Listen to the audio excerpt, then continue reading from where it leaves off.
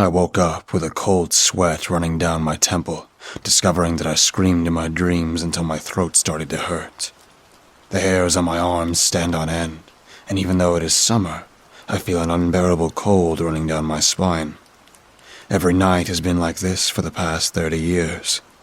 Anyone would think that having the same nightmare and the same life for 3 decades would be enough to get used to it.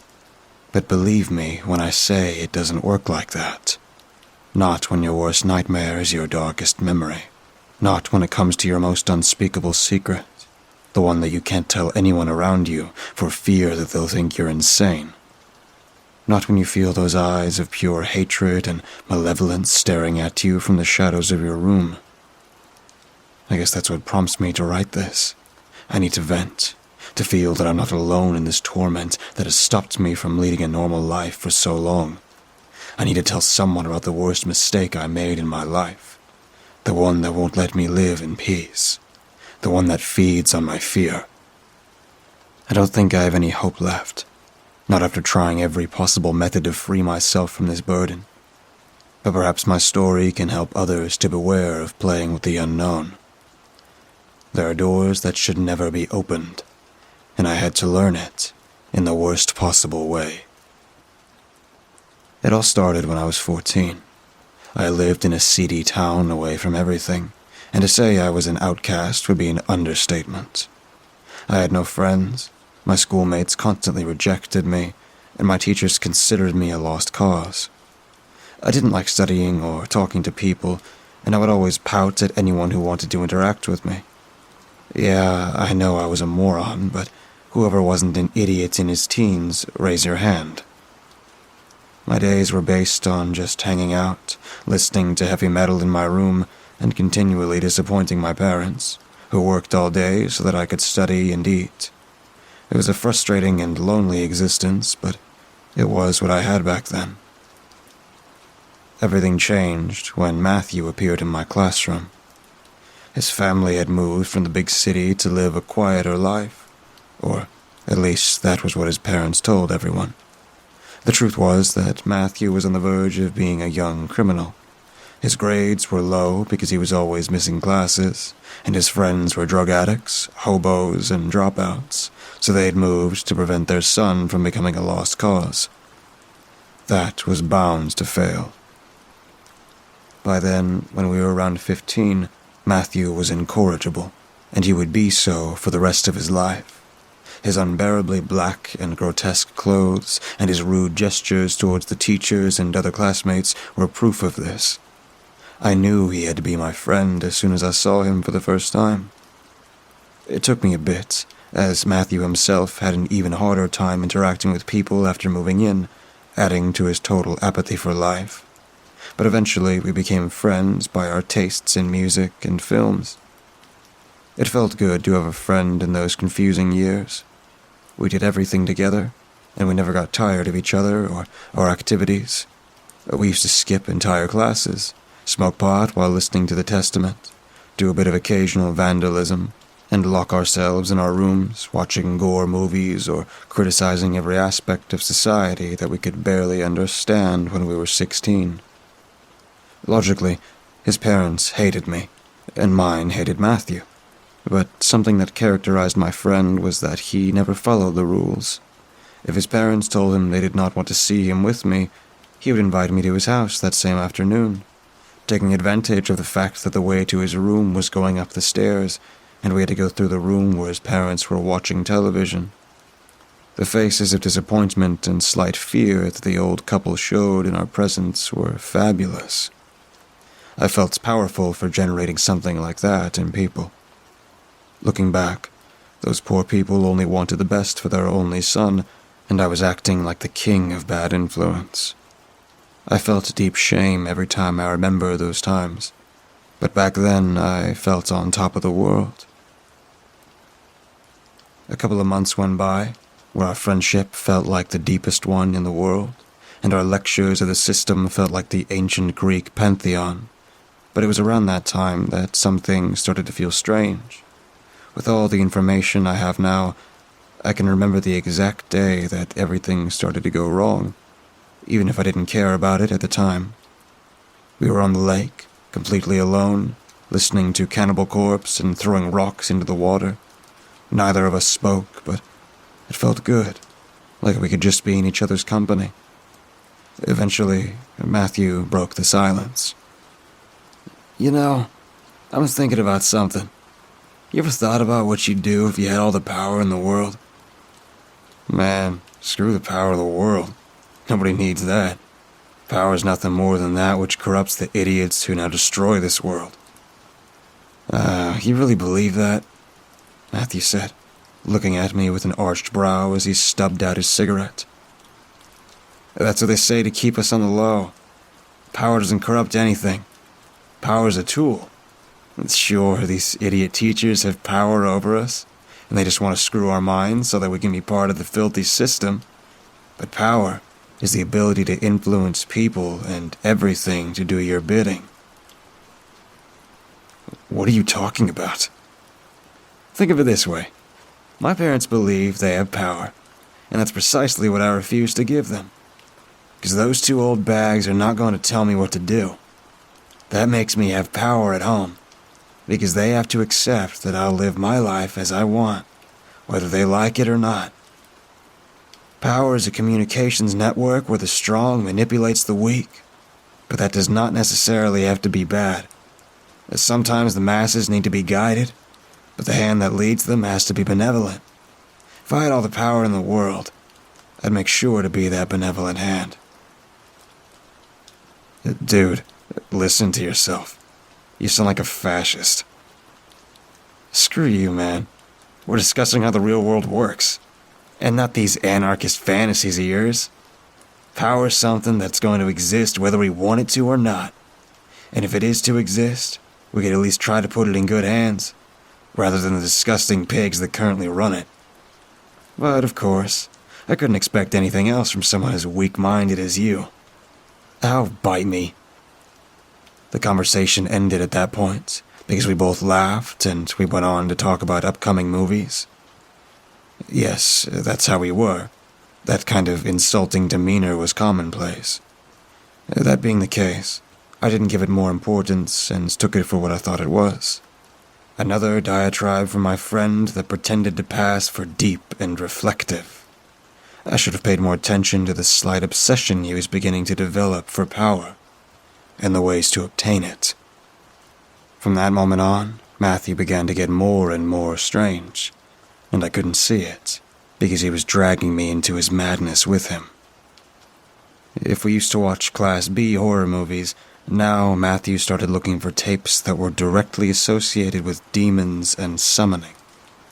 If before we liked to read more ritualistic horror novels, now Matthew was interested in cosmic horror, or those works that involved demons and so on, with absolutely everything. My friend had become obsessed with demonology. I didn't pay attention to it, because, after all, they were all still things associated with the horror that we had already shared. But after a point, it became tedious. Even his old antisocial dissertations had been replaced by incoherent speeches about the supposed hierarchies of hell. Matthew had changed quite a bit in personality, too. He used to get agitated frequently when talking about such things, whereas before he was calmer. His eyes would grow wide whenever he spoke of these weird names, and he would sweat frequently. I know what you're thinking, and you're right. I must have noticed that something was horribly wrong since then, but this happened over the course of months, and it was so gradual that I didn't realize it. I was too busy dealing with my own misery to think of anything else. It's something I'm going to have to deal with for the rest of my life. However, the worst thing about this time was the day before the events that destroyed our lives forever. It was a summer day, and a particularly hot one. It was so hot that I had already given up wearing black clothes. I remember I was wearing a ripped jean shorts and an aqua green t-shirt. I was in the park with Matthew where we used to smoke weed, and he was wearing a black Iron Maiden t-shirt. I could see the sweats running down his forehead at an even stronger rate than usual. In any case, his talk bored me, so I decided to tease him a bit. Man, why don't you take off that shirt? It's too hot. That album sucks anyway. I expected Matthew to laugh, but he turned even paler than he usually was. I should have understood that he was hiding something, but at the time, I only saw another way to annoy my friend. What's up? Does it bother you to go shirtless in front of a man? That's pretty gay. You're gay. Well, now that I think about it, yeah, I think I'm gay. I want you, Matthew. I want to make love to you, I said, jumping while laughing and trying to take his shirt off. He struggled, but I was stronger than him, so it wasn't long until I managed to rip his right sleeve off, and I saw something that shook me completely. On his arm was a pentagram carved with a knife. The wounds indicated that the cuts had been fresh, but the blood was already coagulated on the design. It was a rustic drawing, and you could tell that Matthew had to stop several times because of the pain, but there it was. It was certainly a pentagram, one that my friend had carved into his skin. I got up, shocked by the revelation. I didn't know what to do or say, and I could see from Matthew's face that he didn't know either. His face was a mixture of shame, confusion, fear, and a strange madness that gave his black eyes a particular sparkle. I couldn't say a word, and I didn't have to, because he turned and ran. I did not follow him. Even if I'd been able to catch him, I wouldn't have known what to say. And the truth was that I didn't feel like talking to him either.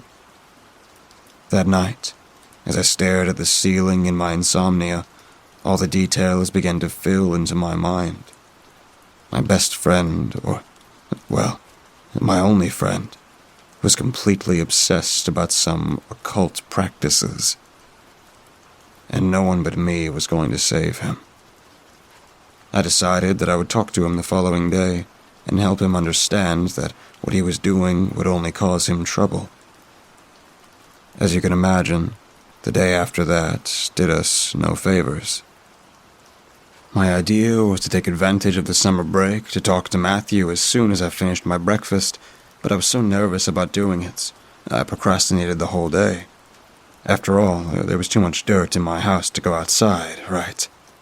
Believe me, I discussed myself as much as I discussed you, but I was an idiotic teenager who lacked emotional intelligence. Ignoring problems instead of facing them was the best thing I could think of at the moment. By the time I realized it, the sun had already set, and I was too tired to go out anyway. So I decided to go to sleep and let tomorrow take care of it. As soon as I closed my eyes, my mother appeared with the telephone in hand. "Honey, someone's looking for you," she said in the shy voice she always used. Reluctantly, I accepted the call. "Hello?" "Midnight, at the lake. Don't even think about missing it," said Matthew's unmistakable voice, hanging up the phone without giving me a chance to answer. All the fatigue left me in that instant. I'd assumed that Matthew would be as nervous as I was, but that call told me otherwise. It was not unusual for us to hang out at midnight, but with what had happened the day before, and my friend's refusal to give me any details, the whole situation indicated something was wrong. I knew going there would be crazy, but after all, that madman was still my best friend, and I wasn't going to leave him alone. I went against all the most basic instincts and every ounce of common sense, and left my house, as usual, under the sight of my disappointed parents. Each step to the lake was an endless ordeal, but I finally arrived, with my heart in my throat. The circle of burning candles confirmed the exact place where Matthew was. "Man, what is this?" I asked, not caring about the fact that my nervousness was obvious. "Dude, we have to talk, and you know it. Don't deny me that you were avoiding me all day." I couldn't speak, knowing that anything I would say would be a lie, or it would make the situation worse. Fortunately, I didn't have to wait too long until he resumed the conversation. "It's fine. I understand it. I haven't been honest with you lately. but I just needed to make sure everything went smoothly before taking the next step. Do you remember what I told you about having power? I nodded, unable to answer. I realized that I was never going to achieve the power I wanted by common methods. My parents are not people who run things. They're just a duo of slaves for free. This town is a seedy hellhole, and there's no one relevant to meet. I was getting used to the idea that I was going to have to smile and kiss up everywhere until I could achieve my goals, when reality hit me, and I knew I didn't even have the possibility of doing that. That's when I knew what to do. As he spoke, Matthew's eyes grew wider and wider. The circle of red candles was already lit behind him, glowing so brightly that it gave an even more sinister aura to that situation. I wanted to scream, but my vocal cords refused to answer me. It was there when I learned about the hidden powers, and how we can manipulate nature and demons at will. And most of the people are sheep, who refuse to see the power in front of their eyes. But I refuse to be a regular guy of this slave society. I'm going to learn to handle all of this, and I'm not going to be one of the crowd. And I called you because I want you to see the first step in my crusade. I'm going to practice my first exorcism. Don't you mean exorcism? No, you moron. An exorcism is extracting a demon or a ghost from a human body. What I'm about to do is the exact opposite. I plan to tie a spirit to an object so that it is tied to my will. It's a pretty simple process, but it doesn't have a name yet, so I decided to name it exorcism. But sure, I shouldn't have expected an idiot like you to get it. My jaw dropped at the statement. What I was hearing was so irrational that I simply couldn't believe what I had just heard. Matthew was smiling, but he must have realized I was scared, because his face quickly changed to concern. Man, really, I promise you it's a simple procedure, and we're both going to get through all of this just fine. That's why I brought you to see it. You're the best friend I've ever had, and the only reason I didn't go crazy in this boredom hole. No offense. I didn't want to do this without you, my brother. Matthew. Seriously, dude. You can't do this. It's too late, man. I'm going to do it. Look at the circle. I obeyed and noticed something that I had not seen until that moment. In the middle of that circle of candles was a battered teddy bear. It was missing an eye and an ear, and the moths had eaten much of its left leg, but it was perfectly distinguishable that it was a 2-foot bear. Matthew stood in the center of the circle and pulled a knife from his waistband. I wanted to go over to stop him, but he pointed his knife at me, stopping me instantly. Tom, seriously, you don't want to intervene in this. I told you the process is simple, but that's only because I know every step perfectly. You don't want to get into this. I love you, but understand this. If I have to choose between this and you will always lose. Something in Matthew's expression told me that he wasn't lying, so I stood there, frozen, terrified and praying to myself that none of this was real, even if it meant that my friend might react in the worst way. Matthew returns to what he was doing, cutting open his right palm and letting 5 drops of his blood fall on the mutilated parts of the bear. When he finished, he removed his hand from the teddy bear and let the rest of the blood drip onto the ground without any form. He started whispering something that I couldn't understand, but that was clearly some kind of spell. I could see his entire body shaking as if he was possessed by what he was doing.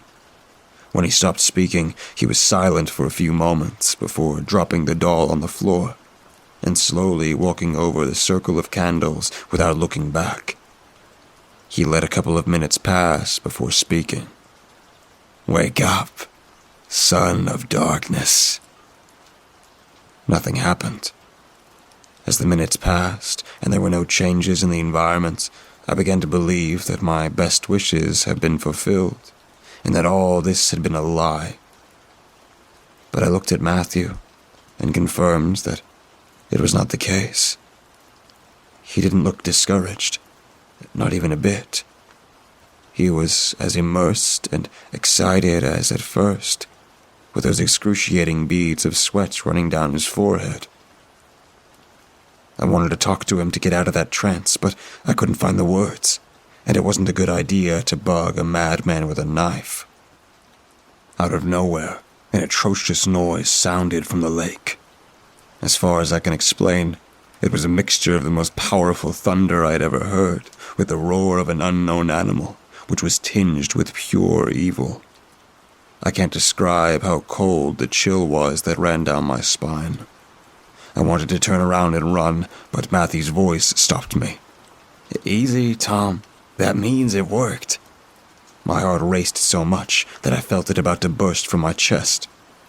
Matthew had just summoned a demon, and there he was, grinning, with his eyes blazing with euphoria, as if he'd discovered treasure. Now I was part of all that infernal madness. "Spirit, your master demands to know the name of his new creature," Matthew yelled, drunk with power. "No, I don't think I will," replied a deep, sarcastic voice. The noise was coming from all directions. You could tell from the tone in that voice, whatever it was amused by the whole situation. I saw Matthew again, and this time, his face was more pale than I've seen before in his life. His enthusiasm had been replaced by an aura of defeat and utter terror. Little by little, I started to realize the truth, and I felt my legs loosen. Something had gone terribly wrong. "What's wrong, little one?" The voice spoke again. "Do you think you were this great sorcerer? That you were going to chain me to that flea bear for life? I suggest you review the steps. I mean, if you really know them." Matthew began to babble incomprehensible incoherencies, trying to remember what could have gone wrong, but stopped as soon as he noticed something in the circle. Unable to move, I followed his gaze to where he was looking, and noticed what had happened. In some way that I could not understand, the drops of the blood inside the circle indicated that the ritual had gone very, very wrong. "No," Matthew whispered. He couldn't say anything else, because he instantly collapsed on the ground, screaming in agony. His screams were insane, almost inhuman, as he was on the verge of tearing his vocal cords. From where I was, I could see how every hole in his body was expelling blood in droves, and how he was crying waterfalls of vital fluid. He went on like this for minutes, where he did not stop screaming in desperation until finally he remained still, dead, with terror marked in his gestures. It was then, with his dead eyes glowing with an unnatural orange and the corners of his lips stretched into a smile that was painful to see. That smile reached up to his ears and almost touched both sides of his forehead. The worst thing was that he was looking at me. He looked at me with those eyes full of evil, of hatred, of the most sadistic desire to tear my soul apart, just as he had done with my friends. That thing began to laugh, and that horrendous scream echoed in every corner of the lake. My body decided to obey me, and I ran out of that place. I ran home, ignoring the pain in my legs and the incessant pounding of my heart. All I wanted was to escape that laugh, but it seemed to get closer and closer. I could feel that horrendous noise wipe out all that was left of my soul. I closed the door of the house with all the force of which I was capable, and ran to lock myself in my room. I just wanted to get under the sheets, sleep if I could, and pray that this was nothing more than my worst nightmare. However, when I opened the door, one last surprise awaited me. The one that would end up condemning my future forever. As soon as I entered my room, there was Matthew's body, standing still, with that same impossible smile and those possessed eyes loaded with evil, staring at me, delighting in my terror. His features were still dripping blood, but the thing acted like it didn't care. I screamed desperately, looking for something to throw at him. My parents entered my room just seconds after my initial scream. "What's going on?" my dad asked, gasping with nerves. "Can't you see it? For God's sake, look!" I yelled through my tears, pointing to that abomination. My parents looked at each other, and then at me, and I could see the concern in their eyes. Slowly, I understood the truth. My parents couldn't see that thing, even when it was standing in front of them. This was my burden, and mine alone. Sorry. I had a nightmare. I'm fine, I said, knowing that it would be useless to tell them what was really going on. They both saw me, puzzled, but ended up leaving, and I was left with just my personal demon, ready to carry out the last experiment I really needed to do. I took a book and threw it in his face, just to confirm what I already knew. That book just went through him like it was nothing, and fell to the ground behind him. That thing laughed again. They found Matthew's body the next day, dumped outside the circle of candles, and they came to the conclusion that his organs had suffered a massive collapse. It was a scandal for weeks. Matthew was a social outcast just like me, but this was too big for the vultures of our town not to launch into their ridiculous speculations to kill their boredom. Of course, I was the main suspect in knowing what had happened, and the police questioned me multiple times trying to find out the truth. I lied in every interview I gave. I knew that telling the truth would only end up with me in a mental institution, or worse. The authorities ended up letting me go, since the hypothesis of a homicide was not even being considered anyway. But the townspeople always held me responsible for his death, and they began to see me as even worse than before. I couldn't blame them. If I had done something, if I had been more insistent in stopping all this madness, Matthew would be alive even now. I deserved the rejection I experienced until I turned 18 and was able to move out. However, this was not the worst of it. The worst thing was feeling the gaze of the thing that had taken over Matthew's soul looking at me, with its eternal, devilish smile, and basking in my fear and my pain. I can see it every morning since then. It was there when the police questioned me. It was there in the car that I drove out of my town, and it is there now, as I write this. He keeps looking at me, and he's there no matter where I look. You would think that I would be used to his presence after so many years of dealing with this torment, but he has managed to surprise and horrify me as time passes.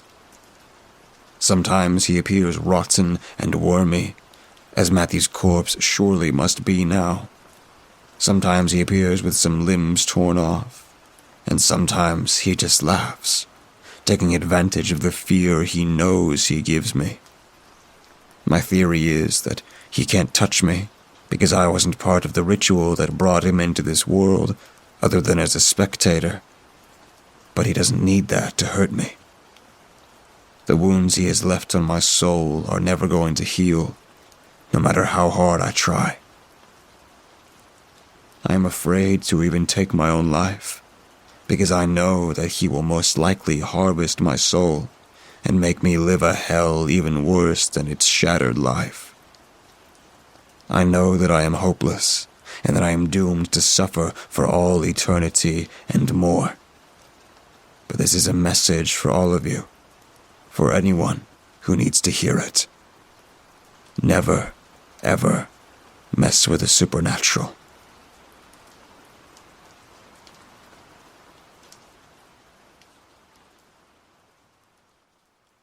I just moved into an old mansion in Warley, near London. It has recently been rebuilt to house several families, and we absolutely loved living there. Until yesterday. We were playing in the attic and stumbled across some very eerie notes. Has anyone heard of something similar? They creep me and my friends out, and we are now afraid of playing in the garden. The notes are apparently from 1876, so they are quite old. Firstly, I would like to introduce myself. My name is Edward Pines. I have been the head of the respected law firm Pines & Partners, which I inherited from my late father, for over 10 years now.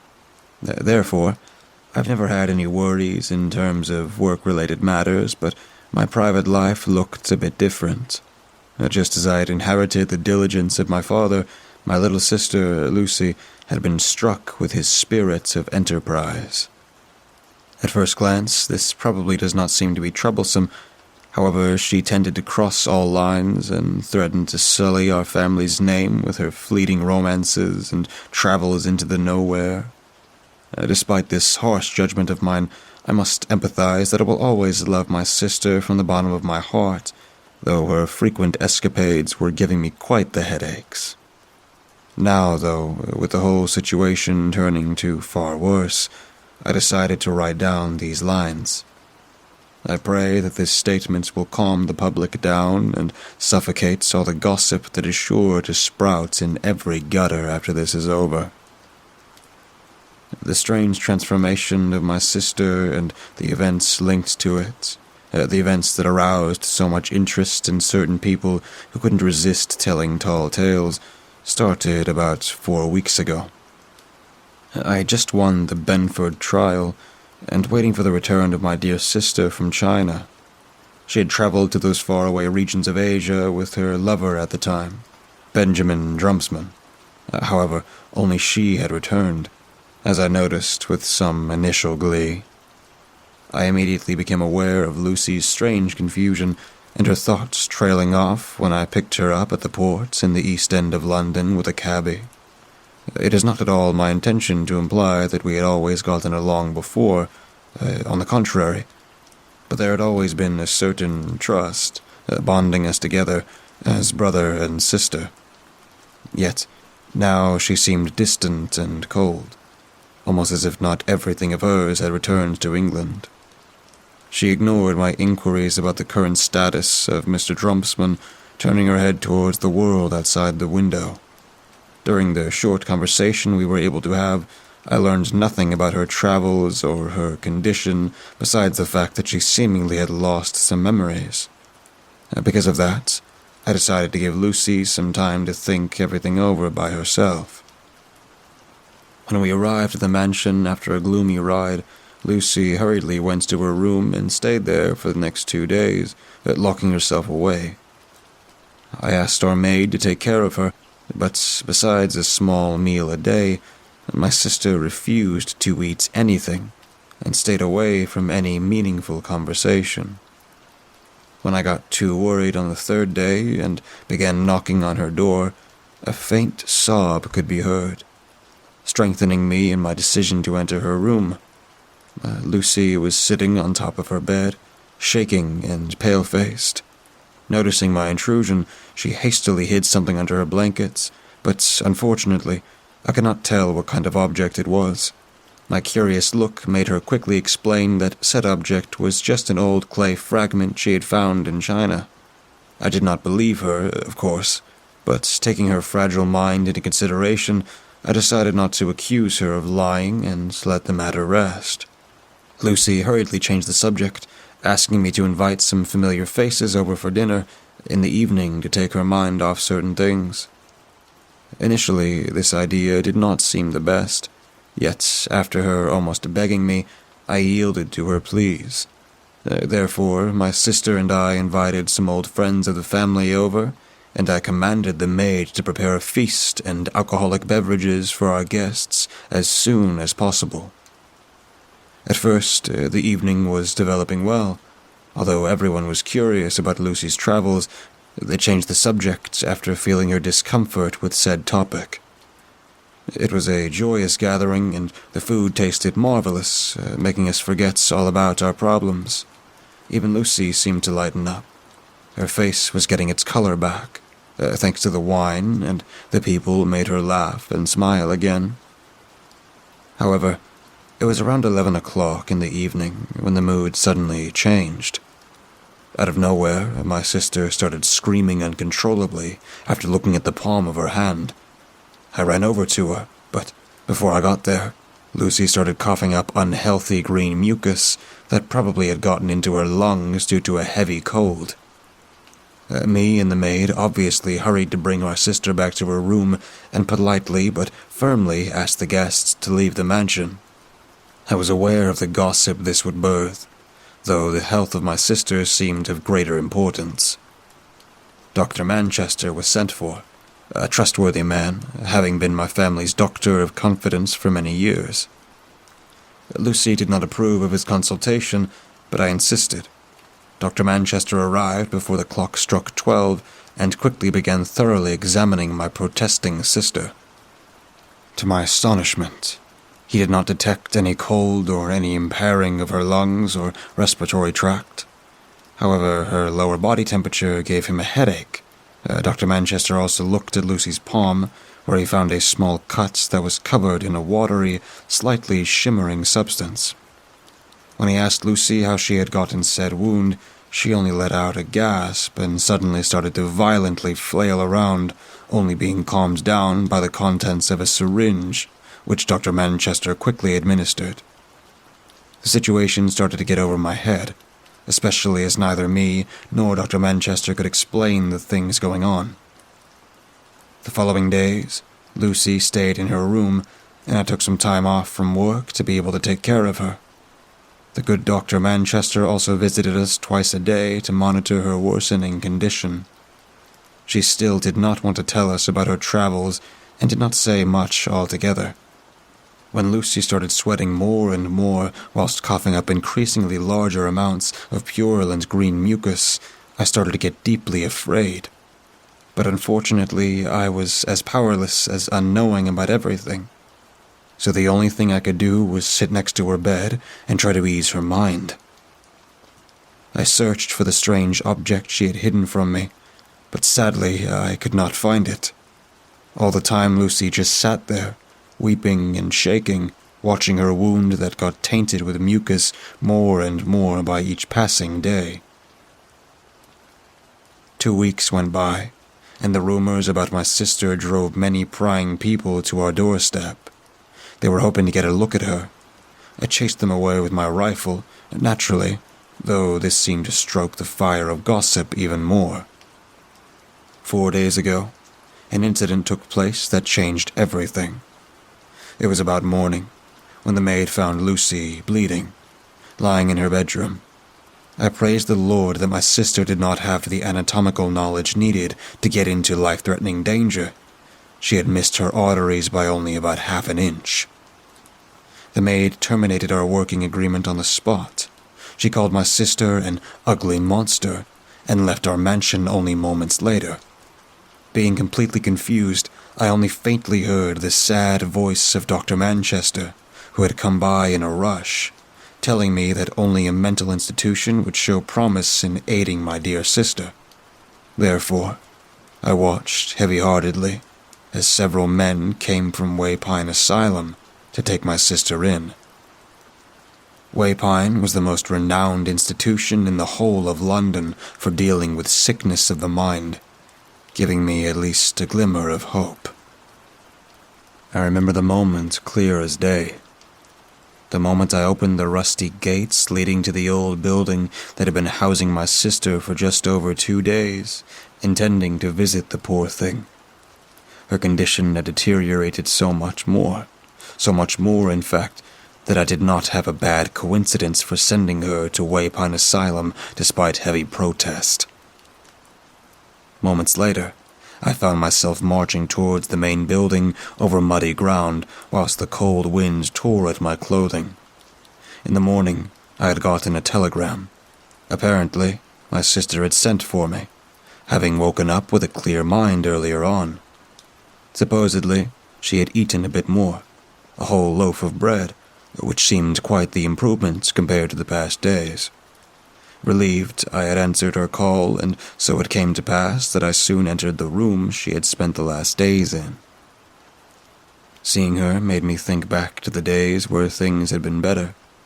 In those times, my sister had been a strong, astoundingly beautiful woman, always wearing only the best dresses, always smiling the biggest smiles, always meeting people of the higher society with respect despite her rebellious streaks. All of that fled from her, reducing her to a skinny shell that looked at me with hazy eyes, sitting on a plank bed. I carefully gave her a soft, warm hug, and wondered about the remaining strength of hers, because regardless of her looks and her sickly, sweaty skin, she almost drove all the air out of my lungs. I am so glad to finally meet you, after having gotten a clearer mind, she started.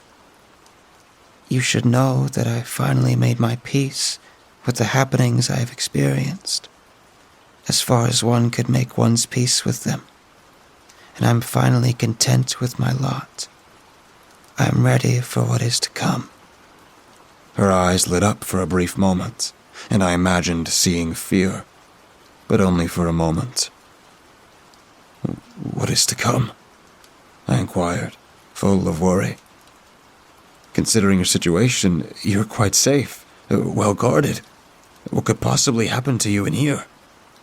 Do not fret. The explanation for my behavior and my poor state of mind is the reason I have asked for your presence, because you are the only one who might believe me. So please, take a seat and listen to my story, she asked with a sad voice, and pointed at a small wooden chair that was resting in one of the corners of the room. After my sister had thoroughly looked at me for some moments, I finally gave in with a deep sigh and dropped down on the uncomfortable seat she had offered to me, waiting for her tale in greatest anticipation. The beginnings of my journey to China did not bear any interesting incidents, and therefore I will skip those parts. Let us start at the moment Benjamin and I left the steamboat and set foot on the ancient soil of China for the first time, a land greeting us with great hospitality and a blooming culture. Around these parts of the world, one almost never hears of these regions, and the people over there are incredibly different from us. Being alien and strange, judged by our customs. We made our way through narrow alleys which were framed by old, crooked buildings and always seemed to be soaked in the smell of foreign spices. There were many saucy little shops and even some nice coffee houses. However, I did not feel well amongst all the foreign people. During the travels, I normally prefer to get away from society and into areas where nature's pure beauty can still be experienced.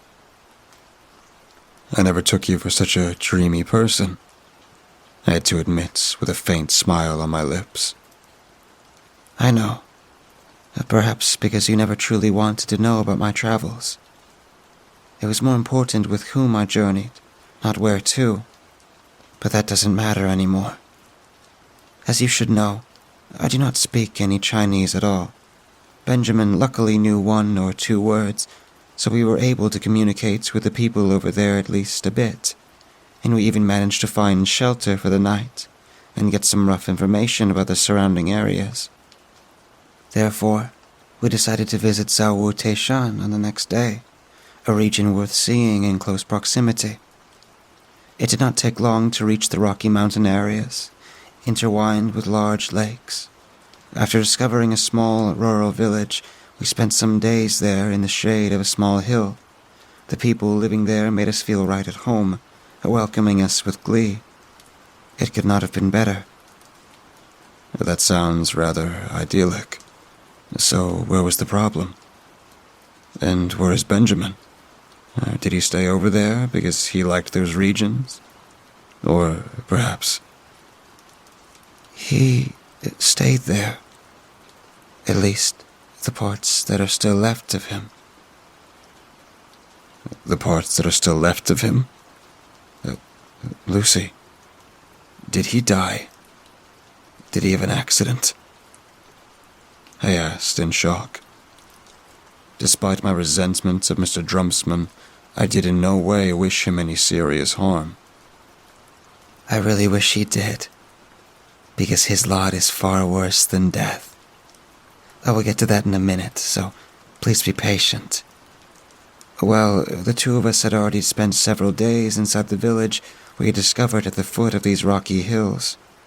The old huts down there were all made of wood, incredibly old and brittle, and once or twice we feared the roof collapsing. That was, however, the only worry we had.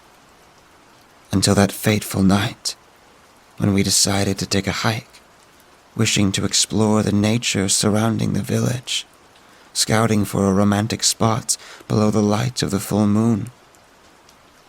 Only armed with some loaves of bread and a can of water, we made our way into the wild, and after climbing a steep wall of rocks and passing a moss-covered plateau, we reached the outskirts of a little forest.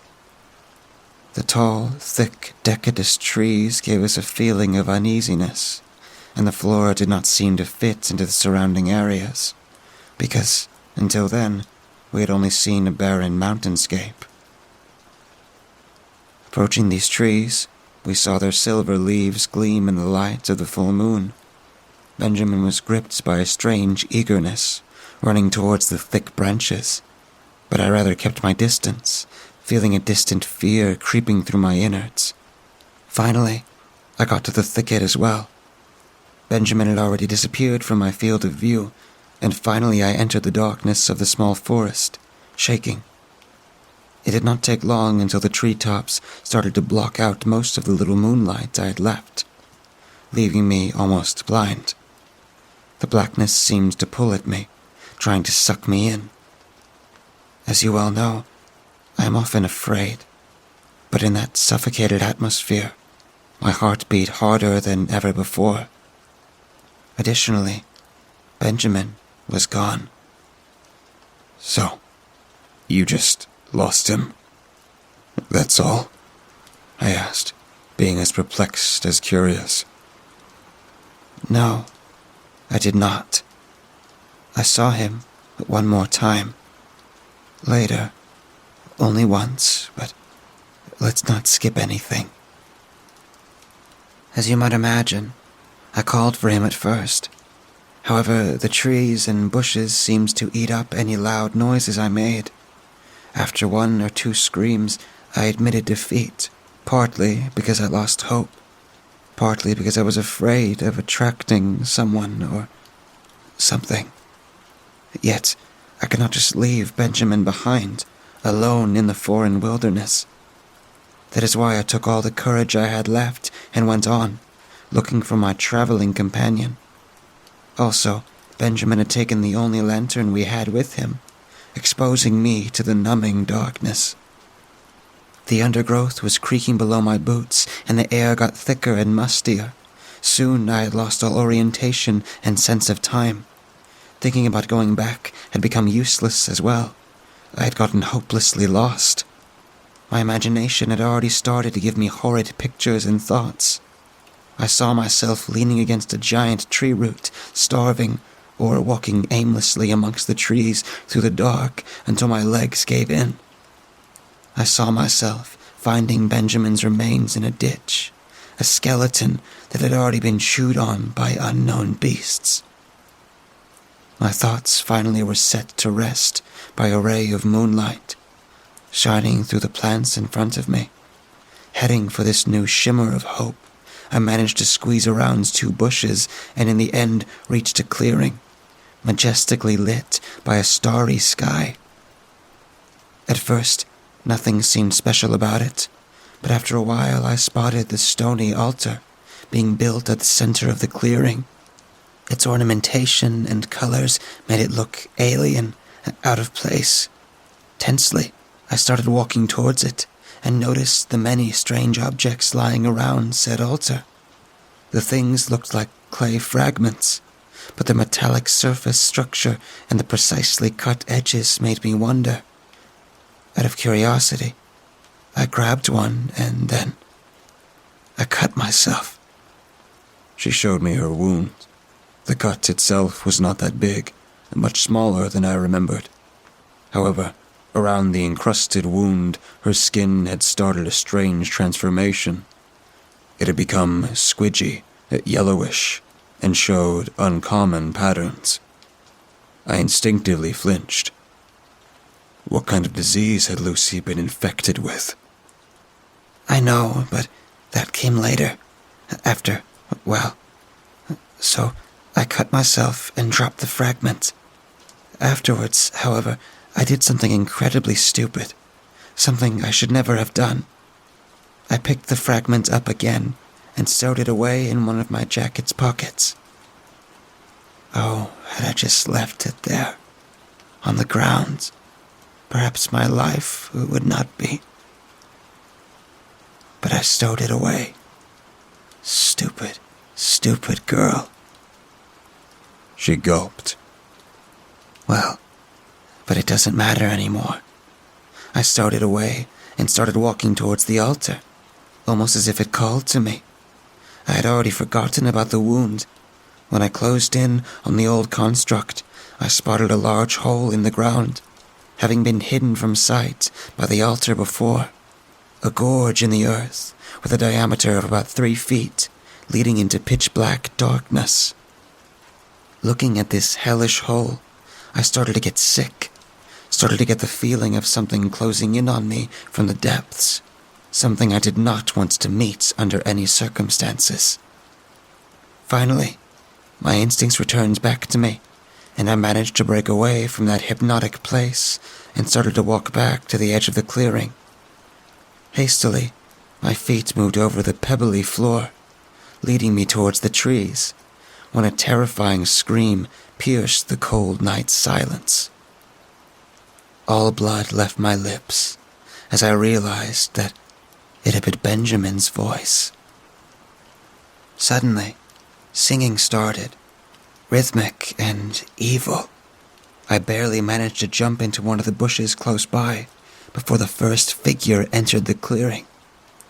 In the light of the moon, I saw some native men and women moving towards the altar, each one of them only wearing a loincloth. They sang an inhumanly deep and alien song that went directly into my mind and shook my soul. Their bodies swaying in the night, they were dragging a bound Benjamin towards the altar. As I realized, I almost let out a scream. He fought against his bindings with all his might, but could not do anything to free himself. I could faintly hear him shout at the men and women, but the strange people did not seem to even take note of him, and so it did not take long until my companion lay on top of the altar, whilst the native people started to wildly dance, grotesquely bending their limbs in ways human beings should not have been able to. They all moved around the altar and the hole in the ground, which had started to emit loud gurgling sounds and a nasty smacking noise, making my hair stand on end. I observed the demonic spectacle and saw one of the men take one of the mysterious fragments from the ground. He was the only one wearing a thick mantle and a big gauntlet. Holding the fragment up in the air, for one last time, I heard Benjamin's horrified voice, before it was completely drowned by the rising volume of the singing. What did he say? I asked in shock. My sister gulped again and took a deep breath. Maybe I heard it wrong, but I think he shouted something like, "Who? Whose cattle? Who are they? Those Ebrugh. What are you doing? No. What are you talking about? Please, let me go. Please. I do not understand what he meant, and the happenings of the next moments are even harder to grasp. Please, listen to what I have to say, and believe me, I am telling only the truth. Of course, I will believe you, I promised, being numbed by the things she had told me. The man pressed the fragment onto Benjamin's face, and then he started changing. I did not see everything, but he seemed to melt away. When the singing stopped, all I could hear was loud, horrid gurgles. The fleshy lump, the lump that had moments before been Benjamin Drumpsman, was driven towards and into the hole by those fanatics, where it finally disappeared. I ran and ran and ran. I ran until I reached a village where I could feel even a little bit safer. Lucy stopped. It looked as if she was about to pass out. Are you sure? I mean, perhaps the moonlight played tricks on your mind, or...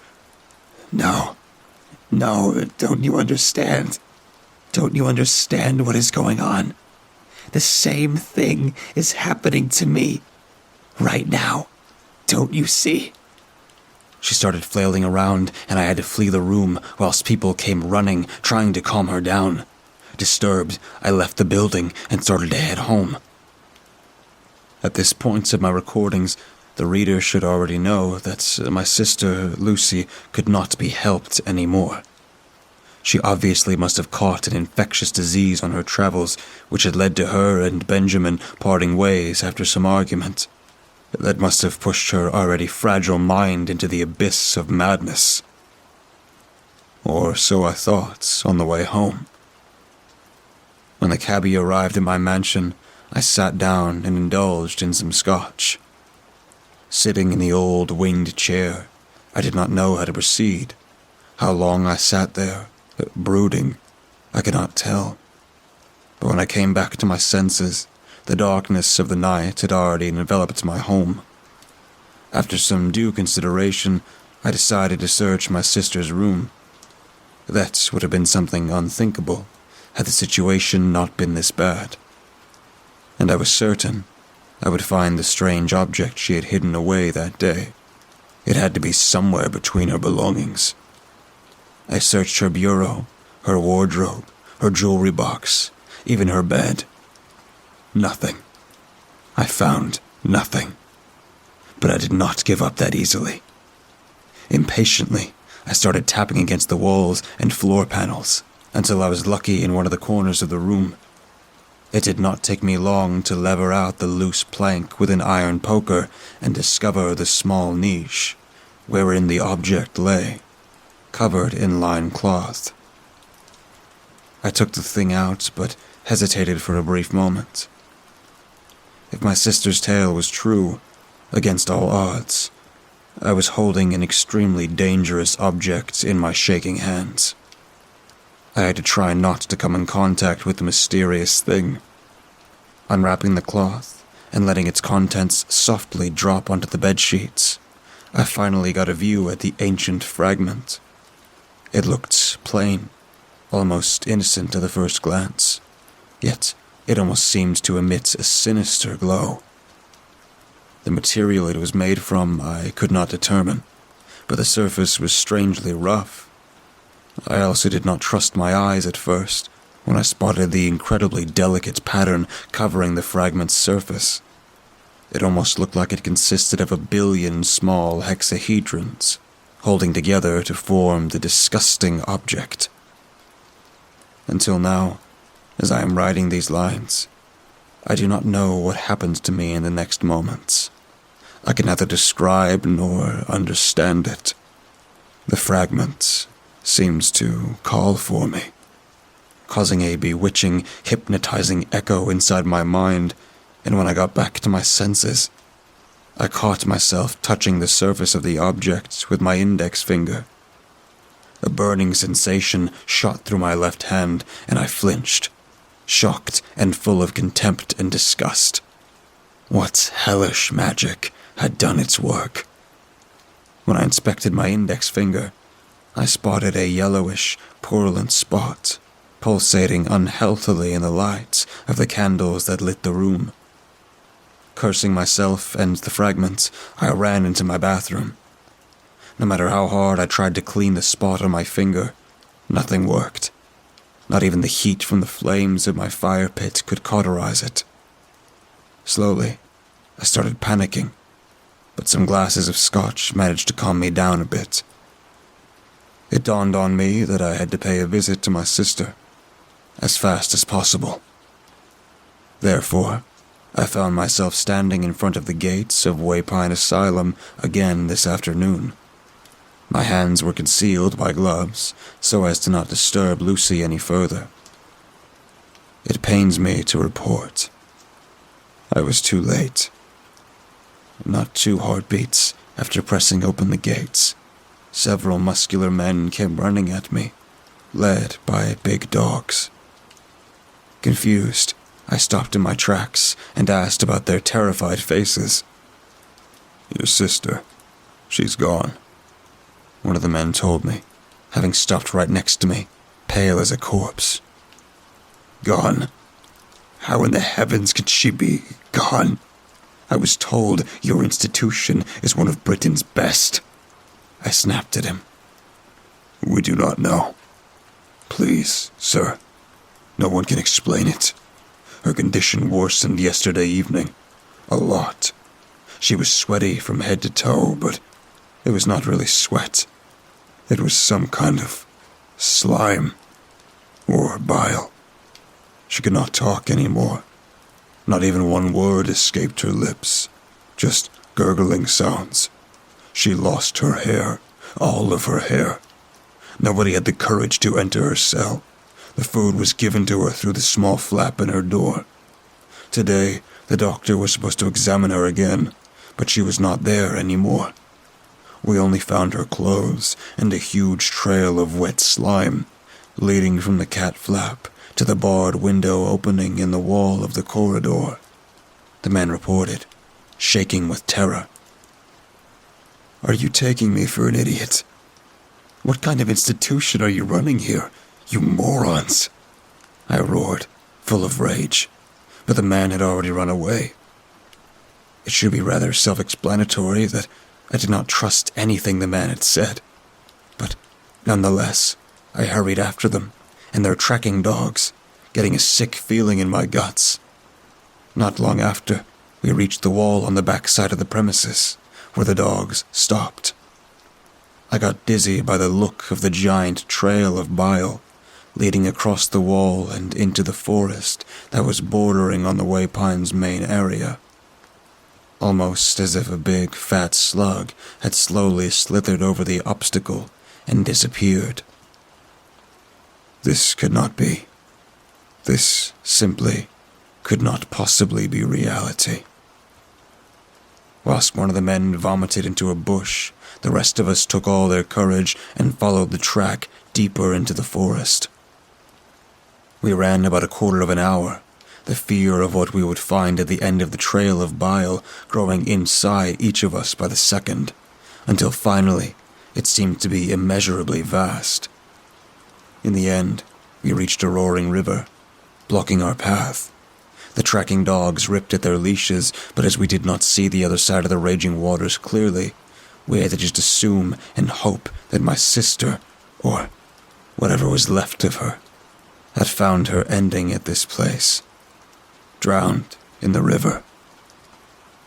I thought that perhaps this end was best for all of the involved, and so we returned to Waypine Asylum, tired and swearing not to ever tell anyone of our hurt and my sister's escape or of the terrible things linked to it. Evening has come, and my story is almost at the close, but I do not intend to hide any of the information that I have. When I came home, Tired and sweating, I went straight for the bathroom.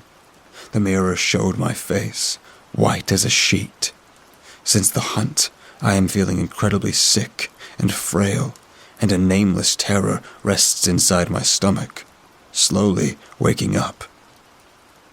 I examined my index finger again and discovered, to my horror, that it had gotten elastic, almost as if the bone had started to vanish. Or perhaps I imagined things. Depressed, I sat down at the dinner table, waiting for my food. Then I remembered that the maid had long gone. Must have just slipped my mind. I made some soup, nothing special. The evening twilight started shining through the windows when a loud thumping came from the front door, almost as if someone was throwing a wet sack against the wood. Who could that be at this time? I slowly rose from my chair, began to trudge towards the sound. Almost there, an ugly smell began to fill the air, perhaps vinegar. It came from the outside. Surprised, I stopped. Then, I heard the gurgling sound. It sounded like water, like a throat full of thick bile, forcing its way out of grotesque, deformed lungs. Everything within me refused to open the door, but my curiosity got the better of me, and I reached for the door handle. Before I could do anything, the door popped open on its own, and what I saw made me pass out. When I woke up, I was alone, lying in the entrance hall of my mansion, my whole body covered in slime. I got up, trying to suppress the image that was making my thoughts stop. I looked at my left hand, and the world around me started to get dizzy again. No fingers were left. Just one big, slimy, skinless lump sat at the end of my residual limb, drowning in a bile-like substance. I carried myself to this desk, here in the attic, writing these lines that will probably be my last. Whatever gossip the people will come up with, trying to explain mine or my sister's behavior or our disappearance. This alone is the truth, and I hope, I pray that these notes will give you an, albeit mad, explanation for everything, perhaps saving the name of my once renowned family in the end. My memories are slowly beginning to fade, and my lungs are starting to fill with a substance that is trying to rob me of my senses. I feel my body growing cold, and my bones vanishing, while slime exits from my pores.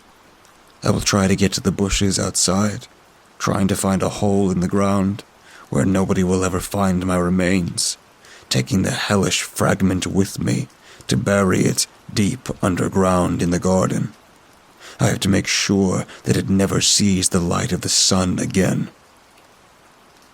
In my head, pictures are starting to appear. Pictures of foreign worlds, vast cities, and of grotesque, skinny creatures ruling over far-reaching landscapes. But there is another picture that slips back into my mind again and again. The picture of a slimy, creeping lump. The creature that has been at my doorstep, looking like a huge slug, writhing, the body of bile on whose top end I could see the distorted, horrified face of my sister.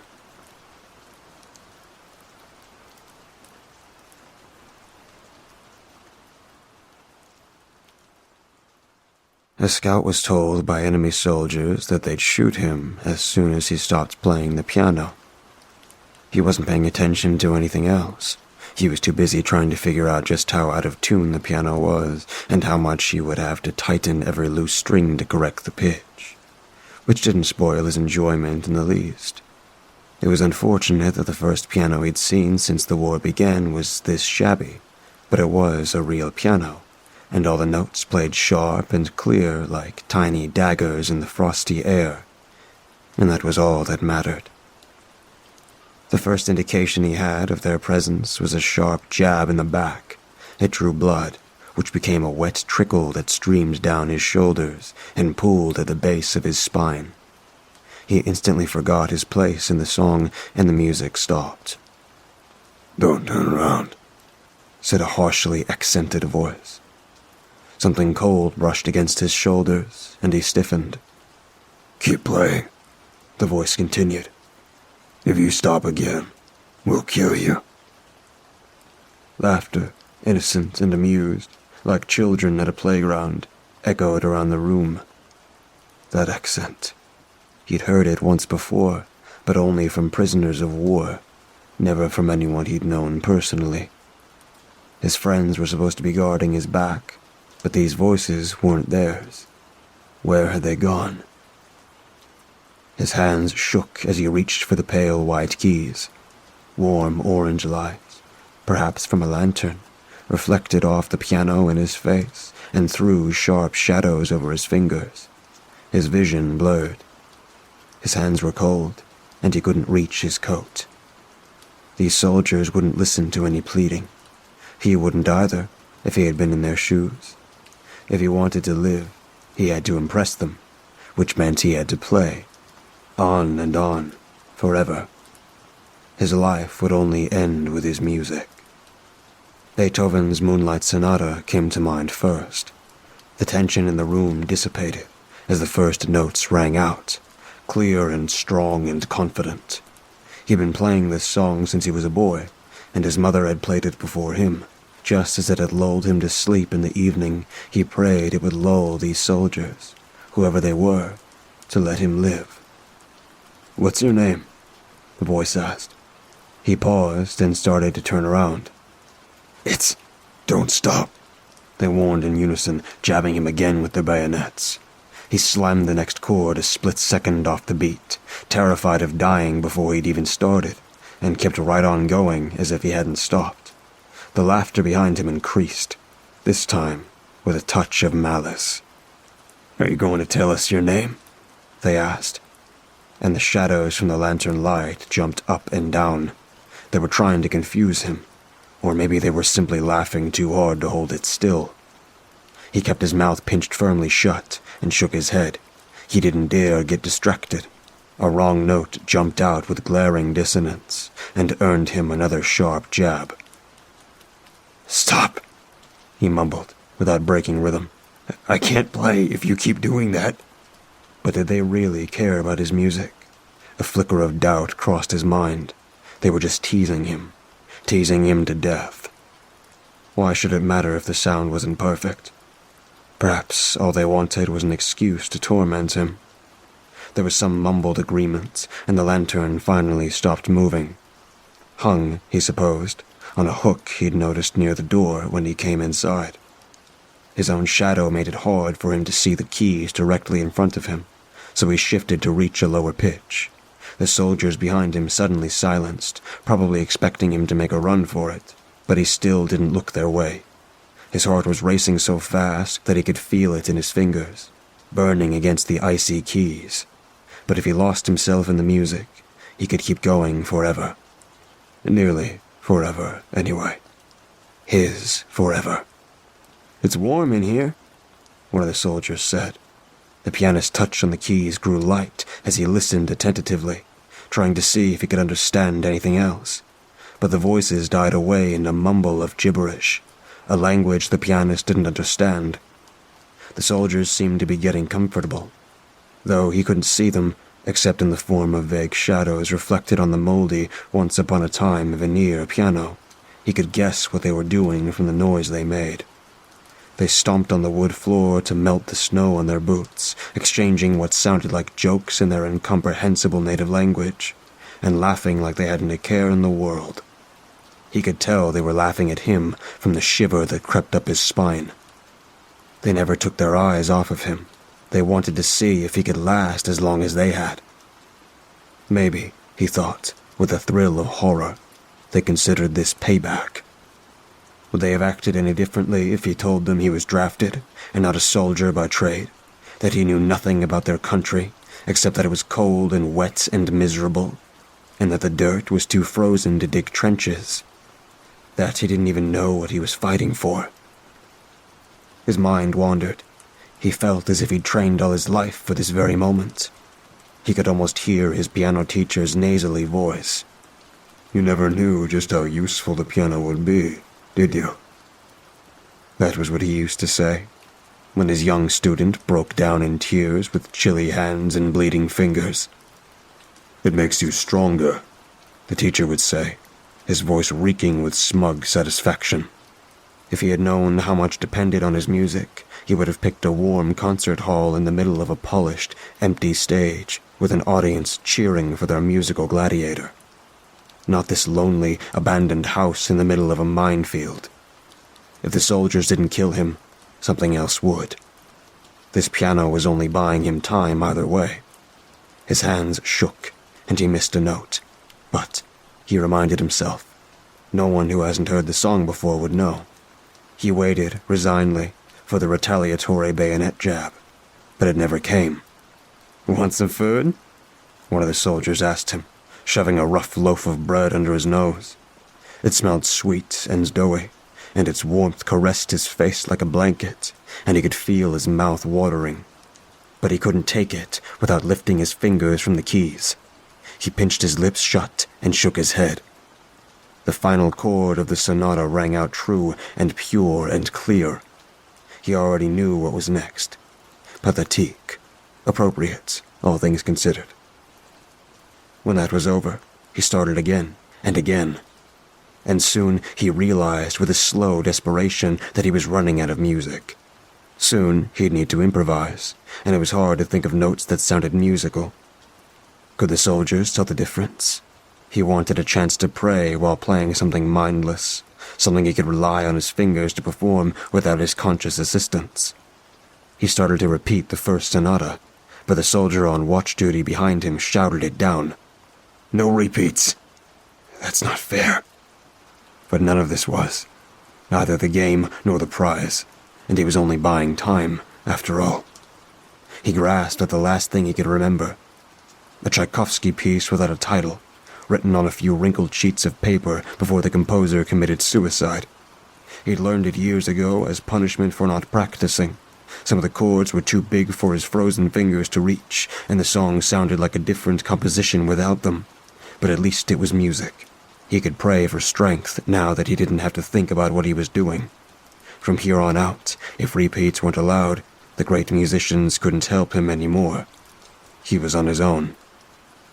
He wished them goodbye, and his fingers hit a G sharp instead of an F. The soldiers behind him stirred, but didn't say a word.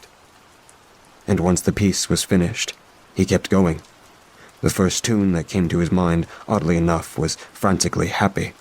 It forced his hands to move so fast that they finally started to warm up.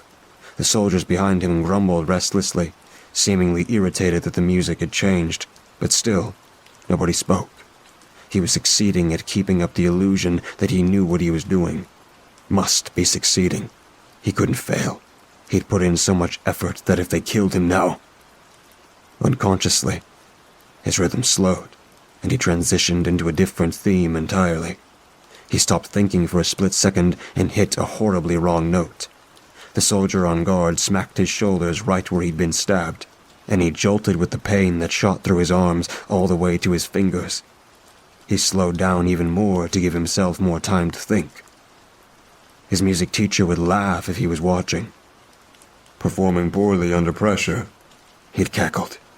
"I always told you to rehearse more, but you wouldn't.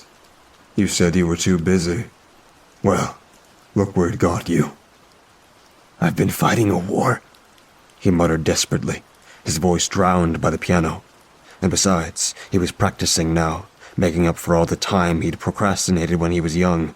How many hours had he been playing already? 3, 6, 12. His teacher's face never lost its mockery. He was standing next to the piano now, his elbow resting on top. Something his students would have been slapped to high heaven for doing. But as he always said, rules don't apply to masters. He jammed his hand against the upper notes, ruining the melody, and the pianist winced as though his ears had been stabbed. "Try harder," he screeched. "You're not giving it your best effort." "I'm trying," he cried, just like he'd done 100 times before when he was a boy. A single drop trickled down his left cheek. It wouldn't be enough, no matter how hard he tried. It never had been. "Trying what?" Someone behind him said. "You're slowing down. Keep it up if you want to live." More wild laughter from all corners of the room. The teacher shot him a smug look of "I told you so," and disappeared. He blinked to make sure he wasn't dreaming, but there was nobody at the piano. All he could see were the dreary, monotonous keys and his own shadow that seemed to drill a hole in the keyboard. He could hear a distant rustling behind him. The soldiers were getting up. It was morning. He'd been playing all night. The orange light coming from behind him was the sun, not the lantern. It was about to be over. He'd impressed them enough. They'd leave and let him live. They had to. "Longest 2 hours of my life," said a hot voice right into his ear. It was the soldier who had been on watch duty. "Thank God, I can sleep through the rest." He gulped and hit a shaky C major chord. Never had it sounded so hideous. The movement was replaced by silence as a new guard took over the watch. The orange light never changed. If it was the sun, it must have been blocked behind a cloud. He wondered what the world beyond the piano looked like. From his hazy memory, the outside was a field, and there wasn't even a tree in sight. Not a hill, nowhere he could hide if he suddenly made a bolt for it. Was there really no other option? What if he just gave up? How much more time did he need to commend his soul to the divine and hope that at least God would have mercy on him? He closed his eyes, resigning himself to a few wrong notes, and tried to imagine what was about to happen. A shot to the head would be quick. He thought of how his body would be frozen here until the end of the winter, or until someone from either side came along and found him. They'd say, "Poor soul," in their language of choice, wrap him in a blanket, and dump him somewhere outside, and they wouldn't use the piano, because they'd say he was haunting it. But he wouldn't know about any of that, because he'd be dead. It was getting harder to breathe. The wounds on his back begged for him to lie down, bathe them with warm water, anything to take away the stinging pain of congealed blood, cold air, and open flesh. He wondered if he could take one hand off the piano and reach around to touch them, and let heat from his sweaty hands ease the soreness. No, he couldn't. "Please let me stop," he sobbed, still playing, resting his exhausted head against his chest. "I'm begging you. Please let me go." "You can stop whenever you want," someone said. The whole room exploded in titters, and he heard the familiar click of a bolt-action rifle. Even the littlest sound of the barrel brushing against someone's canvas jacket sounded louder to him than the piano, which he could barely hear anymore. Something cold touched his ear, and he kept playing, dodgily closing his eyes. So what if the notes he hit were wrong? The worst they could do was kill him. Now, he could swear the orange light had gotten a little paler. It was sunlight, soft and warm on his tender shoulders. The soldiers were starting to move around, yawning audibly and stretching, their jolts cracking in the cold. They started a fire, which popped thinly and produced waves of smoke that made his eyes water. He wanted to rub them. He couldn't take his hands off the piano. He was starving and thirsty. The smoke dried out his mouth, and his lips were stuck together. He couldn't open them to get a drink, even if there had been anything to drink. Flakes of dry skin were peeling off his knuckles and floating gently down to the keys below. Hard to see against the whites, but glaring and annoying against the black. They broke the pattern he was now so used to. He made a game of trying to brush them off with his fingers while he was playing. Then he smelled it. Food. Cooking meat and some sort of savory herb he couldn't quite identify. A soup, probably. Steam. It wafted around his nose and made his eyes water more, this time mixed with tears. And for that matter, What was stopping him from giving up, scarfing a last desperate mouthful of soup before the soldiers could kill him? He licked his own tears, but the salt only made his mouth drier.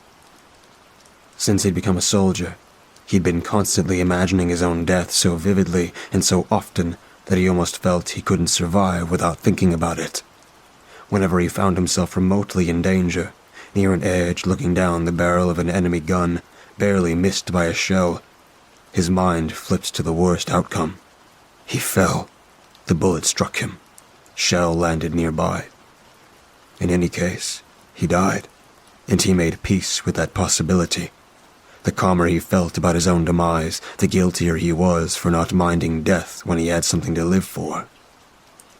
He had a family that would welcome him home, which was more than most could say.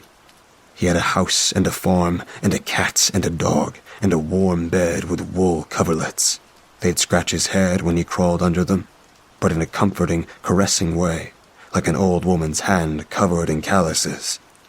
In the morning, when he woke up, they'd be on the floor, because someone would have started a fire, and his room would be swelteringly warm.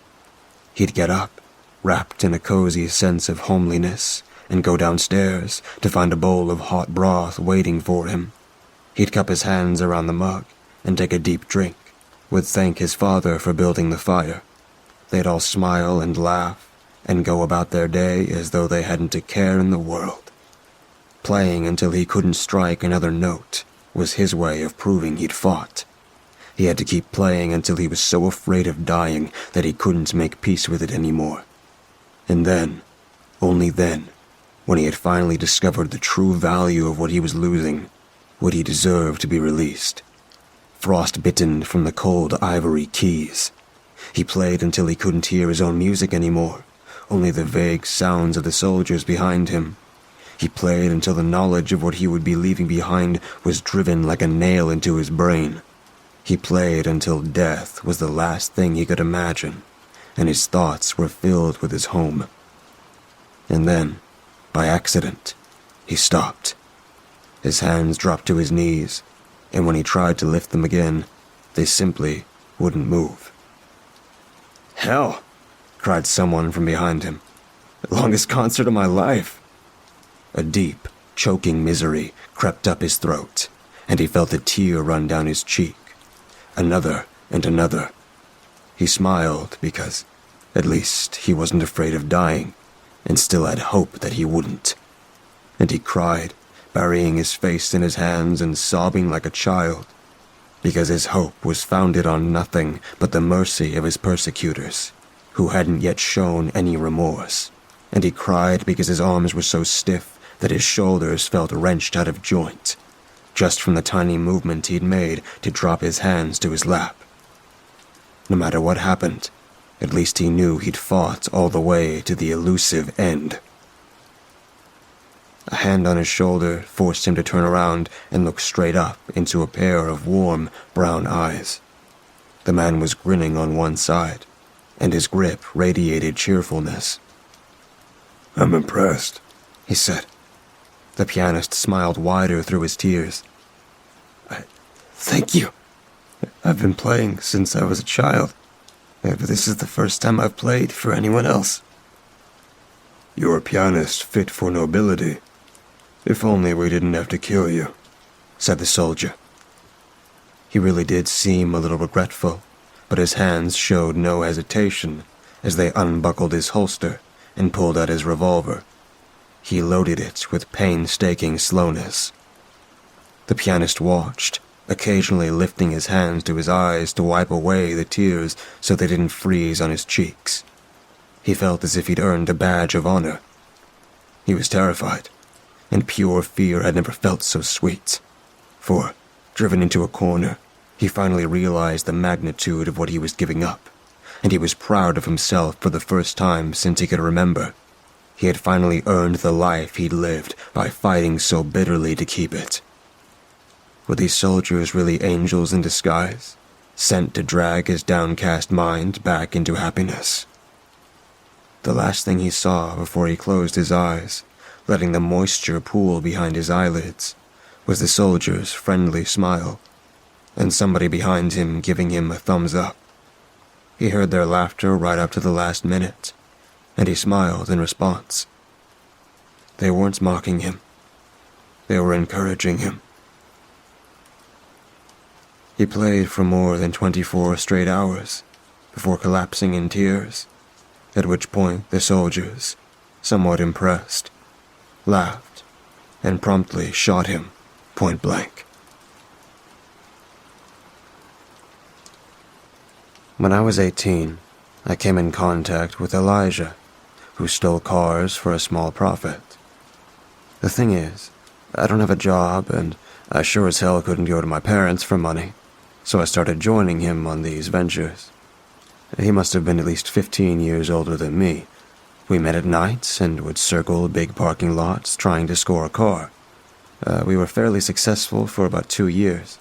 One night we were both able to score a car and were celebrating in a bar.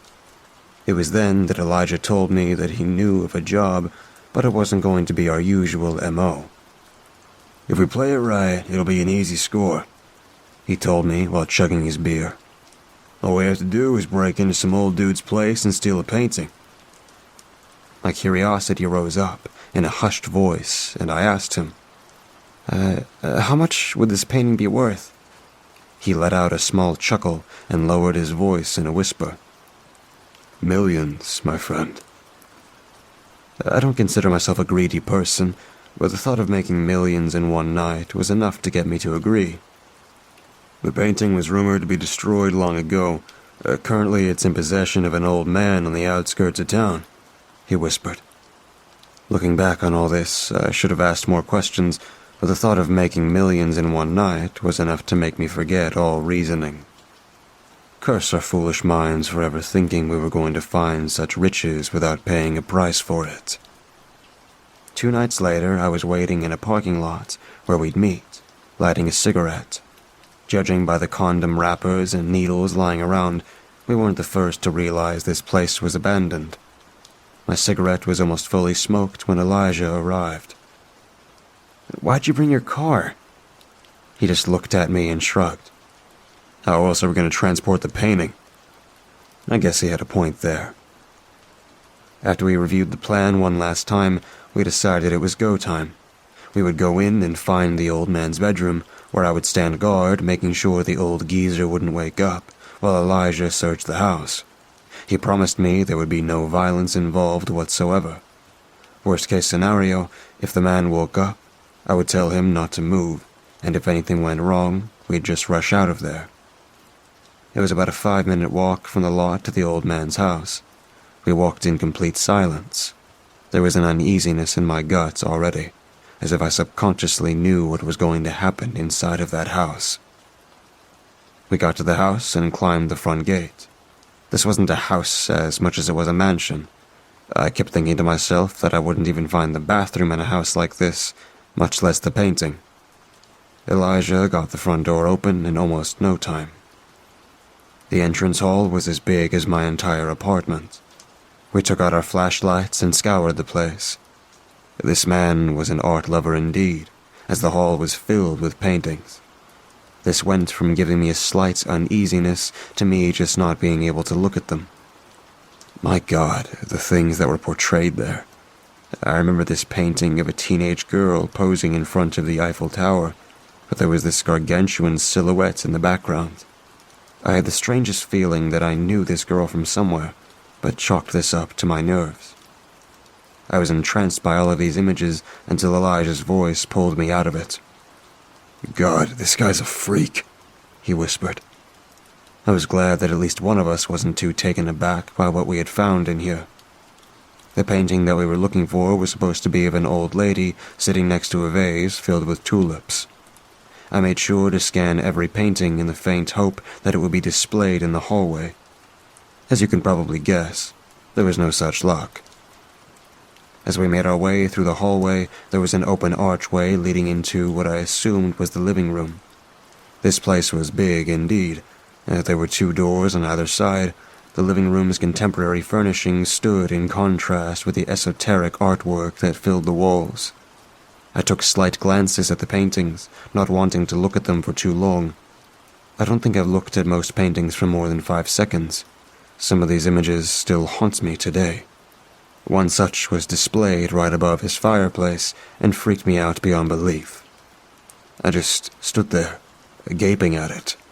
The painting depicted an old woman standing on a crossroads looking up at the sky. Her eyes displayed madness, and there was a wide smile on her face. The sky was a mixture of red with black clouds, and there seemed to be looming shapes between them. In the sky flew a wild array of impossible creatures. They were a brownish and yellow color, and some were dragging people in their gigantic claws. "Move it, man." The familiar voice of Elijah pulled me out of it again. Sorry," I whispered. "But don't you think these paintings are just weird?" "Scared of some pain, huh?" he said, but I could see he didn't like looking at them any more than I did. "Let's just find the creep's bed so you can stand guard. Let's check the rooms in here." We had no luck on the ground floor, so we took the stairway up. We came out into a long hallway with more doors on either side and one at the far end, slightly ajar. I went to examine it and saw the old man sleeping in his bed, illuminated by a glimmer of moonlight. "Okay, good," Elijah whispered. "You stay here, keep an eye on him. If he wakes up, just threaten to hit him with the flashlight. I'll check in with you every 10 minutes. I checked my watch. It was 2:30. Elijah checked the rooms in the hallway while I was keeping my eyes on the old man.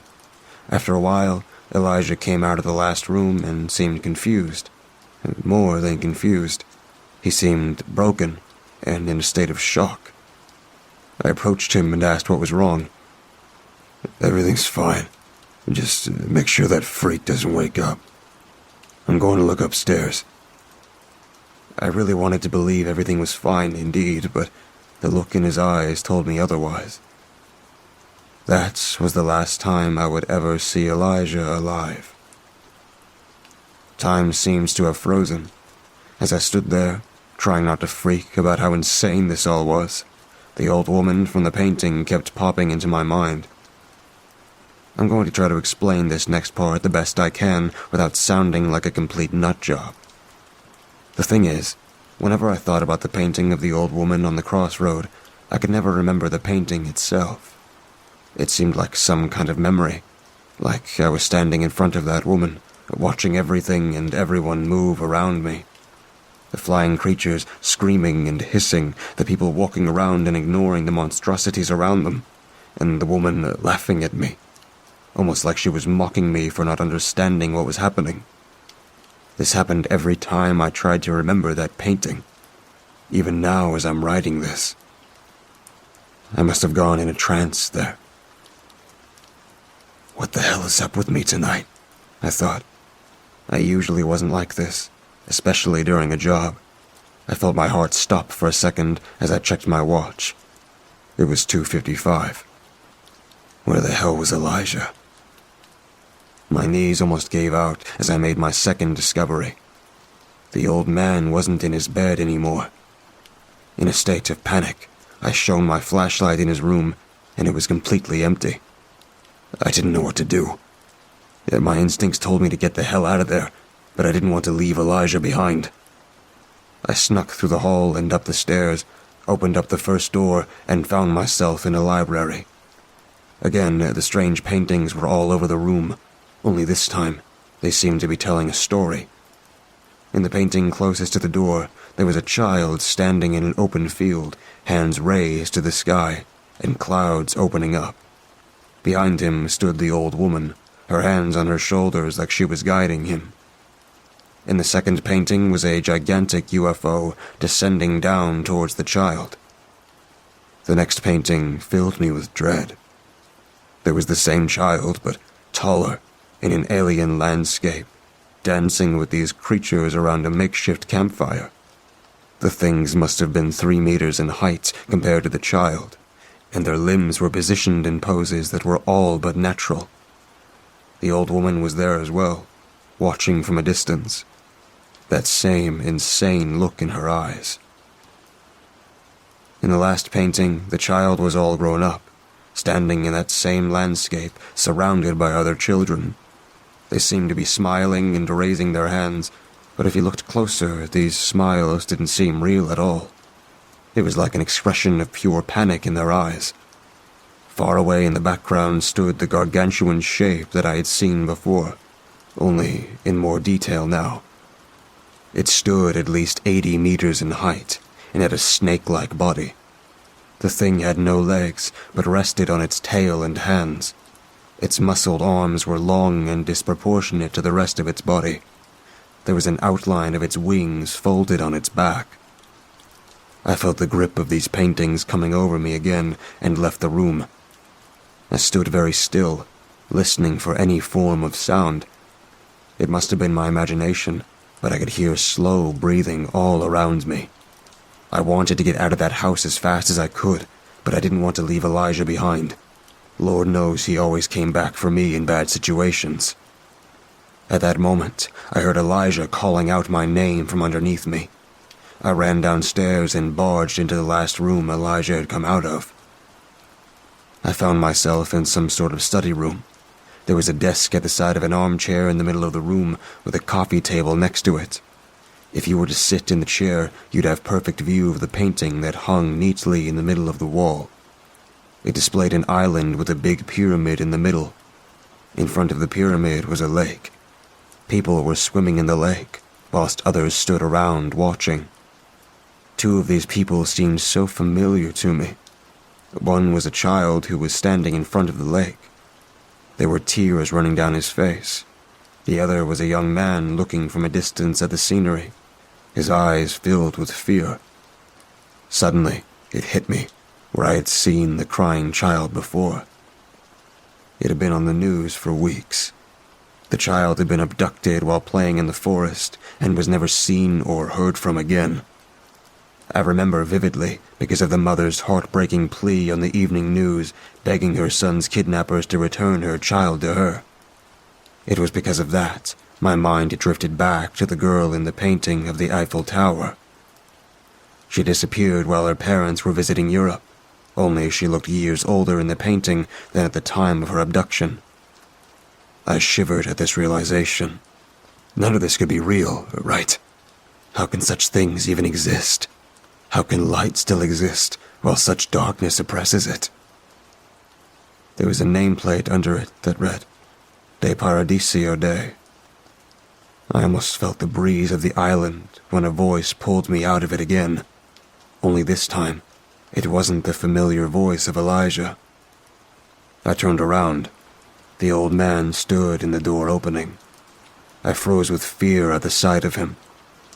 At first glance, he was just a regular old man, but there was something about him, something sinister. He placed himself in front of me, smiled, and asked, "You like my works?" He had a proud look in his eyes, as if he was expecting me to applaud him. I tried to speak, but no words came out. The man beckoned me to sit down in the chair, and I obeyed him without any question. There seems to be a static in his voice as he spoke. Where are my manners? It's been so long since I've had guests. I sometimes forget the formalities.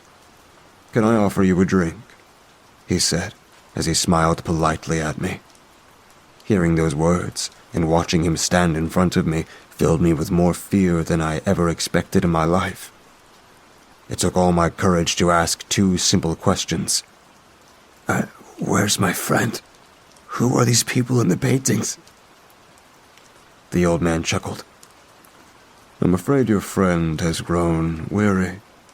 He decided to let his eyes rest for a bit.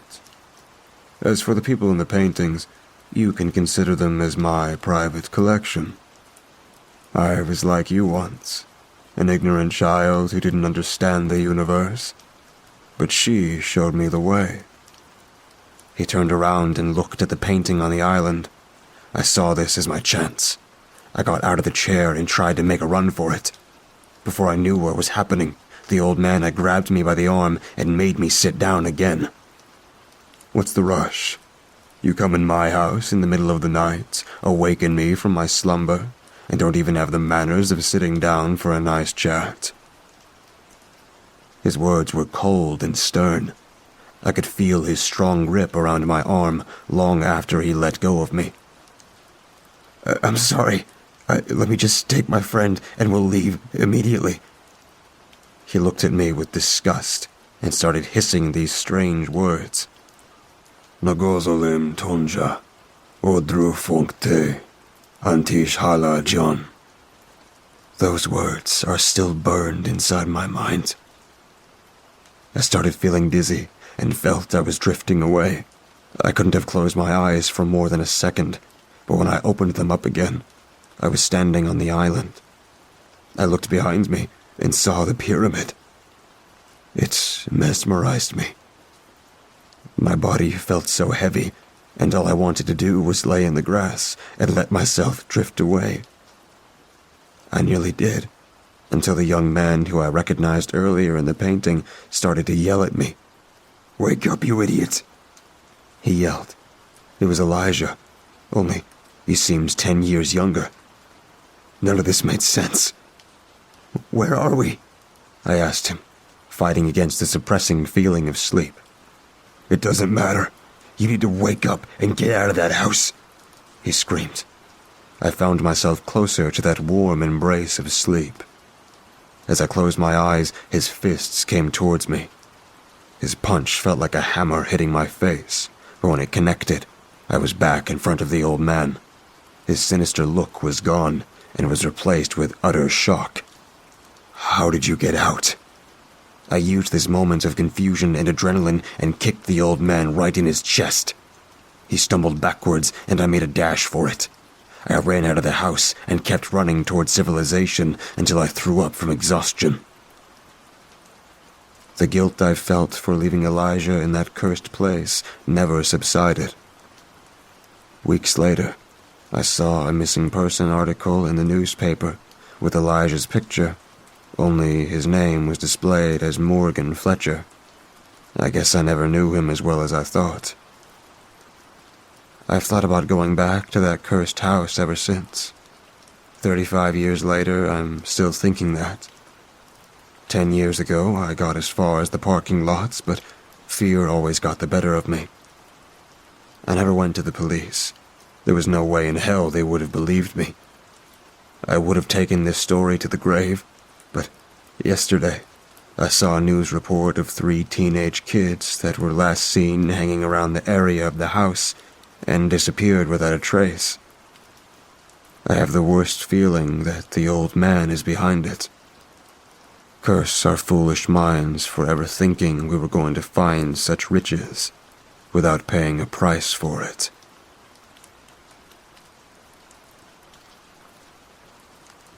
"10 years ago, I saw my daughter leave the village for the last time.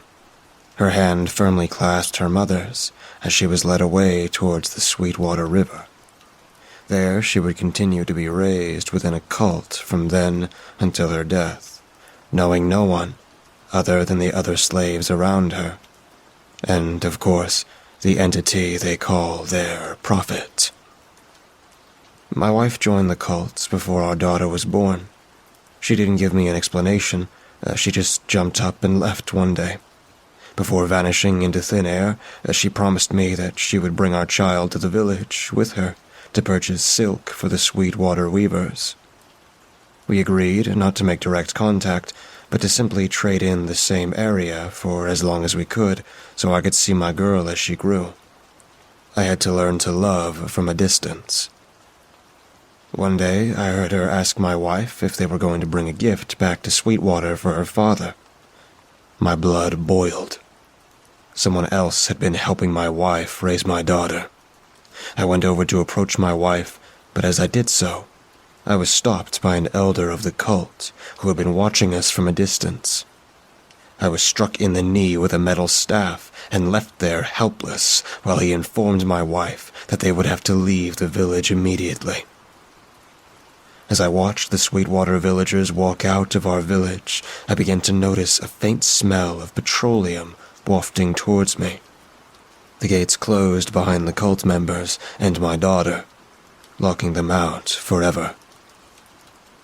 I was about to get off my knees and stumble home when I noticed the petroleum smell was getting stronger. I tucked my head and saw my village being attacked by people wearing red material around their wrists. They were throwing us to the ground, tying our wrists together, then dumping buckets of petroleum on everyone. I dropped down and rolled into a ditch behind me, laying completely still so as to not be found. As I lay there, the smell of burning flesh flooded my nostrils. I heard the deafening screams of men, women, and children suffering in agony as they went up in flames. I was distraught. After a couple of hours, I heard the attackers heading back to their cult through the village gates, talking about how they would tell the others that we no longer wanted them here, and that if they showed their faces in town that we would kill them. I thought I'd never see my daughter again. When I was sure that the cult members were far enough from our town, I got out of the ditch and immediately began looking for survivors. There were none. Anyone that looked like they had survived was decapitated. I decided at that very moment I would plan to bring the Sweetwater cult to its knees, but I needed help. For 10 years, I sustained myself on canned food and water from the well as I plotted my revenge against the Prophet. I took books from the library on demonology, the occult, and the history of the Sweetwater River. I left the empty village on my daughter's 21st birthday, promising myself that I could do this, and that I would tell her everything in due time. I spent 3 days on the river, eating nothing but fish and wild mushrooms that grew on the banks. Halfway along the journey, I lost an oar, so the last leg of the voyage was even more grueling than the first. As I approached the edge of the Sweetwater village, I noticed someone standing there. A girl in her early 20s. She was holding a small rose that she had just plucked not even a few minutes ago. I stared at her, and she stared at me, before she carefully approached the boat. I stopped paddling for a second and placed down my oar. As she came closer to me, I recognized her face. She had the facial features of my wife, but ash-blonde hair just like mine. It was my daughter. Because my wife left before she gave birth to her, I never got to hear her name. I couldn't possibly tell her I was her father without knowing anything about her. She'd never believe it. Instead, I climbed out of the boat and pulled her into a hug. Instead of asking who I was, however, she stumbled back a few feet, and then, without looking back, she took off running. I felt like I'd scared her away. I felt as though I'd ruined my chances of being her father by scaring her to death. I watched her run for a good few minutes before sitting back down in my boat. I had decided to rest and scan around the area. That's when I finally saw it. That thing they call the Prophet was standing there, watching something, just like a hawk watching its prey.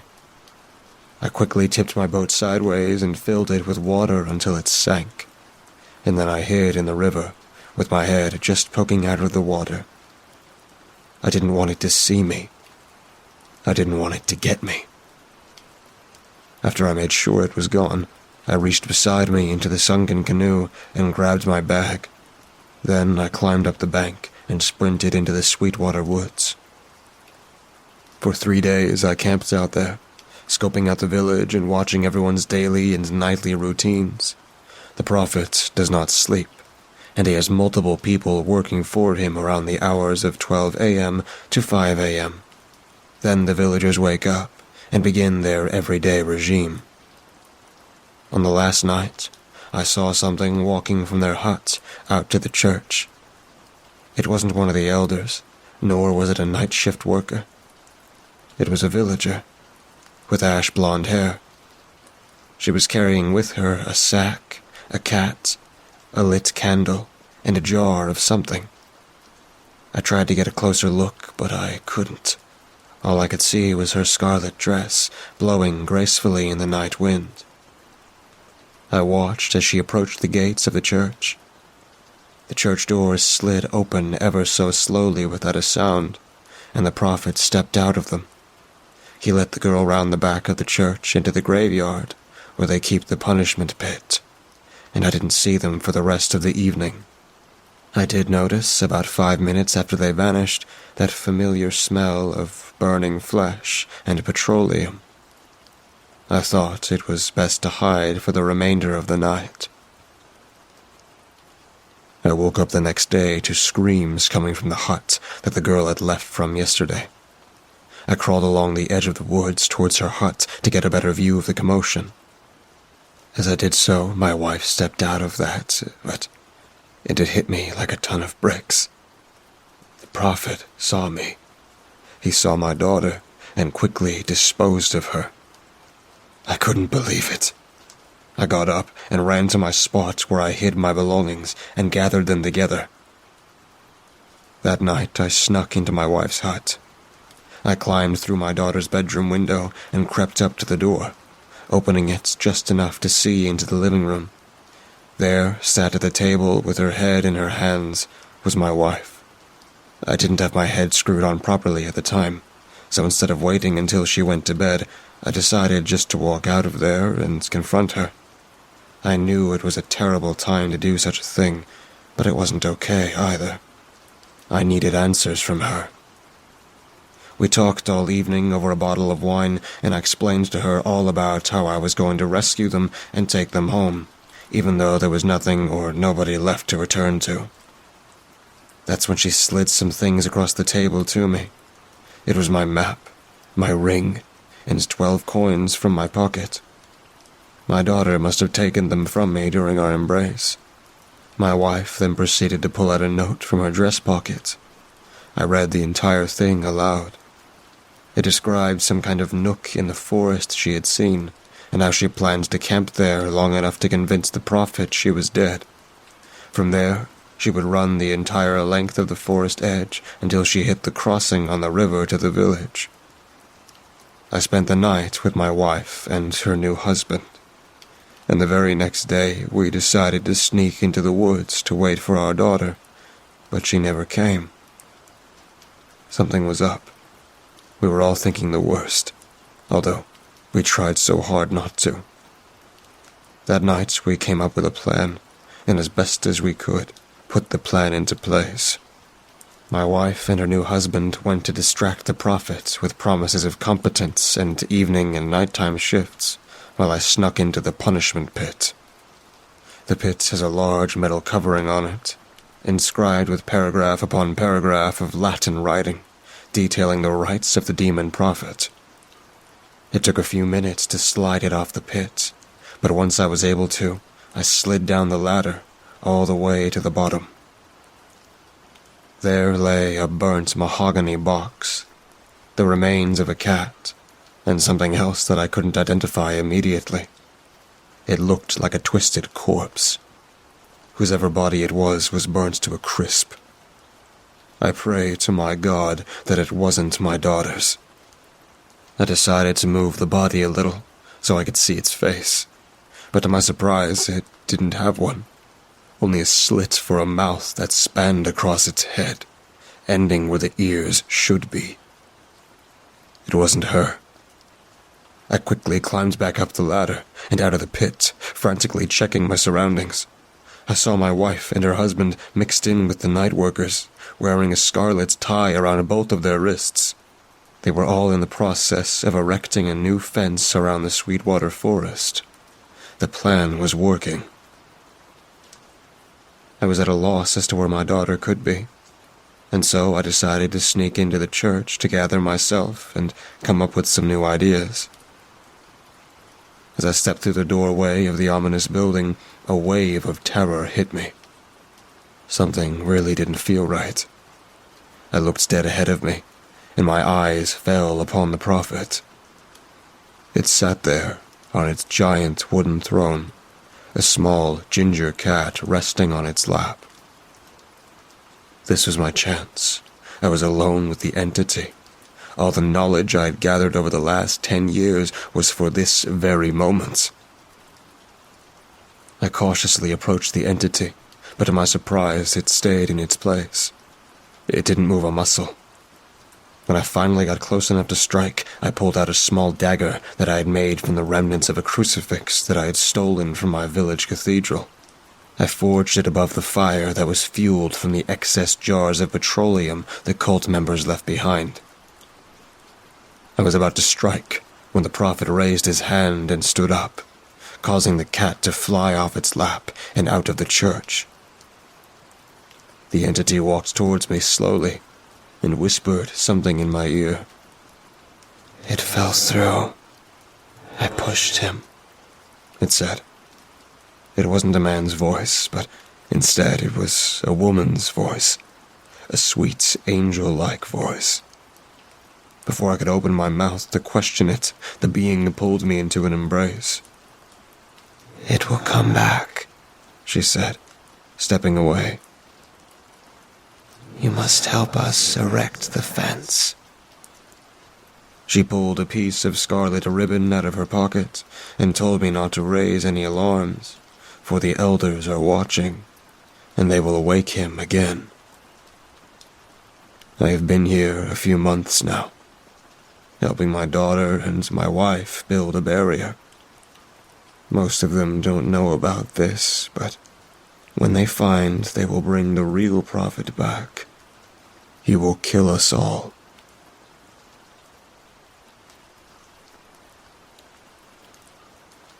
Every person has the right to choose if they wish to accept a mission, as no assassination should be performed unwillingly. The night chill once again falls upon my face. I suppose one gets used to the night and everything it has to offer, as the dark is not our foe, but a most trusted friend. The streets are quiet. I walk with no great worry in my step, the high profile of my targets doing nothing to deter me. Kill Princess Evelyn. These would have seemed like harsh words when I first joined. I remember not understanding the calmness of their faces and their eerily content voices as they trained me. I knew the jobs had to be done, that people paid for our services, but it meant more than that to the members. With years of experience behind, one could almost be forgiven to not care about moral standards or righteousness. The guild is not always employed to get rid of notorious criminals or evil tyrants, like a cat does not always hunt the evil mice. Though its huge walls are visible from a distance, only now does the castle come into full view. Its gray, closed gates lie on the western side, towering even above the walls in its impenetrable visage. I angle my advance such that I head for the eastern wall, making sure the guards stationed on top of the walls don't spot me. I arrive near the wall, and profiting off the fact that no guards seem to be actually patrolling the perimeter, I throw my grappling hook. Slow in my ascension, I catch glimpses of the starry sky, the millions of eyes urging me to continue climbing on and on until I reach them. The wind washing through the crowns of the trees brings me back in the moment. With a final pull of my arms and throwing my leg over the edge, I land on top of the cold stones of the wall, shrouded by idle shadows. In front of me lies the castle's courtyard. I ignored the kitchens, the stables, and the guardhouse, instead fixating my gaze upon the keep that lies to my right, at a far distance. A mighty structure, such that a tiny shadow infiltrating its great halls would be almost invisible. Locked back doors are no impediments to even slightly dexterous hands. I move quietly through the dark, icy passages, heading to one of the higher floors, where my target is located. The closer I get to my destination, the more tense the atmosphere is, as if the very air serves as a warning. As I pass a window on the third floor, a horrified scream rings in my ears, coming from the town below. Utter fear is conveyed with every note of the voice. The scream continues for a second before it's suddenly silenced. Though focused on the task at hand, I can't help wondering about its cause. I ascend a final stairwell. The darkness here seems deeper, heavier. But the dark is not the thing that worries me about this place. It's the footsteps that echo somewhere in the distance, the slight scratching sound behind me that disappears as soon as I turn around, the void-like depths of the stairwells that whisper to me. I wander the floor searching for the right room, with only a vague idea of its location. It takes me a while to notice, but silence is absolute here. If the other floors held the sound of the wind or the snoring of people, the contrast is staggering. This only serves to amplify the scraping sounds that come from an invisible source. I place my hand on the hilt of my dagger. It's soothing. Though a mere tool, it has helped me countless times before, and it shall not fail me now. Do not turn around. A faint, rugged voice suddenly speaks from behind, followed by a chuckle. My blade is drawn before the sentence is finished, my cloak flowing around me as I turn around. No one. Perfect silence follows. Are phantoms of some kind roaming this place? If so, could such a spirit be forgiven for being reckless enough to oppose me? I spent another few seconds scanning the dark before I continue. Turning around another silhouette of a corner, I'm surprised to see an open door, with faint light coming from within. I definitely passed this door before, and it wasn't open. A trap. I stop and listen, waiting for guards to surround me at any moment and throw me in a dungeon. Nothing happens. Only now do I realize that, except from the ones patrolling the walls way outside, I've never seen a guard in the keep. Would guards not be stationed at the entrance at least? Though unusual, it is of no consequence. I sneak up to the door. Judging by the highly ornate door, I am in luck. This might be the exact chamber I was searching for. I enter the faint glow of candles as I walk in the doorway. There is a young woman inside, surrounded by royal furniture. She stands by the open window, staring at the night, with her back turned to me. This is too easy. I take a step forward, the sound of which causes her to turn around. "Who are you?" she says in a frightened voice.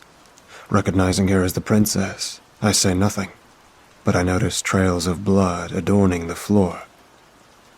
"Are you here to kill me?" She continues, with a sudden calmness. "The blade represents an extension of your very being.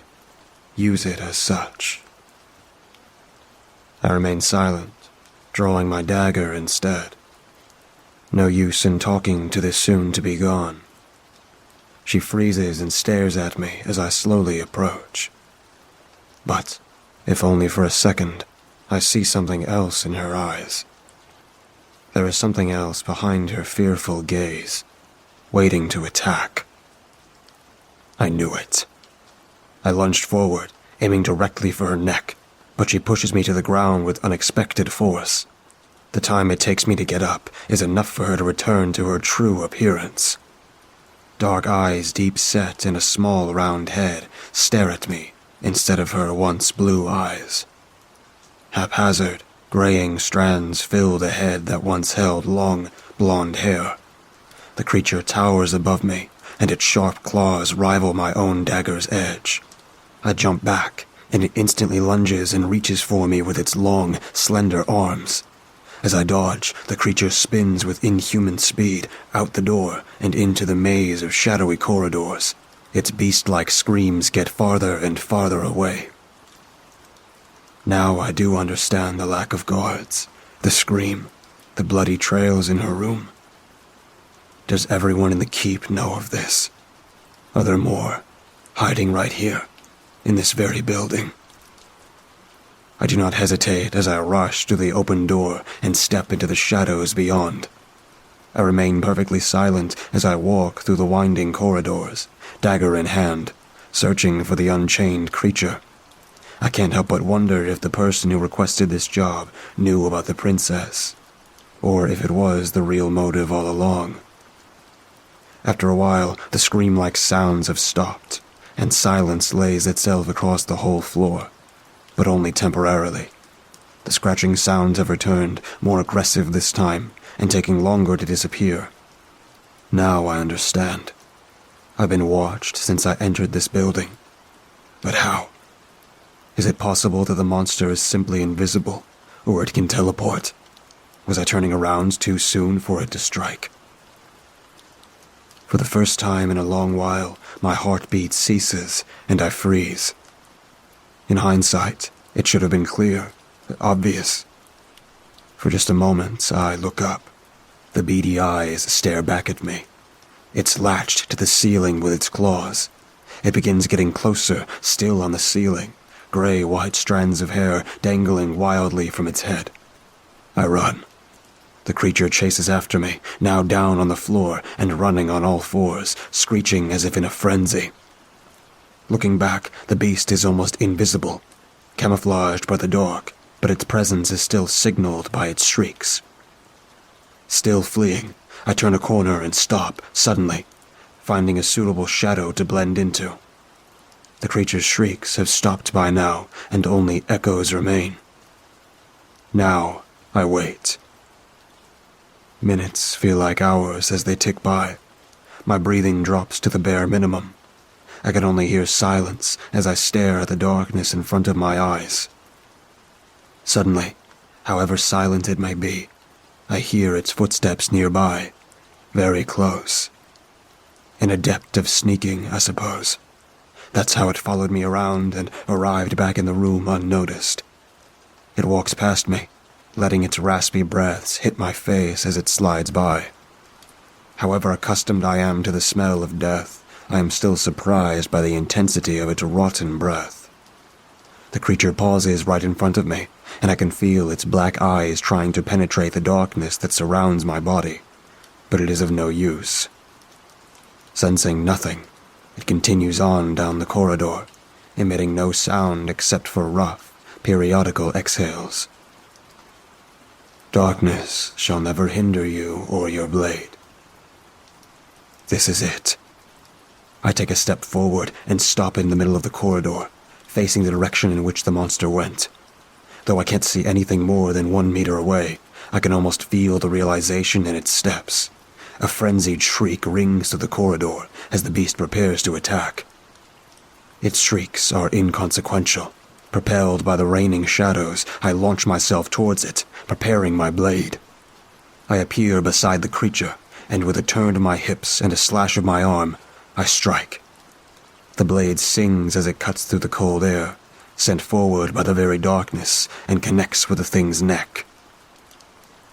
It is done. The target lies on the ground as the last shadows leave the edge of my dagger. Though the job is done, I can't know for sure how many more of them there are. But my business here is over. I sneak back through the corridors, in the courtyard, and up and over the wall, after which I leave the castle behind, together with the aftermath of the assassination. This is part of the beauty of it, I suppose. Acting through the night, unseen, your presence never noticed by leaving a mark which is only found in the morning, too late already. You should never take a life, but merely end it.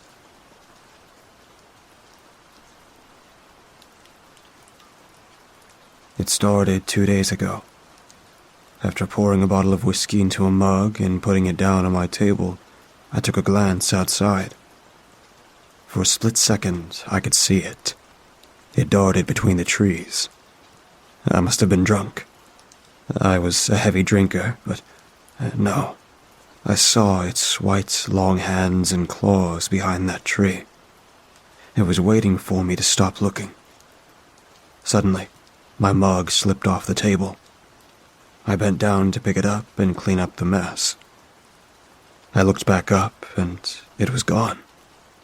All that was left was a carving in the tree that said, 2. It was strange, and I managed to go back to sleep after watching some old sitcoms. The next morning, I brushed my teeth, and as I walked out the door, I bumped into a small box. I haven't ordered anything off of Amazon or eBay, so it was strange. I set the box inside as I was late for work already and planned to check it out when I got back home. I slipped my keys into the ignition and started on the old path to work. When I arrived at work, everything felt off. My boss, who was normally bright, was sad and moody. He had this look in his eye of full fear and stress. He hasn't been the same since he told me the story of the strange thing that was outside his house. He said, "I'm sorry, Charlie." I was taken back by it and gave him a look. Then he said, "Never mind." I never mistook Jerry as an odd guy, but apologizing for nothing was a huge red flag as a weirdo. After doing some paperwork for a company, I decided to go catch a bite on my break. I went across the streets, but again, I could see it, hiding behind the tree like I couldn't. Even when I came back from the store, it was there, watching. It never stopped. It was the predator, and I was the prey. I did my work extra fast that shift. After finishing work and coming back home on the drive, I saw it once again. It didn't bother hiding either. It showed its long torso with a round head and white, long arms. It had no eyes. It had deep sockets that tracked the car as it went past. Then it put its hands up and pulled one finger up. I started to speed up, and it got on all fours and ran. It was something out of a horror movie. It made a foul screech of agony. I lost track of it and went home. I finally decided to open the box. A paper was contained inside. It read, "You have 5 hours before you die. Tell someone this story to get rid of the curse." This was the last straw. I dashed my computer to type this story up for some sorry soul to get this thing away from me. I'm sorry to tell you this, but it's already too late. You heard the first words of this story, and it's already on track to your location. I'm so sorry. It's watching you right now as you listen. I hope your death is painless. Don't forget, it always watches.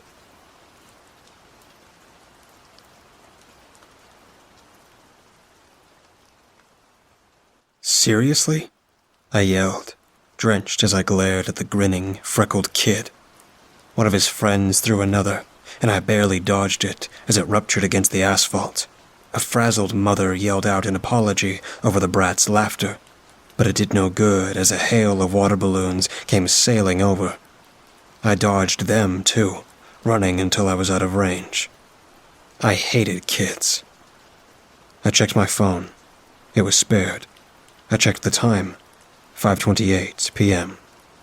David's house came into view as I turned the corner, and I wrung out my shirt the best I could before I jogged over and leapt on the porch. The sooner I got this over with, the sooner I could enjoy my Friday. Fidgeting with my keychain, I found his keys and unlocked the 4 bolts. David's house always smelled like mothballs, and it was even more noticeable now that he was on vacation. I took off my shoes near the door, as per his rules, and made my way to the kitchen to fill his watering can. I hated plants as much as I hated kids, but David was a good friend with a lot of money he was willing to offer if I looked after his amateur greenhouse. With my earbuds in, I bobbed my head to the music as I watered the plants in the living room, library, and sunroom. After making sure they were angled as per David's illustrated notes, I refilled the watering can and made my way upstairs. The first thing that should have struck me as strange was the hallway dresser, one of its drawers ajar. David was so meticulous. A ruler was his soulmate. He'd have declared an emergency if he saw his dresser in such disarray. So, naturally, I closed the drawer and made my way to the study. Passing the bedroom, I stopped in my tracks, taking a baffled moment to register the abnormal mess in there. a long enough movement for the two masked men responsible for the mess to charge at me. I gasped and threw the water can at them, but all that did was make them wet and angry. I tried to run, but one guy grabbed my neck and slammed me face first into the wall. Who are you? He asked, ripping my earbuds out. I'm the water, the plant. I water his plants. I stammered, my racing pulse thudding against his grip. He's useless, the other guy said. Just stuff him somewhere. We don't have all day. Apparently, their day was more important than mine as they taped me up and threw me inside a bare oak wardrobe. I cried out in pain as I landed on the floor, and after they slammed the door shut, I cried out again as a red water balloon smacked me in the face. I gasped and jumped back, my heart in a frenzy as I looked over at the grinning, freckled kid surrounded by his friends. Another water balloon flew towards me, rupturing against my hip as I stood there, discombobulated. A frazzled mother apologized over the obnoxious guffaws of the hellions in her yard. A storm of colorful projectiles soared towards me, and I snapped out of my stupor, running as fast as I could until I was right outside of David's house. Trembling and soaking wet, I checked my phone. 5:29 p.m. Did I just go back in time? How? I yelped as my ringtone chimed. It was David. Hello? Imran, where are you? I'm right outside your place. But I was in your place, and there were two robbers there, and they caught me and threw me in your bedroom wardrobe, and now I'm back out here. In the past, somehow. I don't know what happened. What took you to my bedroom? It was a mess, I said, startled by the unexpected severity in his tone. I was on my way to the study to water your plants and saw the mess, and... Why did you go in? I didn't. I tried to run, but they caught me. David, what's going on? He remained silent. David? Yes, you went back in time. Right now, I need you to. I gawked. Wait, how? I'll explain everything later, I promise. But right now, I need you to help me stop the robbers from causing any damage to my property. Okay. Should I call the police? No. He coughed, composing himself. No. I need you to go back in and tell them what you're looking for has been sold. The moment they hear that, they'll leave. Do you know them? I'm certain they're after a coveted antique I got at an auction. He let out a sigh. You're a wonderful friend, and I really appreciate this. I promise I'll reward you for your help. Oh, let's not worry about that right now, I said, perking up. Good luck. Call me once it's over. Of course. I hung up and hustled up David's porch, fumbling with the keys as my hands shook with lingering adrenaline. As I kicked off my shoes, I shot an uneasy glance at the stairs leading up. I had no idea what was going on, but the sooner I got rid of the robbers, the sooner I'd learn how I'd jumped back in time. With a deep breath, I walked up. The dresser drawer was ajar, but the bedroom was in perfect condition, just as David would have left it. Was this a different timeline? Or had the robbers not gotten to the bedroom yet?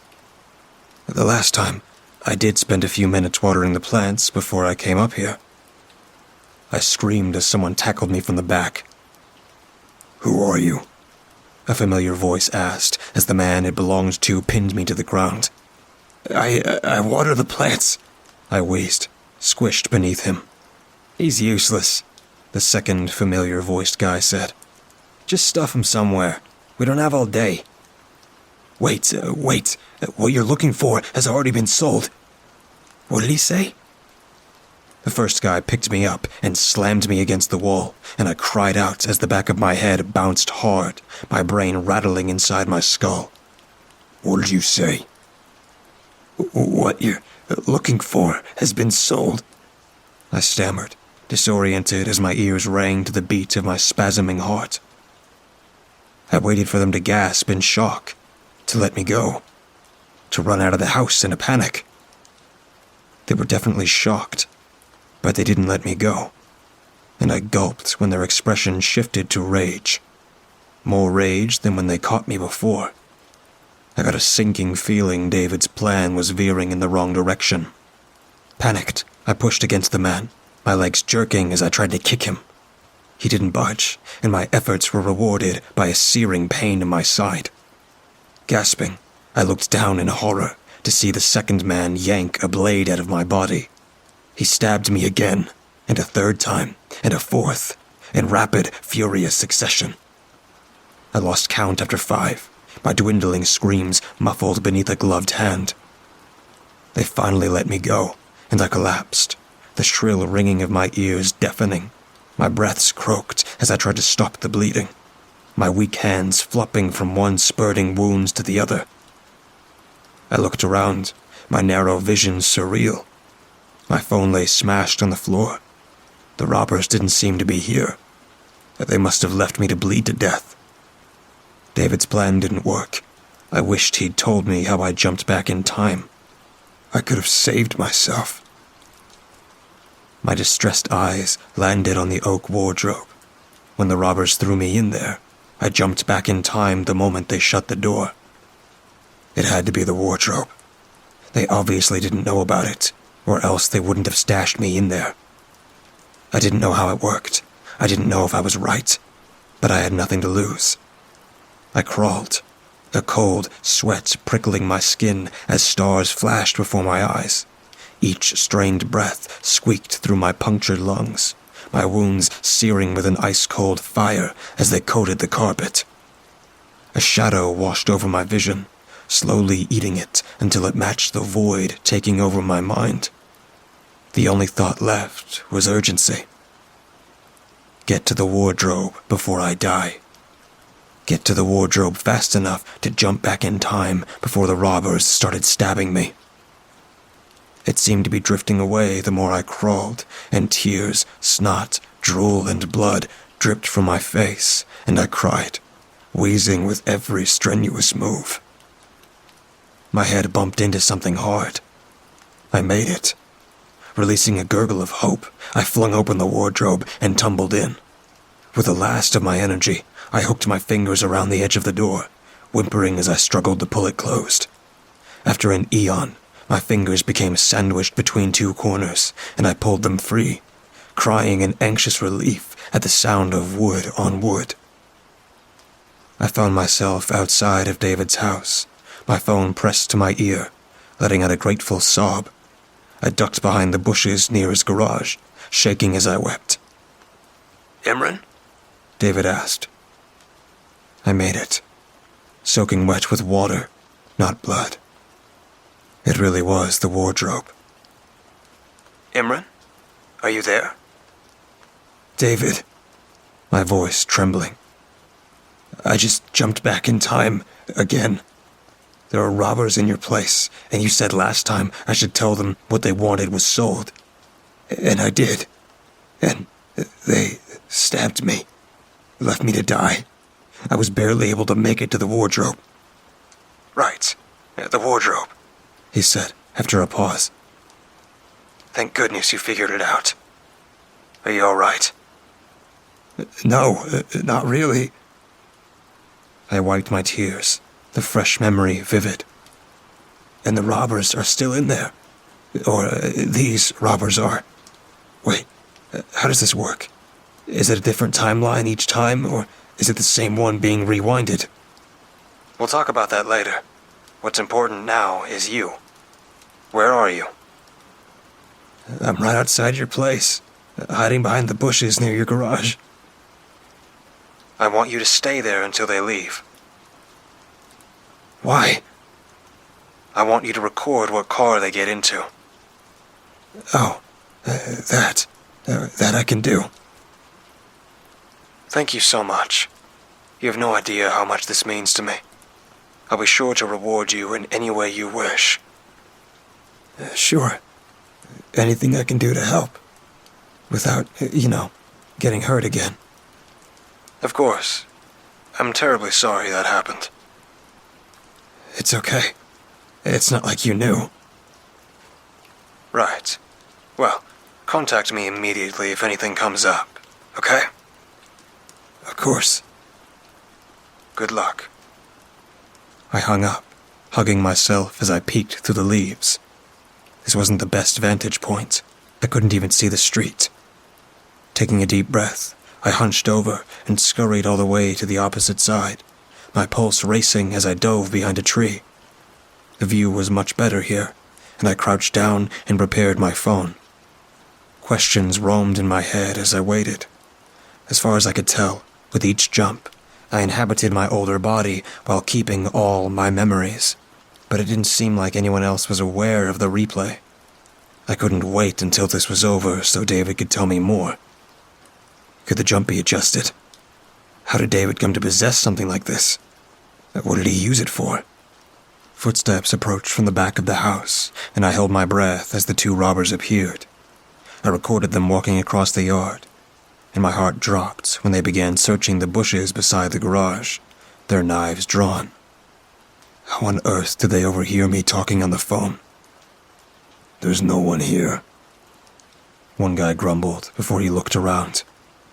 And I can't see any neighbors through all these trees, so how's anyone gonna be able to see anything hiding here? Maybe we heard an old message. That's not how answering machines work.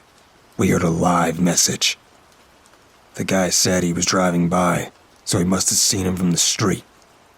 Well, I don't see anyone hiding here. Who still uses answering machines anyways? Antique snobs, that's who. He kicked at the bushes, and I jumped when a startled cat hissed and scrambled out.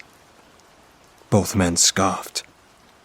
It was just a cat, one said, rolling his eyes. That guy needs new glasses. They walked to the back of the house again, but my pulse continued to race in disbelief as I sat there, crouched behind the tree, my recording phone forgotten in my tense hand.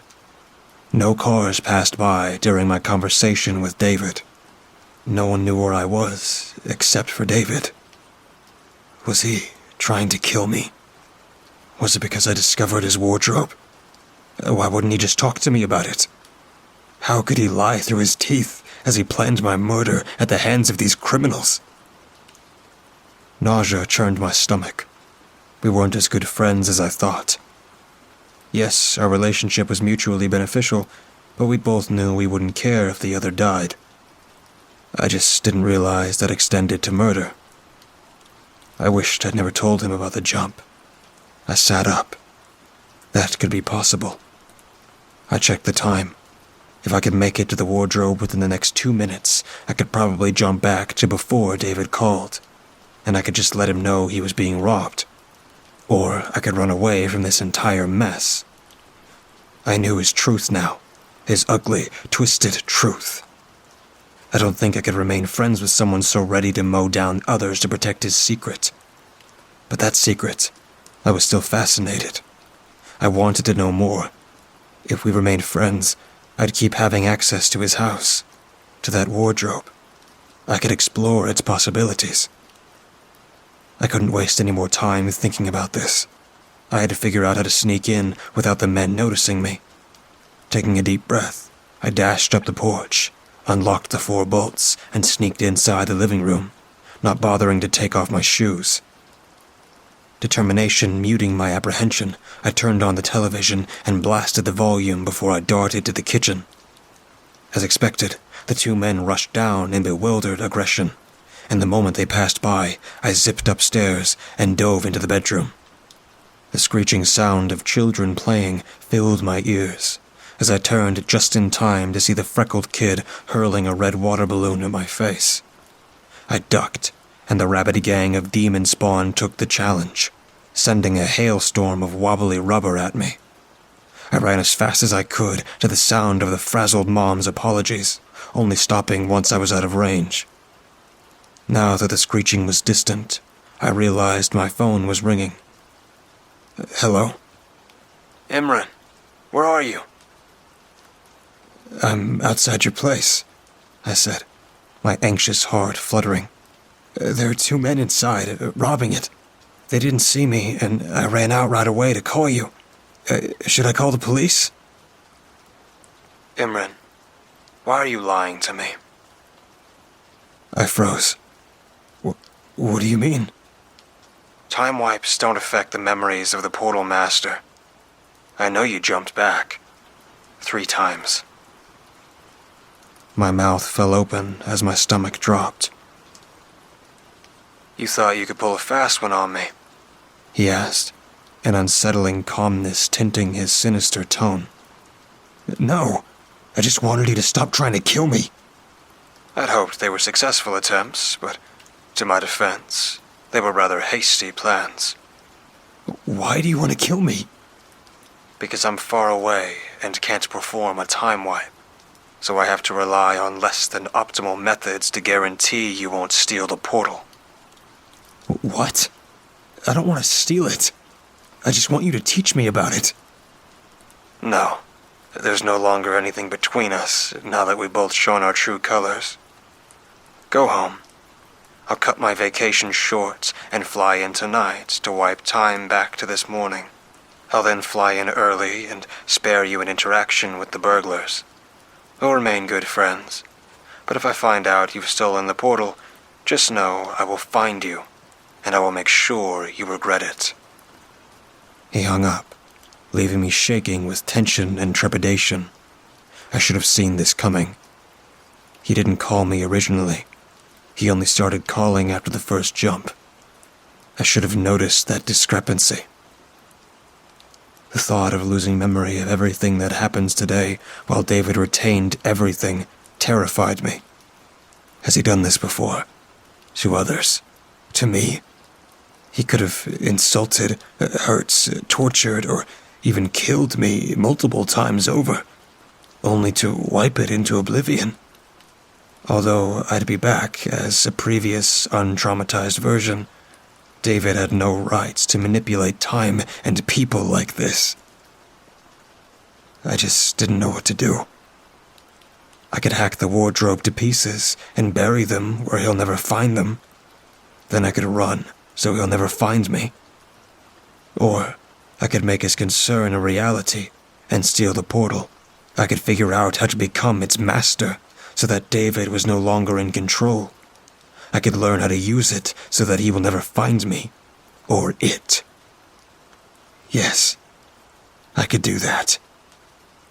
Or do I have other options?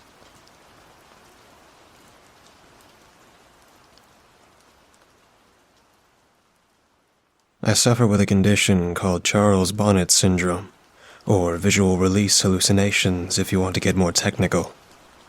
It's a condition that's far more common than you might realize. It's estimated that as many as half of people with gradual loss of vision will experience 1 or more bouts over their lifetime. Yet, I'm willing to bet that most of you have never heard of it. The reason for that is because most sufferers are scared to tell anybody what we experience. I know I was. But I'm getting ahead of myself. My name is Andrew, and I'm 26. 2 years ago, I woke up with awful, blurred vision, every single edge and detail clouded as if somebody had smeared Vaseline on a camera lens. It never got better. I was scared then, and got over to Dr. Harper's surgery as fast as I could, suddenly needing to take a cab rather than climb in the car I'd driven without incident ever since I'd bought it 3 years prior. The doctor did some tests, asked me some questions. Have you been thirsty lately? How often do you urinate? How would you describe your tiredness levels? And then gave me the diagnosis that changed my life forever. Diabetes, type 1. He explained that I would need to take insulin shots with every meal, that eating the wrong foods without monitoring my blood sugar could see me drop into a coma, or worse. Then he got to my eyes. Andrew, Your diabetes has resulted in maculopathy. Do you know what that is? I shook my head dumbly, already reeling with the shock of my diagnosis, and Dr. Harper went on.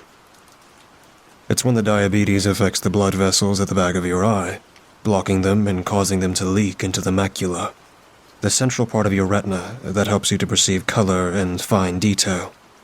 When these blood vessels leak into the macula, it can cause significant damage. With a lump in my throat, I asked, okay, so how do we make this better? I couldn't see Harper's face properly when he spoke, but his tone of voice was enough to tell me what I'd been dreading. I'm sorry, Andrew, he replied gravely.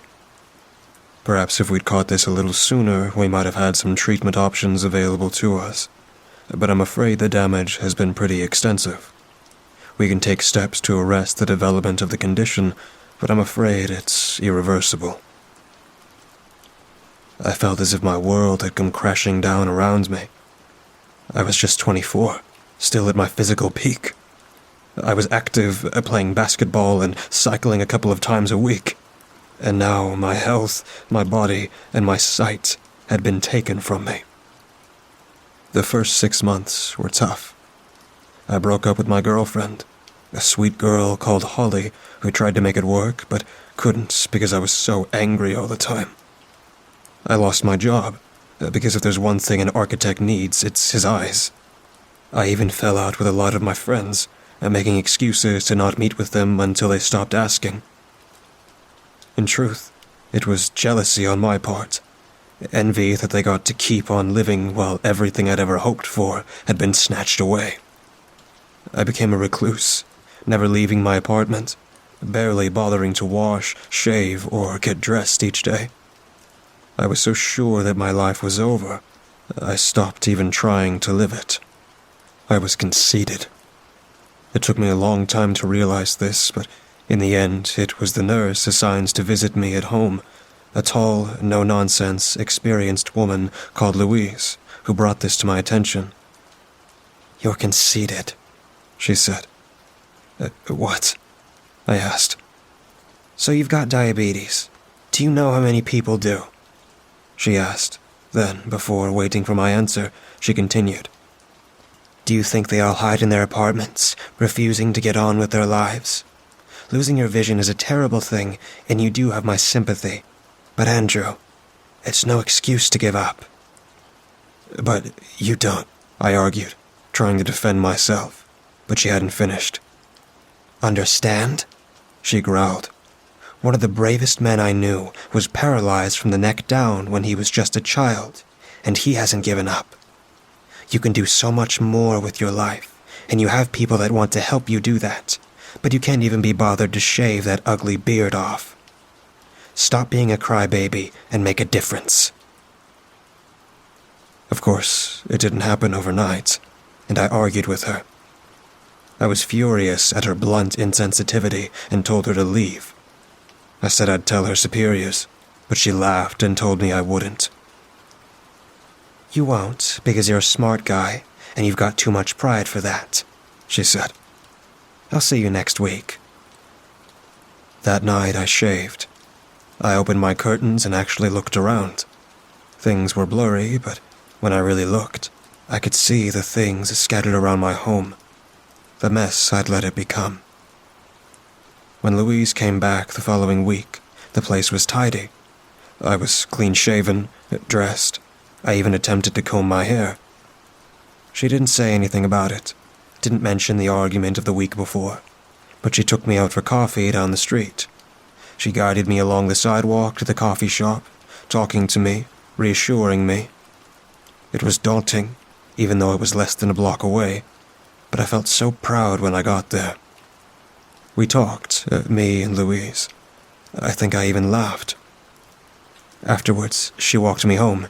Then, when she helped me back inside, she said, "It's nice to meet you at last, Andrew." That day was the beginning of my new life. I moved to a new apartment, a ground-floor place, and joined a group of other young people with visual impairments. I made friends, I got out every day, even if it was just a short walk. But I made a point to see what I could of the world. I bought what I could, but the Sawyers, the one couple that ran the local store, would bring my groceries by once a week. Clark's a gruff old coot, so he refuses to coddle me, and he's told me that he respects me for being like I am, for maintaining my independence, and for not giving up.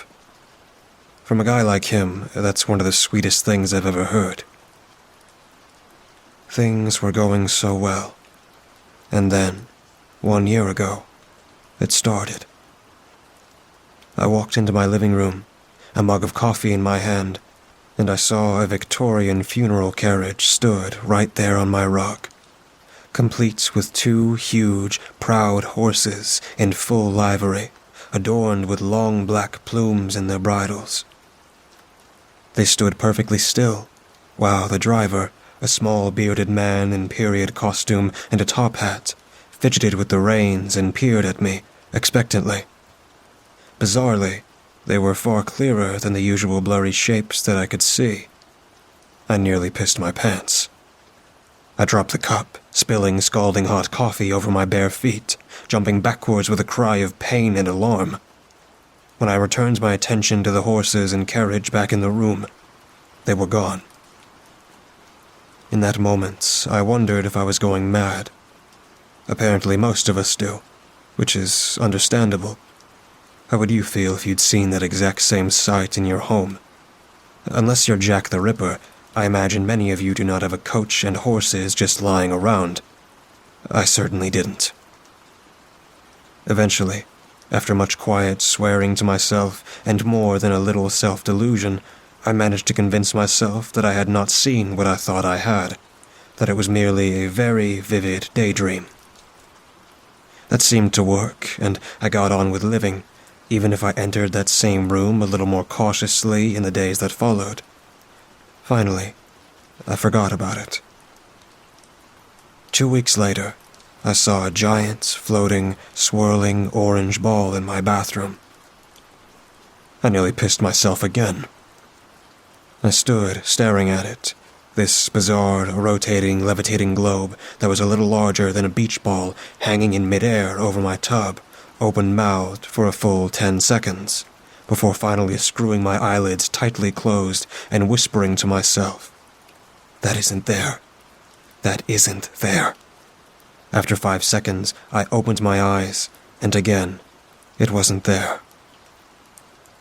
Have you ever had cause to doubt your own sanity? To wonder whether what you perceive is truly there, or if your mind has betrayed you?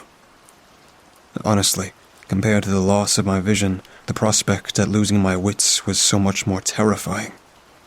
I'd fought against adversity and took pride in the fact that I am not just a survivor. I'm somebody who is living his own life. How could I do that if I was insane? I barely slept that night, and I remained jumpy for days afterwards. Any sign of movement or any unfamiliar shape would set my pulse racing, which would cause me to doubt whether it was truly there.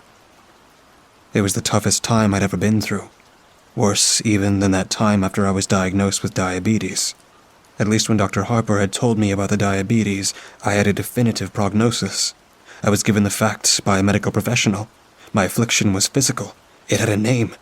And most importantly, it had a treatment plan. This was something else. My own mind had turned against me. My senses and perception of reality had become twisted and unreliable.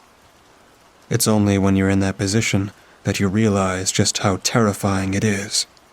Your senses and the way in which your brain interprets them are your only true defense against danger. You perceive danger and you avoid it, preventing your body from becoming harmed. But what happens when you can't trust your perception to alert you to dangers that are truly there? Louise picked up the problem first, noticing my skittish manner. She asked what was wrong, if I needed to talk about anything, but I told her no. I was fine, but I hadn't been sleeping well. That last part was true. I hadn't been able to sleep a wink.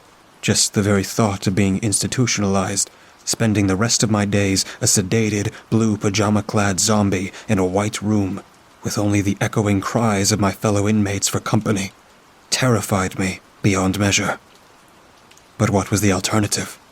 Live life as a risk to myself and others. Ultimately, I chose to ignore it.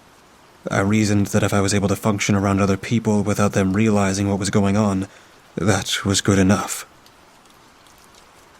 A full month passed before the next incident, and I really did think that maybe I'd put this whole mess behind me.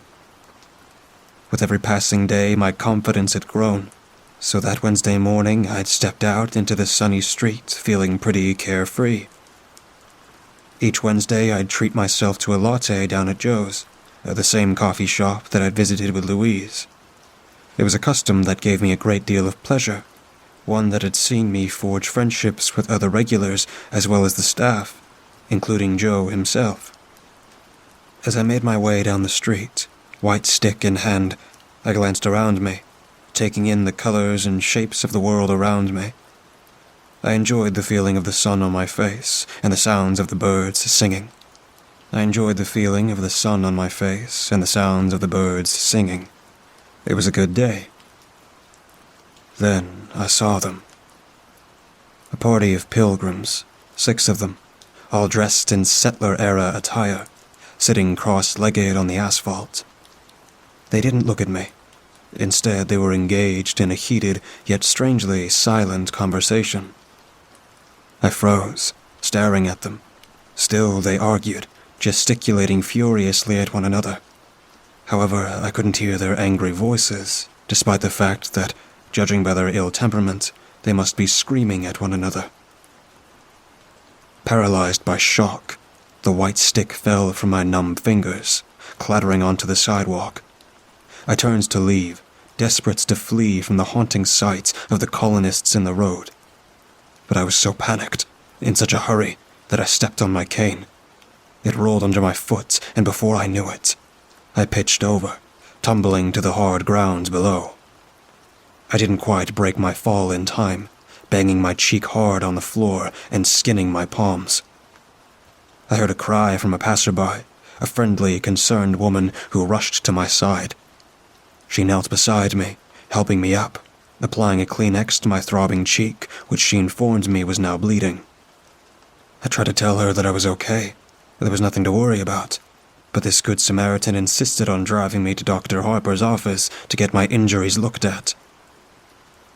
Now that I think back to it, I'm pretty sure that she knew my obvious distress was nothing to do with the fall. At the time, I was embarrassed and angry, but now I realize I owe her a debt of gratitude.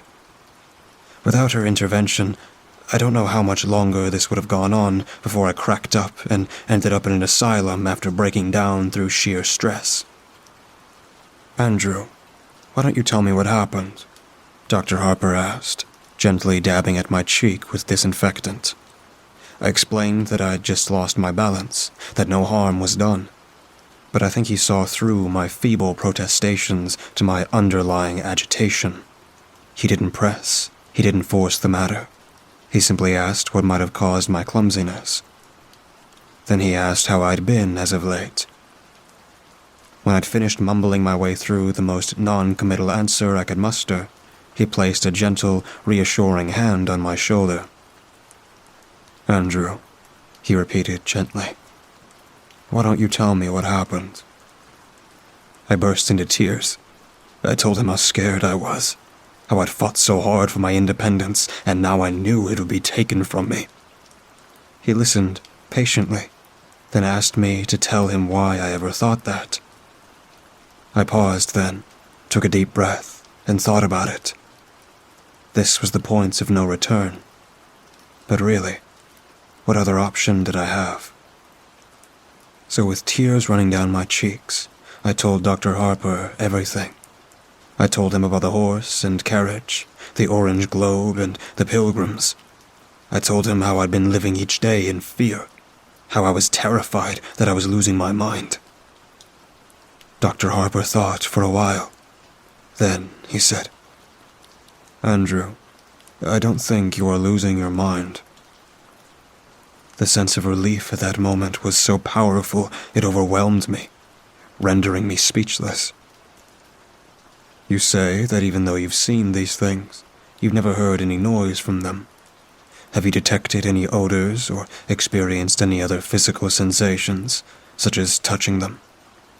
I shook my head no, and he patted my shoulder once again. Andrew, have you heard of Charles Bonnet syndrome? He asked. Charles Bonnet who?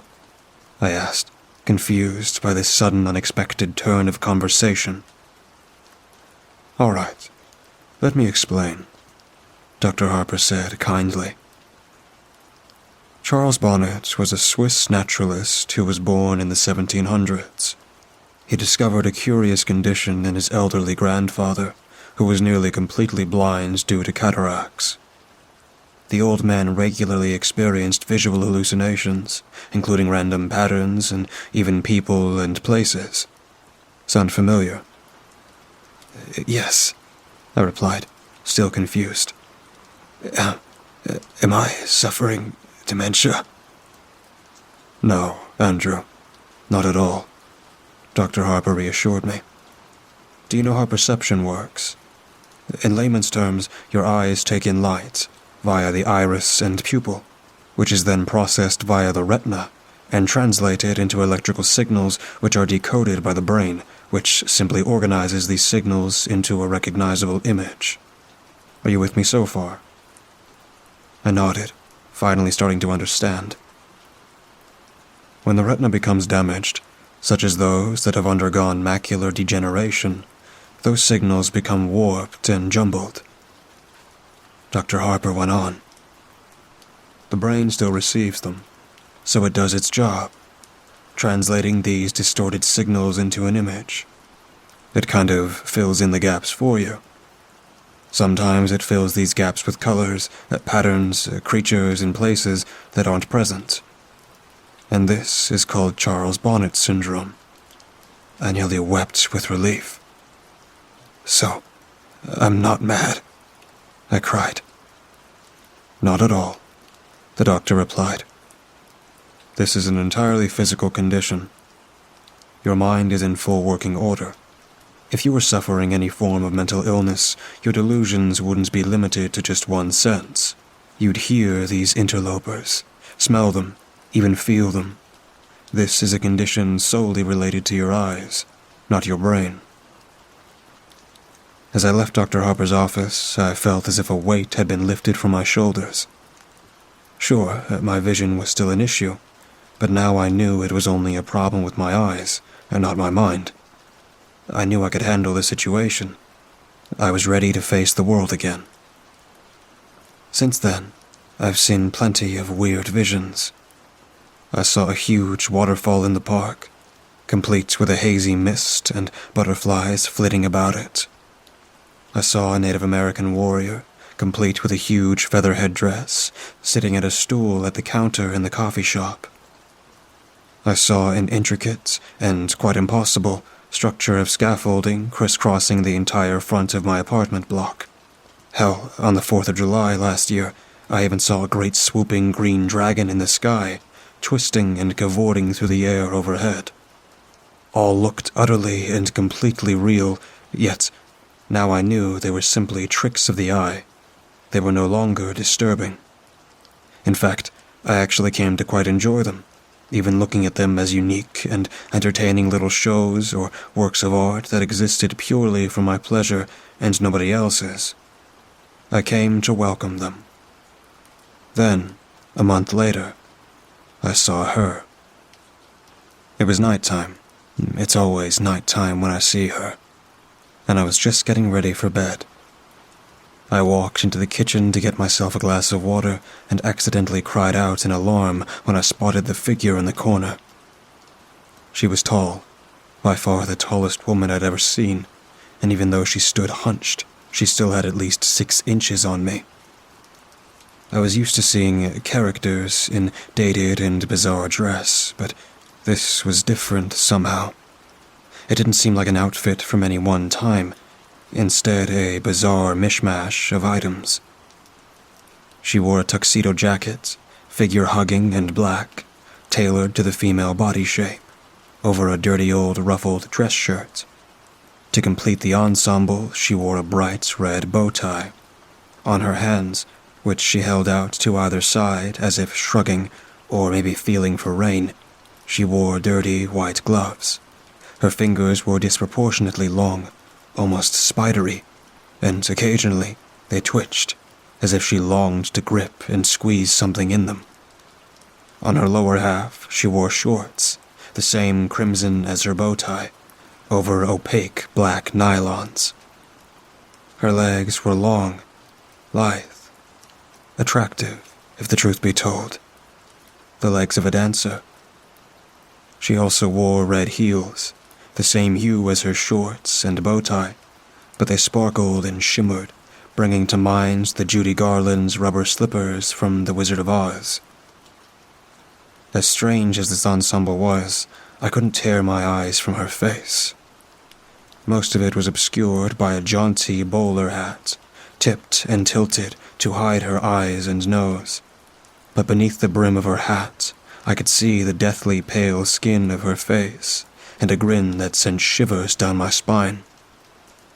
It was wide, too wide, with entirely too many teeth. A smile is meant to be an expression of warmth. It's meant to feel welcoming and benevolent. But the look of this woman's face oozed malice. It felt much like the sort of glee I'd expect from a snake as it corners a rat. However, the thing that startled me most was that she had a third arm sprouting from her back, curled up and over her head like a scorpion's tail. It was longer than any arm should be, and the hand only had 3 fingers, like a claw. It was pointed straight at me, and as I swore in dismay and stumbled sideways, it seemed to track my movement. I stood, staring at the creepy figure for a few seconds, trying to get my head around the situation. She just stood there in the corner, grinning back. Finally, I realized that this was just another of my hallucinations, and breathed an audible sigh of relief. One of the tricks I've picked up over the months of suffering with Charles Bonnet syndrome is to break the line of vision towards whichever stimulus is causing my brain to interpret the image into the hallucination. Think of it like restarting a faulty computer, how refreshing the system debugs it. To this end, I close my eyes and count to 5. Then, when I reopen them, the hallucination is gone. So, as I stared at this horrifying, malformed figure in my kitchen, I knew that to make the image go away, I simply had to close my eyes. I'll be honest here. When I counted to 5, I hesitated a little before opening my eyes. If I'd opened my eyes and she'd still been stood there, smiling that wicked smile at me, I think I might have had a heart attack. She wasn't, and I breathed another long sigh of relief, fetched my glass of water, and went to bed. The tall woman haunted my thoughts in the days after I saw her. She was different to the other visions I'd had. Somehow, she felt more real. It was this agitation that my buddy Jason picked up on when we met for lunch the following Friday. Jason was one of those same friends I'd tried to drive away shortly after I lost my vision. Yet he'd refused to give up on me, continuing to get in touch week after week.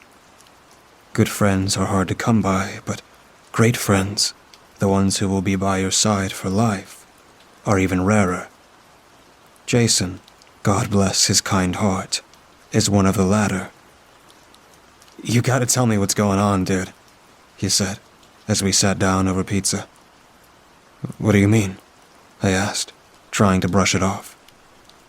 "You're so distracted. It's like you're looking for something in here all the time. You've eaten, like, 1 slice of pizza in the time it's taken me to eat 4. So, I repeat, you're going to tell me what's going on," Jason said, waving a slice of pizza around for emphasis. "It's nothing," I replied, feeling a little stupid. "It's just a hallucination I had a couple of nights ago that really got to me." "I thought you were cool with those now." he asked, putting the pizza slice down. Yeah, I am. I mean, I was. But this was different, I replied, resigned to talking about it. She scared me. She? Jason asked, his interest clearly piqued. Tell me about it. So I did. I described the tall woman and how she'd appeared to me.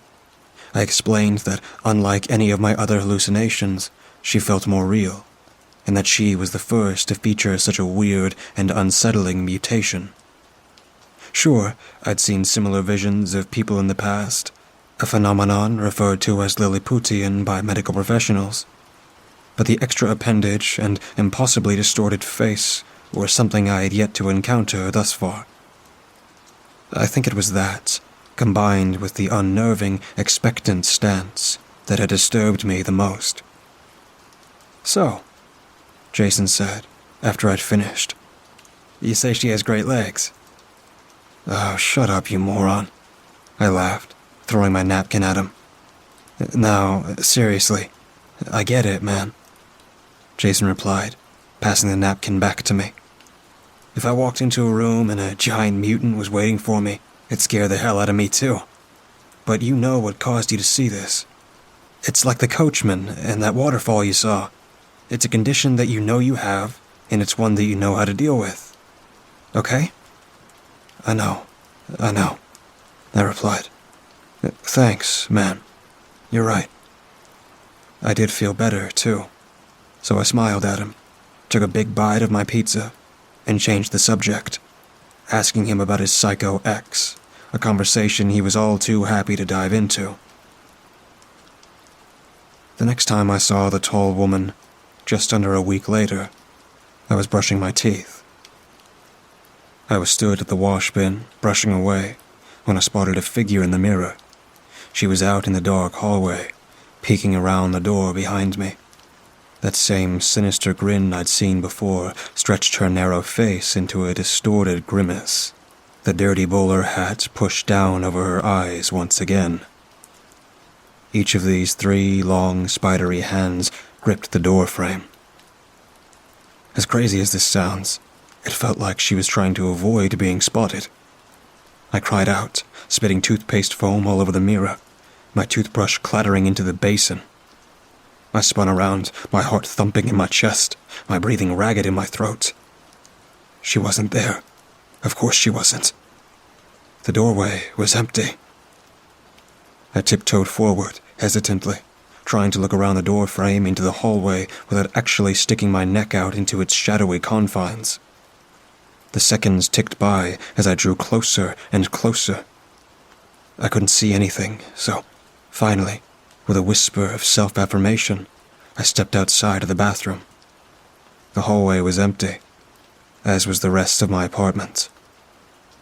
I was shaken again. This was the first time I'd seen a hallucination in a reflection, and I wasn't even sure that I'd actually seen it.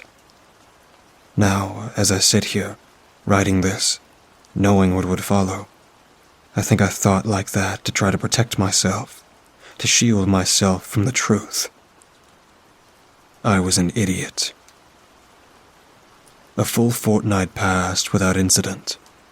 Sure, I saw a flash of color one day, a dancing yellow lightning bolt that zigzagged back and forth on the street outside my apartment, but that's exactly the sort of thing I'd come to expect from my condition. It was exciting, otherworldly, but it wasn't scary. Not like she was. In retrospect, that fortnight was blissful. It was a reminder of what life could be like, the existence that I'd carved out for myself since my diagnosis. Life was good. The night that changed the way I viewed the tall woman, last night, I had been out and had a couple of drinks. I'd met the other guys with visual impairment for dinner, and we'd ended up at a bar afterwards.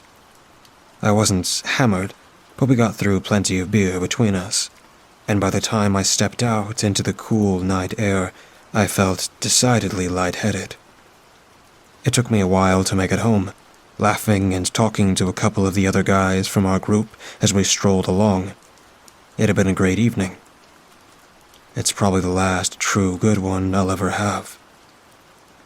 I bid the other guys good night and, fumbling with my keys, let myself in. With swaying steps, I strolled into my hallway, slamming the door a little too loudly behind me. I took off my jacket, hung it on the hook by the door, then hit the light switch. She was waiting at the end of the hallway, all 3 hands held aloft into claws, reaching for me. That same maddening, malevolent grin on her pale face. I swore again, louder than ever, actually jumping back a step, recoiling from the impossibly tall and terrifying figure lying in wait in my own home. The tall woman didn't move. She just stood there, staring and smiling at me. I stared back, but I sure as hell didn't smile. Jesus Christ, I muttered under my breath. You know how you can feel a little paranoid after a few beers? That feeling of non-specific post-alcohol dread. Imagine that combined with a giant, grinning mutant woman suddenly appearing in your home. Suffice it to say, it was very, very, very uncool. I don't need this. I sighed and closed my eyes. 1, 2, 3, 4, 5. When I opened my eyes, her face was just a foot from my own, grinning wider than ever. She dashed the length of the hallway and now stood so close that her long, grasping arms were on either side of me, her fingers twitching and clawing at the air around my face. I could see her chest heaving, as if the thoughts that I could ever be free of her was amusing. I screamed, a full-bodied shriek of terror, and actually dropped to my knees, covering my head as if to fend off an expected blow. It never came.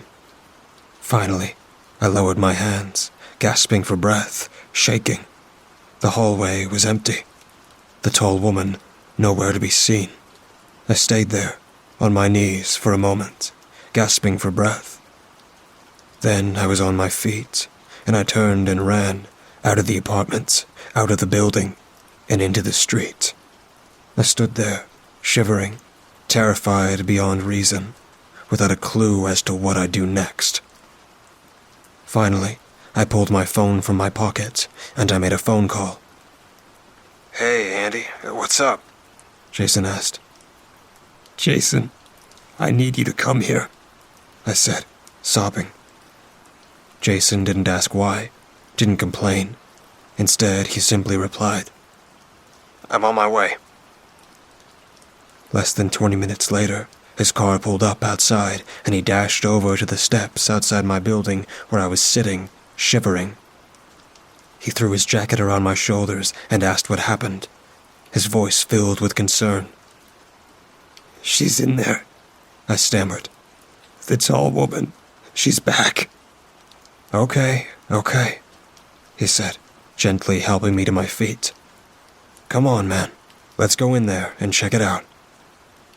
I wish I could say that I was brave when we went inside, but I'd be lying. I cowered behind Jason, one hand on his shoulder, as we made our way through my home. Of course, we didn't find a thing. We're talking a giant mutant woman in a poky little one-bed apartment. Where the hell was she going to hide? Finally, after we checked every single room twice, I had to admit that she was gone. "I'm so sorry, man," I apologized, feeling genuinely stupid. "I got scared, and I'm sorry." "Hey, forget about it, buddy," Jason said. "So, I'm here now. Where do you keep your booze?" Half a bottle of bourbon later, we were both feeling pretty talkative. "She's, just kind of different, I tried to explain. I get it, he said. "It's like you saw something bad, and you feel bad, and that's bad." He didn't get it. "No, she's different, I explained. I've never had a repeat hallucination before. And they've never been scary. You know, she's not like the others. Dude, Jason said, taking another sip of bourbon. You've got, like, Charles Bonnet syndrome. And you know that makes you see stuff. So, he waved his hands in the air like a magician who just performed a trick. I know, I replied. Now, listen, Andy, he said. You know, it makes you see stuff. It's just your eyes, yeah? You didn't hear anything, didn't feel anything. It's just how this stuff goes. It's your eyes. And I know that it's scary, man. But you've been through, like, hell and high water in your life so far. You're tough. One of the toughest, bravest guys I know. And you can handle some creepy hallucination chick. I laughed. I couldn't help it. She is a very creepy hallucination chick, though, dude. He laughed, too, and we both took a drink. You know, that could help, he said, finally, his voice thoughtful. What? Drinking? I asked. No, well, yeah, it does, he giggled. I mean, like, demystifying her. You should give her a name. Something stupid. Something so she's not scary. I gotta say that as much as I like creepy hallucination chick, that's a bit of a mouthful. I laughed. Yeah, I get it, he replied. Suddenly, something he'd said came back to me. How about Helen? I suggested. Helen Highwater. Awesome, he said, then raised his glass. Here's to Helen, buddy. To Helen, I smiled and drained my glass. Jason spent the night on my sofa, mainly because he'd had too much to drink to even think about getting behind the wheel of a vehicle, but honestly, I think the reason he drank so much was so he'd have an excuse to stay and keep an eye on me. I'm glad he did. Knowing that he was there made me feel safer, and I was able to get some sleep. It gave me a sense of security to know that if the strange vision I'd just christened Helen was to appear again, I'd be able to call on him for support. This morning, we both needed support. Feels like a mule kicked me in the head, he groaned when I made my way into the living room. Yeah, I replied, my own head thumping. Joe's? Joe's, he replied firmly, and staggered to his feet. As we drank strong black coffee and ate muffins, we didn't talk much. Finally, Jason broke the silence. So, you feel cool now? He asked, his mouth still full of blueberry muffin. I nodded. Yeah, I think so. Not so freaked out about you-know-who? He asked. Helen, I replied, with a smile. No, I really don't think I am. I reckon I can handle some creepy hallucination chick. Good, he laughed, giving me a hearty pat on the back. That's cool, man. I bet you can.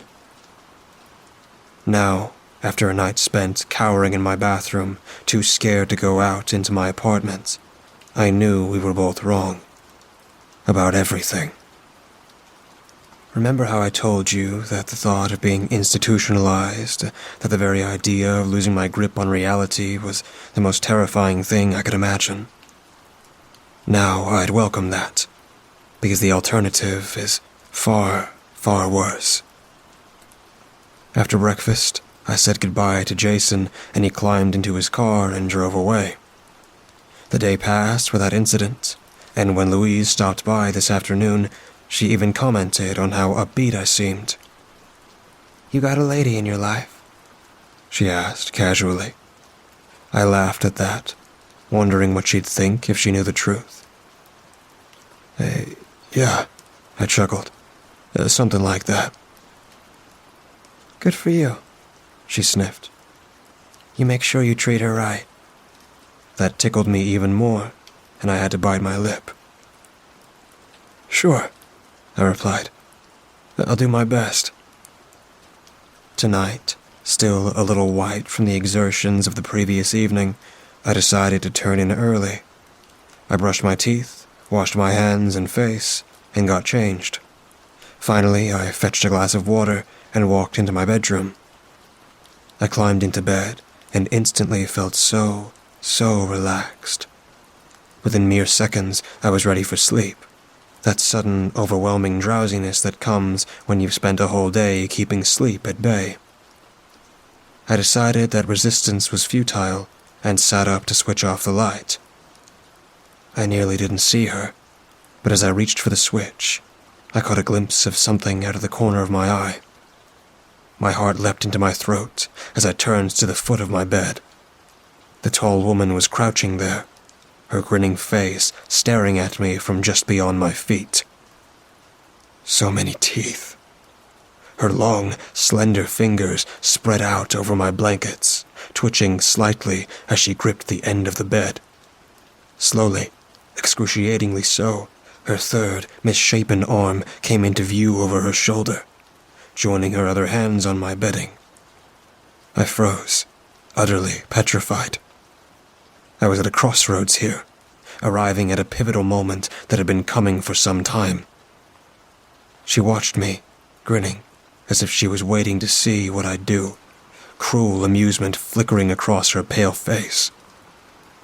But this time, I'd had enough. "You don't scare me anymore," I said, my voice filled with defiance and anger. "I'm not letting you do this to me." I reached across to the light switch. "Good night, Helen," I said triumphantly, then flicked it, plunging the room into darkness. I laid there, a sense of tremendous pride surging through me, and I grinned to myself in my warm, comfortable bed, overjoyed at the emotional victory of overcoming my own fear. And then, it happened. The thing that led me here. Something that turned my blood to ice water, my bowels to jelly. "Good night, Andrew," her raspy voice hissed from the darkness.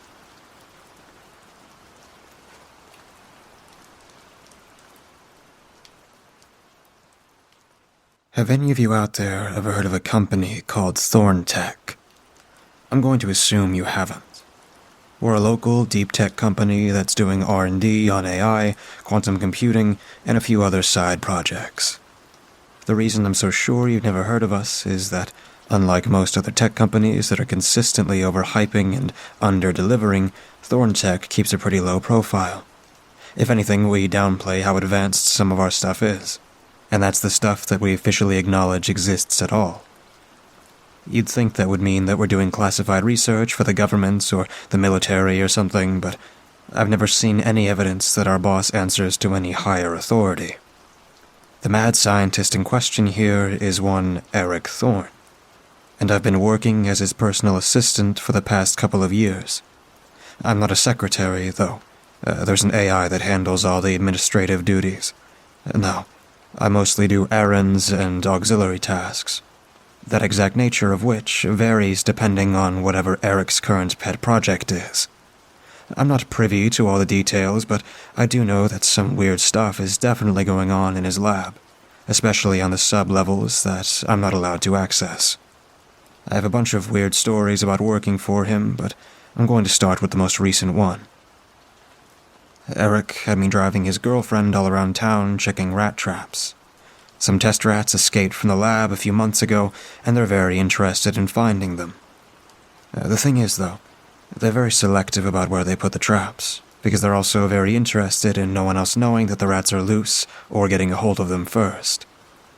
I really hope it's just because the rats are worth a lot of money and not because they're the carriers of some sort of bioweapon or something. "This is the first stop?" Ivy, Eric's girlfriend, asked with a hint of disdain in her voice, peering out the passenger window at the slightly creepy and dilapidated Victorian house across the street. Ivy, or Miss Noor, as I am required to refer to her, is just as weird and creepy as her boyfriend, if not more so. She's British and only came to Harwick County this year. But from what I've gathered, she knew Eric before that.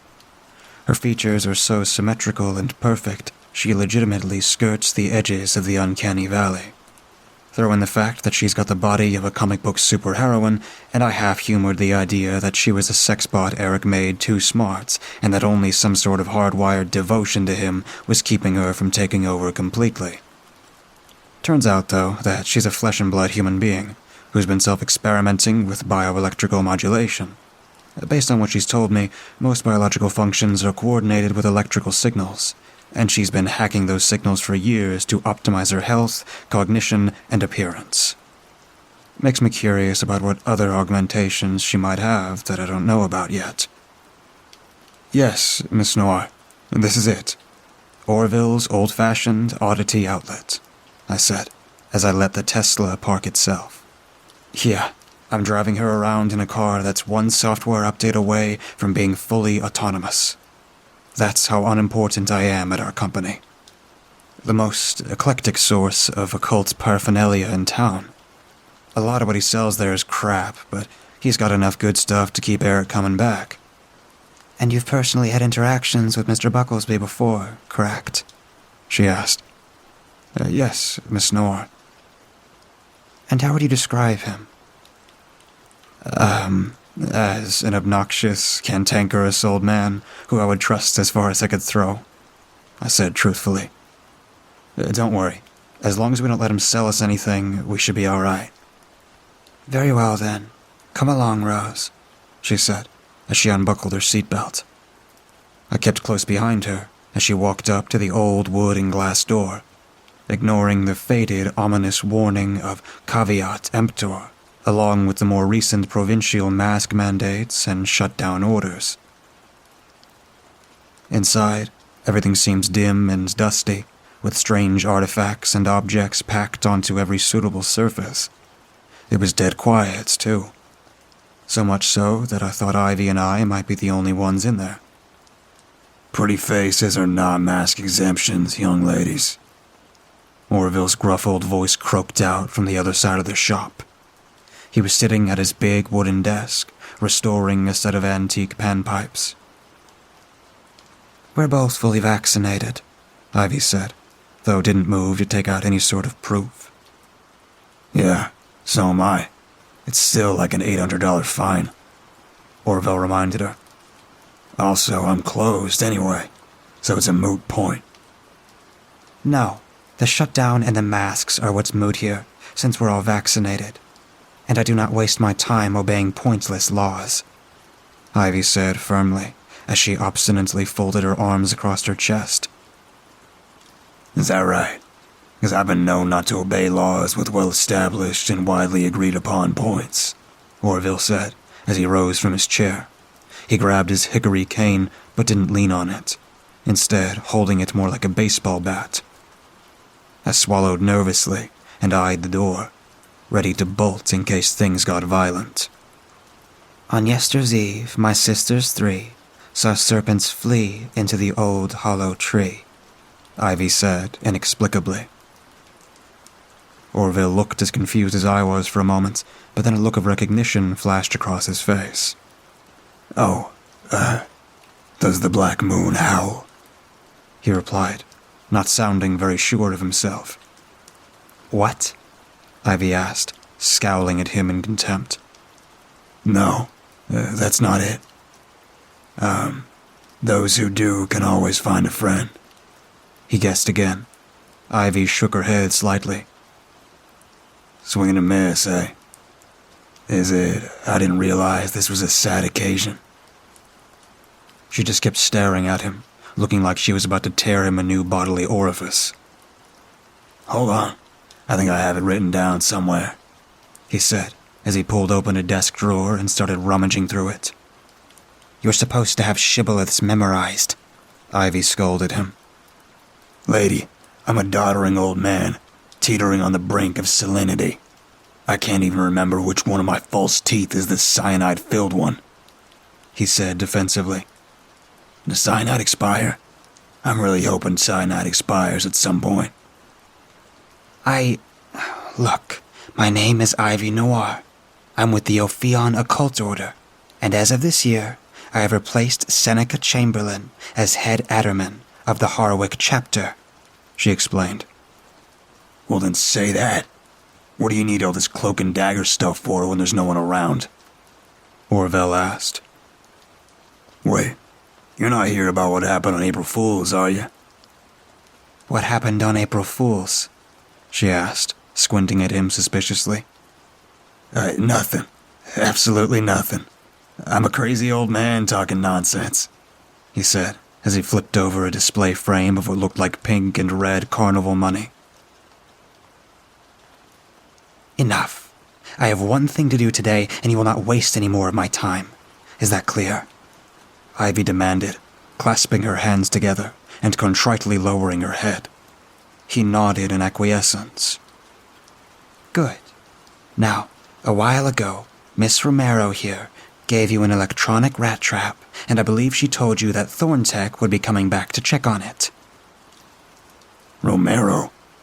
Orville said, as he took a good look at me for the first time. Oh, hey Rose. Didn't realize that was you. Why didn't you say something? As a subordinate, Miss Noir prefers I speak only when spoken to, as much as possible, I said through a weak smile. Eric's got you looking after that stuck-up crumpet here? What for? Orville asked, his contrition from a few seconds ago already forgotten. She's his girlfriend, and she's working out of our lab now, I replied. Excuse me, when I'm present and we're discussing Eric in third person, I'm not his girlfriend. He's my boyfriend, she corrected me. And you are not to give out any personal information about myself, no matter how trivial, without my expressed permission. Is that understood? Yes, Miss Noir. Terribly sorry, Miss Noir. I apologized. Yeesh. If you weren't such a looker, I'd feel bad for Eric, Orville said. I'm actually pretty on the fence about it, now that I think about it. The rat trap. Now, Ivy ordered. That settles it. I'm off the fence. Poor Eric, he said, as he scurried off to retrieve the rat trap.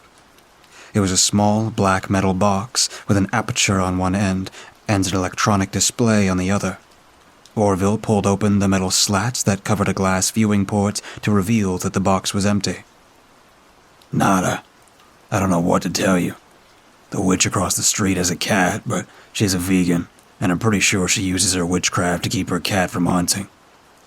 It's just cruel, and largely defeats the whole purpose of domesticating cats in the first place. I ask you, why keep a cat if it's not going to keep vermin away? Crazy hippie. Ivy tapped a button on her AR glasses and scans the QR code sticker on the side of the trap. An LED lit up, and the trap uploaded its data to her. After examining it for a few seconds, she tapped her glasses again and then examined the trap itself. You haven't been meddling with this, have you? She asked. Meddling? Me? Hell no, he claimed in an overly defensive tone, thumping his fist on his desk and triggering a mechanical jack-in-the-box to pop out of a hidden compartment, which he promptly shoved back down. You didn't find any abnormal rats in this thing and try to keep them for yourself, did you? Ivy asked. What on earth would I want with some deceased rats? He asked with a dramatic flourish of his arm, accidentally gesturing to a display case of small taxidermy animals. Ivy eyed him suspiciously, before eventually shoving the trap back into his hands. Put that box somewhere a rat can get it, but as far out of public sight as possible, she ordered. If it does catch anything, let us know immediately. Understood? Yeah, got it, Orville nodded. Good. And get your shibboleths memorized before my next visit, she said, and turned around and swaggered to the door. Rose, let's go. I gave Orville a polite half-wave goodbye and chased after Ivy, faintly hearing him blow on the panpipes he had been working on as the door shut behind me. What did I tell you? He's an insolent old man, isn't he? I asked good-naturedly as we walked back towards his car. No, he's not what he seems, she said ominously. She didn't volunteer any more information, and I didn't press her for it. Checking the rest of the traps around town went relatively smoothly, but Ivy was getting frustrated that they were all turning up empty. The traps were supposed to attract the escaped lab rats specifically, and be able to tell the difference between them and anything else before locking shut. And Ivy was starting to wonder if maybe the traps weren't working like they were supposed to. If it's not the traps, then that means the rats have skipped town, were caught by someone else first, or are smart enough to avoid or escape the traps altogether. And none of those are acceptable, she groaned, as we pulled up to our final stop, Avalon View Luxury Apartments. What if they're just dead? I asked, since that seemed like a pretty big possibility to overlook. They're not, she insisted, but refused to explain on that any further. Do you think you can handle this one by yourself? Chamberlain owns this building. He's never actually threatened me, but I don't feel entirely comfortable walking down into a basement and leaving myself at the mercy of his staff. Yeah, of course. I can check a trap and scan a QR code for you. I agreed eagerly. Good, she said, handing me her phone. Just tell the doorman what you're there for, and he'll take you to the rat trap. I got out of the car and walked off towards the ostentatious mahogany and cream-colored high-rise, this time putting my mask on before entering the marble-tiled lobby. Hi, I'm Rosalind Romero from Thorntech. I introduced myself to the doorman standing behind the front desk, flashing my company ID and proof of vaccinations. I'm here to check on a rat trap we placed a while back. Of course. Just fill out the visitor log, and I'll escort you down to the cellar suites, he said as he passed me a binder and took my temperature with an infrared thermometer. You're good. Cellar suites? Is that a euphemism? I asked uneasily. Not at all. Mr. Chamberlain maintains multiple subterranean apartments for clients to whom privacy is paramount, he said nonchalantly. You have nothing to be concerned about. They will be alerted of our presence and will be sure to remain in their rooms until we've left. Aha, I muttered. I couldn't help but think of the sublevels at Thorntech and of the hours I must have spent wondering what Eric kept down there.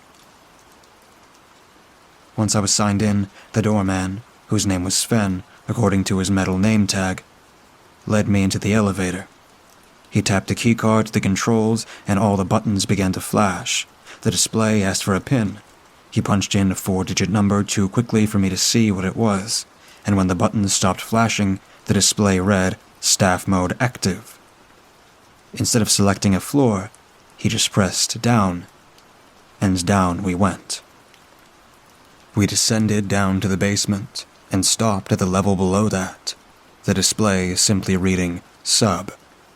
The doors slid open, revealing a long, wide hallway, lit with many chandeliers. The floors were still marble, but the arched walls and ceiling were made from large and heavy bricks. The apartment doors were all solid bronze with gargoyle knockers on top. Swanky, I said, hoping I wasn't coming across as too sarcastic. What do you got? A coven of vampires living down here or something? Oh God, no. Vampires are such divas, and prone to infighting. A coven couldn't pay us enough to put up with their drama, he replied. I wasn't 100% sure if he was joking, but I laughed anyway. We reached the end of the hallway, and he gave the door 3 loud knocks with the knocking ring. When he didn't get a response, he cautiously opened the door, revealing a large common room of some kind. Looks to be empty. The rat trap is over by the back door, he said, pointing to an old wooden door at the end of the basement, obviously much older than any of the bronze ones. There was a space between it and the floor that was big enough for a rat to squeeze through, and when I got close enough, I could feel a draft of stale air coming from it.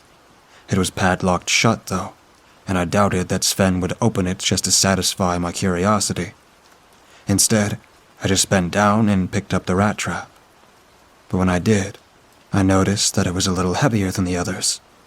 I quickly opened the viewing port, and there, beneath a thin layer of ballistic glass, was a big black rat. "Finally," I said, taking out Ivy's phone and scanning the QR code. "Hey there, little guy. You still alive in there?" I gently tapped the glass, getting the rat's attention. It opened its eyes, and I saw that they were a very vibrant crimson color. "Wow, freaky. Yeah, you're definitely some sort of escaped lab rat, aren't you?" I asked excitedly. It twitched its nose, but otherwise didn't seem to react to my presence. "All right, Sven. I got what I needed. Can you take me back up now?" "Sven?" When he didn't answer, I looked back towards the door, only to see him staring at me in horror. Well, not me. The rat. It had become fuzzy around its edges, like there was no clear line between it and its surroundings. But the rat was definitely growing in size. I dropped the trap and ran for the exit, but Sven had already fled and closed the door behind him. "Sven, you coward! Open this door!" I screamed as I furiously pounded my fist against it. I turned around to check on the rat, only to see that it couldn't really be called a rat at all anymore. Its hazy, vaguely humanoid form was almost as tall as the ceiling. Long, whip-like appendages that moved like molasses stretched out to caress anything they could reach. The rat's crimson eyes were the only original feature left now, shining brightly in its hollow void of a face.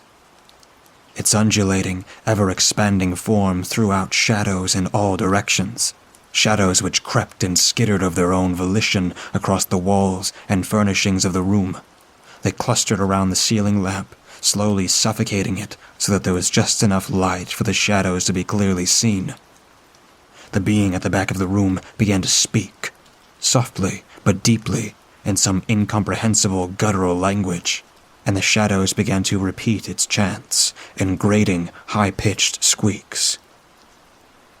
I didn't have any weapons on me, so I grabbed the first object within reach and threw it at the thing, but it went through it like it wasn't even there. It just kept getting bigger and louder, its form growing angrier and more turbulent. Its tendrils started frantically whipping towards me, and I ducked for cover behind an armchair. Even though the shadows and tentacles it was casting outwards kept moving faster and faster, the creature itself remained put. It twisted and thrashed about as much as it could without moving from where it stood. But for whatever reason, it didn't seem to be able to move from that spot. As terrified as I was able to think clearly enough to realize that the shadow creature was tied to the rat, and the rat was still in the trap. I paid close attention to how its tentacles were affecting the world around it, and as far as I could tell, they weren't affecting it at all. They passed through everything, just as the crystal tumbler I had thrown had passed through it. Even the air didn't even seem to be disturbed. I realized that everything that was happening was just an illusion created by the rat. It was trying to scare me, because that was all it could do. It hadn't done anything until I had opened the trap's viewing port, and it seemed a decent bet that shutting it would be enough to put a stop to its phantasmagorical attack. I took a few deep breaths to steel myself, and when I worked up enough nerve, I jumped out from behind the chair and dashed towards the creature. It screamed and roared, whipping me ferociously with its elongated limbs. I did not feel pain, but they didn't penetrate my clothing or draw any blood, so that must have all been in my head too. Forcing myself to press on, I dropped onto my hands and knees and crawled into the creature itself, reaching around blindly for the rat trap. After a few horrifically drawn-out seconds, my hands felt a small metal box that was vigorously shaking about as the rat inside tried to free itself. Desperately grabbing onto it, I frantically fumbled with it for a few seconds until I found the viewing port and snapped it shut. The creature around me let out a final, anguished wail before vanishing into nothing, leaving the room exactly as it had been before. I breathed deeply in relief and laughed at the sound of the little rat scratching at the inside of its box. "Yeah, well, too bad. I'm not opening it again after that stunt." I cursed at it, shaking the trap for good measure. I nearly jumped out of my skin when I heard the bronze door behind me unlock and creak open. I spun around and saw a tall, slender man dressed in a fancy silk housecoat. His skin was a dusky midnight blue, tattooed with bright silver runes and sigils. His long hair and large irises were a pale Alice blue, and the sclera of his eyes were black. To cap it all off, he had a prominent pair of long, pointed ears. I honestly thought he was another rat-induced hallucination before he spoke. What in the 7 circles of hell is going on here? He demanded, his voice ethereal and his accent a weird mix of British and Scandinavian. I suddenly realized that he was one of the residents of the cellar suites, and that my mishap with the rat trap had disturbed him. Fortunately, he turned out to be a pretty chill guy for a dark elf, if that's what he was.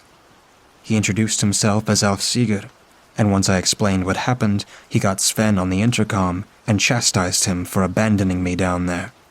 Sven came down to retrieve me immediately, apologizing and promising that neither myself nor Thorne would be held liable for the damages.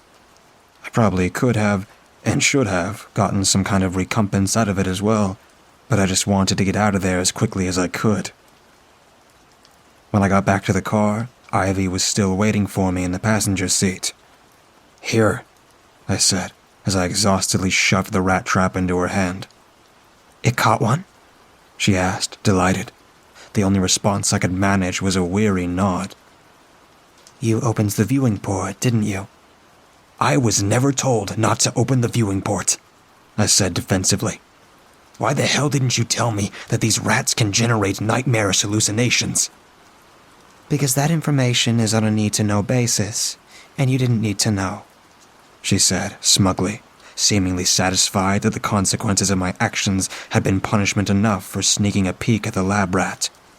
She scanned the trap's QR code with her glasses, and as she read over the data, the smile slowly vanished from her face. This rat gave you hallucinations. You're sure? There couldn't have been another rat nearby that was responsible? Of course I'm sure.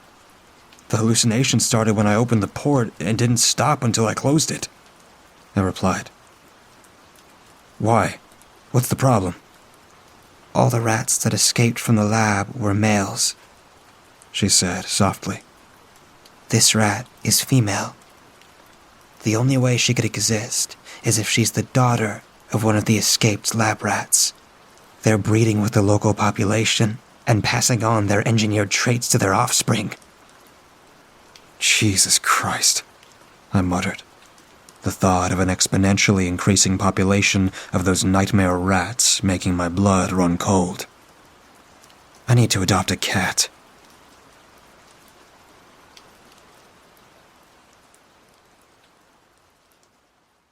Did you know that most networks across the country do not have a Channel 37? The reason behind that has to deal with the search for life outside of our universe. When the television networks were being set up, the Federal Communications Commission had designated Channel 37 in every city, state, and town to be allocated for radio telescopes. These radio telescopes searched the galaxy for signals from intelligent life. All of this information was found out after the fact, and if I had known this, then maybe my predicament could have been avoided. This all started around 4 months ago, as our typical Saturday night ritual had gotten cut short by my friend Mike. He stated he had an emergency that he needed to tend to, but we all knew it was his girlfriend being extra clingy. This killed the entire buzz of the event, and we decided to go our separate ways. Instead of catching a ride or a taxi, part of me was thankful my apartment complex was within walking distance from the light rail. Back at my apartment complex, my intoxicated mind started manually flipping through the channels. When I'd gotten to Channel 37, instead of there being static, there was an actual show playing. The scene resembled something out of a bad horror movie, as this was shot in someone's basement. There were crude Halloween decorations scattered on the walls, as well as some unidentifiable stains on the gray concrete blocks. a man stood in the center of the frame, clad in something that was akin to tactical gear that either SWAT or Special Forces might wear. Every part of his body not only hid his physique, but gave him a sense of anonymity, as he was dressed in black from his boots to the tips of his gloved fingers. The only thing out of place was a white hockey mask that adorned his face, as the areas around his eyes had been blackened out in the shapes of triangles. A blackened, stitched smile stretched from edge to edge of the worn mask, completing his look. Looking at the camera, he greets his audience in a voice that is a cross between gravelly and smooth. My first thoughts were that his voice should be muted, but he must have a small mic hidden behind the mask. And welcome back, my maniacs. We will get back to Invasion of the Blood Farmers in a bit. For those that are tuning in for the first time, I am your host, Skullface. Welcome to the Skullface Spook Show that starts every Saturday at the stroke of midnight. So this is the part of the show that I know a lot of you love. Yes, my lovelies, it is time for the Wheel of Punishment. The camera pans to something out of a bondage lover's dream as a man in his late 30s is chained to the wall. He tries to speak, however, there's a gag pushed deep in his mouth as he looks at the host with fear in his eyes. This, my lovelies, is Miguel. He is a drunkard and a womanizer, and he has repeatedly hit his wife and kids. He is a reasonably horrible person, as he barely supports his family, and while he was out in the world, I offered him a drink. Unfortunately for him, it was laced with a drug, and he was out in a matter of minutes. So I dragged him back here to face the Wheel of Punishment. Muerta, can you please spin the wheel? A black and white spinner wheel fills the screen as various words are written upon it as a beautiful young woman walks into frame. She is dressed in all black, from her bust to her miniskirt, as her face is painted in a variety of colors. Her makeup resembles those sugar skulls that are meant for the Mexican Day of the Dead. As she spins the wheel, it clicks on and on as it lands on two words: slit throat. Giving a feral grin and taking out a straight razor that was tucked in her bust, she opens the blade and stalks up to the tied-up victim. With one quick motion, she slices through his neck as blood begins to pour from the wound, crying out in anguish. At this point I was bored and was thinking of turning in early, so I clicked off the television and went to bed. This was an old trick that special effects guys used to use with a dull razor and a squeeze bulb filled with fake blood. One of the books in my collection was Grand Illusions, written by the great Tom Savini, and he showed how to do this trick. There wasn't a horror movie I couldn't pick apart either, through cheap CGI or practical special effects. Next Saturday, most of my friends went to a local sci-fi con, and I had zero interest as well as funds to go. Most of the day was spent either doing chores, playing video games, or looking at weird stuff on YouTube. After getting some takeout from my favorite Chinese place, it was around 10 p.m., and part of me wondered if that channel would come back on. Turning to channel 37, there was nothing but static right now, but Skullface said it would start at midnight. Finding a movie to watch to occupy my time until the witching hour was easy, settling on some early Jackie Chan flick. The movie was still going at 11:55, and not wanting to miss a second, decided to turn back to cable. Punching in the number 37, static was still there until 2 minutes to midnight, where that was replaced by a test pattern with a typical high-pitched whine. At the stroke of midnight, the Skullface Spook Show roared to life, accompanied by Rob Zombie's Super Beast. The visuals were various horror movies, ranging from classics to forgotten horrors, interspliced with shots of the host and co-host. The credits didn't run for long before the same interior showed up from the last time. Skullface stood there, motionless, as he seems to look directly at me through the television. Welcome to another episode of Mayhem, here at the Skullface Spook Show. I'm your host, Skullface, along with the beautiful Muerta. Come and say hello, my dear. She steps from out of frame dressed in dark red, Her makeup, while it was in the same style, was in different colors to accentuate her look. She looked more devious in this makeup rather than beautiful, as the reds played off the ones of her outfit.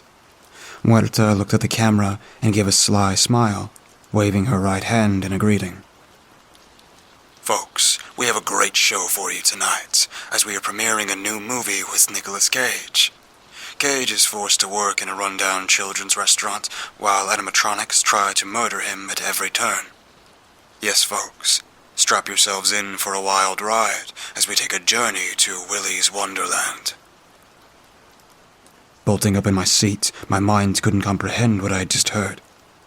This movie hadn't even made it to theaters yet, and somehow this low-grade show managed to snag a copy. At first, my expectations were going to be it was some other rip-off or something else. However, when the film started, those suspicions were laid to rest. They were really showing this film, and without giving away any of the plot or story, this is a film that needs to be experienced. Interspersed between the movie were short segments that cut back to the studio. Skullface would give his opinion on the movie, riffing on what happened before the last break. Other breaks would be filled in with either short horror films or cartoons that fit in that genre. Recognizing some of the shorts from YouTube coming from Crypt TV, and the cartoons were pulled from Hell of a Boss. At around halfway through the film, the camera cut away to a view of the floor of the studio. The camera quickly panned up to see a young woman strapped to a hospital gurney. She was bound and gagged as she squirmed against the worn leather restraints. As the camera returns to a fixed position, Skullface stepped into frame, addressing his audience. Welcome back, friends. For those of you watching for the first time, I'm Skullface, and you're watching the Skullface Spook Show. We'll be getting back to more Cage carnage in a few moments, but right now, this is the part I know most of you sickos love. It's time for the Wheel of Punishment. Moving over towards the gurney, like a big cat stalking his prey, Skullface looks down at his captive. This here is Alyssa. Her boyfriend Sean was loyal to her without a fault. However, she was less than faithful. So much, in fact, that she had gotten pregnant from another man and then lied to him about it being his. The father wasn't the most stable of people, as they were being treated for a few things, including suicidal tendencies.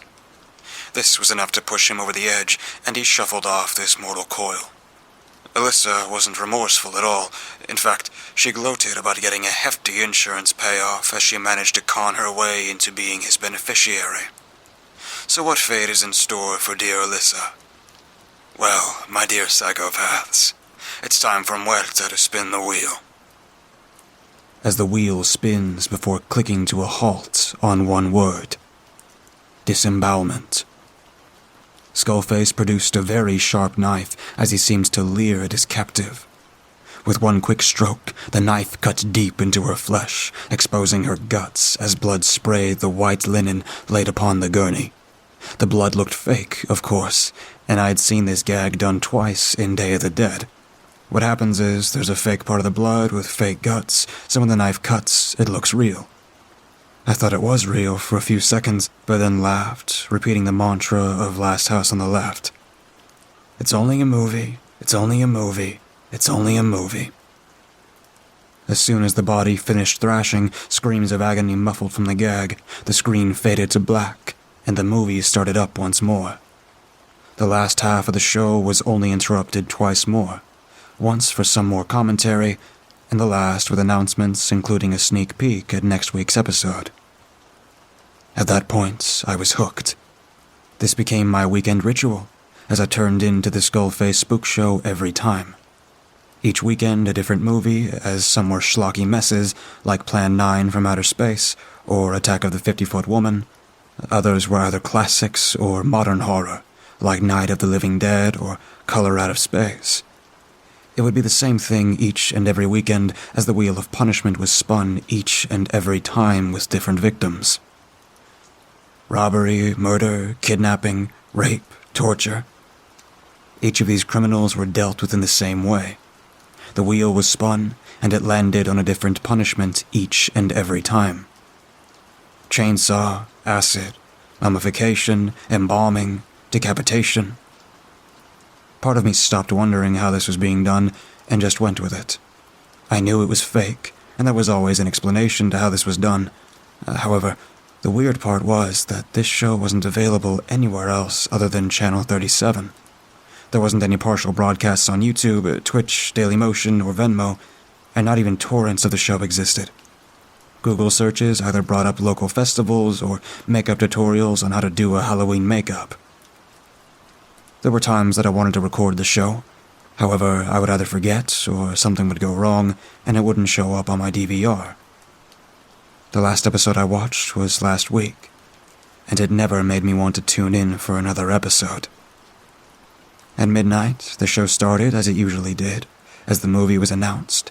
I think it was Hellfest, and things progressed normally. That is, until the Wheel of Punishment. Strapped to a wooden structure in the shape of an X was someone that I recognized almost immediately. However, before I could speak, Skullface appeared on screen. And welcome back, my lovelies. This here is Sam, and he has been a real bad boy. Sam works for a major multinational corporation and has been embezzling money from them for at least 3 years.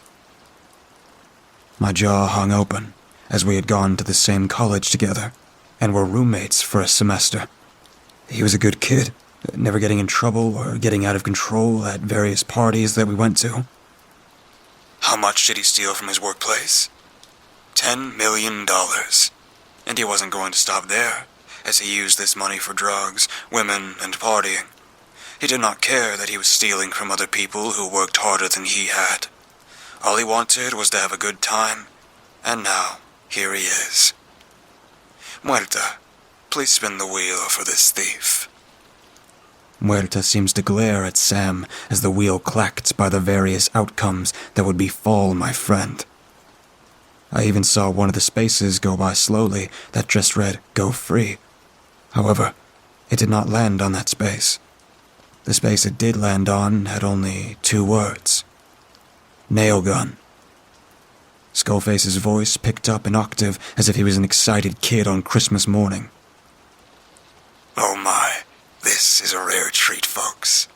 Usually we get maybe 2 or 3 nails to take care of our guest, but for someone this naughty, we're going to use 10.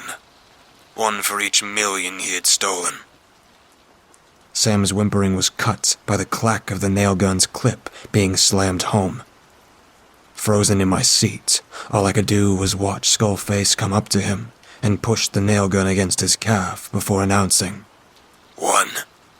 The nail gun jerked as Sam's muffled screams could be heard as the nail was embedded deep within his calf.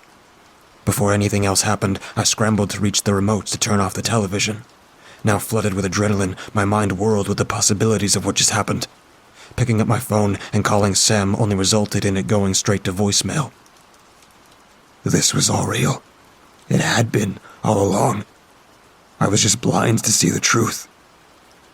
Storming out of my apartment, I ran the 4 blocks to the police station, fueled by both fear and rage.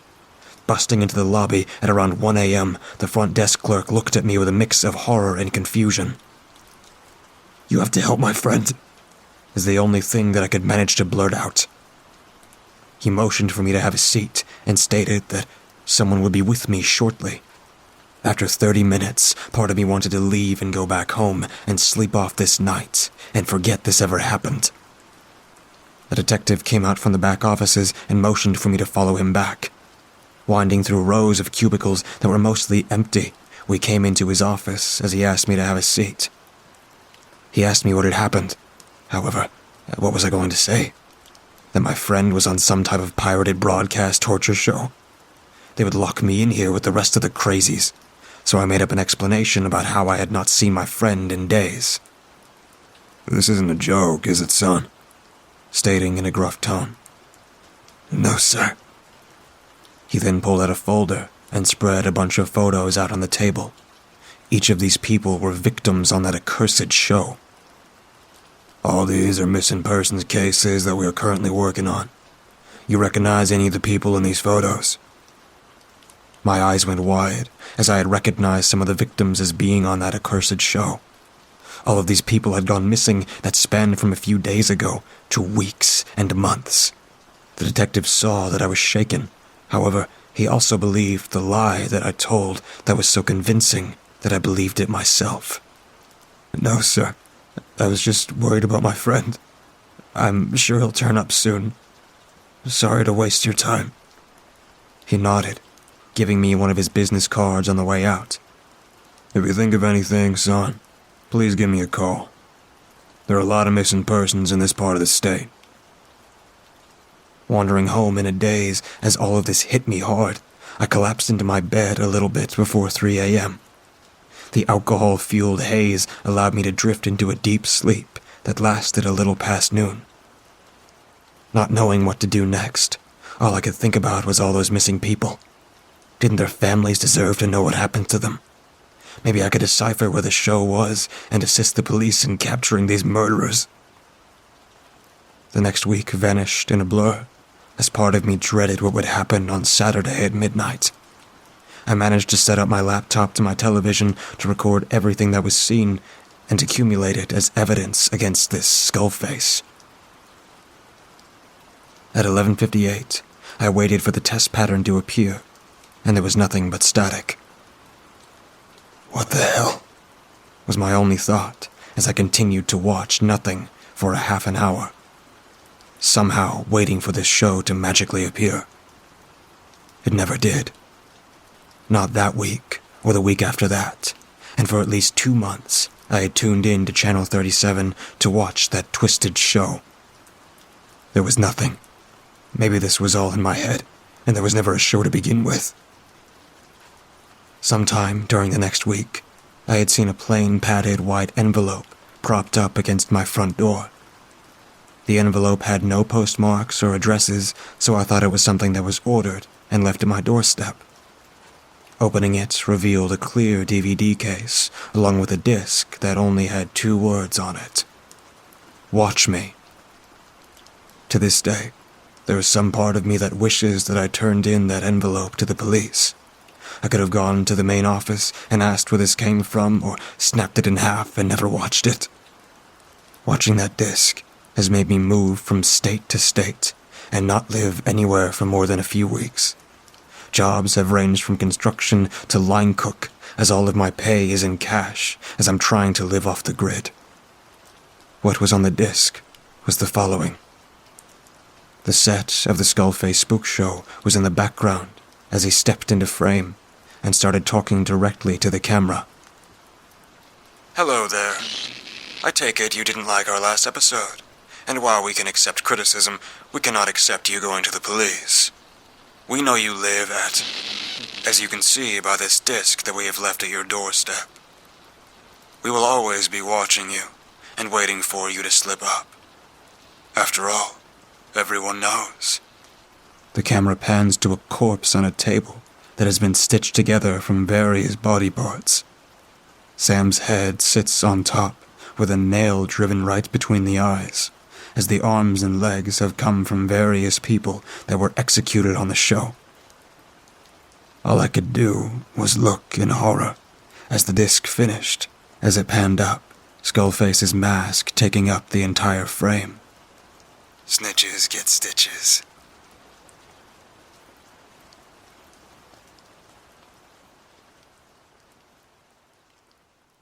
I met Lily in the strangest of ways. Looking back, I can see that it was somehow fitting that my first interaction with her took place just 3 days before Halloween. She had always had some spooky sense about her, which is part of what led to my attraction. I was visiting a haunted house with my then-girlfriend, Emily. It wasn't just any haunted house, but one of the best, if not the best, in Ohio. Several of my close friends were actors there, so it made things even more fun for me. I made it my personal challenge to get them to break character, but it happened only a few times. It was a great opportunity for them, though, as I was willing to play along. Actors were not allowed to make physical contact with the guests, but they knew that they could get away with it with me. So it added to the scare factor when other customers saw me getting grabbed and pulled into the action. I had given Emily advance warning, but it still gave her some screams. Emily spent most of the time with her arms wrapped tightly around me, but we had entered a tight corridor and were forced to walk through single file. She still grasped my hand with a ferocity you couldn't imagine. Without warning, someone grabbed my wrist and pulled my hand out of hers. I felt myself getting pulled back and was thrust up against a wall in a dark corner. I could feel someone's breath close to my face. Hey, not cool. I shouldn't leave Emily. Before I could finish my sentence, I felt her forcing her lips against mine. I couldn't see her, but I knew that it was not my girlfriend. Emily was tall, about 5'10", and whomever was kissing me was much shorter. I felt embarrassed to admit it, but it was the best kiss I had had in my life, and it was from a stranger. She pulled away and then came close to me again. This time I reciprocated, and after a few seconds that seemed to last forever, she pulled away again, this time biting my lip in the process. Hard. It drew blood. Then she left, just like that. The best glimpse I got of her was from behind. Petite, as I suspected, and wearing a short baby doll dress. I noticed her flowery scent also. She skipped away into the darkness, and in a sing-song little voice she said, "Happy Halloween." I stood there for, well, I don't even know how long. It was long enough, though, that I was unable to catch up with Emily until we were both at the house's exit. She seemed understandably perturbed, but upon seeing my bleeding lip, a concerned look crossed her face. "Oh, baby, what happened?" "Nothing," I said. "Nothing. I don't know. I'm fine." But I wasn't fine. That girl, that kiss, it was all I could think of for the rest of the night and the following day. I thought that it must have been a silly prank, maybe even someone that I knew, and it meant nothing. Still, I simply could not get it out of my head. It did mean something to me, and I had to know who it was. If it was someone that I knew, a friend, that might be awkward. But if it was a stranger, I needed to meet her.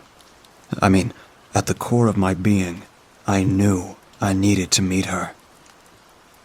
A couple of days later, I mentioned the encounter to my friend, Jacob. He was an actor at the house, and said that he hadn't heard anything about it. He asked around to see if anyone had been trying to play around with me, but no one admitted it. There were a couple of new girls in the cast, but neither fit my description, as vague as it was. There was a cast party planned for Halloween night, after the house closed for the evening. Given my acquaintance with many of the actors, he said it would be fine for me to attend as a guest. He suggested that I should, and perhaps my mystery woman would come forward. I accepted his invitation on the spot, not needing any time to mull it over. I had become a slave to my emotions. The night of the party arrived. I begged off with Emily, saying that I was under the weather. I couldn't very well tell her to party with me. That would sort of defeat the purpose.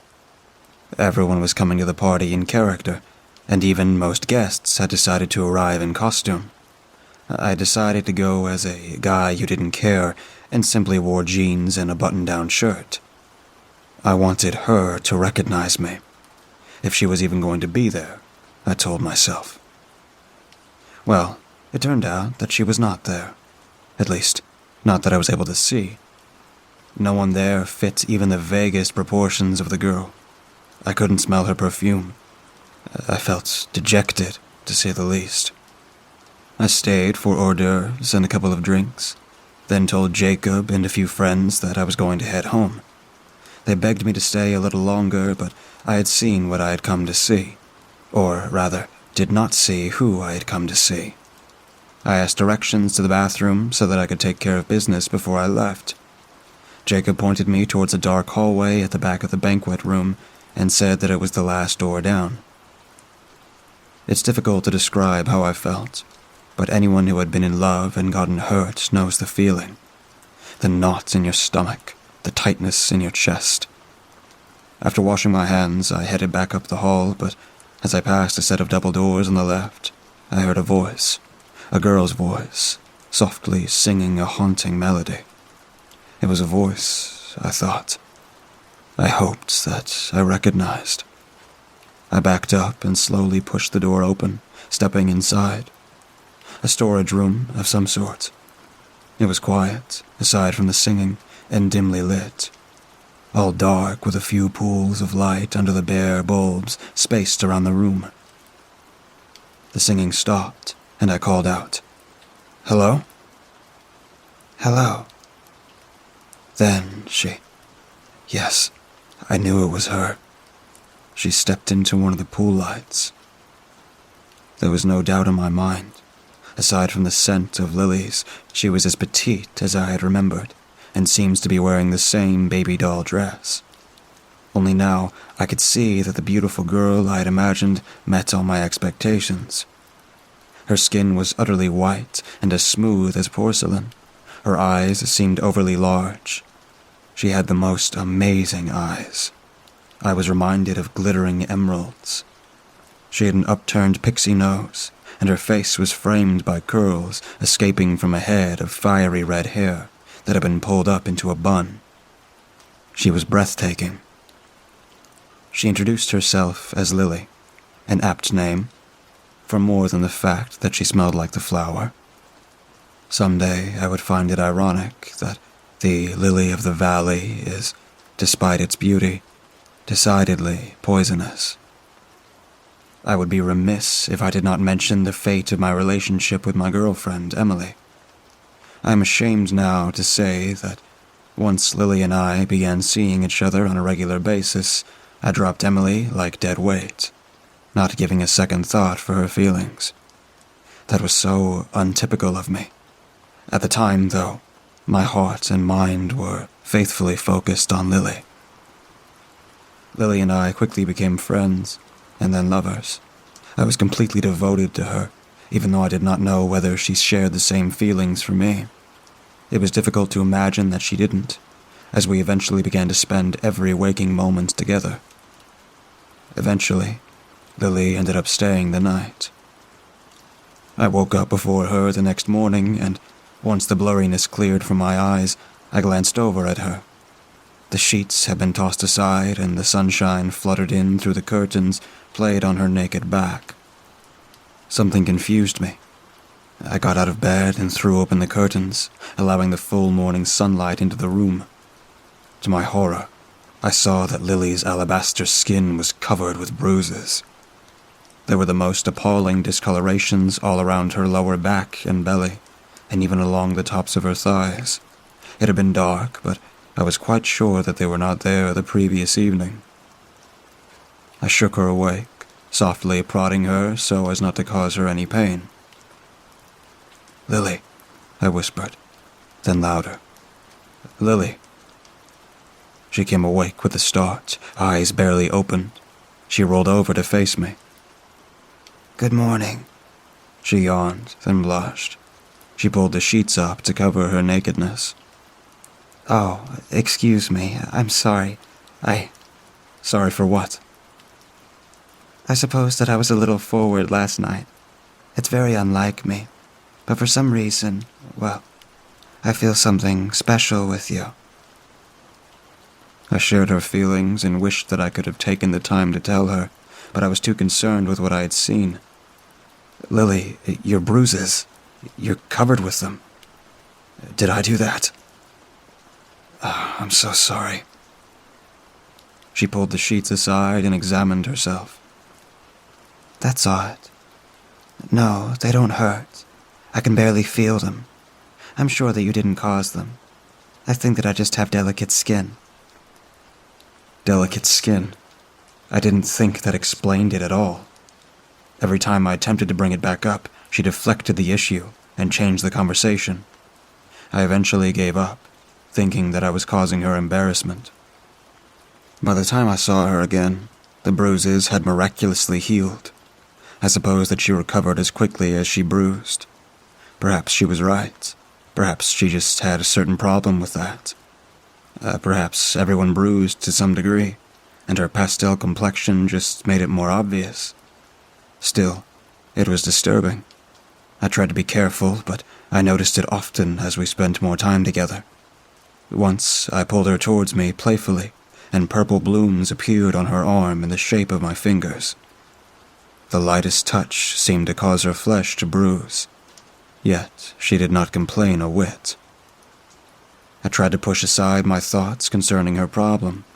Aside from that, she was the perfect woman. She was beautiful, but acted as if she did not know it. She was controllable, yet capricious, an accomplished courtesan who acted like a virgin. As a lover, she was insatiable, and astounded me with her intensity of interest when in bed. And yet, after a time, our lovemaking would leave me with a certain distasteful feeling. She seemed cold inside, like cool, wet meat. Then there was the bruising. She always seemed renewed after a while, though, a bruising gone, smelling of lilies, and as soft and warm as a lamb. The closest I had come to finding out the truth under, well, better circumstances had been during a conversation over beers with my friend, Jacob. I had explained to him that Lily was the girl I had told him about. He looked at me in an odd way, but continued our conversation in a light-hearted tone. "So, Lily, huh?" He arched his eyebrows. "Yeah," I said. "I met her that night in the house, then again at the party, and that was it for me. She had me wrapped around her finger ever since." Jacob stared into his beer, a smirk on his face, nodding. "Yep, she's a quiet one, isn't she?" I laughed. "At first, yes, but since she came out of her shell, she's the most passionate lover I've ever been with." "Wait, so, you..." Jacob set his beer on the bar. "Every night." He sat there, assessing me, his jaw hanging open for an awkward amount of time. I couldn't tell what he was thinking, but his change in attitude concerned me. Then a huge smile cracked his face, and he busted into hysterical laughter. "Oh, God," he wagged his finger at me. "You had me going for a second. Half the time I can't tell if you're being serious." "Scary, man, scary." I made a couple of jokes and then turned the conversation away from Lily. I suppose that I didn't want to know any more. I thought that maybe he knew something about her that I didn't, and that made me feel jealousy, angry. I'm not entirely sure what the feeling was, but I didn't like it, and so never brought up the topic of Lily again. The problem was that Lily was getting sicker and sicker as time went on. In addition to the bruising, she began having, I suppose that spells is the best word for it. I would find her doubled over, clutching her stomach and moaning, obviously in great pain. She would always say that she'd be fine, though. She would always say that she would be fine, though, to give it some time. And she was always fine, within a day or two, seeming like nothing ever happened. I would have thought that she was experiencing psychosomatic symptoms, or perhaps faking it for attention. But there was the smell. During these spells, her usual flowery scents would be pervaded by something rotten. It was hard to be near her at times like those. I knew that it was those times she needed my support the most, but I felt too weak to handle it. She seemed resigned to it, though, and so I couldn't convince her to see a doctor. Well, as a matter of fact, she did say that she was seeing someone. I gathered that he wasn't a medical doctor, per se, but more of a holistic healer. Just as I was about to give up, at my wit's end, the truth came out. The awful truth. I had stopped to meet Jacob and a few of his friends for dinner after work. I tried to avoid the subject of Lily, as usual, but somehow things always circled back around to her. It was as if Jacob and his friends were fascinated by her, by my relationship with her. "So, Jacob turns to me, smiling. "How are things going between you and Lily?" His friends snickered. Well, okay, I suppose." He came in close to me, close enough that I could smell the sour beer on his breath. Now, really? He gave an exaggerated wink. How are things going? Nudge, nudge, wink, wink. Everyone chuckled again. The anger was growing in me. I could feel my face turning red. Enough, man. Lily and I are fine. End of story. For some reason, Jacob and his friends thought that it was hilarious and burst into laughter. I shook my head in frustration, downed the dregs of beer in my glass, and excused myself. I needed to use the men's room, I said, but planned on sneaking out the door afterward. I was done with this sort of talk. I stood at the urinal, finishing up, when Jacob's friend Jim walked into the men's room and took up a place at the urinal beside me. For a few seconds, he stared at the wall ahead of him while he relieved himself, and then began talking. I thought he was just rambling on to himself, but soon realized that he was addressing me. So, you been, he heamed. You been taking Lily home with you, is that right? My eyes narrowed. I was suspicious and entered the conversation cautiously. Yeah, taking her home with me might not be the right way to say it, but yeah, she and I have been spending a lot of time together. Yeah. Lily is, unfortunate, I suppose. Real popular with the boys. What the hell is that supposed to mean? I yelled, maybe a bit too loudly for a public restroom. He kept talking calmly as he zipped up and washed his hands. Nothing. Please don't misunderstand me. You and Lily have something special, I can tell. And if anyone can understand her, it's me. What? Just be careful. She always comes crawling back to me in the end, and I hate to see her get hurt. When I arrived home that night, Lily was nowhere to be found.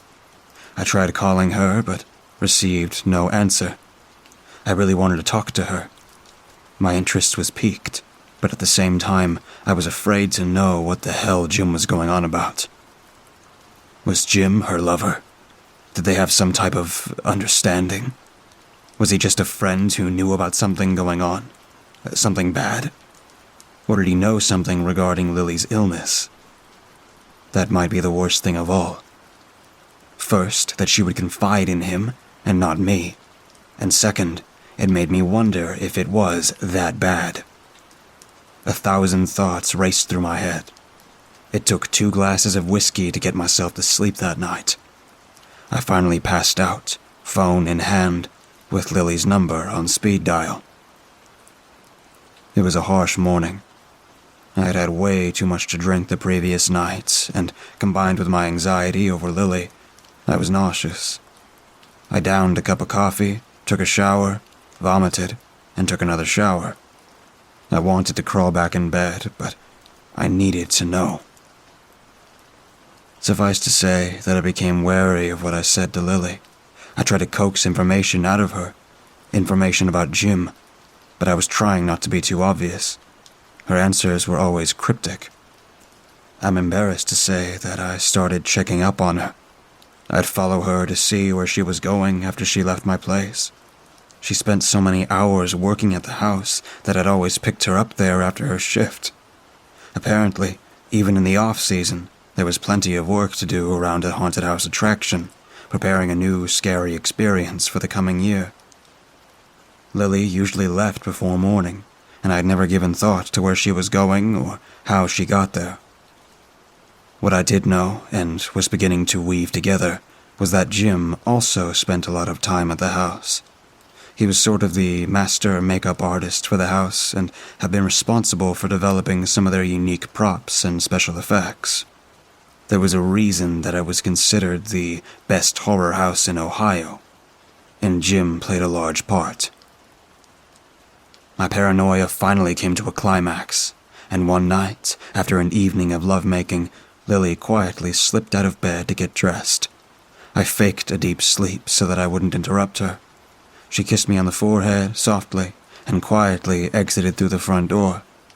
No sooner than hearing the lock on the door click into place, I was out of bed and at the window. I saw Lily, standing at the curb and talking on her phone. After a few moments had passed, a car pulled up and she got in.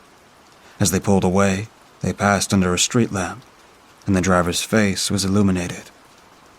I felt a cold lump in my stomach when I realized who it was. It was Jim. The way I saw it was that I had three choices. I could pretend that nothing was wrong and continue seeing Lily as if I knew nothing. That would be the easiest and most pleasant choice if it weren't for the horrible heartache I was feeling. I could just stop seeing her altogether. I'm sure that she would figure out the reason, and she would either be angry or indifferent. And my third choice was to confront them. Although I knew that it would gain me nothing but the scorn of Lily, and most likely ostracism from Jacob and his actor friends, it also seems to be the most satisfying option. I needed to see the looks on their faces when I caught them. After giving them a short head start, I jumped into my car and sped off, catching them about 2 streets down and then dropping a few car lengths behind them. It had started drizzling, and with the light flaring through the raindrops, it was difficult to see. Unless they suspected that they were being followed, they would never know. We drove around for about 10 minutes and finally ended up back at the haunted house. So this is where they met. How tawdry. How sickening that Jim would stoop so low as to refuse to take her back to his own apartment, or hers for that matter. I felt a twinge in my chest when I realized that I, in fact, didn't even know where she lived. I saw them walk in. I waited in my car. 5 minutes, 10 minutes. Should I have just given up and gone home? No. 30 minutes had passed before I scoured up the courage to approach the rear door of the house. I entered a shadowy hallway. Once my eyes adjusted to the darkness, I realized that I was in the same hall as the storage room that I had met Lily in that night at the cast party. I noticed light coming from under the double doors, and the sound of a radio playing Metallica. Not exactly mood music for two lovers, I suppose, but I already knew this was no normal relationship. I stepped up to the doors and put my ear to the crack. I could hear Jim's voice, humming and singing along with the music, but hearing nothing from Lily. I knew that she was there, though. I could smell her perfume, the telltale scent of flowers, and stronger than ever. My throat was dry, my eyes burning, and I realized that I hadn't taken a breath in what seemed like ages. My lungs were burning. Finally, I burst through the doorway. I suppose that I wasn't as intimidating as I had imagined myself to be. Jim acted as if he had barely noticed me come in. He just looked up from his work, said hi, and lowered his eyes to the table again. His work. Lily lay on the table, split open from breast to groin. Where one would expect to find blood and entrails, there was only a slush of thick, purple juices. There was something that seems to resemble bones, but they were strangely jointed together, with grisly wires and metal rods. Heaving and rippling bags of soaked cloth approximated the position of where her stomach and guts should have been. Lily's beautiful face was an eerie caricature of her normal self. Her mouth hung open, tongue lolled to one side, eyes staring at the ceiling. I thought that she was dead, killed by this maniac. But then I half realized that she had never been alive. Or was she? I was so confused. One of her eyes rolled my way and focused on me. I knew that she could see me, but she did not speak. I could swear that I saw some sort of embarrassment there in her distorted face. "Please," I gasped as my legs went out from under me. "Please, explain." I had passed out. As I started to come around, I saw Jim leaning over me. He was kneeling next to me and splashed water on my face. He helped me sit up before encouraging me to remain on the floor. He also took up a position on the floor opposite, cross-legged, and stared at me. After a moment of silence passed between us, he said, "This isn't what it looks like." I exploded. "Isn't what it looks like? What the hell does it look like? What in the holy hell is going on?" "Well, you see, I originally created Lily as an attraction for the haunted house. I had good ideas before, but I could tell right there from the start that she was going to be exceptional. And she was. A big hit right from the beginning. I debuted her about 3 years ago on Halloween evening. Unlike my human actors, you could do anything with her. Or to her. Nail her hand to a wall, pluck her eye out, cut off an arm or a leg. I'm still impressed by how well my experiment turned out. However, even when she didn't undergo any vicious maiming in the name of art, she still became ill every week or so.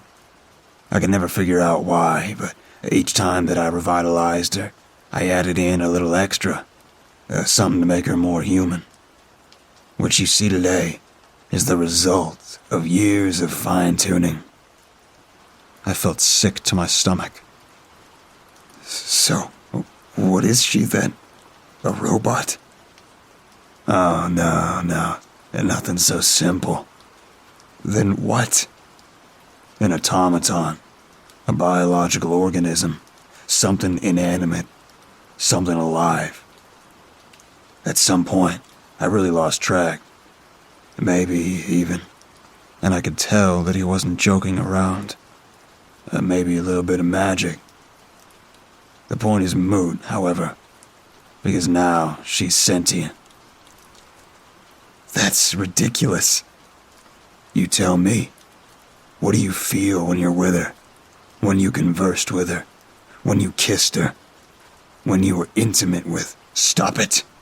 I screamed. It is an abomination. For the love of God, man. How can you keep this up?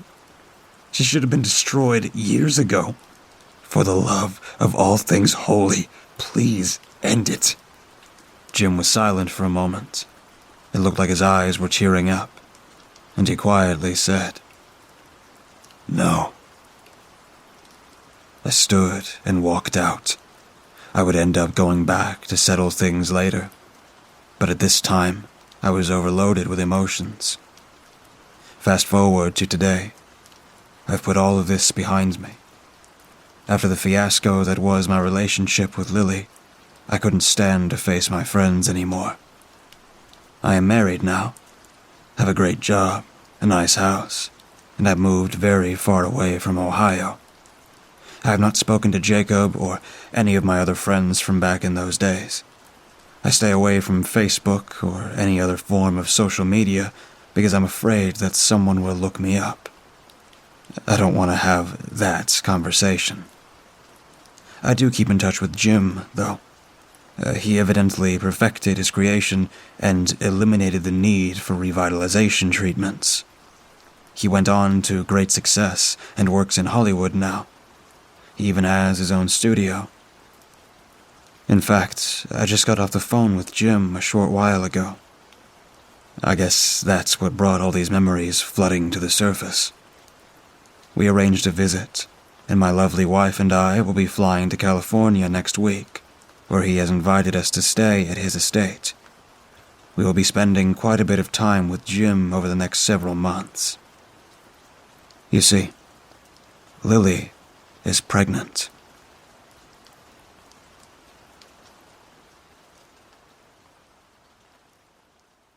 I'd spent the rare gift of a weekend off work sailing in Solva, Wales. The weather had been kind to me. A predicted rainstorm that would have seen me stuck in my holiday apartment had cleared off at the last minute, paving way for glorious midsummer sunshine. The Welsh summer is always so much more refreshing than London's, where long days spent in the hospital are stifling and the tube journey home suffocates me. While I was folding clothes, packing them into my suitcase with care, I heard some commotion on the streets below. Looking out the window, I could see there were a few people with stalls setting up on the high street. Strange, I thought, as a Sunday evening market wasn't something I'd witnessed in Silva before, and I'd been taking breaks here whenever possible for some years. Intrigue got the better of me, so I paused my packing and wandered down.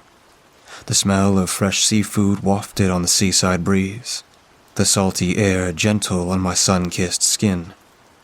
Retirement suddenly felt very far away. Another 25 years until I could snatch more than the rare weekend.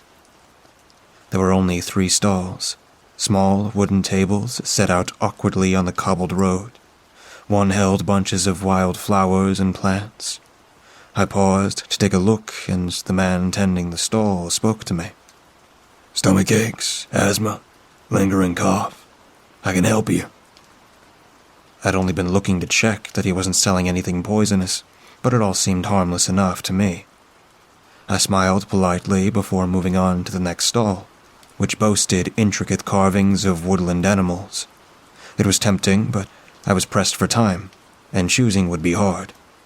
I quickly moved on to the last stall, which, to my complete surprise, was full of snakeskin sheddings.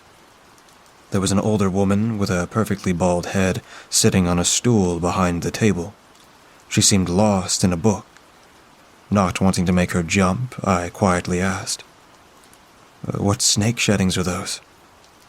She looked up, her eyes startlingly wide, but a warm smile made me feel that my question was welcomed. "Adders," she answered. Picking one of the sheddings up gently, she gazed down at it, her wide eyes full of fondness. Gently moving her index finger down the back of it, she seemed almost as though she were caressing it. "You can see the black zigzags. That's how you can tell they're adders. Some are fainter than others, but these are all adder sheddings. I only deal with the northern viper." "I thought adders were rare," I asked. I'd counted almost 30 of the things. "You've got a lot here. The sheddings are all so intact, too." I didn't know much about snakeskins, but an ex-lover of mine had a pet snake which shed now and again, and they'd never mastered preserving the skin. The woman held the skin up to her face with both hands, smiling at it as though it were alive. "They're not as rare as you'd think, but they're not seen that often." She turns to me, her intense stare making me a little uncomfortable. The pupils of her eyes were wide and so dark they almost looked black. "They stay out of the way. People keep killing them, you see, so they've learned to hide." "And yet you've got so many of their shed skins." "I know what I'm doing when it comes to snakes. Some of these are old, too. They don't sell that well, for some reason." She shrugged. I was suddenly jerked to the side as a man knocked into me, rudely pushing his way to the front of the stall. He was reaching out a hand to grab at the skins on the table when, as quick as a flash, the woman gently placed down the skin she was holding and then sharply slapped the top of the man's hand. The man whipped his head around quickly, his face full of shock. Rubbing at it, he opened his mouth to speak, but she interrupted him. "These are not for you. Go."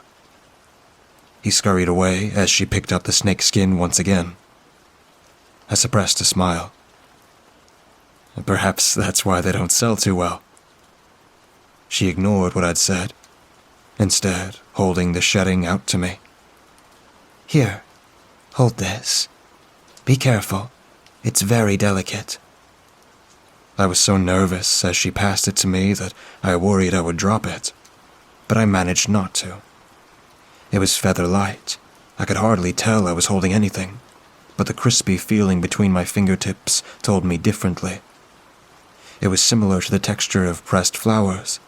Not unpleasant at all. I'd held much more disgusting things throughout my career, that was for sure. I felt a glowing warmth on my chest. At first it was a pleasant but unusual heat, but within a few seconds it was becoming uncomfortable. It was clear something on my chest was heating exponentially.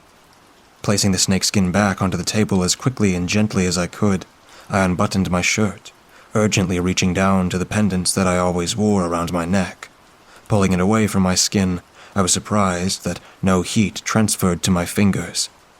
The necklace seemed to instantly cool off. The stall tender's eyes were glued to the pendant, which I now held. Her pupils seemed to widen even more than they already were, and the doctor in me pushed away a crude diagnosis of amphetamine misuse. "Where did you get that stone?" she asked me, interestedly. I looked down at the topaz-colored pendants before tentatively placing it down on my chest again. There was no heat this time. It just slotted back into its home, same as ever. The round, smooth, pebble-shaped stone had been welded into a silver oval frame many years ago. Attached was a long, expensive chain. My mother had given it to me on my graduation day, telling me it was a very important piece of history from our families, and should be worn at all times. "It's a family heirloom, I suppose," I told the woman. "It's been passed down. I'm not really sure of the history behind it, only that it's very special to us. My mother gave it to me." Her eyes narrowed into slits. "It's very special indeed. Do you know what it is?" I shook my head. To be honest, I don't think about it much. I just forget it's there most of the time. Until, just now, it seems to get hot. It was burning me. I knew it probably sounded odd, so I laughed lightly. There was probably some kind of reaction going on. The sun and the buttons of my shirt, and I trailed off, knowing that my rambling excuse sounded weak. Well, I'm not sure, really. Anyway, I need to get on. I have a long drive soon. Thanks for telling me about your snakeskins. I felt an urgency to get away from here. I'd taken a few steps away when the woman called out to me. "It's called the Glein Nider." I ignored her, continuing to walk away until she spoke out again. "The Adder Stone." I turned back to her, intrigued now, but unwilling to return to her stall. "It has incredible powers." She tried to lure me. "What sort of powers?" I called back. "Invisibility, divination, healing. Ensuring the holder is victorious over their enemies." I smiled at the woman. I can't say I've noticed any magical powers it might have given me, but it's a nice story, all the same. Her eyes bore into me. Did she even blink? I wondered. She seemed to accept defeat, realizing that she wasn't getting me to return. "Just ask your mother," she conceded. "Ask her the history of the stone." I turned once more, this time returning to my apartment. For the first time ever, as I pulled out of Solva an hour later, I was relieved. Weeks passed. Long shifts at work, essential conferences I needed to attend to drive my career forward, and sleeping whenever I could get the chance to, kept me busy. The strange market in Solva didn't cross my mind again until I was having dinner with my mother one evening. It didn't happen often due to my work commitments, and to my dismay, she'd had a little too much wine before I'd even arrived at the restaurant. By dessert, she was starting to rant about my father, who had remarried 5 years before. Desperate to change the subject, I brought up the necklace that she'd given me on the day I graduated. "That thing," she spat, "has brought our family nothing but trouble in the end." "What do you mean, Mom?" The viciousness in her tone surprised me. Taking a large gulp of wine, she sighed, almost pathetically, and I felt an uneasy twist in my stomach. "I wasn't going to tell you this, but maybe it's time. What is the working history of your family, dear? On my side, not your father's." A line of doctors, of course. You, Nono, and Nona. Nona's father, too." "Yes. Focus on my paternal side. How have our careers ended?" I swallowed nervously. This was an area that we'd been brushing under the carpet for years. I couldn't underestimate why she'd brought it up now. Perhaps we should get the bill soon, Mom.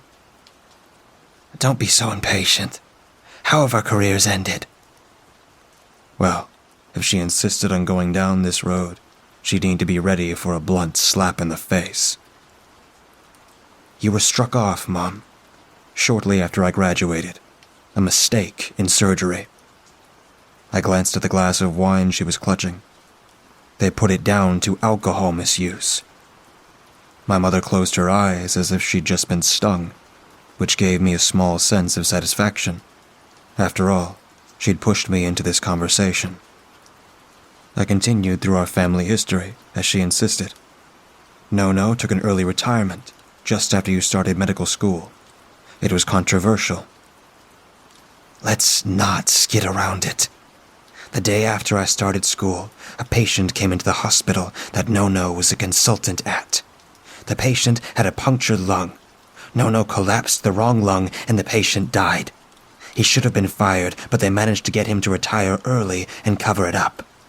Everybody in the medical community was very much aware of the truth, though. My entire education was shrouded. We'd been untouchable before then. No was one of the best doctors in the country. His papa, one of the best in Italy. Our family commanded respect. This was all wiped away, and I was left the laughingstock. She lifted a hand, and a waiter appeared out of nowhere, pouring expensive wine freely into her glass. As it reached the halfway point, I shot him a look. He glanced back apologetically, but kept going at the same time. Clearly, he had met my mother before. As Mom was drifting into self-pity mode, I steered back to the original subject. What does any of this have to do with the necklace? I asked. My Nono's papa. You only ever knew him as living in Italy. But when he was young, he came to England to study medicine. His residency was in Wales. He was a hopeless medical student. Absolutely awful. He made mistake after mistake. He had no bedside manner. He got basic calculations back to front. Not long into his residency, he had found himself in so much trouble that he was waiting on a board decision. Would he be fired, or would they give him one last chance? The day the decision was due, he took a long walk through some woodland, trying to clear his head. Around 3 miles in, he came across a young man. The man was deliriously stumbling around the wood. His hand was swollen grotesquely, so much that something he held in the injured hand had become trapped in his grip. Your Bisnano managed to get the man to sit on a log, and he examined the hand. He saw immediately that it was snake bites. 3 of them. It couldn't be grass snakes. They wouldn't have that effect. And the only venomous snake in the UK is the adder. I took a sip of my water and tried to ignore the uneasy feeling that grew in my stomach. Bisnano left the stranger on the log and darted off into the woods. It didn't take him long to find some wild red campion, or bloodwind nadir, also known as snake flower. The seeds were said to treat snake bites. I scoffed. Is that true, or just a legend?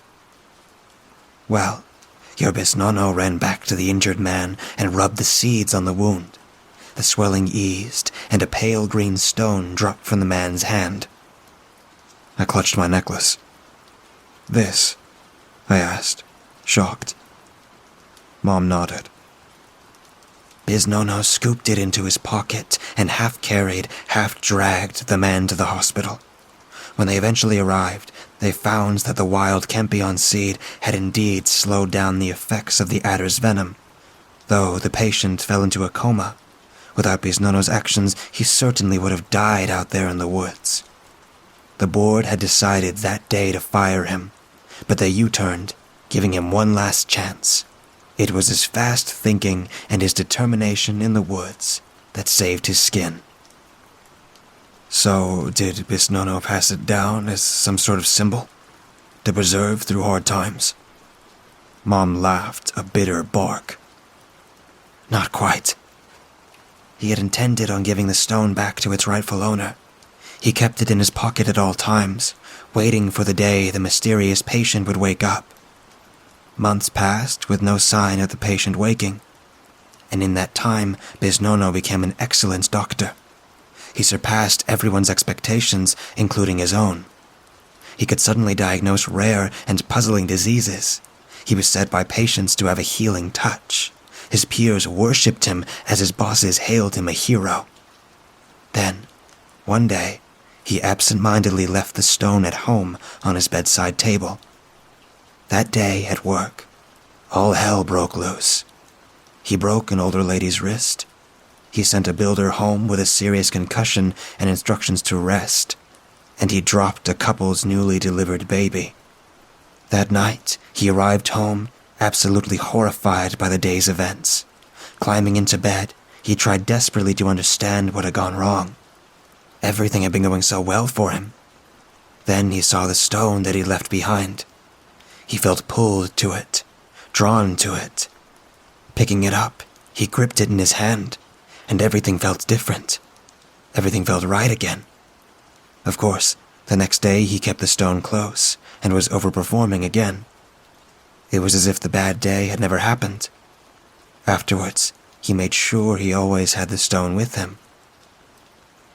A year passed. Bisnono was known all over Wales by then.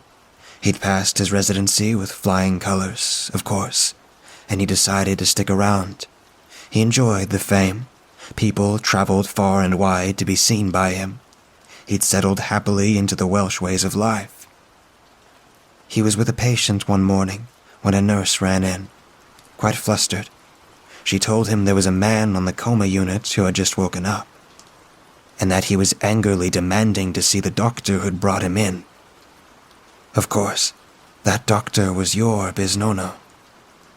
He rushed over, and as soon as he entered the ward, the man sat up in his bed, so skinny and frail, but livid. You! He roared at Bisnono. Where's my Glannider? The stone. Where is my stone? By this point, Bisnono knew that the stone the man demanded, the stone that was rightfully the stranger's, was responsible for making him a better doctor. Without it, where would he be? Fired, no doubt. Sent back to Italy, shamed by his family.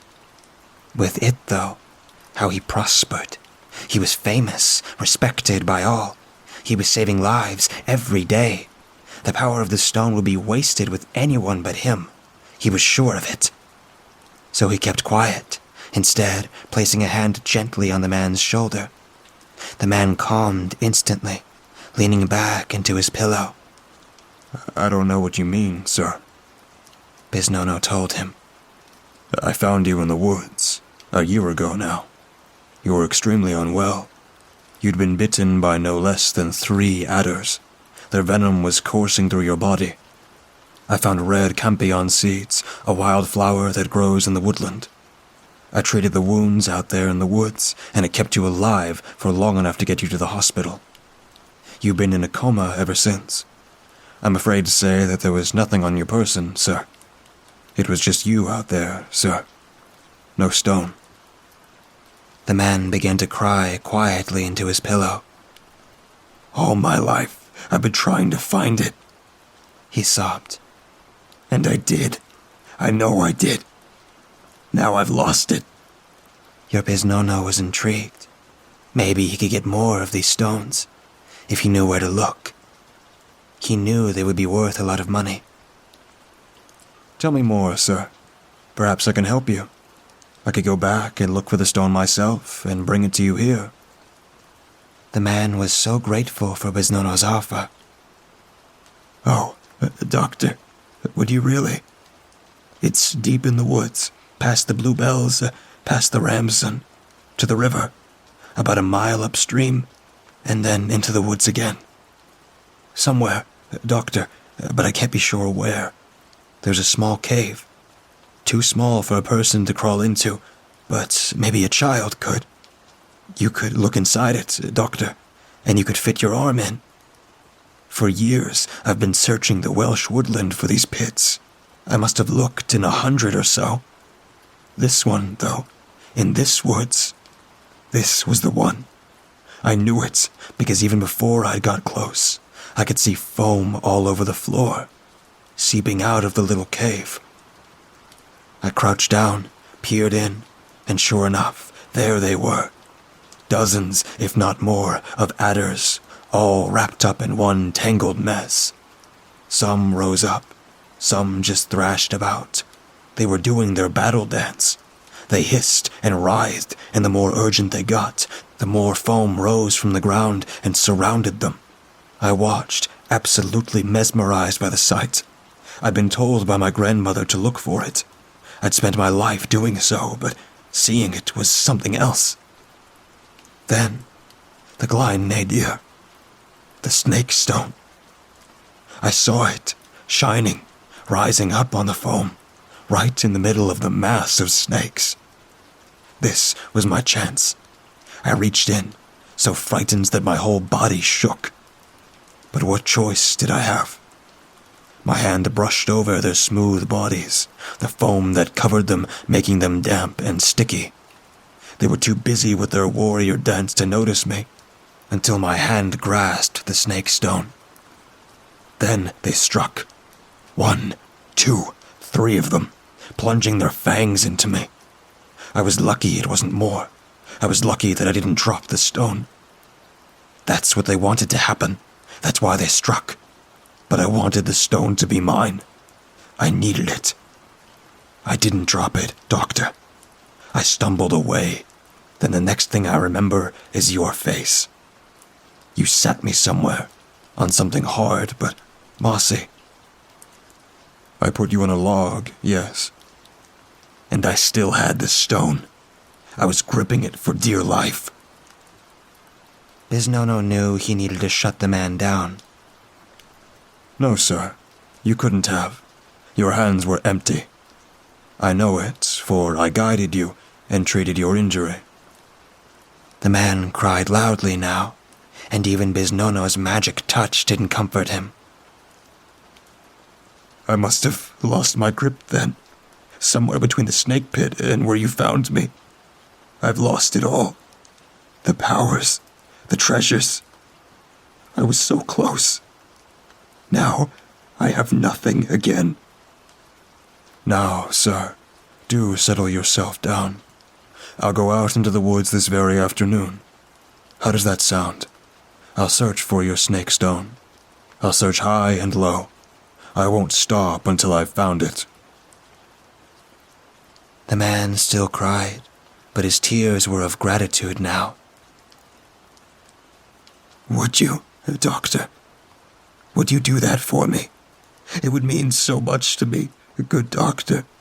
So much. Biznono left then, but he didn't head to the woods like he had promised. Originally, the lure of riches tempted him, but the man's desperation scared him off. He had what he wanted, right there in his pocket. So instead, Biznono packed a few treasured items and left Wales for London. A few days later, he was aboard a ship back home to Italy. He kept the Glein Nadir in his pocket, and even without his British medical references, which he had sacrificed when he fled, the power of the stone gave him the ability to build a successful practice right from scratch in Italy. He didn't go back to England or Wales, even though he felt quite sure he wouldn't cross paths with the man from the woods again. Why risk it, though? My mother had finally stopped speaking. I gawked at her. That's nonsense. What a tall tale, Mother. She glared at me, impatient and angry, perhaps even hurt. When did your Biznono retire? She shot.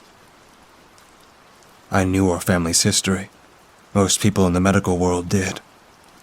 When Nono started medical school. Yes. On the day Nono started medical school, Biznono handed over the snake stone to his only son. By then, he'd had the necklace made so that it would always be kept close and safe. Biznono retired before his time because he knew full well that without the stone, He would be the hapless doctor he'd been before he'd stolen it. He handed it to his son, your No-No, and he stepped down. Now, what about No-No? I shook my head, a bit confused. His early retirement, the controversy. The death of his patient, whose healthy lung had collapsed. That happened the very day after I started medical school.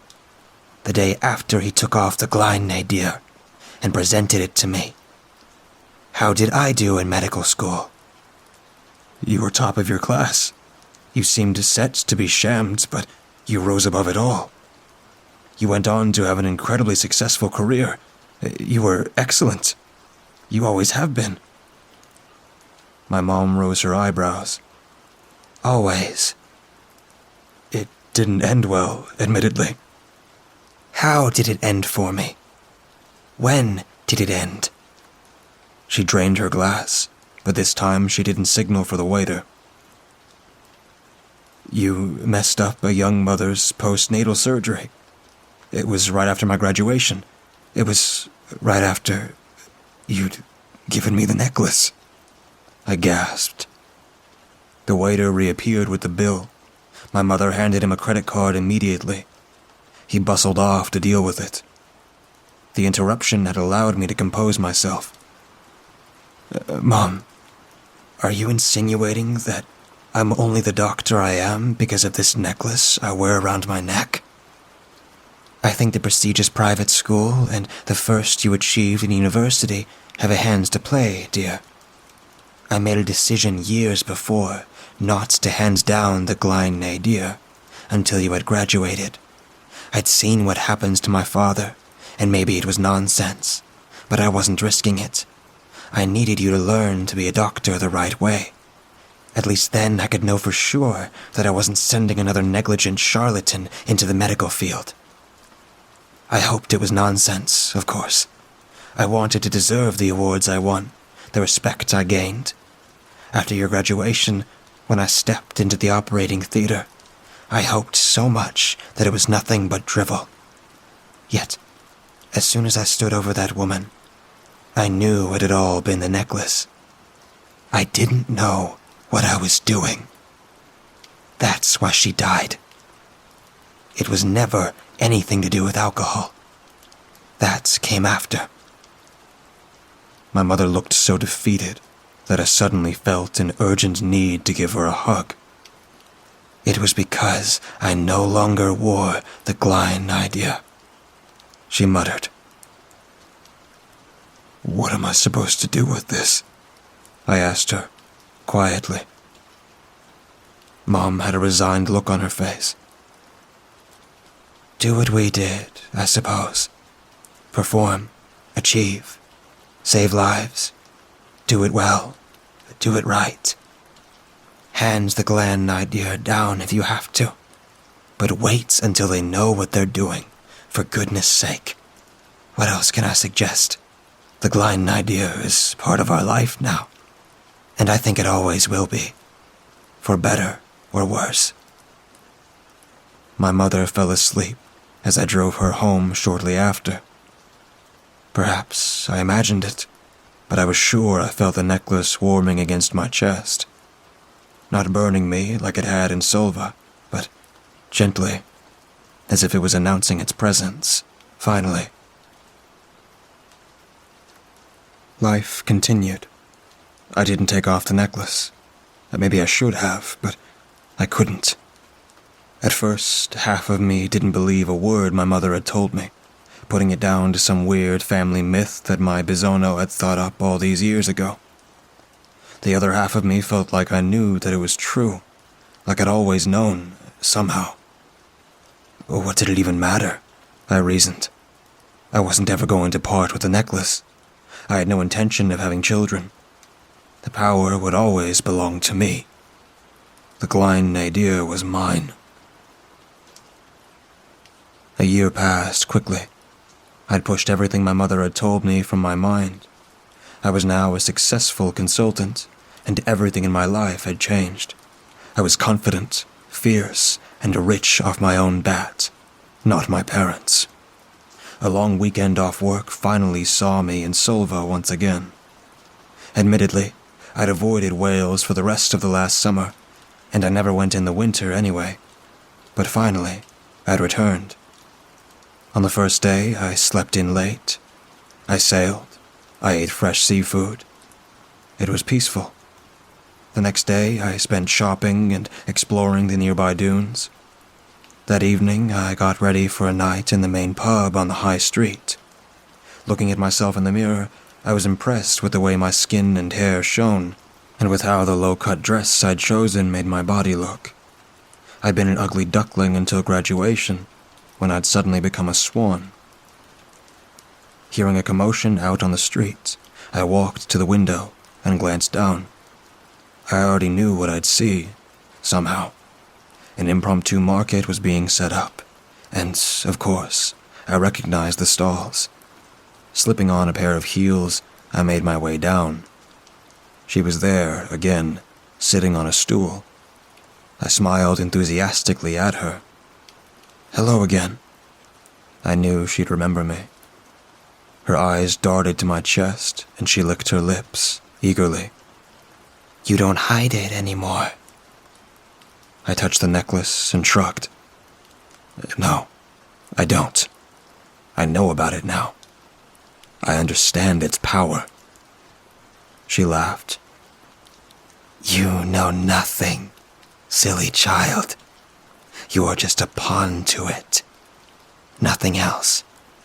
But you'll know about it when it's done with you, she hissed. She unnerved me, but I didn't let it show. I felt defensive, maybe even angry. I'm climbing to the top of my field. Doctors from all over the world ask me for advice. I'm not going to pass it down like my family did. We work well together. When the snake stone is finished with you, come and find me. Until then, enjoy it while it lasts. She smirked at me. I took a couple of steps back from her, the anger still building in my chest. Nobody spoke to me like that. I wanted to wipe the smirk off her face. You never blink, I told her. You should get that checked out. There's something wrong with you. I never blink, no. Ever. Her eyes almost closed into slits, her black pupils huge and dominating. I told you when I first met you that the adders have learned to hide, didn't I? Her tongue darted out, retreating as quickly as it had appeared. Would you like to hold my skin again, Cassandra? I'd never told her my name. Terrified now, I turned and walked away as quickly as I could without running. I clutched the necklace as I left. It was buzzing lightly in the palm of my hand, but I wasn't comforted by it. Somehow, it felt ominous. I'll be seeing you, the woman called to me. I didn't turn back.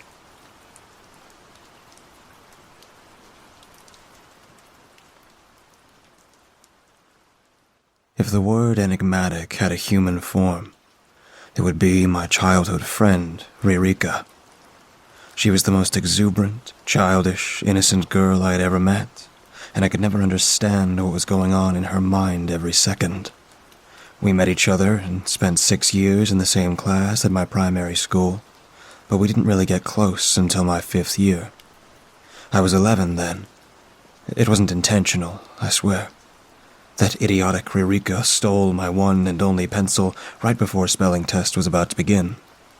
Naoki, I bet that you're so slow you can't even outrun a girl, was what she shouted before dashing out of the classroom. I stupidly chased after her when I could have just borrowed a pencil from my classmates. I outran her easily and tackled her to the floor. Nonetheless, she still refused to give up and hid the pencil in her breast pocket. You wouldn't molest me now, would you? She smirked. She was literally taunting me. Of course, the teacher just had to pass by the corridor at that moment. What were you doing to Ririka? he demanded after hauling me to the staff room. Ririka was standing behind me, playing the role of an innocent victim. "Nothing," was my first answer. "Don't lie to me, Naoki. I repeat, what were you doing to Ririka?" He pushed me to the floor. Ririka helpfully explained. I bit my lip.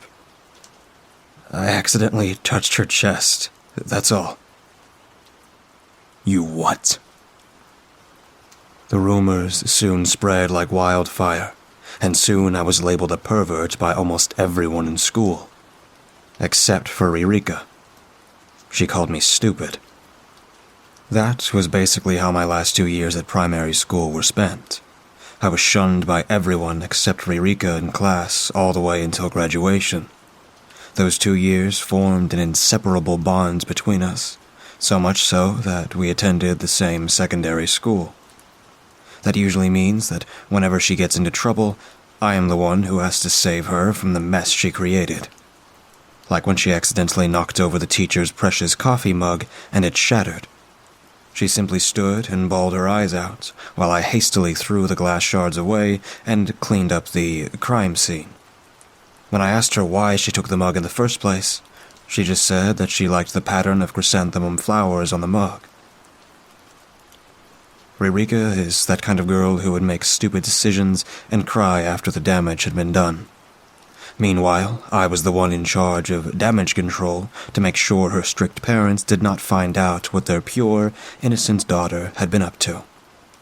That was just about the main reason why we were inseparable since we were young. Only once did Ririka help me when I found myself in hot water. We were in secondary 1 then, and the young, spirited me decided to infiltrate the girls' toilets along with my lustful buddies. The plan immediately backfired once we found out that the strict class chairman was inside.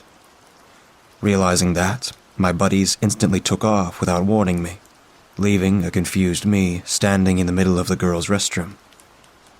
Ririka merely shook her head and gestured for me to leave. I did not know what she said to the class chairman in the bathroom, but I narrowly escaped being expelled out of school. When we were in secondary 3, Ririka wanted to celebrate her 15th birthday outside of her home for the very first time. I suggested that we hold the birthday party at the beach.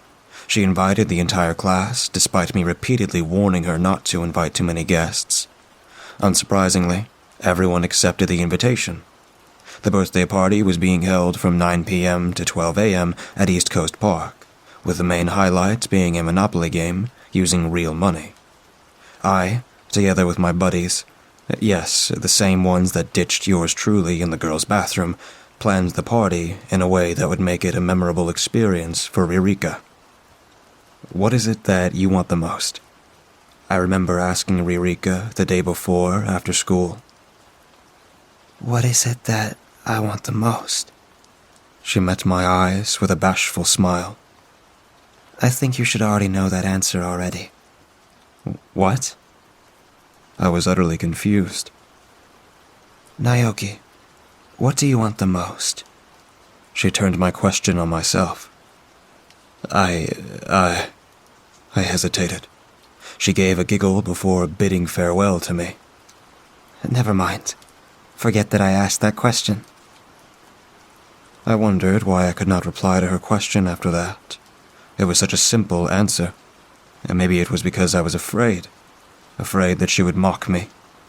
I figured that I would give her the answer tomorrow. Ririka never came for the birthday party the next day.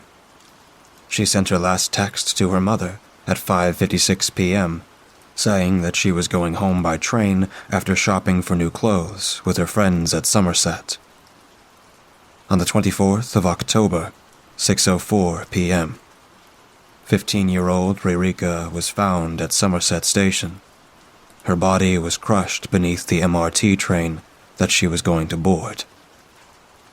No, the word crushed couldn't even describe her gruesome death. Her body was completely shattered to the point that even her mom couldn't identify the bloody meat globs splattered all over the train tracks. The police ultimately ruled her death as a suicide, but the entire investigation was a sham from the start. 53 different witnesses came forward to testify that they saw a black-cloaked woman suddenly materializing behind her before pushing her in front of the oncoming train. The CCTV footage even captured the black-cloaked woman appearing and disappearing after she shoved Ririka. The investigators, seeing the impossible happen before their eyes, simply closed the case as swiftly as possible. The years after Ririka's death were the darkest. It was like a part of me had just vanished, and I was left with an incomplete soul. It didn't help that everyone knew her because of her friendliness. 3 classmates dropped out of school because they couldn't bear the pain, leaving the country for good. The fact that I knew Ririka's family nearly killed me. Her dad tried to seek answers from hard liquor, and soon he was jailed for instigating a fight. Her mom would wander around town aimlessly while muttering about the black-cloaked woman, and no one but me was willing to help her. I became her emotional support when I couldn't even deal with my own shattered mental state. I would be lying if I said I didn't consider joining her in the afterlife more than once. The hospital became a place that I would frequent almost every other month, and eventually, my family decided that it was best we move to a new town. It wasn't until Ririka's 10-year death anniversary that I stepped foot back into the town where she lived. I had already lost contact with her family at that time, and I wasn't at all surprised to hear that her mother jumped off from the 15th floor of their HDB flat soon after we had moved. Her father had gone in and out of jail so many times no one knew what happened to him.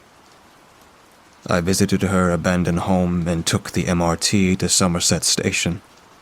Someone had left flowers on the train tracks earlier that day, but they were also flattened by the trains. I glanced at the station clock. 6:04 p.m. I took out the white chrysanthemum flowers from the plastic bag and said a silent prayer. "I'm here, Ririka. Sorry that it took me so long to visit you again," I whispered. I held the flowers out towards the train tracks. "Please, forgive me." My hand trembled. A few chrysanthemum petals dropped and fell gracefully onto the tracks. "Why must it happen to you?" My lips quivered.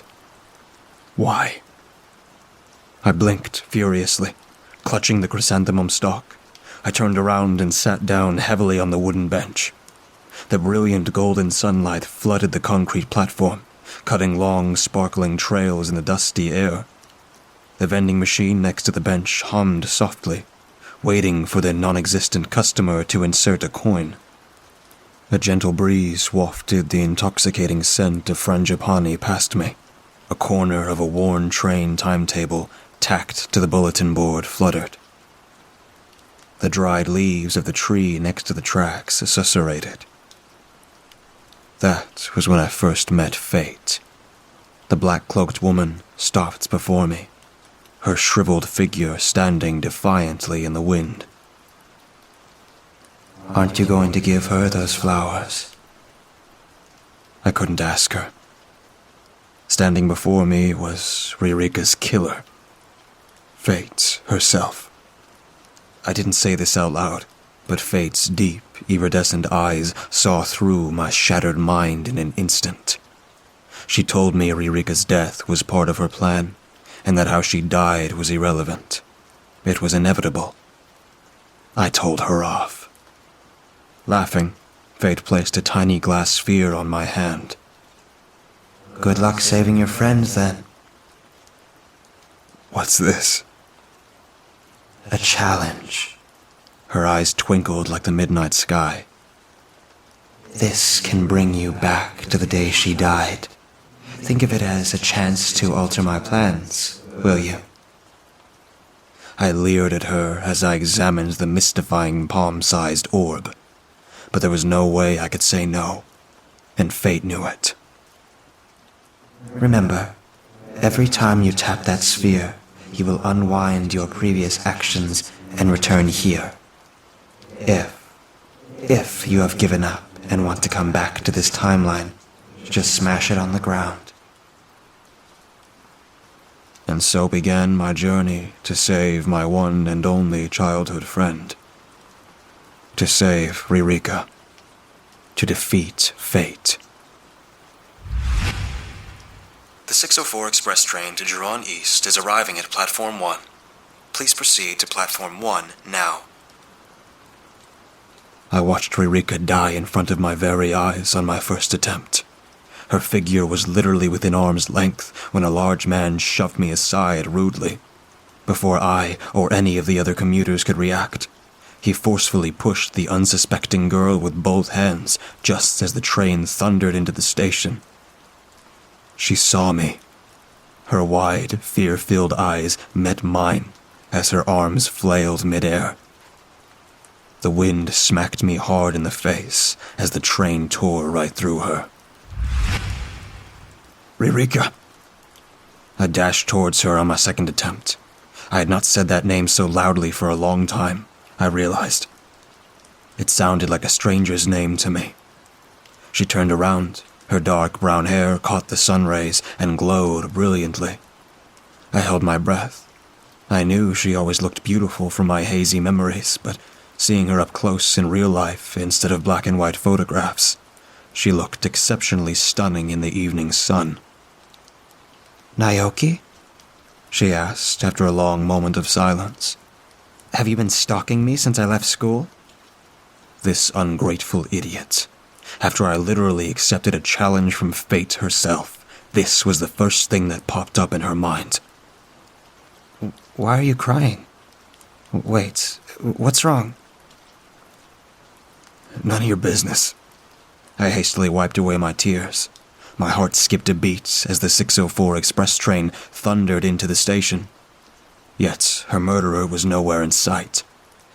I stared at the impossible scene playing out in front of me.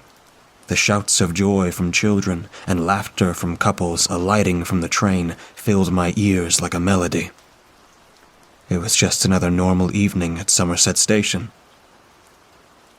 So, are you going to stalk me all the way home? Ririka tapped my shoulder and laughed. Aren't you supposed to be buying my cake? Slacking, aren't you? She was right. I was supposed to buy a birthday cake from the shopping mall before meeting up with the rest at the park at 7 p.m. that day, if everything had gone to plan. I glanced at the station clock. 6:05 p.m. Is this an alternate timeline? Did I just alter the past? I could hardly believe my eyes. A buzzer sounded, indicating that the doors were about to open. Hey, Naoki. Ririka stopped and turned around to face me, meeting my eyes with a smile. A lump formed in my throat. How long has it been since I saw that sweet, gentle smile of hers? Thanks for planning my party. See you at 9 p.m.? I blushed suddenly at the unexpected remark. See you, Ririka. If fate had been watching us, she would have probably laughed until she dropped dead. As I was queuing up to buy her cake at the store, my old cell phone rang. It was from Kanami, a friend who was also planning the party. I pressed my phone against my ear. Kanami, I'm already buying the cake. If Ririka's there, tell her to wait. There was a lot of white noise on the other end. Hello, Naoki. We're heading to Tak Sing Hospital right now. Ririka was involved in a serious hit-and-run accident on her way home about 20 minutes ago. Please, hurry and come to A&E. There was a loud, heart-wrenching sob. The doctors said that Ririka might... The call disconnected. On the third attempt, I insisted on taking the train with Ririka back to her home. I'm going to call 999 to report a stalker, she said, as she leaned against the train doors. What the hell are you following me for? I'm buying your cake at a mall near your place. Then I could have just went and bought it myself before going to East Coast Park. The train rocked from side to side as it slipped leisurely through Somerset. It's been quite some time since you've gone to my house, hasn't it? Ririka murmured as she looked out of the window.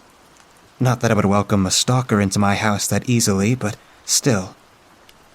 I am not stalking you. You are. It's just that I'm ignoring it. I gave up and heaved a sigh of resignation. True, I had not been to Ririka's house often when she was alive, maybe only once or twice per year. Since our school was closer to my home, we usually favor my house over hers. I glanced at my cell phone. 2 missed calls from Konami. I bit my lip. Hopefully the rest wouldn't hate me too much for leaving all the preparations to them. It took about an hour to travel from Ririka's place to East Coast Park, so I would only have enough time to buy the birthday cake. I messaged Konami, telling him so before switching off my phone. Dear passengers, this train will not be stopping at Hanakagora Station. An announcement crackled over the worn-out speakers. The lonely station slowly passed by the window. Brief flashes of yellow-white light lit up Ririka's serene face as the train rumbled along the platform. Do you feel that it's weird for a train to not stop at a station? She suddenly asked, gazing at the station in the distance. Why do you say so? I mean, no matter how unimportant a station is, it's still a stop along the route. She pressed her hand against the cold pane of glass. To me, skipping a station is like skipping a part of your life. You're not experiencing everything that can be experienced. I don't get what you're trying to say, I repeated, honestly. I know. She giggled. That's why I like to say anything that comes up in my mind to you. You can't judge me, because you simply have no idea what I'm saying. We soon arrived at the station at Ririka's town. It's already 7:15? She murmured, glancing at her phone. I still need to go home and change. You should be meeting the rest at the park now, right? I froze. Come to think of it, my phone had not vibrated for a while. I took out my phone and glanced at the screen. I had 66 new messages. I inhaled deeply and scrolled through the messages. Yeah, they were definitely pissed off. Extremely pissed off, in fact, judging by the generous use of words in all caps. You better hurry up and take a taxi or something. Ririka boarded the bus for her home and waved her hand at me. I waved my hand back at her and gazed silently at the bus, speeding down the road towards the intersection. If Ririka was taking the bus home, that meant that she couldn't possibly be involved in a hit-and-run accident, right? Did I manage to save her? A horn blared, shattering my thought. A resounding crash quickly followed. My heart stood still as I took in the horrific sight in front of me. Everyone on that bus, including Ririka, was instantly killed when an 18-wheeler running the red light plowed into the side of the bus. On my 4th attempt, I was tired. Naoki, what's wrong? The 604 express train arrived at the station. The doors slid open, letting the cool air inside escape. Ririka did not move. A young office worker shoved past us as he alighted from the train, scowling us for blocking the doorway. "Aren't you boarding the train?" I asked, surprised by her sudden change in behavior. She hesitated. Can you not go to East Coast Park now? Yeah. Why? Would you like to come home with me? She finally asked, her cheeks reddening. My friend just bought me a new outfit, and I want to hear your opinion. The evening sky took on a rich, mellow red hue. Dear passengers, this train will not be stopping at Hanakagora Station. An announcement crackled over the worn-out speakers. The lonely station slowly passed by the window. Bright flashes of yellowish-white light lit up Ririka's serene face as the train continued to travel along the platform. Do you ever wonder why Hanakagura Station has a Japanese name, even though we're not in Japan? She suddenly asked. That was a completely different question. Slightly taken aback, I shook my head. Why? Apparently, during the Japanese occupation, they renamed this town to Hanakagura. After they lost, we still kept the Japanese name. Ririka smiled and pointed at the station in the distance. You'll never guess what its previous name was. What is it? Bukit Batok. What does that mean? Bukit means hill in Malay, I think. Batok is probably a misspelling of buttock. She giggled at her own joke. How do you know this, anyway? Ririka took out her Nokia 9500 and held it up proudly. The internet is a wonderful place. I rolled my eyes. You learned it from Reddit. What's Reddit? Never mind. It's a spoiler. We walked to Ririka's home this time. My parents are still at work, she said. Wait here, and no peeking. Who do you think I am? After about 5 minutes of me pacing around the living room anxiously, her bedroom door finally opened. Ririka stood in front of me, and I had to bite my lip to not let out a gasp. What do you think? She twirled a strand of loose hair around her finger. What do you want me to say? Your honest opinion. It's the best outfit I've seen you wear so far. She blushed like a tomato, which made me embarrassed too, for being so direct. As we were leaving her house, she suddenly paused and said, Oh, I forgot to bring my camera along. Can you wait downstairs? I nodded my head and went down to the ground level. Immediately, I pumped my fists in the air from the sheer excitement. Ririka, of all people, actually invited me to her home alone. I was struggling to comprehend what this new development meant when, all of a sudden, the ground trembled and nearly knocked me off my feet. My eyes widened in utter shock as a gas explosion ripped through the concrete building, shattering window panes and causing screams of terror to punctuate the air. It came from the floor where Ririka's home was. I didn't even need to look a second time to know that this was fate's doing. You got to be kidding me. I screamed, pure dark fury raging through me.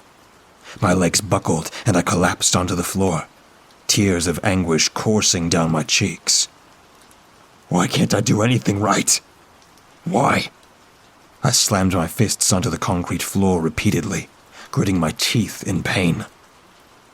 The glass sphere fell out of my pocket and landed on the floor with a dull thud. It rolled on the floor and came to a stop next to my clenched fist. Screw going back to the past again. I picked it up and prepared to hurl it towards the wall where it would suddenly shatter into a million pieces. Enough is enough. I don't want to go through this again. My strength faltered. On my 5th attempt, I wanted to know. Hey, can I ask you a question? I mumbled. You have to give an honest answer. You caused me to miss my train just to ask me something. I gave a sheepish smile. Yeah. Stupid. She smiled back. What do you want to ask? I swallowed my saliva. Ririka, just if, you knew that I'm going to die today, and you can turn back time to stop it, what will you do? She glanced away. I'd rather not think about that. Answer me. Please. Her lips curved upwards into a small smile. You're Naoki. Idiots won't die that easily. What kind of answer is that? She sighed and pursed her lips in thought. Naoki, if you really are going to die, I'll turn back time to save you. She gazes at me with a determined look in her soft eyes. I'll keep saving you. I'll even destroy fate just to save you. I'll keep saving you, Naoki, until I die. I tried to swallow my saliva again, but my throat was so constricted I felt like vomiting instead. Why? She laughed. If I don't, am I still a friend? That's too unfair. I blinked, trying to prevent my tears from falling. Ririka, you're too innocent. I know. She stared off into the distance. I know, Naoki. Only innocent people like me will believe that fate can be challenged. You're the opposite of me. You seem so mature and smart. I sometimes think to myself, am I actually a good friend? She let out a soft chuckle. If there's one thing I can do as a friend, it's to be the foolish, stubborn girl who believes that she can change destiny. The gentlest, kindest smile appeared on her radiant face. Naoki, I know you don't believe that a perfect and good ending exists. So even if one day you know I'm going to die, don't kill yourself trying to destroy fate. I could hardly believe her words. What? What are you saying, Ririka? She slid her hand in my pocket and took out the glass sphere. It reflected the golden light of the setting sun in a million colors. It's so pretty, yet so fragile. The perfect representation of fate. You knew? Idiot. Everyone can see that bulging ball in your pocket. She squeezed my hands tightly. Don't torture yourself anymore, Naoki. Tears began to roll down, but I let them be. Ririka, I never got the chance. I'm thankful I can meet you again. Happy 15th birthday. She began to cry, too, a scared whimper escaping from her lips. Fate was already waiting for me as I walked out of the station, her eyes gleaming brightly as she looked at my empty hands. Where did my orb that I gave you go? I turned to look at the heavens as the rumble of the train approaching grew louder. Her fate is in her hands now.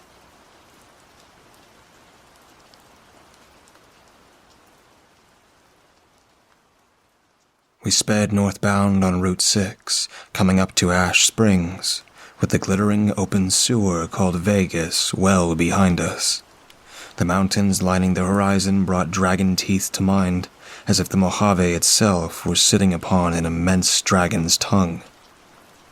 Goldie was laying across the back seat, staring dispassionately at the wingless fly that pranced around her forefinger. She'd been toying with the bug since she'd caught it at the last truck stop. She'd pulled off the critter's wings while I was in the restroom, busy packing my left nostril with crank. The crank helped keep my dread and terror in check, at least somewhat. I dreaded and feared what she might one day do to me. I dreaded and feared witnessing her next feast. But most of all, I dreaded and feared that the day was coming when she would seek the affections of another. She barely looked a day past 18, though I knew she was much, much older. Her hair was a deep shade of gold, like sunlight filtered through honey. Her shirt rode up her belly and revealed the ruby-red tattoo above her navel, 2 trillion diamonds coming together for a kiss. Eyes on the road, Goldie said, without looking up from the insect dancing around her knuckles. I focused on the blacktop stretching out before me, shimmering with heat under the sun's unyielding gaze. Goldie hardly ever spoke, except when necessary. I'd been with her for years now, and we'd never had anything approximating a proper conversation. Suddenly, she sat upright in her seat.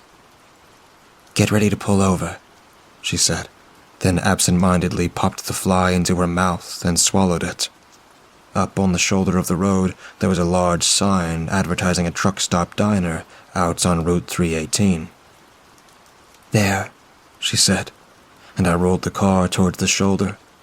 Just behind the sand-scorched diner sign, I heard the distinct sound of a police radio squawking. A speed trap, no doubt. "Stay here," she said, and hopped out. Her miniskirt danced in the wind as she bopped along the road, barefoot, heedless of the sizzling blacktop under her feet. She disappeared behind the sign. I could imagine the cop's "aw shucks, ain't this my lucky day" grin as I heard him say, "Well, hey there, little lady." I lit a Marlboro Red and crushed another line of crank on the dashboard. It wasn't long before I heard the cop shrieking and the useless pop, pop, pop of his service weapon going off. I looked up over the dash as I finished cutting the line just in time to see the unlucky officer as he ran off, blood gushing from the ragged stump that had been his member. We locked eyes for just a moment, and I saw the disbelief and terror etched across the tattered remnants of his face. He made it about 6 feet towards the road when she pierced his chest and lifted him off the ground. He grabbed at the sharp tip of the black chitinous spear that punched through his sternum right before she pulled him towards her hungry maw. I met Goldie almost 10 years ago on a North Vegas sidewalk, shortly after I snuck off a mark I met at the poker tables. I'd been desperate and dope-sick, and he promised to supply me with a gram of black tar in exchange for my services. When I finished and demanded the payments, I got a left hook to the side of my head instead.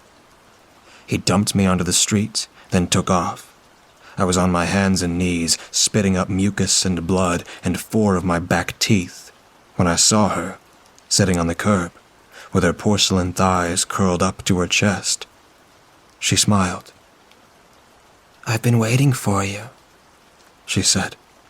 Her pale blue eyes flashed silver, and the next thing I knew, we were in the back seat of a stolen sedan. She looked detached as she slid her fingers inside the slick gash between my legs, regarding me the way she did as she toyed with that fly on her finger. My withdrawal symptoms vanished faster than they would have with a methadone hit or even a shot of boiling tar into my veins. I loved her from the start. How could I not? Even when she first revealed herself to me and fed upon a hapless trucker just outside of Bunkerville, I loved her. Whether or not Goldie felt the same way about me, I simply didn't know. Her touch was gentle and her kiss was soft, but her eyes lacked any semblance of warmth. The emotions that she did show rang hollow, as if they were practiced. From then on, I drove, and she'd recline in the back seat, only deciding to speak when she'd tell me when to make a turn or cut off the highway and drive straight into the desert. I never asked any questions as we drove into collapsing concentric circles around the Mojave like water swirling into a drain. Though our routine varied, we always ended up at the same patch of sand at the foot of Spirit Mountain. There was a black cave mountain in the southern mountainside, like a dark eye staring out at the desert. Goldie would leave me then, disappearing into the cave for days at a time. I couldn't bring myself to stare into that black eye for more than a second without turning away, shivering despite the heat. Goldie never said what was inside that cave, and I didn't ask. When she'd re-emerge, we'd drive again, prowling the Mojave in search of sustenance. The days bled together, then the months. Goldie paid for gas, and when she felt like it, food for me. She never ran short on money. When she decided that she wanted to drive for days on end without stopping, she provided the crank to keep me awake, though I'd never seen her actually purchase the stuff. It was all one big cycle, just like our rotating patterns around that hole at the foot of Spirit Mountain. Yet, as those long years stretched onward, I began to suspect that our time together would soon end. I'd started noticing a suitable shift in the way Goldie regarded me. Her gaze, which had been growing silver more often, tended to linger a little longer than before, almost the way she did when she was spying her prey. However, my growing concerns did nothing to diminish my love for her. In fact, one could say those concerns only bolstered my devotion. Even if she was indeed incapable of true emotion, her touch was all the love I needed. She'd cured my addiction and shielded me in this wretched world. She was my queen, and I was happy to remain her loyal cupbearer, come what may. Her name wasn't really Goldie. That was just what I called her, though never out loud. I didn't think she had a name, save for the private ones my predecessors whispered to themselves. There was no mention of her in any native legends or early American ghost stories either. I suspected anyone who ever looked upon her bare form had either loved her or became her meal. She emerged from behind the diner sign. Her mouth was smeared red. She curled her forefinger, beckoning to me, and I went to her. Goldie stripped me naked, then lay me down in the red slick of gravel beside the idling squad car, and had her way with me. I stared down at her blood-smeared lips as she kissed me between my thighs, and it looked as though she was eating me alive. Every time she touched me, she felt more and more ancient, as if to touch her skin was to touch the fabric of time itself. I pictured her nesting under the mountain where it was buried under sheets of ice, under oceans, within the burning, molten landscape at the dawn of time. I imagined the first time she ever emerged from that cave to snatch the unfortunate Navajo scout who made the mistake of waking the Queen of Spiders. When she finished with me, as I lay quivering at her feet, her dispassionate eyes suddenly flashed silver. She gave me that strange look again, and for the briefest moment, I was certain that she was going to devour me. I didn't fear that possibility as much as I should have. Having her fangs sink into my mortal flesh was certainly preferable to her simply casting me aside to suffer this world without her. But she didn't bare her fangs. She only kissed me on the cheek as her eyes faded from silver back to pale blue. She licked her lips clean, then went back to the car, and I scampered after her, naked, clutching my discarded clothes to my chest. She told me to drive northbound. I pulled back onto the road and continued our journey. For the next 2 days, we drove non-stop. The meth became a layer of shattered glass, masking my exhaustion, but even in that fog, I noticed something different about Goldie. She was in the back seat, as usual, but I felt her eyes locked on me as we made our rounds, circling the dragon's tongue. I kept waiting for her to instruct me to cut into the desert, to begin our way back to the cave at Spirit Mountain, but she asked me a question instead. "What do you want to do after I'm finished with you?" Goldie asked. It wasn't the question itself that shocked me, but that she asked at all. Unless I'd forgotten, this must have been the first time she'd asked me a question since the night we met. My crank-addled brain struggled for an answer. "Well, I don't ever want you to finish with me," I said. Her sad smile took me aback, as it was easily the most genuine emotion I'd ever seen her display. "You were my favorite," she said. Then she lay back down on the seat, smiling to herself, and with my heart filled with dread, because were indicated the past tense. The steering wheel became a slick mess from my clammy palms as I considered the implications of Goldie's words. I pictured her with another woman, and the jealousy drove me mad. Yet, I hated myself for harboring this envy, for being so petulant by comparing my mortal concerns to the desires of the Spider Queen, the eternal dread shadow of the Mojave. "When you do finish with me," I said, without taking my eyes off the road, "I hope you'll bless me by filling my belly with your babies.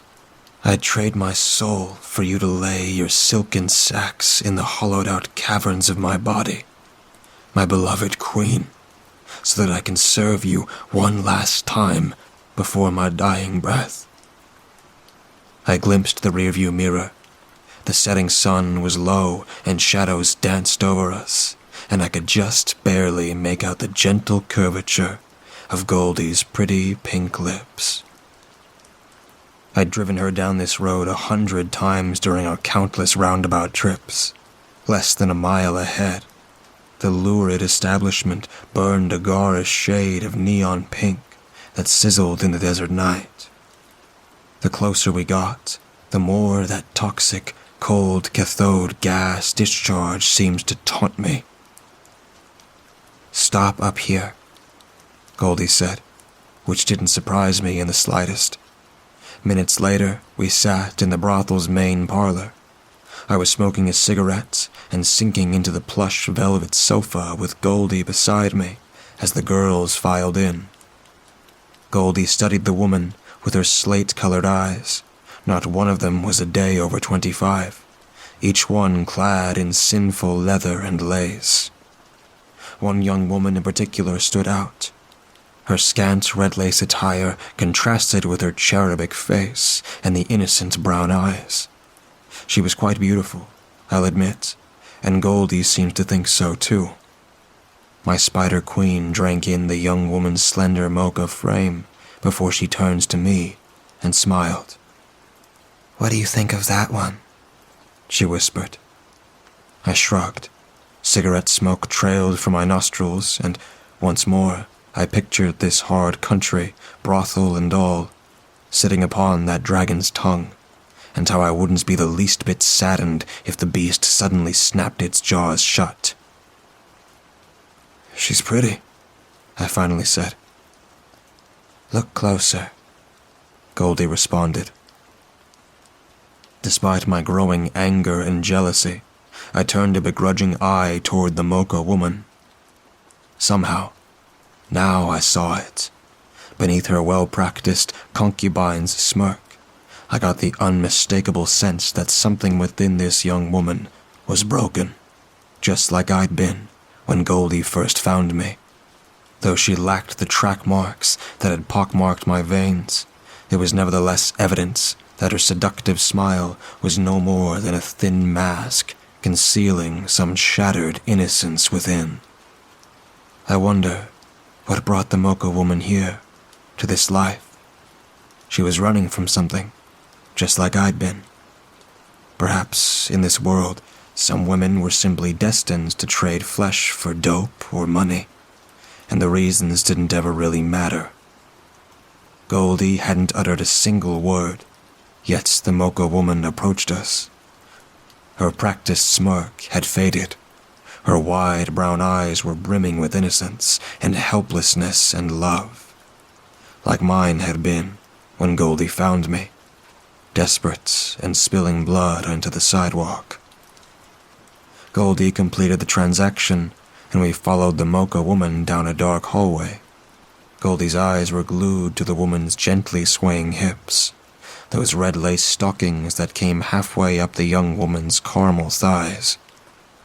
The room was dimly lit, and there was a heart-shaped bed, so red it looked like it had just been cut out of someone's chest. The mocha woman curled up on the bed and waited for us with her chin tucked into her ample chest. A nubile maid so beautiful that it stung to look upon her. Still, as Goldie stalked around the bed, ogling the mocha woman, My jealousy smoldered and burned and threatens to turn to hellfire. My successor may very well have been no more than just another broken young woman forced to trade her flesh for her livelihood. I no longer suffered the guilt I felt when I previously harbored such jealousy. It had been different then, when my replacement was simply hypothetical. But here, up close, the only thing that kept me from slashing her throat was the mere fact that I lacked a piece of shattered glass. But then, Goldie returns to my side. She lifted her right hand, and her two upraised fingers fused and blackened and curved. The dim lamplight danced across the black exoskeletal dagger as she snapped it off her hand and offered it to me. "Do what you think is best," she said to me. She kissed my cheek. "It's up to you." Then she drifted into the dark corner of the room, and her arachnid shadow fell across the heart-shaped bed. The Mocha woman simply lay there, her abiding devotion to our queen already so complete that she didn't even flinch when I pressed that chitinous dagger against her neck. Yet, before I could open her throat, I realized those smoldering embers of jealousy had flickered out. Now no more than harmless wisps of smoke. I looked down at the Mocha woman and recognized what I saw in those submissive brown eyes. She loved me, just as she loved our queen. As I held the dagger against her carotid artery, I felt her meager, mortal pulse reverberate through the blade, and realized what Goldie had done. I placed the dagger on the side table and climbed atop the Mocha woman. I toyed with her, as Goldie had toyed with me. I made her scream as Goldie had made me scream. And, at the precise moments I brought her to climax, I caught my reflection in a mirror on the wall, and spotted my eyes flashing silver. The tires kicked up plumes of dust in our wake as the Mocha woman navigated the sedan towards the black eye in the mountain. Goldie lay on the back seat with me on top of her, resting my face upon the twin ruby diamonds above her navel, while she ran her fingers through my hair. Dawn broke, and the sun was a fireball rising up from the dragon's throat as the Mocha woman pulled up to the cave mouth. She cut the engine, and the cooling mechanism ticked like a hand on a clock. "It's time," Goldie said. We left the Mocha girl in the car, and I followed my queen into the mountain's depths. The dark confines were claustrophobic as we transversed the twisting, honeycombed tunnels. If not for Goldie's hand squeezing around my fingers, I'd doubtlessly wander these halls forever, lost and blind. We passed through one final ante-chamber before stepping inside a massive, hollowed-out dome. Above us, bioluminescent creatures shriveled and shrieked at our approach, their tiny, writhing forms giving the impression of starshine. I closed my eyes and inhaled the smell of clay and soil and rock, and tasted echoes of primordial soup on my tongue. Beside me, Goldie shared her mortal artifice to bear herself to me. She loomed high over me, supported on her long, spindly legs. Her eyes dazzled as she clicked her fangs, and I ran my fingers down her smooth pedipalps. I dropped to my knees in both worship and love, and crawled beside her rounded abdomen to kiss those ruby diamonds one last time. "I love you," I told her. I remained on my knees as she rapidly worked her rear legs in unison with her spinnerets, weaving layer upon layer of spider-spun silk around me. Before long, she'd finished layering my chrysalis, and she left me to my rebirth, snug in my cocoon, and already I could feel the change, my skin hardening with protein and chitin, and the hunger slowly growing, a gnawing urge to satiate. It was weeks before I was reborn. I'm something else now, not quite spinning the infinite web like Goldie had done, but something else. Now, I'm a spider with human skin. I go about my day among the flies, catching them in my web periodically, and I'm sitting here, typing this now, after a particularly delicious meal. However, I'm alone, very alone, and each night I pray that I'll see my Spider Queen again, if only to thank her for this gift.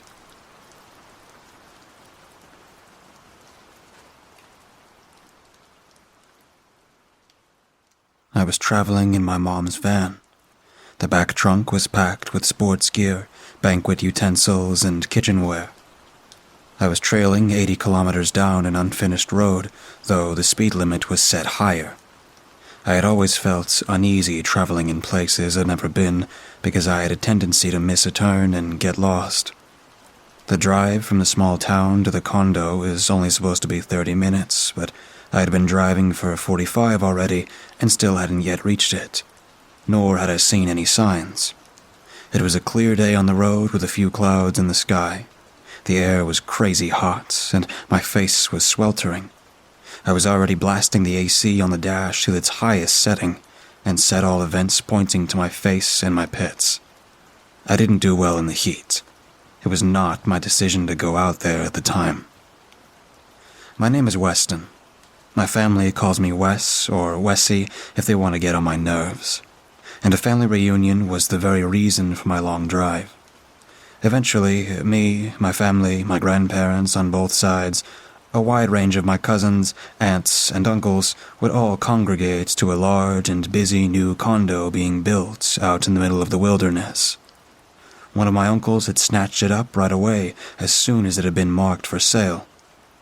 "The turnover will be massive," was something along the lines of what he said. They were only building a few of these properties out here as the place was previously a protected national park. Due to budget cuts, the conserved property line of the land was cut back, allowing for the sale of new infrastructure to be built around the deeper parts of the park. And who wouldn't want a beautiful, small, secluded mansion in the middle of the forest? I had been allowed to show up a few days earlier before the rest of the family arrived in order to prepare the house for them. I had most of the amenities, while my cousin, Reese, had shown up the previous day with a truckload of food. So together, we could just unpack everything, explore, and hang out by ourselves until the rest of the family arrived. This would have been the relaxing bit of vacation if it were not for the fact that I hated Reese. Reese was like the frat boy without a fraternity, the jock without a team, the gangster without a gang, the bully without a crew, a one-man band of off-key violins, kazoos, and broken bagpipes. Just an all-around pain in my neck. That, and he hit on my sister at the last family reunion.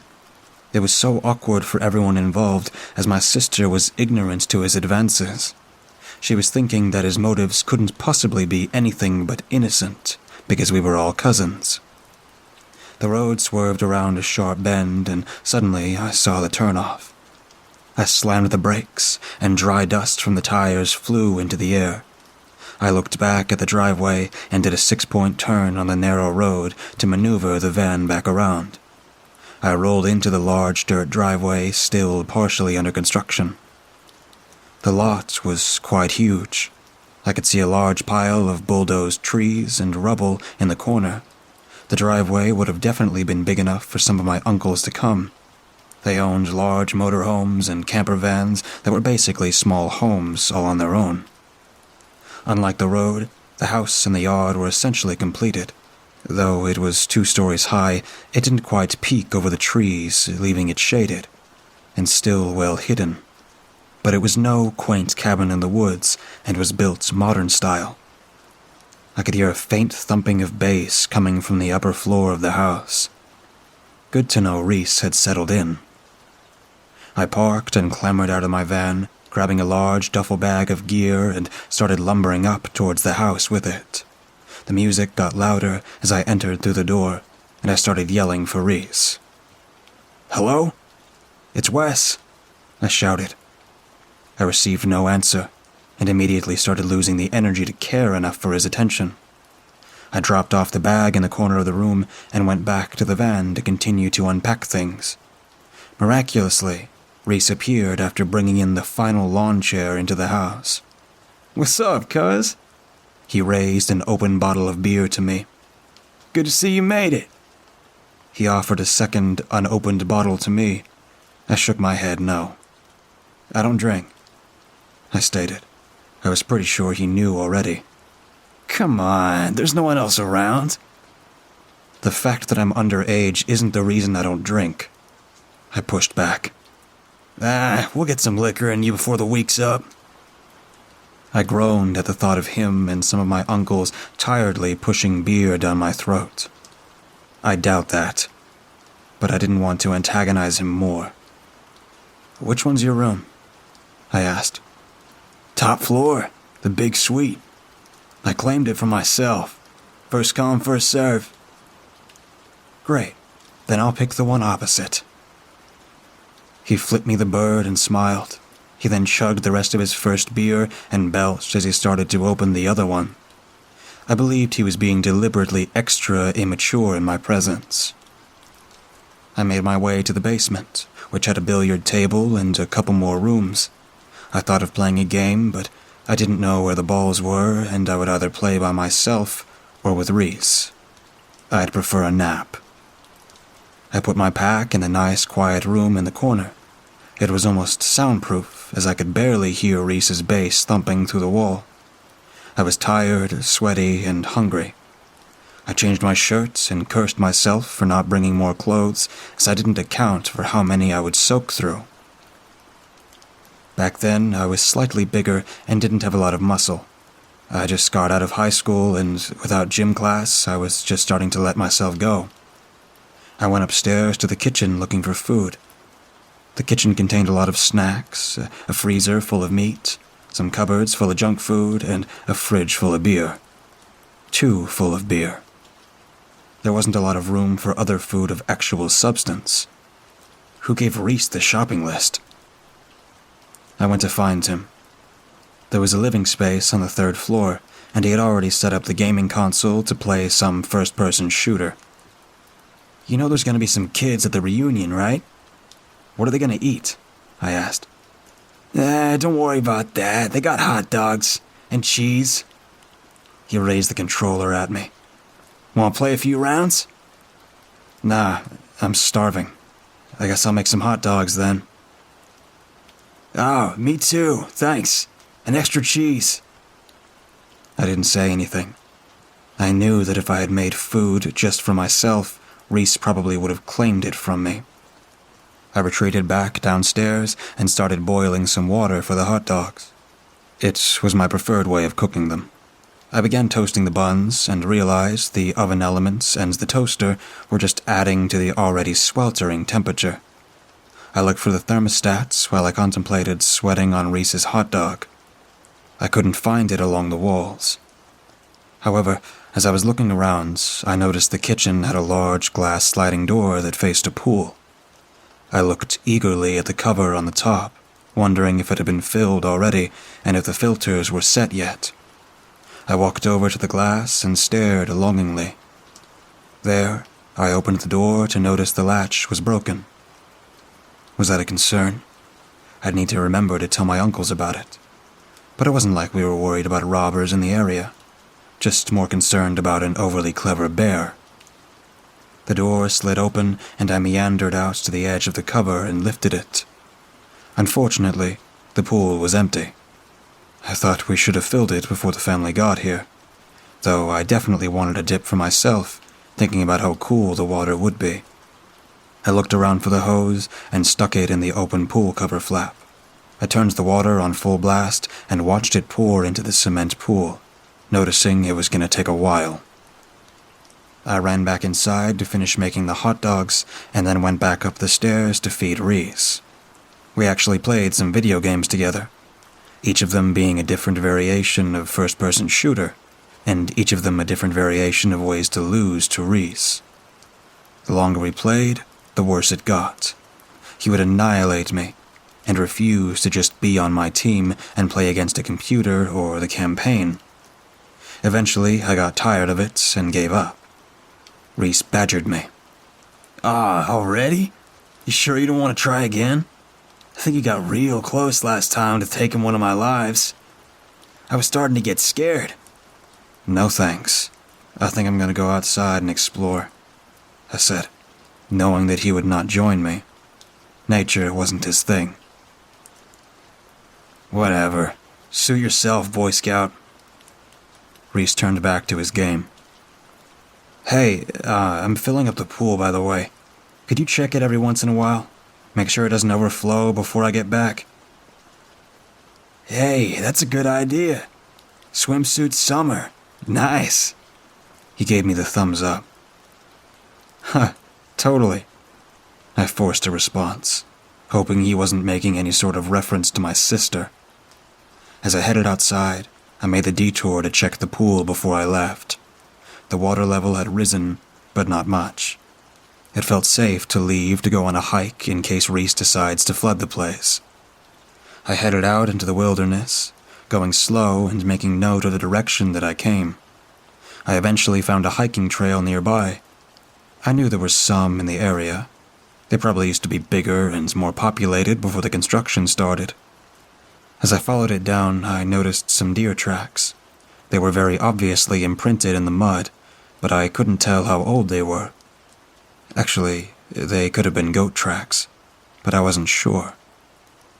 The sound was deafening, and by that, I mean it sounded like you were deaf.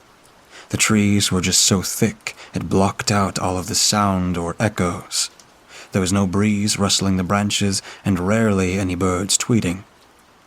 If there was any wildlife, they had other places to be, apparently. Even though I was outside, I couldn't help but to feel claustrophobic.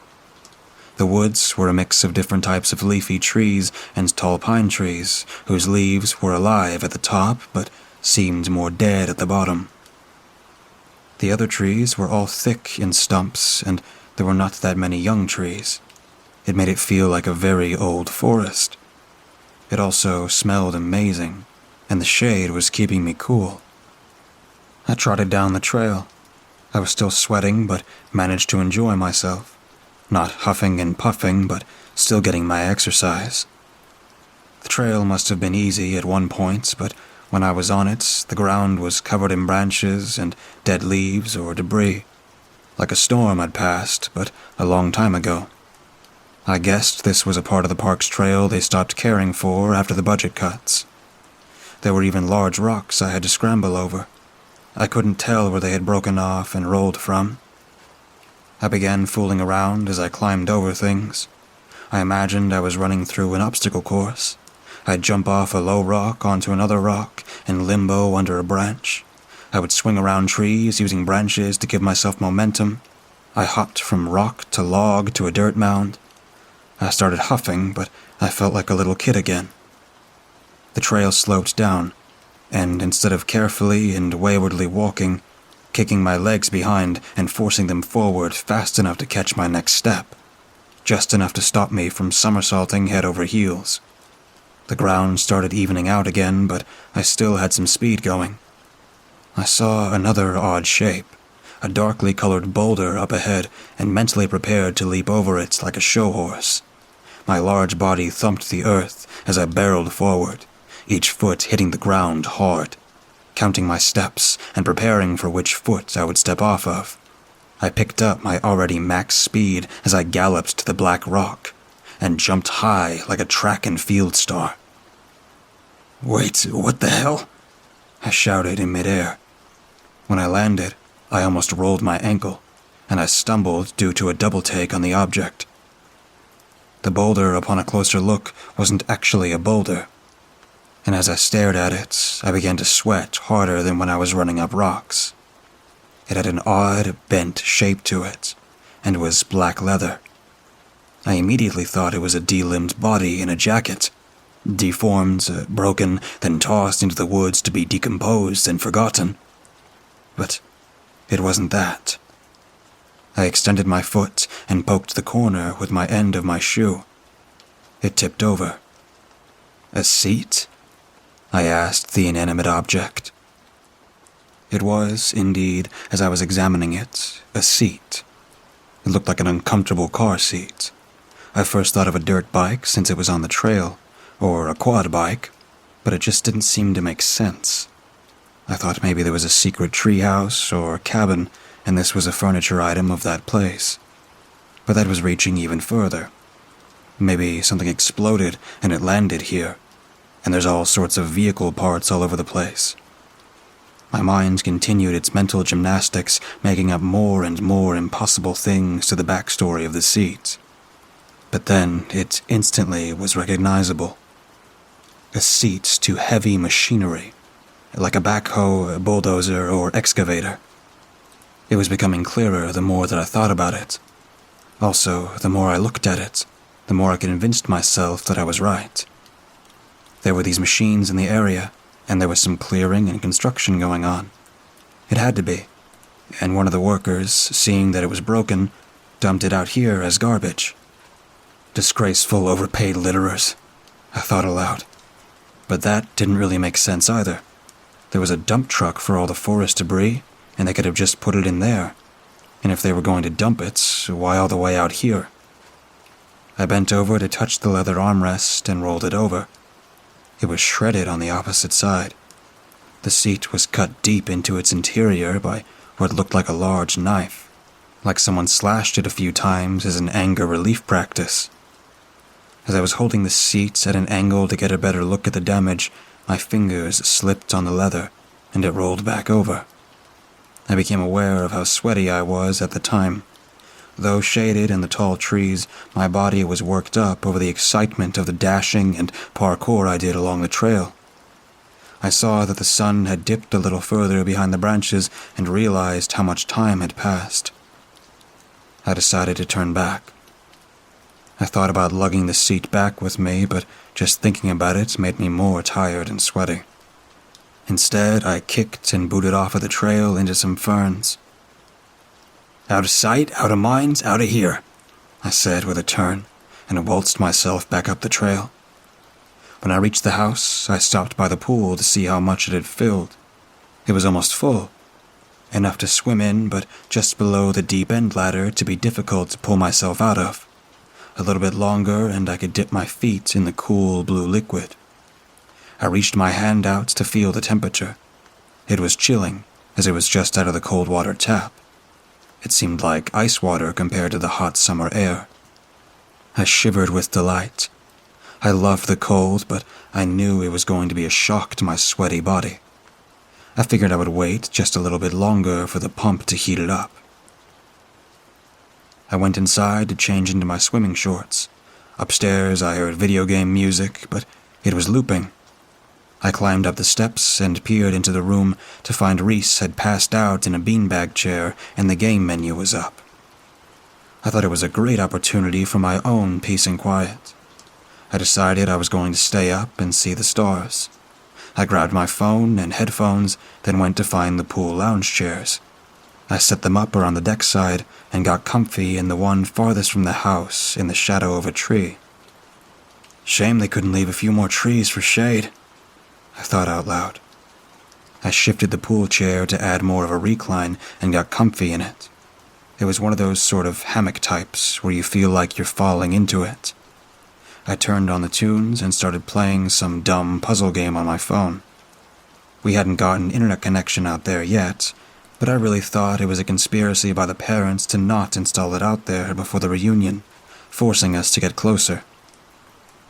I took a big breath and sighed, soaking in the precious quiet and private hours I would be able to have before the weekend started. The sun was going down behind the trees and shadows were growing. I was disappointed I wouldn't be able to see a nice sunset, but figured the stars would be worth it anyway.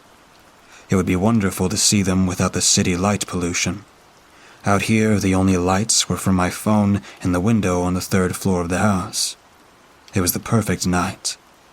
A very fast hour went by. I noticed a change in animal sounds as I heard more crickets and other bugs. The daybirds had gone to their nest, but I could swear I heard an owl. I expected to see more, but the park was so vast that you'd really have to be lucky and keen-eyed to see anything of notice. Or maybe some night vision goggles. It got darker and darker. Eventually, I noticed one after the other little stars started to appear. I turned off my phone and set it down so I could let my eyes adjust to the smaller ones. Just minutes and a few blinks later, the Milky Way showed itself, and it was gorgeous and huge. After a while, I started feeling very small and aware of myself. My mind slipped into retrospective thoughts and existentialism. Overthinking, I began to be mindful of my loud breath and started to breathe on command. But the breath I heard wasn't mine. I looked towards the house. The light was still on. Reese still should have been up there. I peered across the still pool water, but didn't see anything towards the dark trees. I looked away from the house and more towards the direction behind me, the direction of the deeper woods. Just then, I thought I saw a quick flash of eyes reflect in the dark. My back muscles tightened, and my hair stood up. I instantly started sweating more than I had all day. I kept on staring into the nothingness, hoping that I didn't actually see anything, or that it would go away. But then I heard a twig or a branch snap, and I instantly remembered the existence of bears and cougars. I gripped the sides of my chair, my body and mind debating whether I should slowly peel away or make a mad, crazy dash to the door. A blast of air hit the side of my face, and I freaked. I tried to jump off the lounge chair, but I fell. My legs slipped through the space in the slots of the chair, and my ankle was caught in the folds. It felt ironic at the time because it felt like I was caught in the latches of a bear trap and was about to be eaten by a bear. But it wasn't a bear. When the thing came out of the darkness, it towered over me.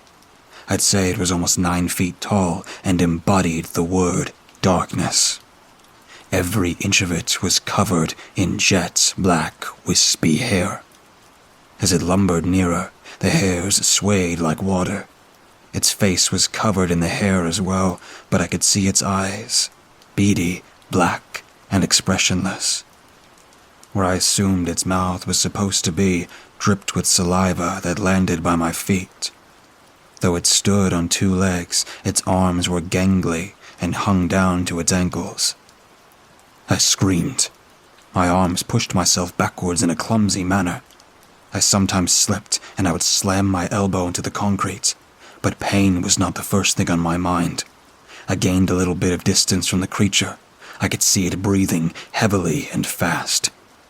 It pivoted towards me, and its knees bent, getting ready to pounce. I scrambled away faster, kicking my trapped legs, trying furiously to fling the heavy chair off. Instead, I managed to land my foot on the ground and gave a hard push. I propelled myself backwards enough to land on the edge of the pool, my tailbone hitting the corner before I splashed into the water. I sank and looked up in fear. I waited for it to follow me in. But through the surface, I saw its black silhouette against the starry sky, and pushed away from the wall, swimming towards the center of the pool. With my clothes heavy and the chair still wrapped around my leg, I began to sink. I was running out of air. I pushed my arms harder against the pressure of the water. My chest hurt. It was cold. I felt my ears start ringing and my head wanted to explode. I kicked ferociously at the chair that entangled my leg. My shoe at that point had soaked with water and had become heavy enough to easily slide off. After that, it was easy to slip out of the plastic folds that had grasped me. With the chair gone, a dead weight was dropped from my body, and I finally was able to gain some momentum upwards. A final exacerbated push from all 4 of my limbs let me breach the surface. I sputtered and gagged from the droplets that lined my throat. Violently retching and treading water, my body ached for the desire for a steady ground to puke on. Gulping the fresh night air, I slowed my thrashing. With the whitewash gone and my eyes cleared, I turned back to where I fell. To my dreaded horror, The demon figure was still there at the edge of the pool. Its paws or hands had clutched the corner of the water, leaning forward with freakish intent. Almost a statue. It made no noise, but I could see its chest pulsating quickly in the dark, like a tired dog panting after a run. I expected it to growl or bark as I stared at it, but I still couldn't make out a mouth amongst its black fur-covered face. Not wanting to see its teeth, I turned and started paddling towards the opposite side of the pool. Very quickly, out of the corner of my eyes, I spotted movement in the shadows.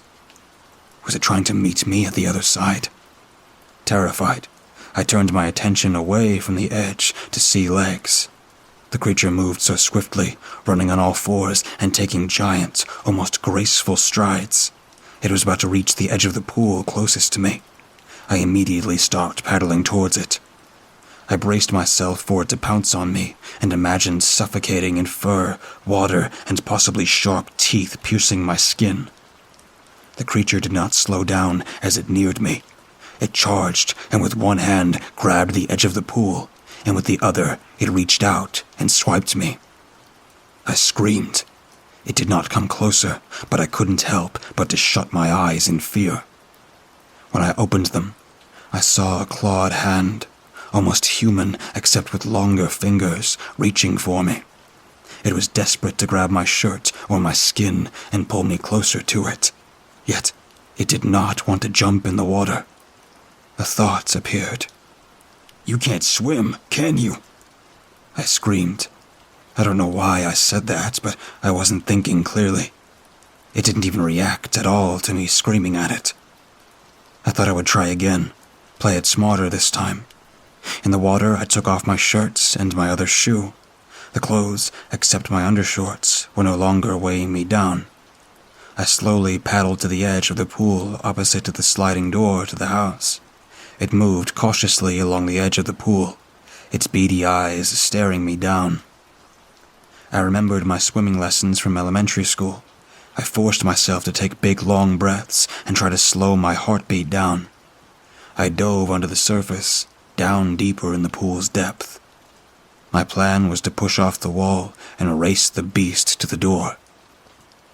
I remembered the latch was broken, but maybe I could delay it long enough to lock myself in the bathroom or one of the bedrooms. Then I would scream to Reese to call 911. Underwater, I readied both my feet against the wall and shifted my weight. Right as I was about to kick off, a long black hand appeared in front of my face. I couldn't help but to scream underwater. I snapped my mouth shut and ducked. With a quick, hard force from my legs, I shot away from the wall, trying to gain as much distance as I could underwater. I had already lost so much air, and I was panicking again as I needed to resurface. When I did, I looked ahead and saw no creature. I swam like a mad fish, wishing at the time I had fins. I didn't bother to look behind me, but as my arms stroked the water ahead of my face, I peeked out of the side. Through strokes, I caught a glimpse of the mysterious being lumbering on the deck side. One of its arms, now wet and skinny, looked thinner and scraggly. I tried to swim faster, but my lungs could not keep up with the strenuous demand, and I was losing speed. But I reached the edge. I pulled myself up and got one foot on the ground. But then, it leaped. I thought it would lose speed at the sharp corner. I thought it might slip. Instead, its long black legs stamped down on the inner side of the pool's edge. Its nails clawed the cement and gained leverage. And in response, I used my other foot to send myself backwards, back into the water.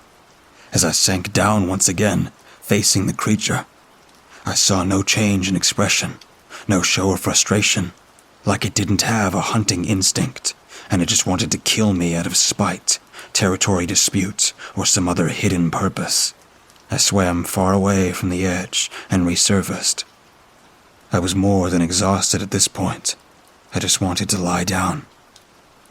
And that gave me the brilliant idea to play dead. Maybe if the creature just wanted me dead and didn't want to eat me, it would be satisfied. I tried to slow my breathing down. It was hard enough after the mad dash to the door, and lactic acid started building up badly in my forearms, and the sight of the horrific demon-like thing didn't help either. I thought about faking a drowning, but was too tired to pretend to thrash about in the water. So I just rolled over onto my back and relaxed. Looking at the sky helped me get my breathing back to normal enough pace where I was able to take deeper, bigger breaths. I bobbed and floated for about a minute. The water rolled over me, and I held my breath when my face was covered. I was doing the best dead man's floats that I could. The break I gave my arms helped them feel better. They swayed lifelessly in the water. Out of the reflection, I saw a shadow fly through the air. For a moment, I thought it was a bird. Out of nowhere, a rock hit the back of my head. My teeth knocked, and pain shot through my skull. I turned myself upright and looked around to see a pool chair flying in my direction. I raised my arm and protected my face from the chair. The object crashed into me with great force. My head went underwater unexpectedly, and I flailed about, getting it back up above the surface. My chest hurt from the exhaustion. The muscles stung in my arms and legs. I was taking big breaths now. I thought if I could force enough air in my lungs, it would help me float better. Once I inhaled, some more water droplets got caught in my throat, and I had a coughing fit. The fit only made it worse for me to keep my head above water. I swallowed and yelled, exasperating my voice. I noticed movements in my peripheral vision. It wasn't from the creature. Through glazed eyes, I saw its shadow, just frozen there at the water's edge. This other shadow came from the house's top window. It was Reese. Reese! I screamed. My throat croaked out the sound like a prepubescent boy.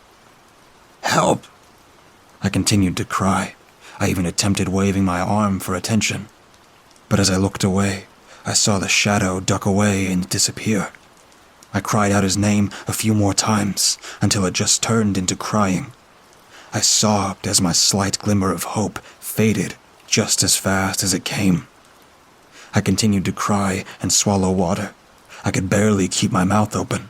My body ached to swim to the edge, but my mind feared getting ripped apart or eaten by the creature. Then my leg cramped. The pain shot through my thigh like a metal pole had been rammed through the bone. I held on to it and started sinking. I was so tired. I just wanted to hold my leg for a little bit. But then I needed air, so my arms exerted the extra efforts to lift my body back up. Then my arms started cramping. Not as suddenly as my newly dead weight of a leg, but a slow burn of the muscles. I started sinking again, curling my body in the fetal position. I descended into the darker waters. My ears rang until they popped. A new pain entered my head. I thought for a second maybe I could kick the bottom with my good leg and shoot back up to the top. Why was that pool so deep anyway? Or maybe it wasn't, and it just seemed like it at the time. I desperately needed air. When I got to the bottom, I kicked at the ground lazily. It barely got me up. I sank back down and kicked again. I needed air. Everything was moving in slow motion. The pain was stronger, but I cared less about it. I tried harder to push through the water, which was beginning to feel more like sludge. I grabbed my throat and squeezed. My lungs demanded air immediately. I just wanted the release of holding my breath. I struggled harder against gravity. The weight of it pulled me down harder the longer it went on. My mind rang out, and darkness invaded the sides of my vision. I think I had breathed in some water. The pain was going away. I started floating. I felt a little peaceful, like I wasn't going to care that I was going to drown. I saw a light. It shimmered and wavered like liquid. Then a dark spot appeared in the center until it grew. Then I saw nothing. It was actually 2 days later when I woke up in the hospital. I saw my sister and my cousin talking to each other while sitting in 2 chairs next to my bed. My sister's back was to me, and Reese was leaning in, speaking in a low-tone voice. I stared at him for a long time before I coughed. Reese looked up. "Oh, hey," he said as he caught my eyes.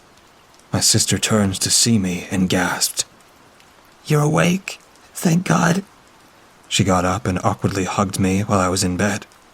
That's when I realized all my muscles hurt, and I could barely move. "I'm gonna call Mom and Dad," she said as she grabbed her cell phone from her chair and left the hospital room. Reese just kept looking at me. I stared back. "What happened?" I asked. "What do you mean?" he said in a stern and cold voice. "You went for a swim, he got cramps, then you drowned." "I called out for you. The monster." "What are you talking about?" He cut me off, while he glared hard at me. "I saw you walking around in the pool, and I called the cops. I don't know CPR, but I got you out of the water." I started stuttering my words, baffled and wondering if I was crazy. I clearly remembered the sound and sight of that creature. "If you saw me struggling, why didn't you come out earlier?" My voice squeaked. I wanted to grab his shoulder and shake him, desperate for some confirmation that I hadn't hallucinated that fear. I could only lay accusingly on the hospital bed. Reese was silent. I could see the anger growing on his face, like he was holding something back. And I knew. "You did see it, didn't you? And you were too scared to come down to help me. That's why, isn't it?" "Shut up. I saved you," Reese yelled. "You just got a cramp and yelled, then drown, okay?" I knew at that point that no one would believe me if I said anything, and Reese would have fought me the whole way. Because he needed me to shut up, and he really needed it to not be real. I shut up from that point on. News of me getting better reached the rest of the family that arrived at the condo. I missed the reunion as I recovered. Nothing out of the ordinary happened while everyone else had stayed there. Reese never talked to me again, except through our fathers. My dad said in particular that Reese had convinced my uncle to sell that house in the woods. It was already worth more than what he bought it for, and I'm not sure what Reese said to his dad to make him sell it right away, but he never went back to those woods again. Our next family reunion was booked at a resort by a popular beach full of people. But I never talked to Reese, as he avoided me the entire time. So it was never brought up again. But I've never forgotten the fear. Not the fear of water, but the fear that makes you choose to drown yourself instead of facing whatever horror those woods produced at night.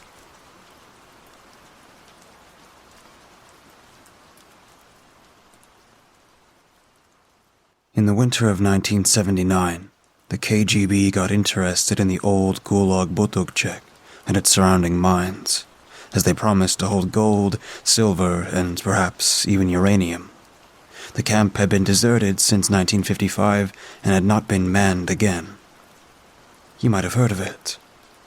What should not be known to you, however, is Solovsk, the small town located near the Gulag. Our geologists who have been tasked with exploring the mines were spending their nights in Solovsk, as it was so close by. The Petrovs had worked for us before and sampled some of the loneliest locations of the motherland. They were both exceptional in their field of work and have been the first choice when we decided to explore the area and search for new precious resources. They soon ventured to the old abandoned mines to take samples. When they did not report back for some time, and we got news from the local doctor of something traumatic having happened to them, I was tasked to travel to Solovsk as well, to take care of things. I had not been happy at first, as I did not crave visiting that place at the edge of the earth, but soon I set out. The town and its surroundings were the most unnerving piece of dirt I had ever seen. The memories of the bleakness and desolation of that place still makes me shiver nowadays. A run-down room in the local inn had been rented for me, and I quickly tried to settle in, Even on the first day of my investigation, I sensed that my time in Solovsk would not be blessed, and I wished that another had been hired in my stead. But they had chosen me, as I was known for my thorough and discreet morale. I hurried to question Mr. and Miss Petrov to be able to leave that dump as quickly as possible. As Miss Petrov was the only one still sane enough for a longer talk, I chose to deal with her first. We met in a small side room at the doctor's office that had taken them in, and where they would stay until we could arrange for a specialist to take them. The room was meager, and I would have liked to say that it had seen better times, though that would have probably been a lie. It smelled stuffy and a bit rancid, as if decay had settled in over the years. Miss Petrov was sitting at a boring wooden table, her dark hair disheveled, and her eyes underlined with wrinkles. She immediately started talking after I had finished my introduction. You know why they sent us down into those tunnels, don't you? Of course you do. Yes. Well, we have often worked for the government. Some of the most important mining locals have been established because of us.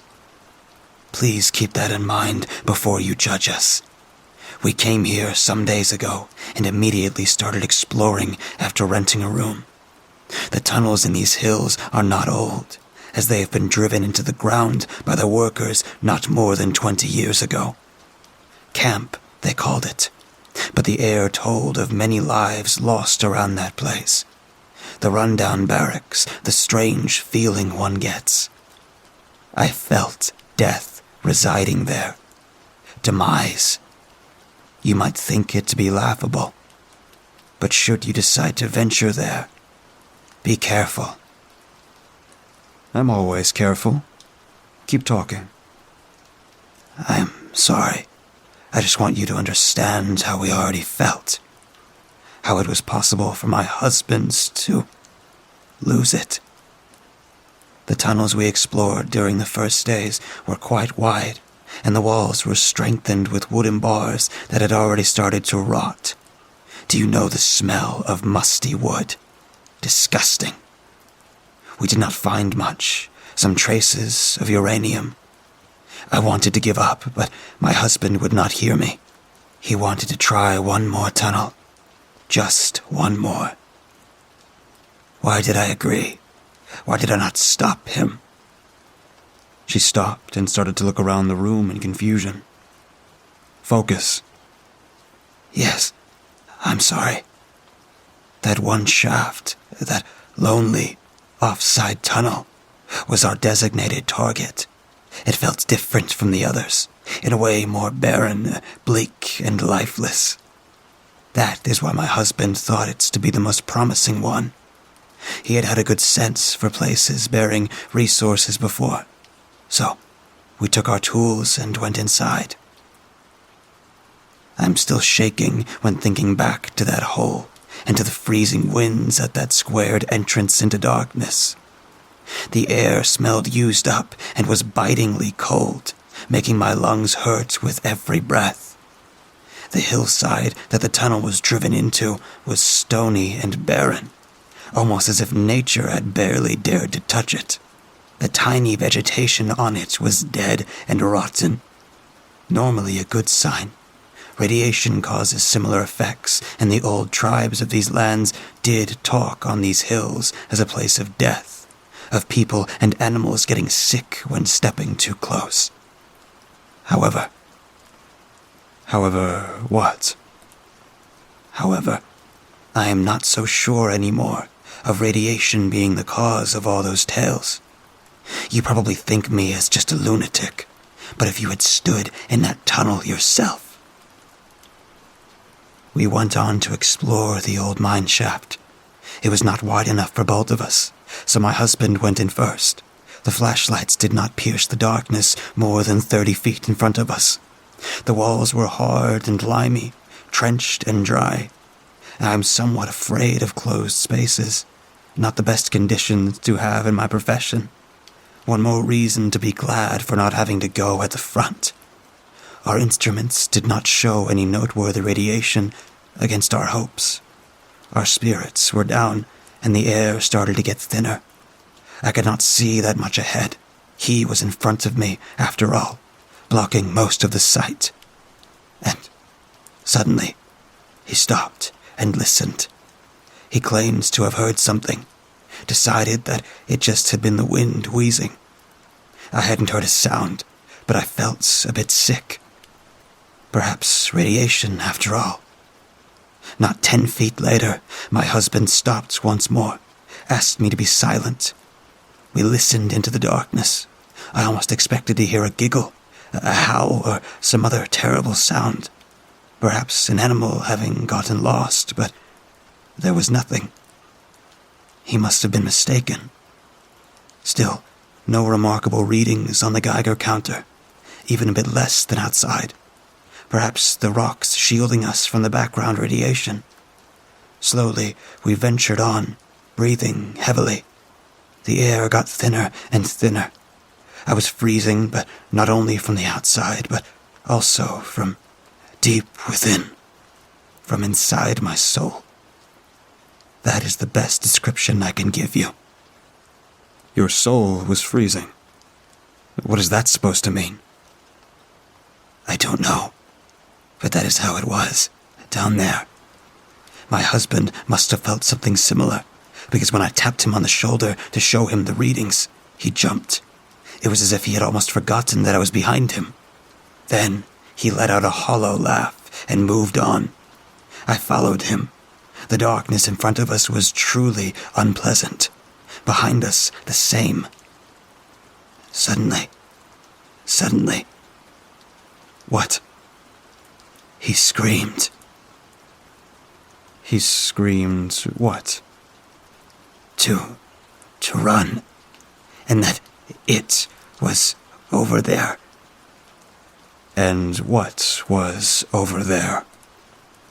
I didn't see anything. I'm sorry. He panicked and shoved me towards the exit, so I ran, trying not to lose my mind. Do you know what that is like? Him just snapping, just like that. We got to the entrance. You know the rest. Okay. Do you remember anything else? There was a bang. I think the tunnel collapsed behind us. Of course. Thank you. The information I had gotten out of her was not worth a lot. Probably they had just encountered some stray animal or their own fear. The woman had sounded a bit unstable anyway. It would perhaps prove more useful to speak with her husband after all. Talking to Mr. Petrov made me feel more uneasy, but I reminded myself to stay professional and to think about everything from a rational perspective. We met in a treatment room, and it was a lot harder to have a conversation. Mr. Petrov seemed to have gone slightly insane, and did not seem to be able to give any sensible answers to my questions. Again and again, he started to ignore me and talk to himself. Mr. Petrov, do you know why I am talking to you? I started. I know why you're here. Because of the deep. The deep? The deep. Inside the hills. Inside the ground. I'm here because we were waiting for you and you did not report back to us. Then we got a call from the doctor. A report? Because of the uranium. I remember. We were supposed to search and to find and to bring it to you. The glowing miracle. If you want to phrase it that way, yes. Your wife has already. Where is she? Is she safe? Is she safe from the deep? I don't suppose she is. Nothing is safe from the deep. Not me. Not her. Not you. What is the deep? The deep is below. Below the ground. But it is not safe to stay there. Slowly, it will surface to get us all. I have seen it down in the tunnel. That is what I want to talk to you about. Focus and tell me what happened. Back then, he seemed to go completely off the rails and looked at me with a piercing gaze, never closing his eyes. That is what you want to know. Are you absolutely sure? There is no going back once I have told you. You will only get that knowledge out of your head by a bullet. Trust me, that is something I have dealt with before. So keep talking. We were just exploring, at least in the beginning. A hole in a hill, wanting to be explored. So we did that, went inside. Me first, my wife second. I should have known, I should have felt it. She warned me, told me she was sick. But we carried on. No radiation to be felt, no sounds to be heard.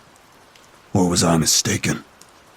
I swear there was something in the air, only barely audible. My wife did not hear it. So clueless. Maybe she did not want to hear it. Who knows? We carried on, deeper into the tunnel, into the darkness. What might we discover? Glowing rocks. We went on until I heard it again. A whispering breeze, almost like a child. But I did not see anything. It was too dark. Only darkness in front of me. The eternal blackness.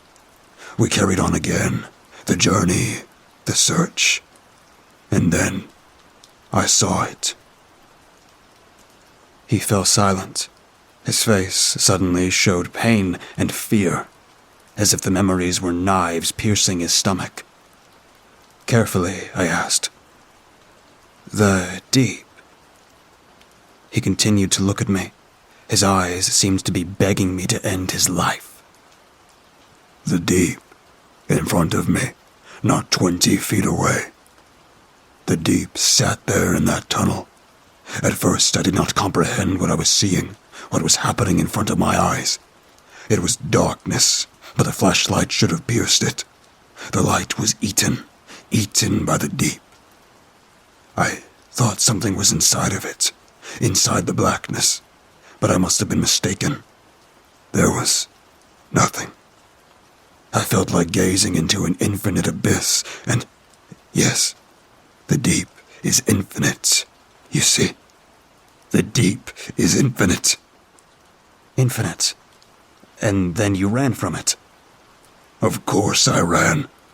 Pushed my wife towards the exit, because, you see, the deep was slowly chasing in on us. It got closer and closer, ate the tunnel and the light. I think it might be here already, here with us. You have to warn them. Perhaps we might still escape from it. Somehow, the deep is already here. Then, he just seems to give up, and started to giggle like a madman. I left him and his wife in the care of the local doctor. We had to search the camp and its surroundings, as I reluctantly realized. When I took some men to the mines, I found exactly what the Petrovs had told me, a caved-in tunnel. There were some other shafts close by, but nothing noteworthy was inside. Not far away, near a pile of rubble, we found a tramp that must have slept close by. He was brought to the station of the local militia, where I interrogated him. The man was dirty and reeked of urine, though he was quite happy to talk to me. Where do you want me to start? Well, you told us that you sometimes sleep near the mines. That's correct. Normally, I don't have a roof above my head, you see. And that's why I go to the mines. There are many tunnels leading down into the ground, and the trenches nearby are roofed as well. The ones that the workers pushed the carts through long ago. It was easier that way, you know. That said, I would have liked it if those criminals had had it a bit harder. I heard of that, yes. Were you staying there during the night to escape from the rain? Exactly. Because of the rain. And those cursed birds. The mines are the only place where I can get some quietness. I hate those doves and owls. They did not let me sleep all week. Stupid things. Do you know how annoying cooing can be? I bet you do. Yes, it's happened to me as well, once or twice, when I was camping. But back to the mines. You said that you were there when those two people came running out. Please, tell me about that evening. Try to remember every detail. Of course.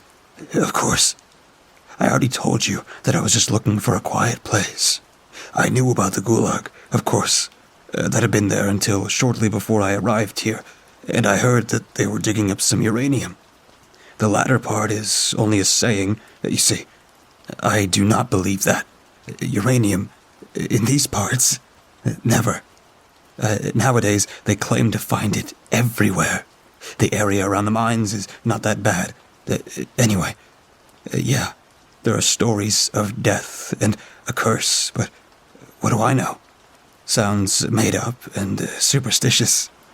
If you ask me, life itself is a curse. At least when you're a poor sod without a place to stay. But at least I'm not a kulak. Didn't you tell me that you refused to go to a shelter? No one's forcing you to sleep out in the open. Or am I mistaken? They suck. Who knows what they do to you in those so-called shelters? If only she hadn't left me. Everything would still be fine. It's her fault. I see. Let's say it can get pretty bad. But now, tell me, that evening... All right. Sorry. So, I was looking for a dry place and went to the Gulag. You were there. You know, there are plenty of suitable spots. So, I looked around. The sides of the hills were covered by snow, and the bare trees would have not protected me from the weather. I did not want to get sick, after all. Some houses are nearby, if you can even call them that, where the workers had slept. I thought about resting there, but I didn't like the place. It seemed uninviting, slightly evil. But perhaps that's just because I remembered some of the stories. Stories? What kind of stories? Just some crap. Crap that's told about places like that, where people have died. The work here has not been pleasant. Yeah, let's put it that way. Insanity spreads among the people. Perhaps because their minds start to rot away, or perhaps there was uranium after all, frying their brains. But I think that's not likely. If you're forced to work like that, day after day, year after year, until the end of your life, yeah, you just snap. Well, they got what they deserved, right? At least I'm free, and not a traitor to the motherland. Some people say they did experiments on the inmates, probed their brains after sawing off their skull caps. Without anesthesia, imagine that. I wonder if at least they learned something new. Well, whatever. People are said to have died every day. That changes a place, let me tell you that. Yeah, those are the stories. Some killed themselves, some just died laughing maniacally. Hanging was apparently quite the trend. And all that grisly stuff had the skull field that the old nomads had created many years ago, before the Gulag had opened its gates. They said that that place is the seat of death itself. Take all that together, and I think you understand why I did not want to sleep there. Better not. And the smell, as if everything was soaked in piss. Disgusting. So, I looked for another place. The entrances to the mine seemed much more inviting. Well, as far as you can call such a gaping hole in a snowy hill inviting at all. But it would protect me during the night. So there I lay down in the entrance of one of those tunnels. And there you stayed, until those two geologists. Yeah, that was the fourth night of me sleeping there, and not much happened the night before. Nothing much happened in the nights before. Nothing much or nothing? Well, in the third night, I was a bit drunk, but Only a bit. How much? A bottle of vodka. Yeah, I know. Don't look at me like that. I can't do nothing about that. Makes me feel warmer than a campfire ever could. I didn't have any matches left anyway. Spent all my money on... I get it. I do not want to judge you. I only want to find out what happened. So, what did happen? The thing that was nothing much. Don't know why, but I did not want to go deeper into the tunnel. There was this bad inkling, sickness. But it was not fear. I think, probably the vodka. Yes, I'm not afraid of a stupid mine. Of course not. Yeah, but nonetheless, I think there was something with me. Perhaps some animal, deep inside the shaft. Who knows? Wolves can sometimes get pretty lost. Whatever. I stayed at the entrance and didn't go any further. Not deeper into the dark. Why would I? The night was clear. Full moon shone brightly. Quite pretty, you know. It can be very pretty over there, even when it's day. The sun and the bushes cast funny shadows. I slept at the entrance, protected from the snow, safe. What else could I wish for? It was all right for some days. After that, I planned on getting some food. One of the bakers sometimes lets me have some bread. Did you see something? Was there more than a suspicion? No, that was it. The next evening, I suddenly heard screams. When I got up, I barely could see two people running away. They looked as if the devil himself was pursuing them. Then, roaring, and part of the hill crashed down. Bam!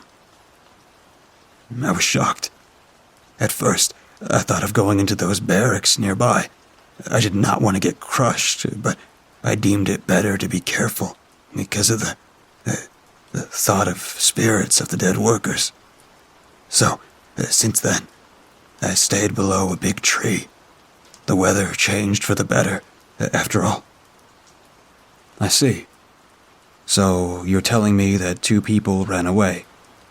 Did they feel sane to you? Can you tell me anything about that? No. Well, yes. The guy was screaming something like, in the blackness, the deep, or something along those lines, I think. And the woman seemed just confused.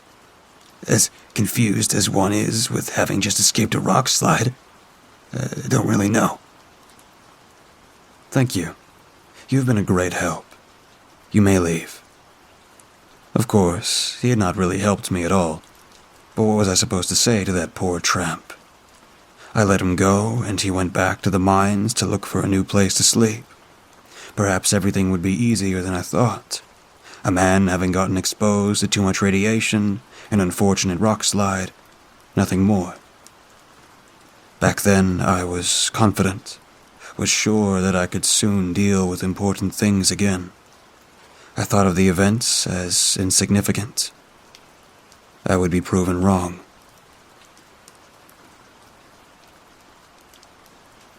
A young girl, perhaps 9 years old, was standing at my doorstep the next morning, a little self-made doll in her hands. She nervously introduced herself as Etrushka. I asked her into my room, hesitantly, as I was not good with children and did not have time anyway. But maybe she had heard something. She lived at the edge of town, after all. All right, you wanted to talk to me? Yes. Are you looking at secret things? That's what my mom said. Everybody talks about you.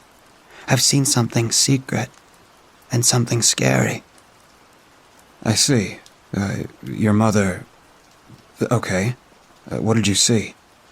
What's secret and scary? I was playing a bit away from the houses. I always play there, and it was there when I observed something. You need good observations, don't you? Yes, indeed. Please, tell me. What did you observe? Do you know the trees, a bit away from the houses? Those old, gnarly trees that grow everywhere, that grow and bloom in the summer. I've seen them. I have a hiding place nearby, but that's a special place. So please don't tell anyone about it. Promise. It's my job to keep things secret, so yes, I promise. Please, tell me more.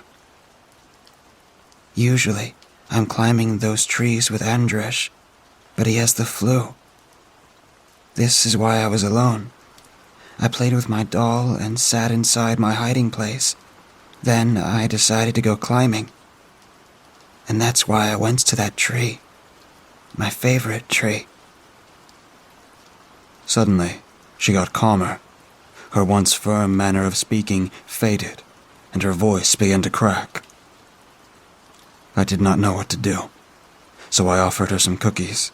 That seems to help a bit. Very kind. That tree, my tree, it has a hole. Not just a small knot hole, but a big one, as big as my hands. A bird lived there last summer. Do you know something like that? Yes, I do. Perhaps a strong woodpecker made it. They sometimes do stuff like that. That's right. That might be. Or perhaps it was just an old tree. I didn't really take note of it. At first, I probably only looked for it because I remembered the cute little bird from last summer. Did it fly south? But then I spotted it. Or, in a way, did not. She fell silent. I started to get nervous. Perhaps I should call her mother. This was her job. But then, I stopped. In a way, did not. What do you mean?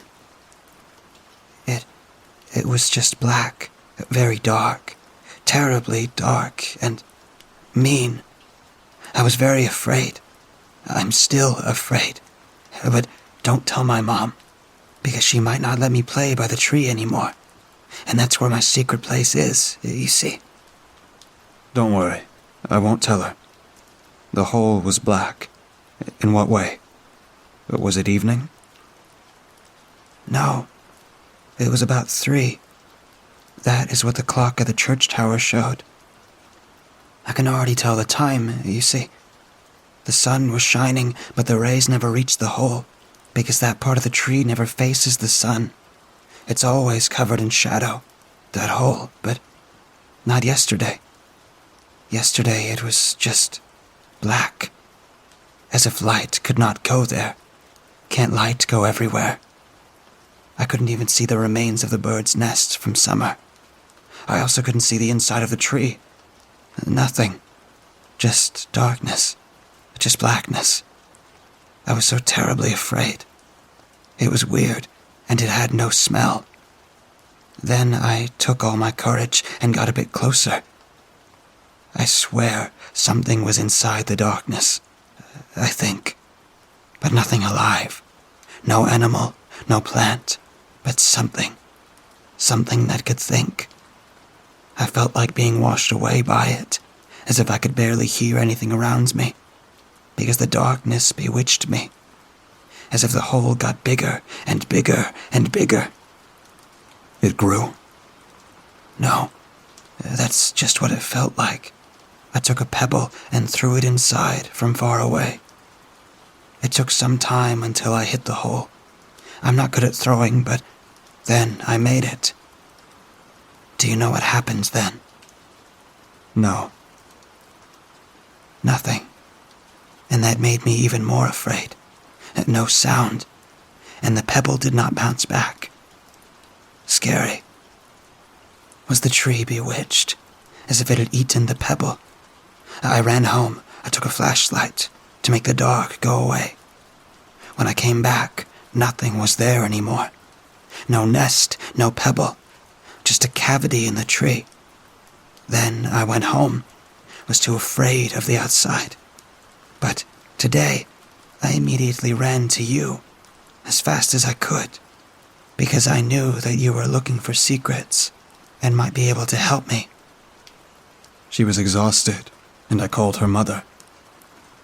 The woman was quite nervous, as she had a rough idea about my profession, but I hurriedly told her that Etrusca had done nothing wrong. After they had left, I went to their neighborhood and finally spotted the tree. At least one thing had not been a lie. A strange, smooth hollow sat inside its trunk. For the rest of the day, I started to plan the clearing of the caved-in tunnel, which I had set for the next morning in light of the events. It had already gotten very late in the night, when suddenly a call from the militia reached me. I got somewhat uncomfortable, as they told me another half-mad person had come to the station. With worries, I set out and arrived not 10 minutes later. A young woman was sitting in one of the interrogation rooms, visibly shocked and sweating. Under normal circumstances, I would have described her as attractive and pretty, but the crazy look in her eyes did not sit well with me at all. Can you help me? You have to help me, please. How? I don't know if it's still there. The train station. Take a deep breath. What's that about the train station? I was coming back to town, had been visiting my sister for the last week. During the way back home, there was this feeling, a premonition, that something terrible was about to happen. And when I finally left the train, I immediately spotted him. Or did I smell him? This stench. The train left, and the platforms were drenched in darkness, most of the lights broken. He was sitting there, leaning against that old lump of concrete they called concourse. I knew he was planning something, that dirty tramp. Did he harass you? No, not at first. He just sat there with his filthy sweater and that felted hood. Wasn't he freezing at all? Perhaps he was already dead, killed by the cold, or so I thought. I mean, it's not very warm around this time. But he was still alive. Yes, I was just standing there, waiting for my taxi. The train station is some distance away from town, so you would not expect me to walk with all my luggage, wouldn't you? No, of course not. Exactly. I was keeping an eye on him, that dirty lot. He was just sitting, leaning against the wall, his head deep in the hood. I could only see his chin from where I was standing. Then he started shaking, perhaps a bad dream, but nothing else happened. Despite that, I was afraid that he would get up and drag me into some bushes. It is known that young women are sometimes... I understand your reservations. Indeed. I was so afraid. What if he jumped at me? The last rays of light that the old lamps on the ceiling gave off made me feel somewhat comfortable, though. Despite that, I started feeling chilly. Not because of the temperatures, but because of something growing deep inside of me. Something that made me feel true fear. It was bottomless. True fear.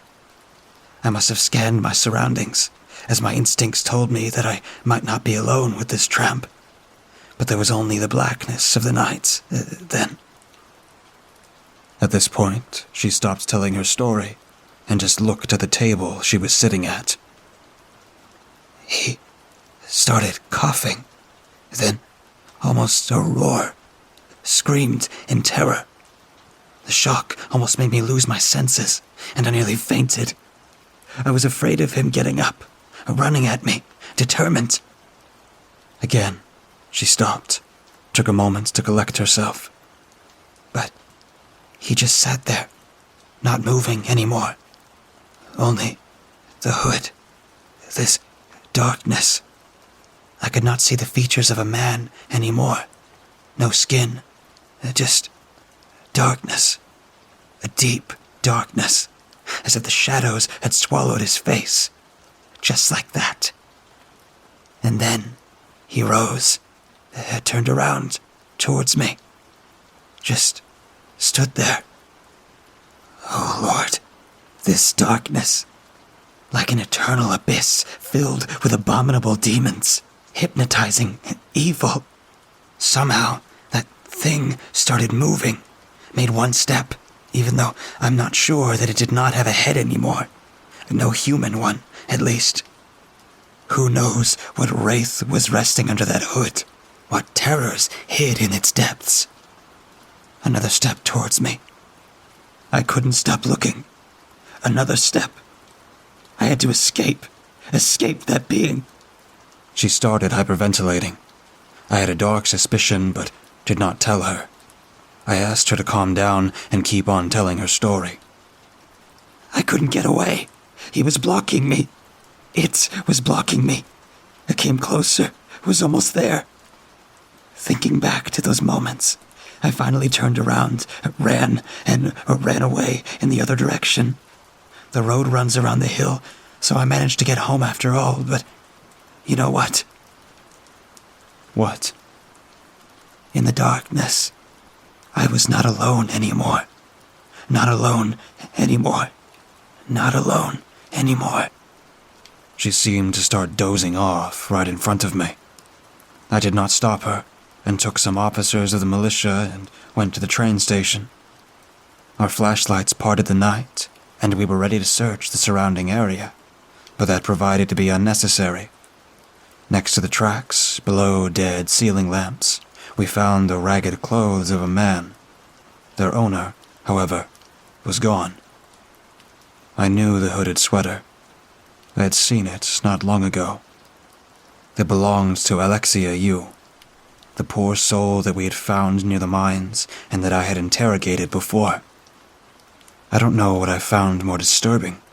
The fact that something might have infected him when he had returned to the mines in search for a place to sleep, against all reason, or the fact that we discovered the belt still being buckled.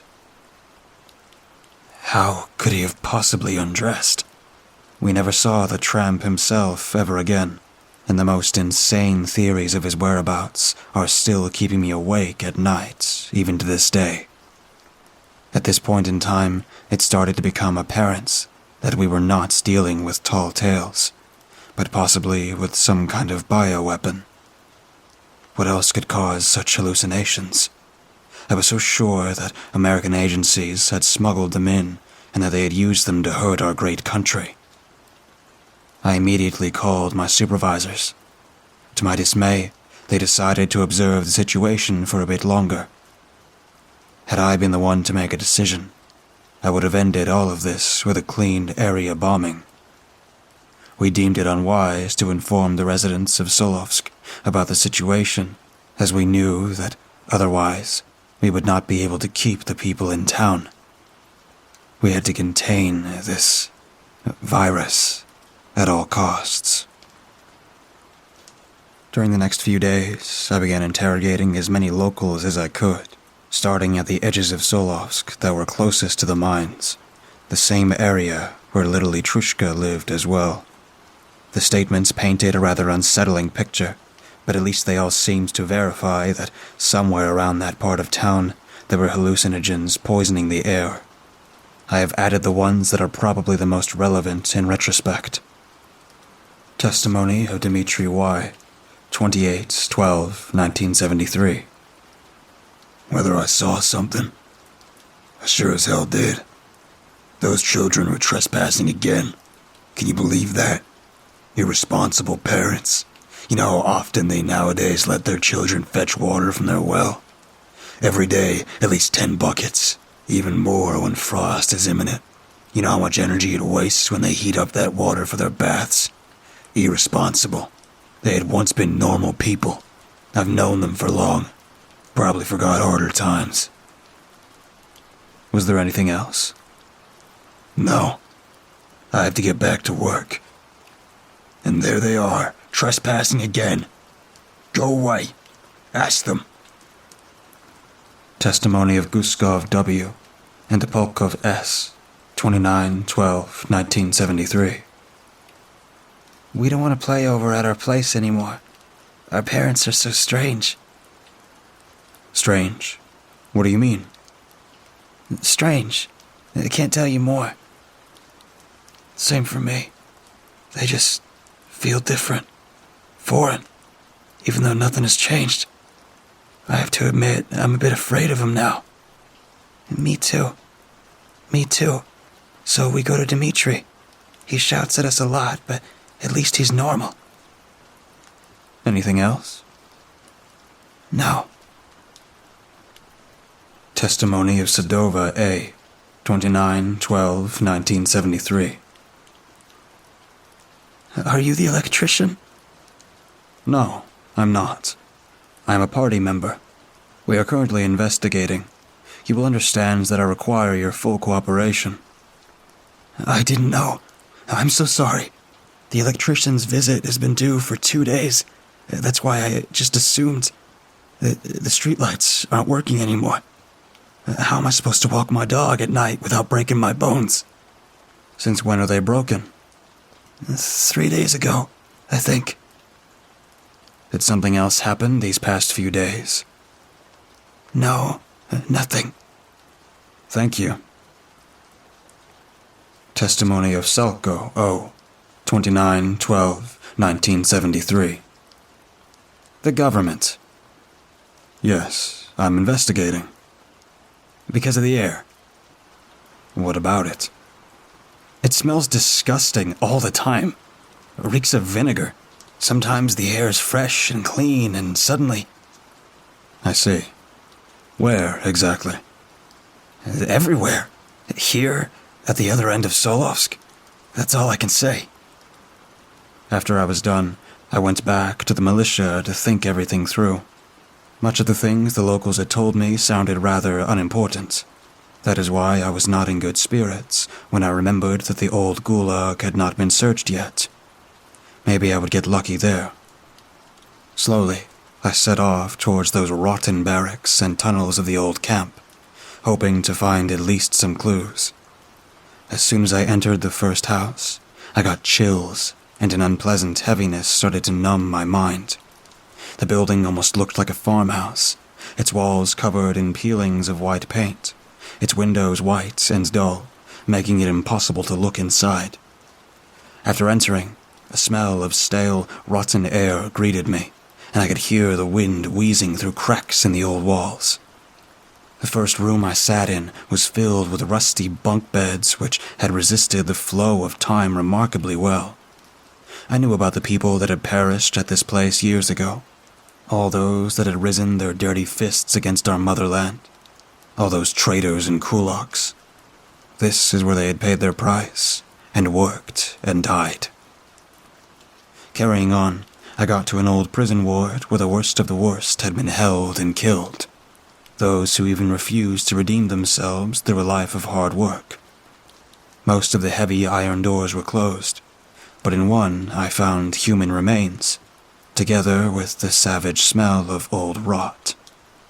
Looking at that old corpse made me sick and dizzy, even though I had seen dead men before.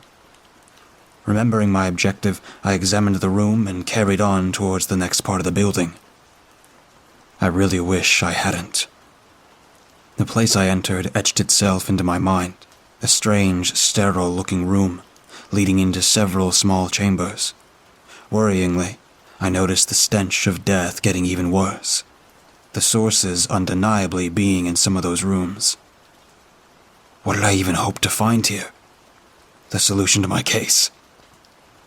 Never. I should have left. Hesitantly, I approached the reeking door. The floor in front of it was colored dark, probably dried blood. Slowly, my hand found the handle and opened the door. Instead, there was a treatment room, almost like a dentist's office. But on the seat, I found a horribly mangled corpse, its eyes long rotten away, its open mouth frozen in place by rigor mortis, making it emit an eternal, silent cry of death. The skull plate was missing, sawn off, electrodes still resting in the remains of the brain. What had they done at this place? The KGB's research was known to me, but I had never seen it firsthand. Quickly, I left the room and tried to keep my lunch in my stomach, though I failed miserably. Shaking, I spit it all over the ground. Christ. I would not find anything, so it would be wiser to leave this hell. When turning around, a strange sound started to echo through the building. It sounded like choppy cries of a dove, disturbing me more than anything before. That innocent sound of calamity. Then, coughing and wheezing joined in, and finally, whimpering. In shock, I saw one of the doors slowly open, and a man exited one of the rooms. His stomach ripped wide open, so that his decomposed intestines were hanging out. The arms and legs thin and haggard, the face a grimace, missing the eyes. How was it alive? What was happening? What am I? The creature fell, twitching on the ground. When it finally stopped, I decided, against all sanity, to take a closer look at it. I was terribly afraid, but had a duty as well. And after all, I still had a gun. Slowly, I walked towards it, tiptoeing forwards. Again and again I stopped, waiting for the creature to suddenly get up again. It didn't. Finally, I managed to calm down and climbed over the body. A part of me expected it to try and grab me, but it was dead. After finally entering the room, I was in for another shock. There, on a table, the same body was lying. How? I did not need more questions. I needed answers. A whisper was in the winds that came through the open window into the room, and like in a bad dream, I looked at the corpses on the table and on the ground. That was not possible. I left the building and leaned against a wall, slowly breathing. Then, I called for backup. The militia had come quickly and searched the barracks thoroughly, but aside from the copied body, nothing out of the ordinary was found. They took care of the bodies, the way they always did. After we had finished searching everything, we headed back to town. I went back to my room and tried to relax, which I even managed to do after some time. My head seemed to quiet down, the empty room protecting me and made me feel strangely safe. In the evening, an old man came by to visit me, having heard of my investigations and looking for a talk. He was a bit absent-minded, but had a friendly glimmer in his eyes. He immediately started talking. I know why you are here. Perhaps it has something to do with it. Please, go on. I rarely leave my home, as my bones have become weak due to all the hard work I've done, and my mind has suffered from time as well. This is why I had first thought of everything as a hallucination, that I was imagining things. I really love looking at the night sky, the one thing that can give me peace. Some time ago, I built myself a telescope to witness the beauty of the Milky Way. It is very romantic, and me and my wife love looking up, observing things like the meteorites and lights some months ago, or the comets that passed by last year. The heavens are a truly magnificent place of wonder. 2 days ago, I was looking up into the depths of space as well, towards Orion, my favorite constellation. Up there, the power of the stars slumbers, but... What? At first, I thought that there was dirt on the lens, just a small dark spot, erasing some of my sight. Then, another thought dawned. The stars were going out. They were going out, one after another, perhaps eaten up by some sinister mass. That was nonsense, of course. Something like that can't happen. The sky was clear when I looked at it with my eyes, so it had to be something on the lens. I decided to look at it the next day, as I was tired. When morning came and I had finished brewing some coffee, I noticed it because of my mug that cast a dark shape onto the table. It was not the dark itself, not the shadow I could see clear and black, but whatever lay in that darkness, waiting, drooling, seeking for something in me that I couldn't understand at all. Was the darkness looking in my direction? My mind told me that no creature could live inside that spot, as it was not bigger than the palm of my hand. Nevertheless, a cold shiver ran down my spine when I looked at it, like a small trench into nothingness. That is what the shadow looked like. I reached for the mug, my hands shaking. Perhaps I was just imagining things, but it felt strange, cold. But not in my skin, but inside my hand. It was difficult to touch the mug, as if an invisible barrier of fear kept me away, or an instinct. But finally, I managed to push the cup away. It flew off the table and shattered on the floor. The shadow remained, like a hole in the table. I got on my knees, took a look from below. There was nothing out of the ordinary. I got sick. I've seen a lot during the years in the camp, but that hole was the most disturbing thing I have ever witnessed. It was so deep, eternal and deep, deeper than space, which I'd loved to look at. Untouchable, infinitely distant. Is it still there? I'd gotten anxious, but did my best not to show him. No. When the first rays of sun hit it, it disappeared. I see. Yes. And that is what you saw yesterday? Yes. This spot, this darkness, this deep. Since those moments, it is as if it was everywhere in my house, as if it had entered in all the dark spots there are. Every moment, I did not see the black again, but still, I knew that it still hides in every shadow. I could only sleep with all the lights on. Can you imagine that? Just to escape the dark, sleeping in the light, without a blanket. Because under a blanket, there is darkness. Do you understand? Yes, I do. I don't think so. It is even in this room, in every shadow. Thank you. Would you be so kind as to follow me? I want you to talk to another colleague of mine. Of course. I brought him to the local doctor. If he had gotten in contact with some contaminant, there surely were some tests to prove it. But we did not get that far. When sitting in the waiting room of the doctor's office, the old man got more and more agitated, anxious. He was shaking like a child. It is in all the dark. In everything. Don't you understand what that means? If I were to close my eyes, the darkness would be there. So close. Inside of me. Please help me. He tried to stop blinking.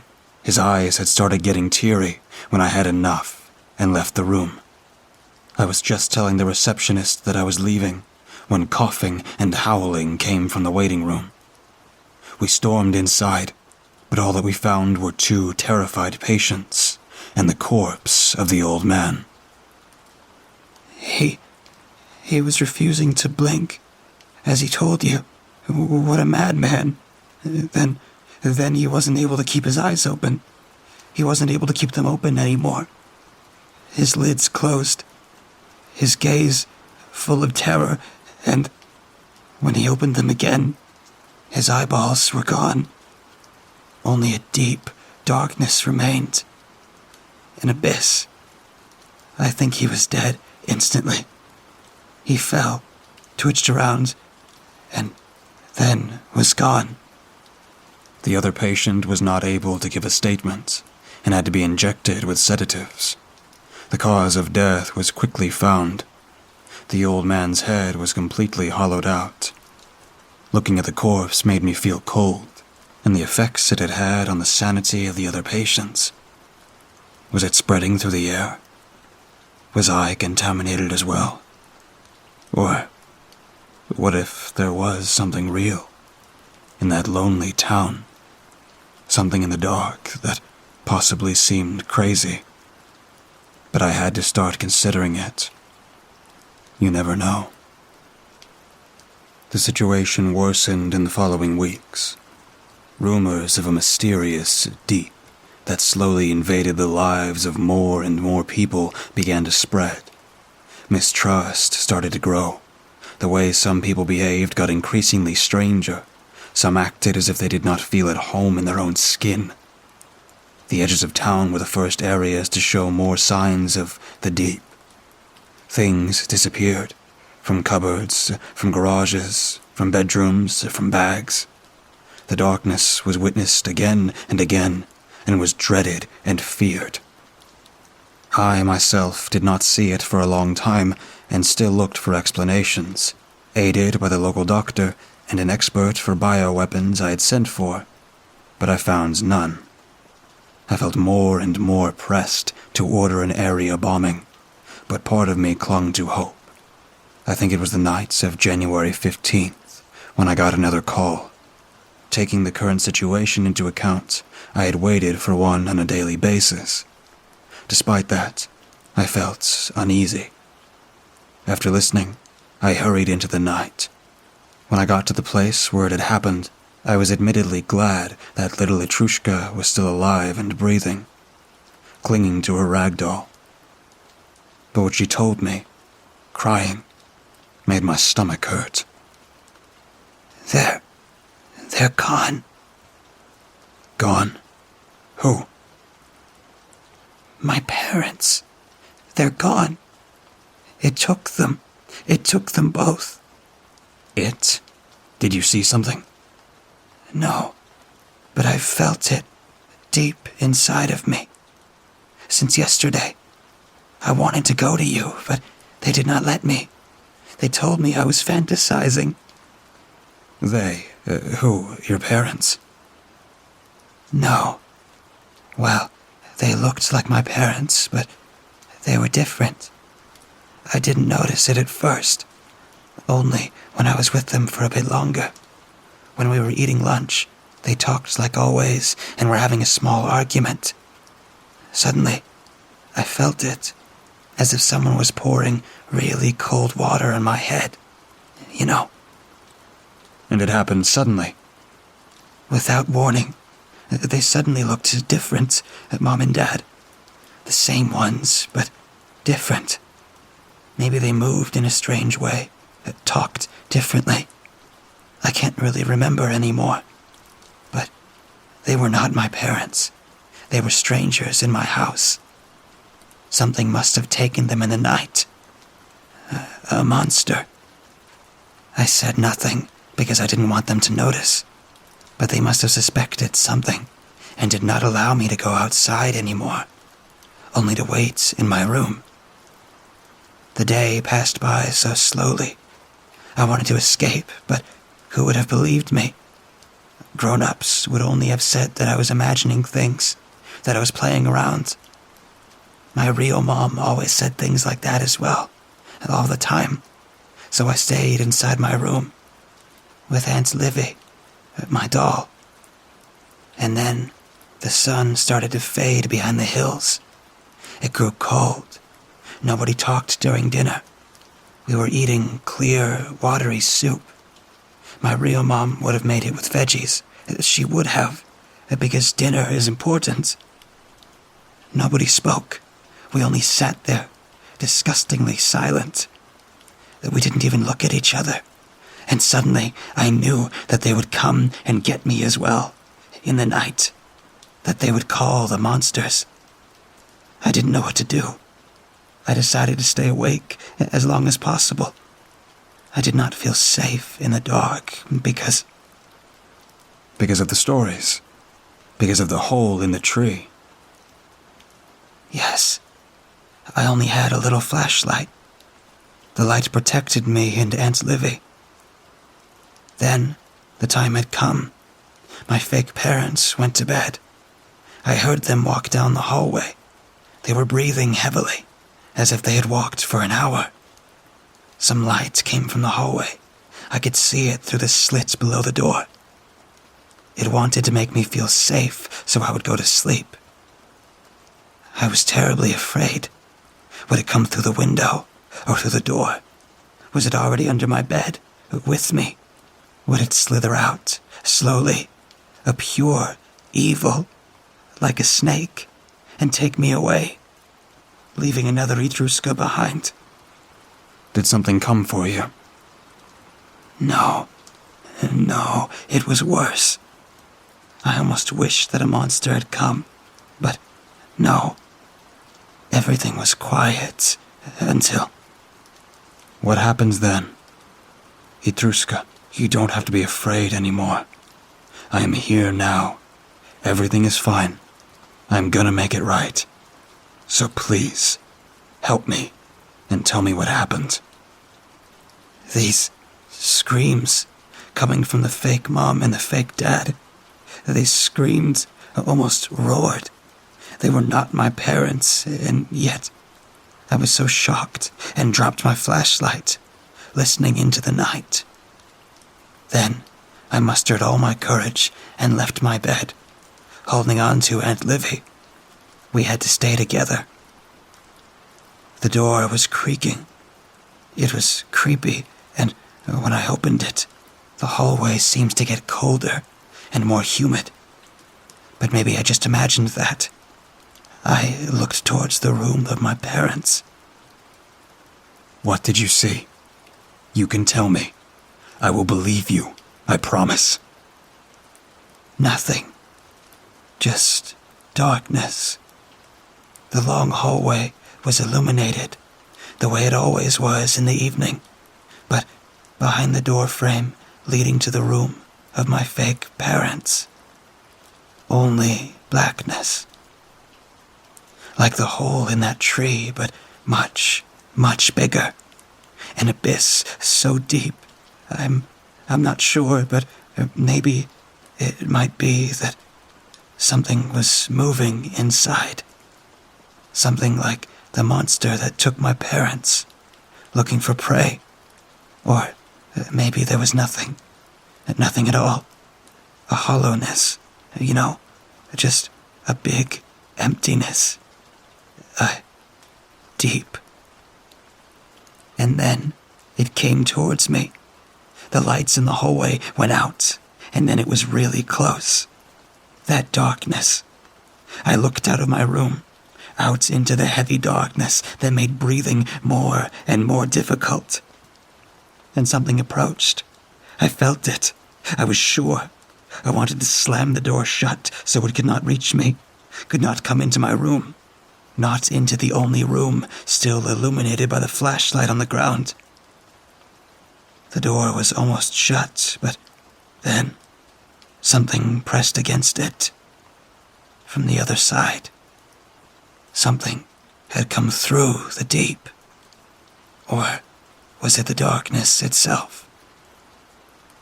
I don't know. Did I hear whispering?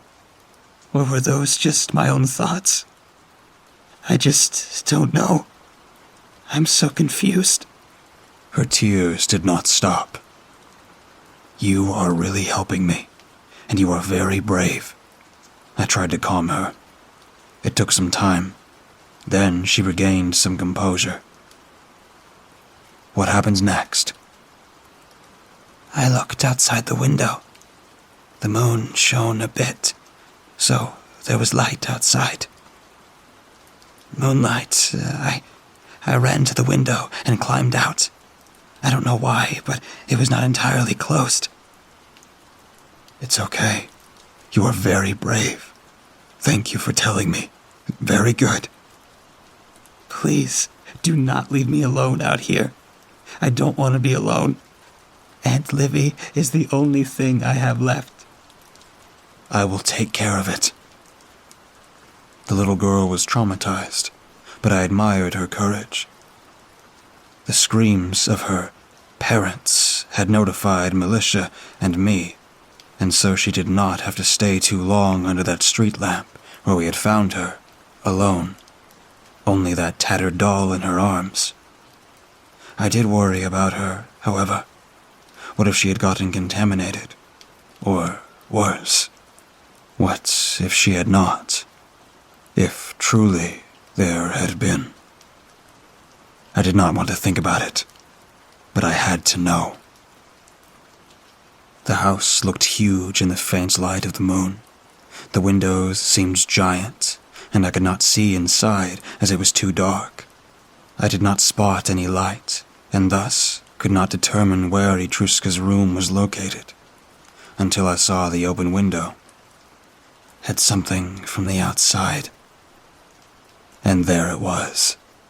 The deep inside the house, or somewhere else, inside my head, hypnotizing, like a curse, like a siren, a darkness suppressing one's soul, a gorge of black energy, making the heart pound. When I think back to the deep, I could not tell whether something was hiding inside, whether something rushed towards me through that darkness. Though, the boundlessness I felt has never left me. I was so glad that the moon protected me and warded it off somehow. And suddenly, I realized new moon was near. The black night that once every month fully robbed the night sky of its gleaming disk. What would happen? Would the deep swallow the town and everything inside? Erase the inhabitants, the houses, the buildings, the streets? I had to think. Because if it were true, if the deep would take everything, no bombs were needed. My hands could stay clean. I could just let it happen and did not have to worry anymore. Did someone else suspect it? That new moon would bring the end?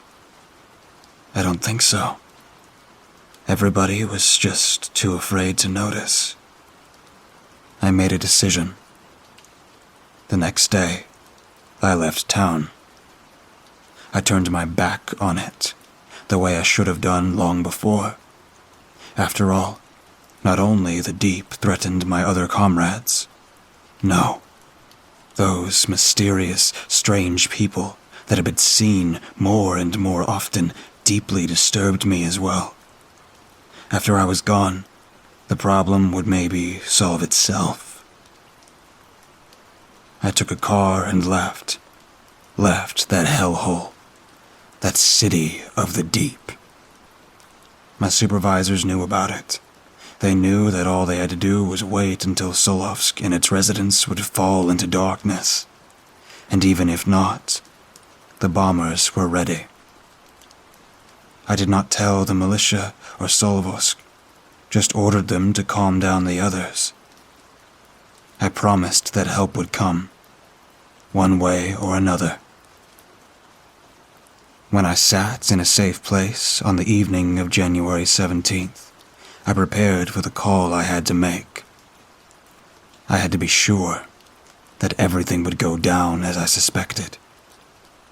After some deep breaths, I called the station of the militia in Solovsk. "How is it over there?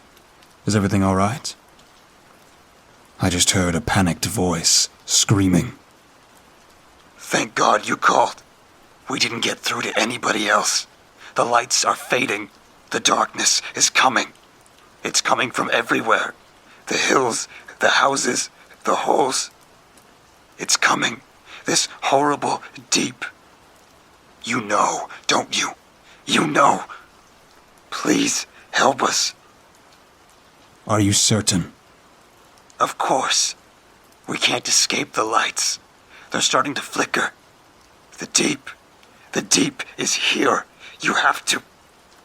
That is all there was before the line went dead forever. They sent some planes in the following days. We got some pictures. The town was gone. Not a soul to see. Only the mines. The mines where the deep had come from in the first place. I do not know if it had gotten everyone. Perhaps someone managed to escape. Was someone out of town when it happened? Solvosk had been isolated, and the residents had not had much contact with other towns. So it was more or less easy for us to cover everything up. Whether I had a bad conscience because I left them behind, all those people, all those children. No, I do not. I did what had to be done. I had to make sure that no one survived. You might think of me as a monster, but I don't care. Though, independent of all those events, some good things happened as well. About a week later, after a long time of waiting, my brother and his wife managed to adopt a little girl. A little girl and her ragged doll.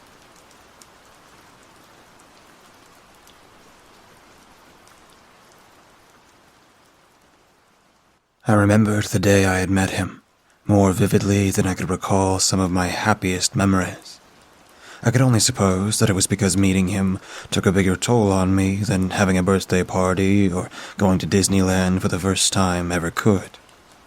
But before I start on another one of my immaterial rants, as he calls it, I suppose I should start at the beginning.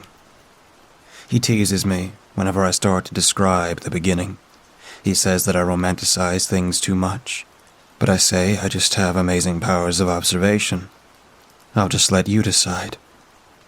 If there's one thing that I learned from my school career, there's only one thing that's more yearned for than Christmas during the cold winter months. Snow days. In the town that I lived in, it snowed often during the winter, but never enough to actually have a day off. It was really quite beautiful when it snowed, although as kids we never really appreciated it, since all that we could see was that there wasn't enough snow for a snowman. Although there was never enough snow that stuck to do anything fun, we still took pleasure in having our parents wrap us in a million layers of clothing before sending us off to wait for the bus, all the while hitting each other with the ends of our scarves. The beginning started as one of those blissful, snowy days. The morning before school started was uneventful. The chatter on the bus and the walk into school consisted of talk mainly around Christmas, since it was only a few weeks away. Even in elementary school, I had a relatively tight friend group. It was small, but we had all known each other since we were babies. There was Thomas, who was a bit of a loudmouth and fancied himself the self-proclaimed comedian of our friend group, always cracking very dad-like jokes to which we either laugh or grimace. Then there was Araya, the tomboy who would smack you if you even mentioned how nice she would look in a dress, and who didn't seem to mind that she was the only girl in the group.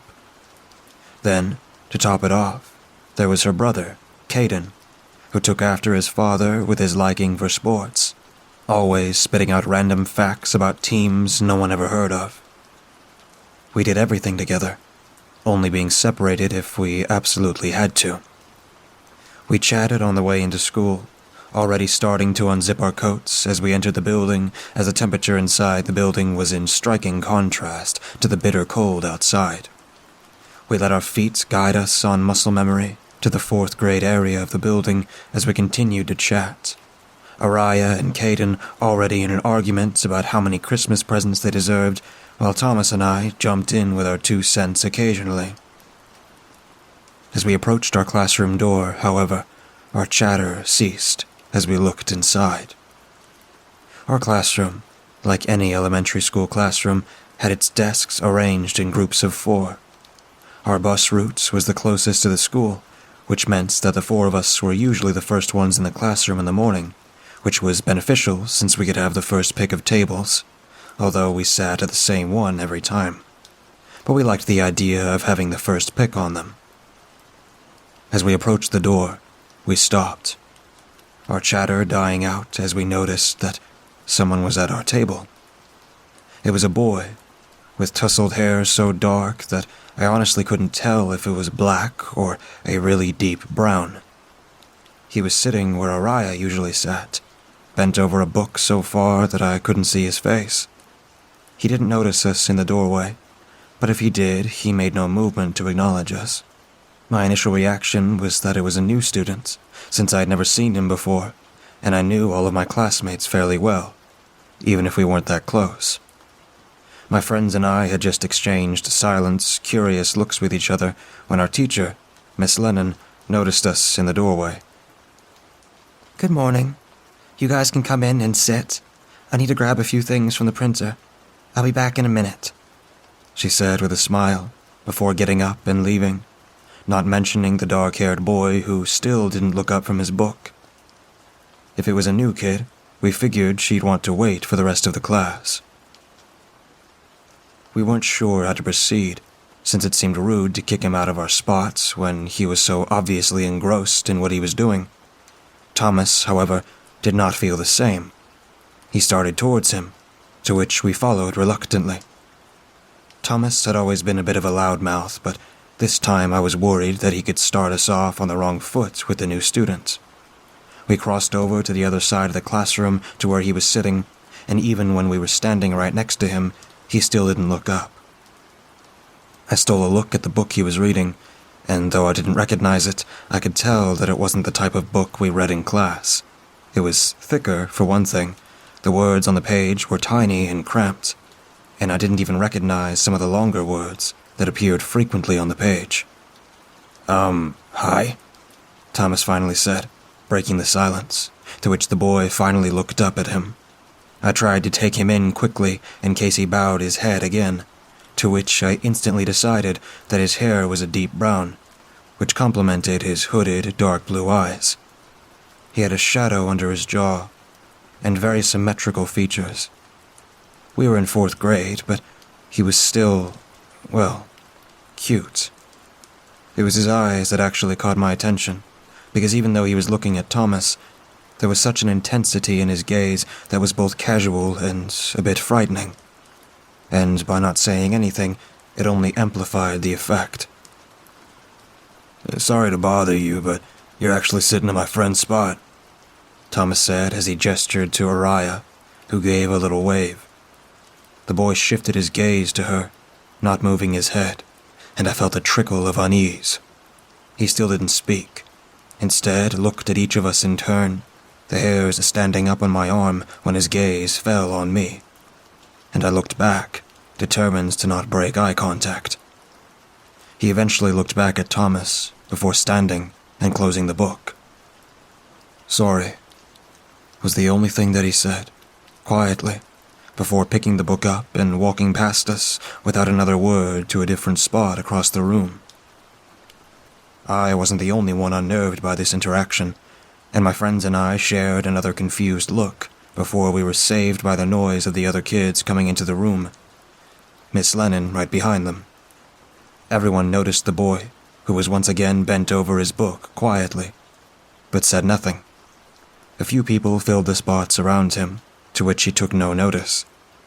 It wasn't until Miss Lennon stood at the front of the room and called for the quiet coyote that the boy closed his book and gave her his attention. "Thank you, class," Miss Lennon said, while silence fell over the room. "Now, a few of you might have noticed, but we have a new student in the class," she said, smiling at the boy, who was looking at her with a blank expression. "His name is Avery, and he just moved here all the way from Canada. I'm sure all of you will try your best to give him a warm welcome," she said, smiling brightly over at him, to which his expression still didn't change. I figured maybe he was upset about being here, since Canada clearly seemed more exciting than being in boring old Colorado. I tried to imagine being yanked across to a different country at such a young age, especially when he probably had friends at his old school. I decided that I would try to talk to him later, to make him feel more welcome, just like Miss Lennon said. The morning went along as usual, and before we knew it, it was already time for lunch and recess. Everyone got up, forming a line to march to the cafeteria in an orderly fashion. We all found our usual tables, the cafeteria already filled with sounds of crinkling and chattering. The noise was so loud that I didn't hear the footsteps that stopped behind me. My friends were all looking up at something behind me, and as I turned around, my heart skipped a beat. It was Avery, standing with his hands in his pockets, looking at us with an expression that I couldn't quite describe. "Is anyone sitting here?" he said softly, gesturing at the empty seat next to me, since the tables fit 5, but there were only 4 of us. He addressed the group, but his deep-set eyes were looking at me. My throat felt stuck, and I couldn't speak. Luckily, though, Araya came to my rescue. "It's not," she said hurriedly, when Avery didn't sit down right away. Caden jumped in. "We don't bite. Come sit," Caden said with a small smile, and I tried nodding as if to confirm. Thomas, however, stayed silent. Feeling reassured, Avery crossed over, taking the seat next to me, as Araya and Caden struck up a conversation as if nothing had happened. It was then that I noticed that Avery didn't have lunch with him. He was sitting fairly close to me, close enough that my foot started to bounce nervously under the table. Somewhere, I found the courage to speak up. "Do you not have anything to eat?" I said in a quiet voice, glancing at him, to which he met my eyes and shook his head slightly. Without another word, I unzipped my lunchbox and pulled out the sandwich that my mom had made me. "Do you have any kind of allergies?" I asked, looking at him, slightly more confident than I had been a minute ago. Avery once again shook his head. Without a word, I took the plastic knife from Caden's tray and began to cut my sandwich in half. I had just finished when a quick hand beside me reached out and grabbed one of the halves. Looking up, I saw the hand belonged to Thomas. "Oh, Aiden, you're too kind. You know that PB&J is my favorite?" he said, grinning, before taking a few big bites out of it, effectively shoving more than half of it into his mouth. A shot of anger coursed through me, and I could already feel a flush creeping up my cheeks. I wasn't sure if he was trying to be funny or trying to push Avery into retaliating, but I didn't care. "You jerk, that was for—" I cut myself off, shaking my head, and reached for my other half that was supposed to be mine. "Avery, you can just have mine," I said, turning to him. But the seat was empty. Looking around, I saw him walking to the other end of the room, shoving the doors open as he disappeared through them. "You're such a jerk. He didn't do anything to you," I said furiously, standing and grabbing my other half of the sandwich. "Oh, come on. It was just a joke," Thomas said, his mouth still full of sandwich, but I cut him off. "It wasn't very funny," I said shortly, grabbing my half of the sandwich and getting up to follow Avery. The only place we were allowed to go before recess were the bathrooms, so I made a beeline for the boys' room that was closest to the door he went out of. I pushed the door open with one hand, the sandwich still clutched in my other. The first thing that I noticed when I walked in was that it was cold, very cold. There were no windows, so the cold winter air couldn't have gotten in. Shaking away these thoughts, I focused on what I was here for. The bathroom looked empty, so I kneeled down to see if anyone's feet were under the stalls. I saw a pair of white shoes in the last stall, the same ones Avery had been wearing. I was about to call out to him when I heard voices. "I said no, okay?" Came a voice from the stall. It was harsher and louder than I had ever heard it, but I still recognized it as Avery's. I stayed completely still and silent, having no idea what was happening. A loud thump came from inside the stall, startling me so badly I almost dropped the sandwich I was holding. My heart thumped wildly in my chest. "It's none of your business what's going on in there," I told myself. "Just leave. Just—" You know nothing. I froze. The voice did not belong to Avery. It was higher, colder, and sounded like the person talking had knives in their throats. the raspy quality sending shivers down each inch of my body. It sounded vaguely like Avery's voice, but it just wasn't. My heart felt as if it was trying desperately to escape my chest. Kneeling down again, I confirmed what I first saw. There was still only one pair of shoes in the stall. The voice came again. Let me do it. Just let me do it. No one would miss him. No one would care. It said, crooning now, as if it were trying to convince a stubborn toddler to go to bed. It was a stupid sandwich. It doesn't matter. Avery's voice came again. It was then that I realized the conversation was about Thomas. The loud thump came again. The lights flickered. Don't you see? That's only the beginning. I don't like how he was looking at us. He must go. He must. The voice cut off mid-sentence. Then a giggle came from the stall. High and childish. I didn't know you've already made friends. The giggle came again. What are you talking about? Avery asked, his voice strained. I felt a trickle of unease. I almost preferred the high, cold voice over the settling silence. A quiet tapping started, and I realized it was on the door of the stall. Suddenly, the stall door flew open. A wide-eyed, panicked Avery looked around until his gaze fell on me. I couldn't move. I looked at him, terrified, not knowing what to make of what I had just heard, what had happened. Aiden, Avery said, moving towards me. I backed away quickly, wincing as my back slammed against the hard tile wall. Avery stopped moving. A mixture of sadness and confusion washed over his face. It felt like we looked at each other for hours, when it really couldn't have been more than 10 seconds. Who was that? I said, finally, my voice small, still staying pressed to the wall. I could see Avery analyzing his options, weighing whether or not he wanted to be truthful, until, finally, he spoke. I was making a phone call, he said softly, putting his hands in his pockets. Doubt washed over me.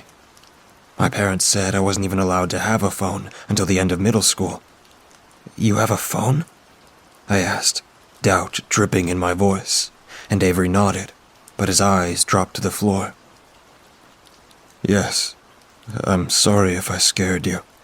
I didn't know you were in here, he started, before he stopped himself and looked at me. Why are you here? He asked, bringing his eyes up to meet mine. I swallowed, raising the slightly crushed half of the sandwich.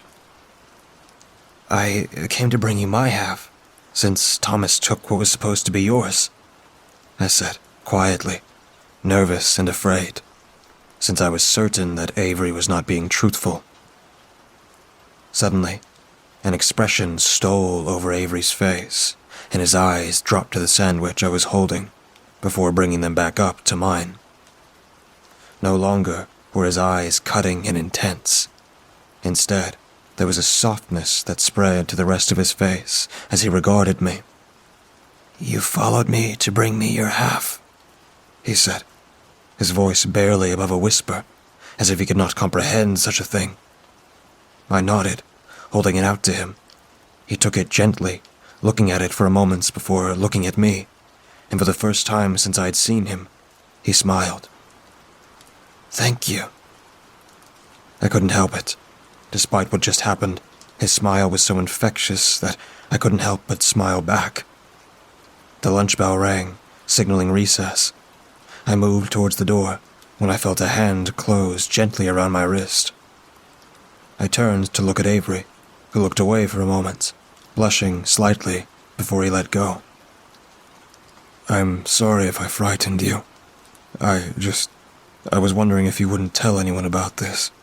It's sort of embarrassing, he said, finally bringing his eyes up to mine. I thought for a moment.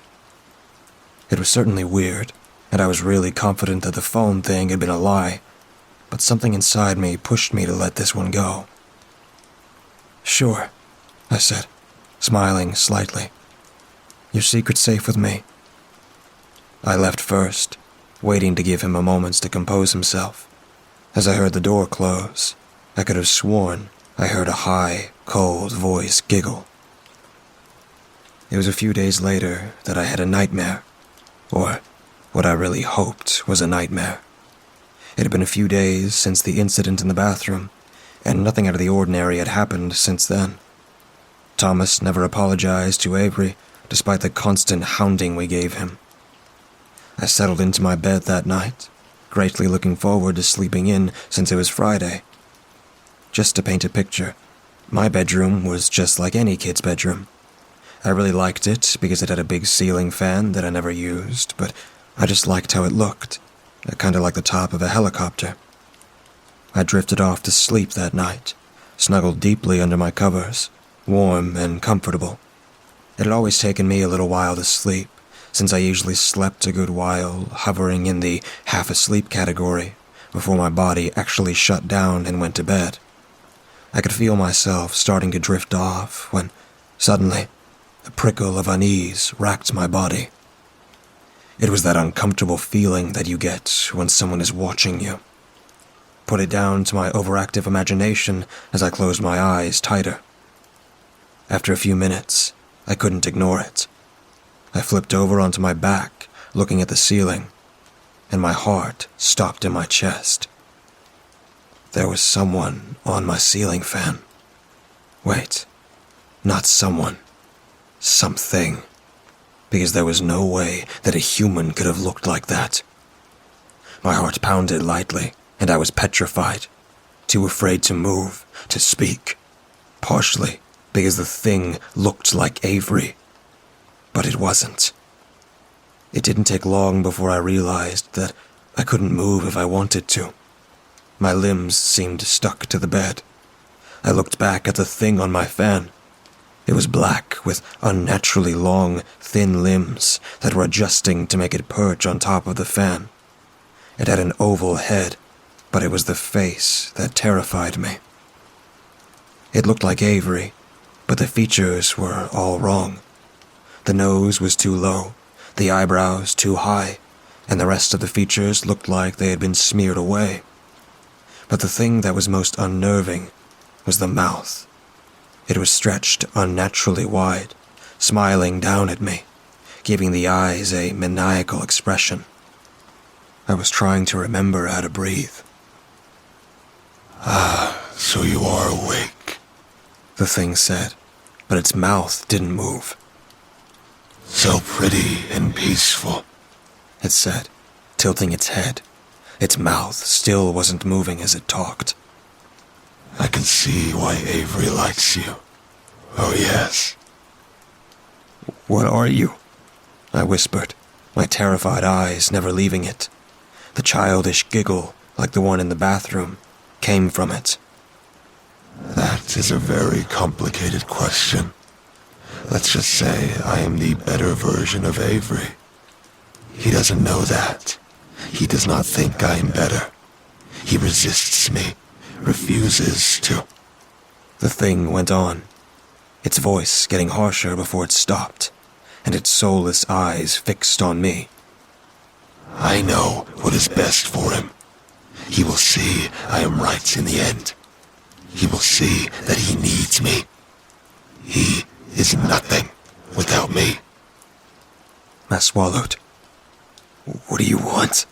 I whispered, petrified, my heart pounding as the thing stretched its limbs and in a fast motion was beside me.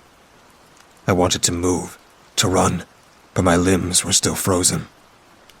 I do not think that you need to have that information. There is only one thing that you need to know. It said, moving closer, and for the first time I saw its unnaturally wide, grinning mouth move as it spoke. If you hurt us, I will know. It whispered. It giggled at my terrified expression before taking its fingers and closing my eyes. When I opened them again, it was gone. When I awoke, I was shaking, and I put it down to a nightmare. There was no possible way that it was real. I didn't tell anyone. Not my parents. Not my friends. Certainly not Avery. It didn't happen again, which only reinforced the fact that it was just a dream. The years went on, and before we knew it, we were in high school. My friends and I were still extremely close, even though we took up different hobbies. Caden took up sports, while Araya got really into the arts. I got interested in technology and literature, and Thomas, well, he was just kind of around. He didn't have much of a hobby or a specific interest, but still considered himself the comedian, although over the years his jokes became more and more mean-spirited than funny. Avery became less quiet as the years went on, which, in my opinion, was a miracle, seeing as Thomas already seemed to have a bone to pick with him. And sometimes he could be relentless, and for some reason, Avery never, ever retaliated. We never really became friends, but he smiled whenever he passed me in the halls, and was always friendly. I never told him about the nightmare I had in 4th grade. He looked the same as he did in the 4th grade, but with obvious differences. He was much taller, at least a good 6 feet now. He still had his dark hair in a tousled mess, and everything about him just became much more defined. Not that I noticed or anything. What happened in 4th grade, I didn't really think about. I put it down to my overactive imagination, but sometimes I found myself wondering about it. After what happened that sunny spring day, I couldn't pretend any longer. It was one of those rare spring days that was actually sunny and warm with no wind. My friends and I were on a walk in the park, just having come from Caden's baseball game, chatting. Thomas was in a bad mood because someone knocked into him at the concession stand, making him spill his drink. He swears it was Avery. As we were walking, going over the highlights of the game, I noticed Avery up ahead of us, hands in his pockets, just enjoying a walk, like us. Before I could stop him, Thomas spotted him and called out. "Hey, moron!" he yelled, and Avery turned around, stopping. Araya and Caden both said "don't" at the same time, but it was too late. Thomas was already advancing, jumping on the perfect opportunity to pick on Avery. We all stopped, watching as Thomas got close to him. "I know it was you who made me spill my drink," he said, to which Avery's eyebrows knitted together. "I didn't even see you at the game." "You liar," he said, pushing Avery away from him. He stumbled but regained his balance, not making an attempt to retaliate. "Thomas, quit it," I said, stepping forward and trying to push him away. He ignored me, pushing me behind him as he made another advance on Avery, this time putting his arm back to land a punch to his jaw, this time succeeding in knocking him down.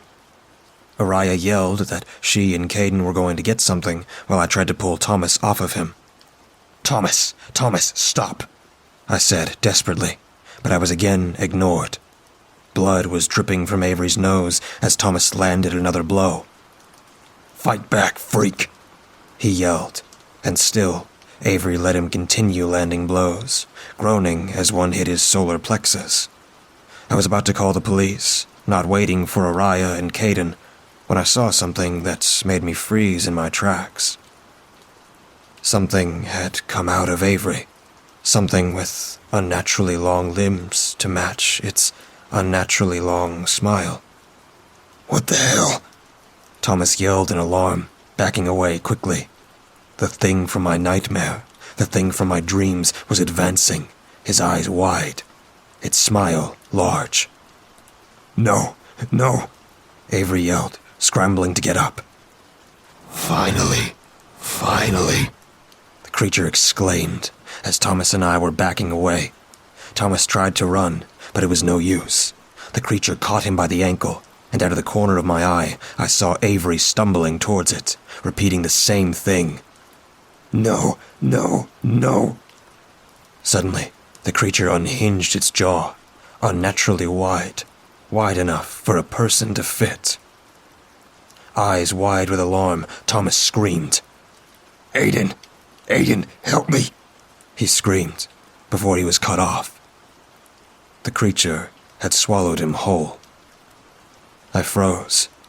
Avery had reached us, grabbing the creature's hand and yanking him backwards, back into him. He fell to the ground, panting, blood still running down his face. I couldn't comprehend what just happened. I saw what just happened, but I couldn't quite believe it. A new noise snapped me out of my thoughts. Avery was on his knees, dry sobs racking his body. I didn't know what made me go to him, what made me sit next to him, pulling him against my chest, holding him for what seemed like hours, until Araya and Caden came, along with campus police, and everything became a blur. Thomas was declared a missing person a few days later. There were no witnesses except myself and Avery, and it's a secret I will take to my grave. Avery didn't come to school for the next few days, and I went to visit him every day after school. Avery didn't say much, and I didn't push him. I was afraid of him for a while, but it became clear that he would never let that happen to me. I tried to put it behind us. That was 5 years ago. My boyfriend and I don't talk about what happened when we were kids. Each year, a few weeks before Christmas, he makes a peanut butter and jelly sandwich for us to share. Nothing like what happens to Thomas happened again. Avery says it's because of me, that I make him better, but I also think it's because he's terrified of anything happening to me. No one else knows what happens to that day, and I plan on keeping it that way. After all, his secret was safe with me.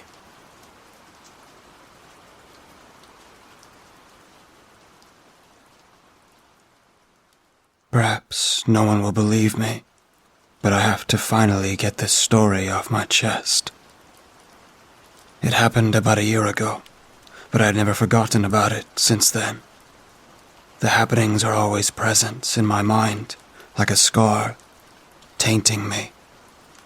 It's a story about my beloved brother. My brother, William, and I had shared a room for as long as I can think back. Our parents did not have a lot of money, and my father worked many hours in a small Italian restaurant at the edges of the city every day just to make ends meet. My mother was often sick and therefore did not find any work, so all of us had to live in a tiny flat in Endell Street. The room of ours was not very big, and besides 2 old beds, a shabby wardrobe, and several shelves creaking under the weight of many books, we had nothing to distract us from the bleakness of the room. The books were second or third hand, bargains mainly, some even presents. I have to admit that I almost never read and have only used some books for schoolwork, but my brother went through everything he could find, often more than once. I envied him a little for his stamina and for being able to remember all those stories, dates and facts in astonishing detail. Our friends often called him Encyclopedia, and William seemed to like that name. There were never any doubts in my mind about him one day graduating school with honors, visiting one of the best universities in the country, and leaving our rundown flats behind. It was shortly after the start of our last school year when our lives suddenly changed because of strange events. The events I only dare to write down now, almost a year ago, and with my heart beating loudly. Even now, I still remember it all. I remember William being late for class one day, having visited one of the old antique shops on Humboldt Street, one that had gone bankrupt and therefore sold some old tomes for unbelievably low prices. William came to class with a smile on his face, ignoring the scolding of our teacher.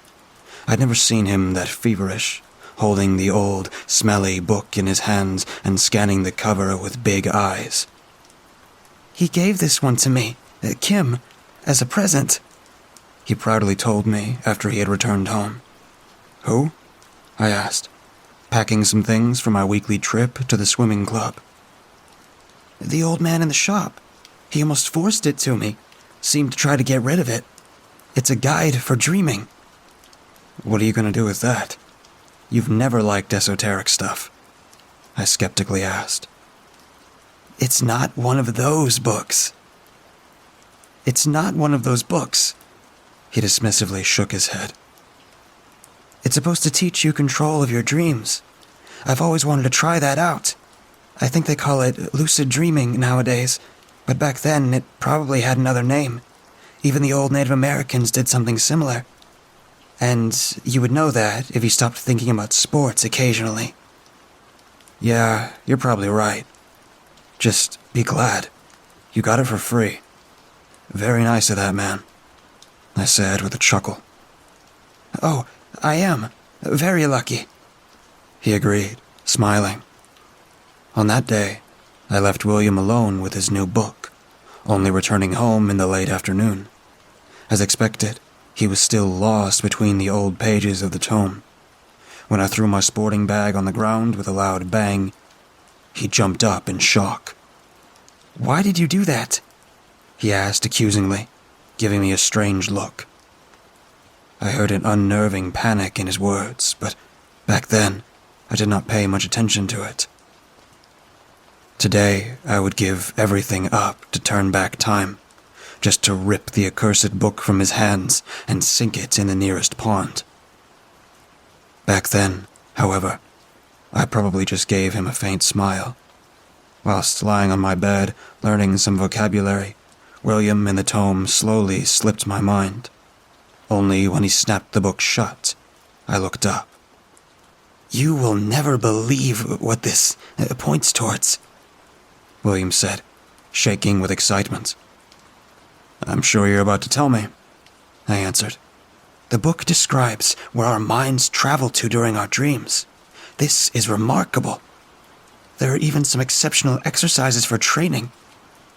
I wonder how anybody could possibly give this book away. Since when are you so naive? That is just some superstitious crap. Shouldn't you be worrying more about school? Not long now till the finals arrive. I tried to warn him, but he did not even seem to hear any of my words. I have to get back. Ask the shop owner whether he knows more about the tome and its... He stopped. What is it? I wanted to know. William frowned and seems to concentrate on something far away. I don't remember what he looks like. The shop owner. I don't know. Why? He asked. No idea. Perhaps you were too elated because you got a free book, I suggested. No, it's not that. I remember everything. The store, the smells, even his clothing. But the face, it's just a void in my memories. His thoughts seemed to trail off, but suddenly he winced and let out a quiet laugh. What does it even matter? Perhaps I'm already getting old. Never mind. I must try out the exercises. Apparently, you first have to keep a dream diary. Write down all of your dreams and always test whether you are awake or asleep. I think that's something I will easily manage to do. He seems to have talked enough about the topic and started reading some of his other books. In the evening, William put down some white sheets of paper next to his bed, and in the morning, he woke up from his sleep, full of glee, and started writing down page after page. With an expressionless face, he gave me some of his sheets to read, and because I had nothing else to do, I took him up on the offer. I'm walking through the town center, passing clothing stores and the bookshop of Allen's. It's unfamiliarly quiet, and no people are around anywhere. The sun shines down in green light, and some black pigeons are looking for something to eat on the paved street, threateningly cooing. When I reach the park, only dead trees are rotting on the ground, framed by brown grass. On a bench, I find a newspaper. I decide to take it and read it. There's a picture on the front page, a picture of foreign ruins. I'm at the ruins. I see men in the distance, strangely moving on a straight path to their unknown goals, emitting danger. I cannot see their faces, but I think that is for the best. I turn around, look at the ocean, and hear strange winds wheezing.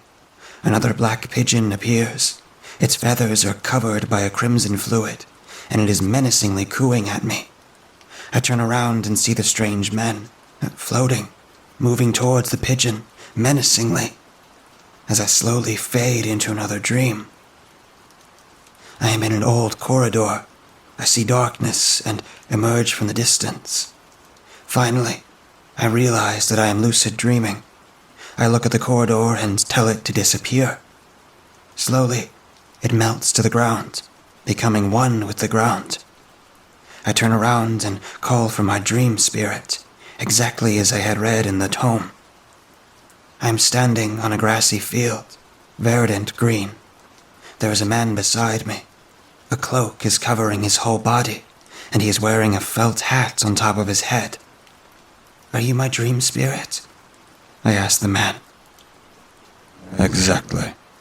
I am your dream spirit, He answers, gurgling.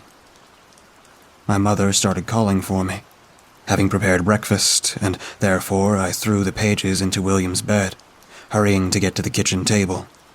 The dream of my brother had been rather nuts, yet I was amazed about a successful lucid dream during his first night of trying.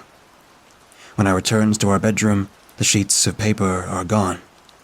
William entered the room only moments later, looking at me intensely. I tried to apologize for losing his writings, but he only told me that he had gotten rid of all of it by himself. Why? I wanted to know. I don't like other people being able to read my dreams. That can be dangerous. There are things you shouldn't know. He replied, and left the room again, not turning around another time. I got a queasy feeling, because normally we did not keep secrets from each other. The next few days, William grew more and more distant and cold. All the time his view shifted towards distant skies, and he seems to be somewhere else with his thoughts. Asking him about his behavior, he just replied that he had to think things over. He also stopped writing down his dreams, so that I had no idea what he was doing on his nightly adventures. One day, I asked about the old man I had read about. Yes, the old one. He teaches me things. William answered flatly. You wouldn't understand. You are not there. That is all he had to say. I worried more and more, because the finals got closer, and I did not see William learning even once. All the time, he was lying on top of his bed, eyes closed, daydreaming, speaking less and less. To everyone's surprise, he aced every test, got every point there was. I was amazed and admired him, having only gotten average results with the help of all the learning I had done. William just laughed at the easy problems and undemanding texts, calling them shamefully easy and antiquated. How do you know all these things? My mother asked him one day. I already knew. The mind is locked away by this world and our bodies all the time. Though, within dreams we can set ourselves free, reaching the knowledge slumbering inside everyone's mind. Looking at William during the nights, when he was sleeping, I got afraid more than once. He seemed almost dead, was always short of breath, his skin shimmering palely. He never talked in his sleep, just lay there, motionless, not even lifting a finger. When I wanted to tell my father, he just laughed, telling me to be happy about his success at school and what that meant for William's future. My mother had gotten sick again, so I did not want to give her more worries than she already had, and decided not to talk to her. In the end, I had to do something by myself. You changed, I told him, one late evening. Changed. Of course. I'm much more knowledgeable. That's not what I meant. We did so much together before. Now you're not even with us anymore. The others have been asking for some time now about you not talking to them anymore. Why should I? They have become only shadows to me, dear kin of mine. William had never called me that before, and the alien gleam of his eyes did worry me. I do not care about those old friends of ours anymore. If you only knew what wonders I discovered deep within myself. Cities and libraries, books as far as the eyes can see, and incredible, infinite freedom. The old man has shown me so much, explained so many things. I was in places you cannot even fathom. Impossible agriculture, vast cathedrals. Oh, those magnificent cathedrals.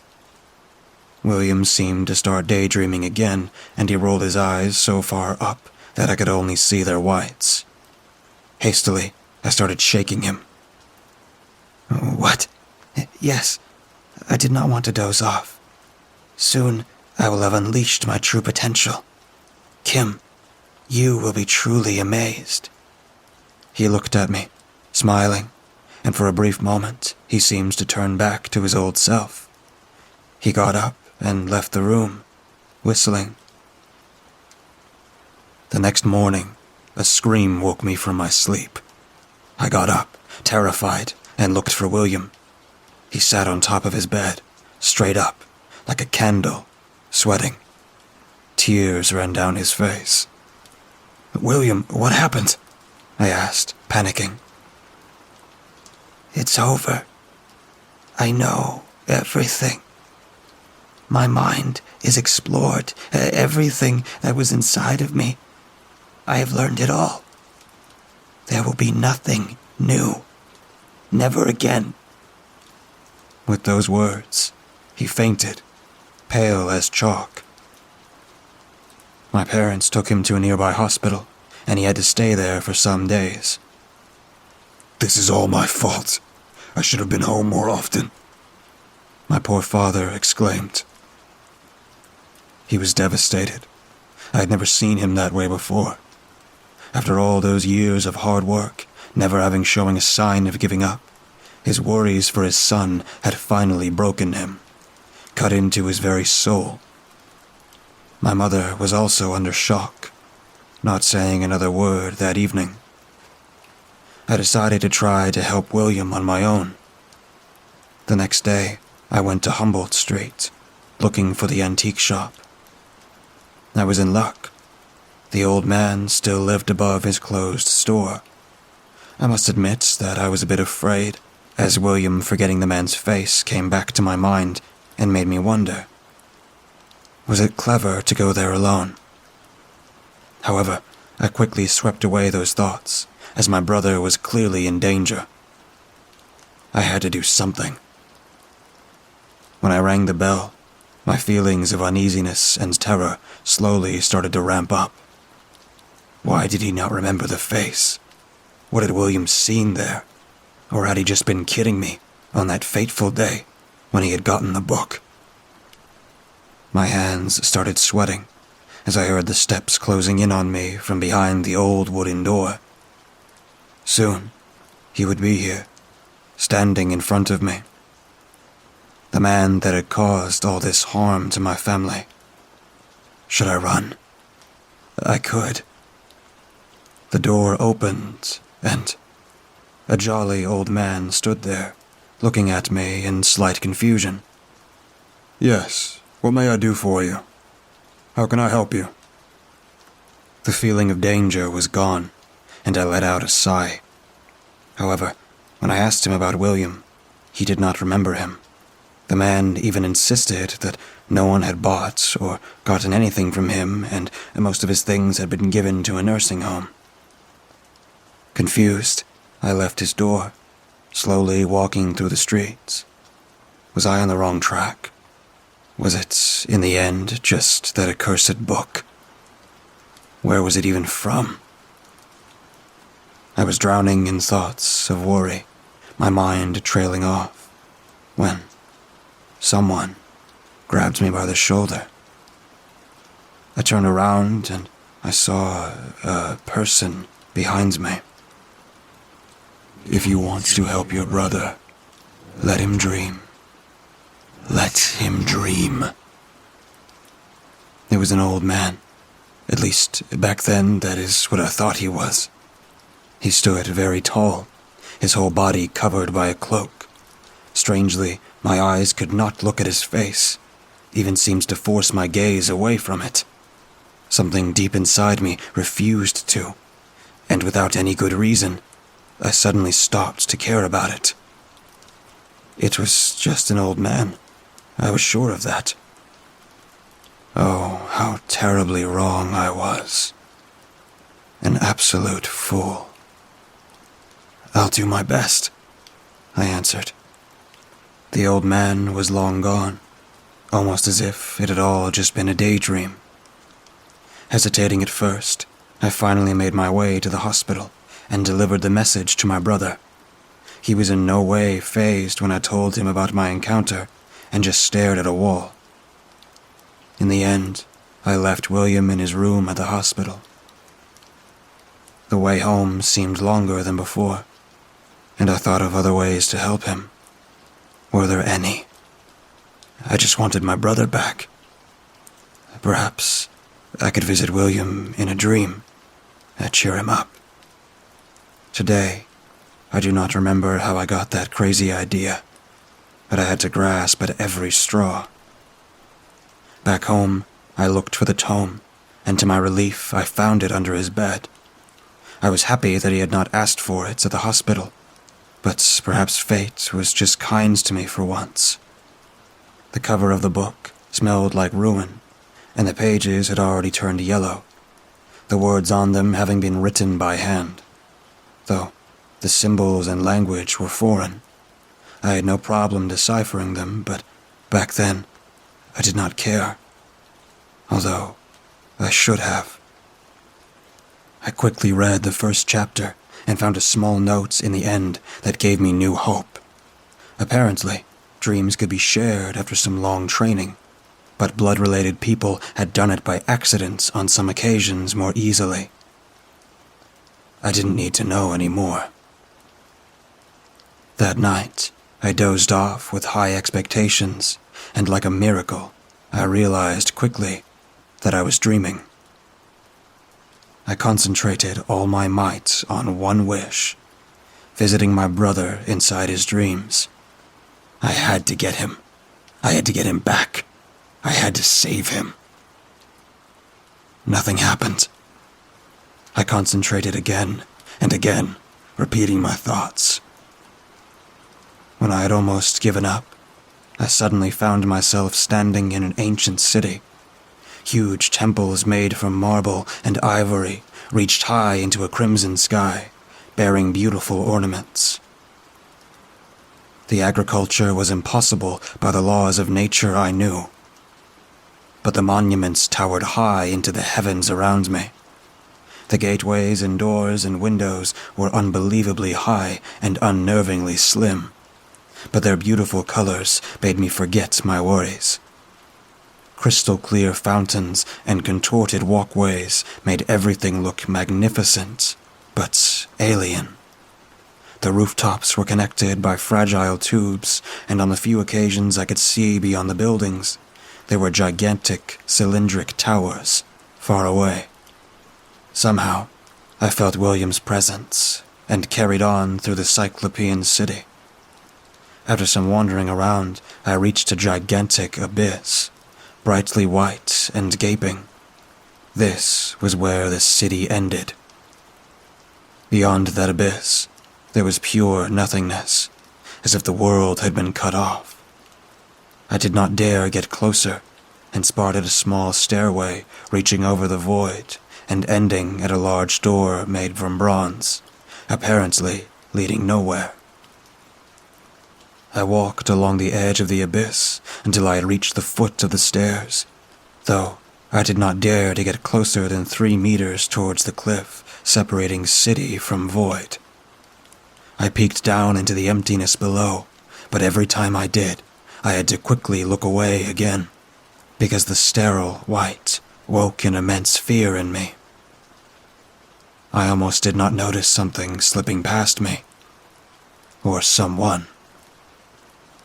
When I looked back at the stairs, I recognized William, who had just taken the first steps, walking behind a figure clothed in a green, partially rotten cloak. But it appeared to be the old man I had met in the city. The two of them marched towards the bronze door. They had almost reached it. William, what are you doing? I shouted as loudly as I could, my words echoing through the emptiness of the dream. Kim, what? I don't have time for migraines, he shouted back at me. I found a way out. Limitless, eternal knowledge, waiting for me, just there. He waved his hands towards the closed bronze door. I will rule over all knowledge, everything that was, everything that is, everything that ever will and could be. I will change, become something different. No mere human, no, something better, something more, something much more. He laughed maniacally. I could not take it. Come back, please. Our parents are worried sick. You have to end this madness. I cried, pleading. William laughed again, high-pitched and crazy. The old man shows me a way out, a way to growth and flourishment. William took the last steps towards the door, passing the old man. He started pulling at the door handles like a maniac. What would I see after they opened? Would they suck me in? I was afraid and watched in terror, frozen in place by fear. Open up! Open up! William cried out, getting more and more agitated, now banging at the door. But the gate stayed shut. Nothing happened for a short while. And then... It is not you. It is not you. It is not you. When I heard the terrible voice, I almost went mad. Gurgling and hissing, it echoed through the dream, ancient and evil. Never before had I heard something like that.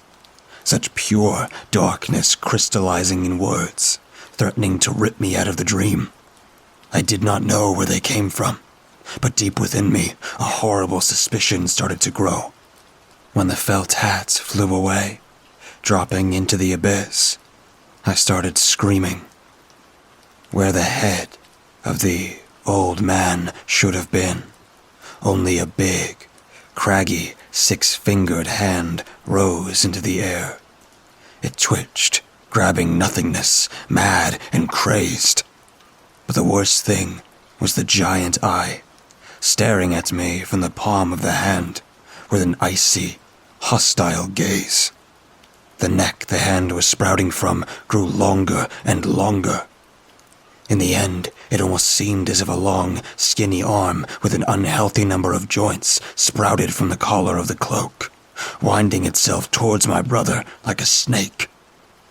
When William, having come to his senses through my scream, noticed the being, he also started roaring in fear. But it was too late. As he tried to jump past the creature, more and more arms grew out of the cloak sleeves, moving like snakes, the mouths and eyes of a dozen palms lusting for my brother. William was pulled into the growing sea of limbs, and I had to watch powerlessly as the dream started to fade. Let him go, I screamed. It is not you. It is not you. We do not need him. It is not him. The voice's volume started to increase even more, making me feel dizzy. I could only watch in horror as William was ejected by the teeming mass, falling down from the stairs and into the endless white abyss. While he disappeared from my field of view after a long while, emitting a long, horrible scream. The dream started to get hazier, more distant. Suddenly, the eyes on the palms turned around to look at me, and their mouths started to speak again, whispering and drooling. Is it you? Is it you? Is it you? When the being started to flow towards me, the dream ruptured around me, and I found myself back in my bed, heavily breathing and sweating. What the hell had just happened? What a nightmare. I could only hope for William to be all right. Had it been an omen? A premonition?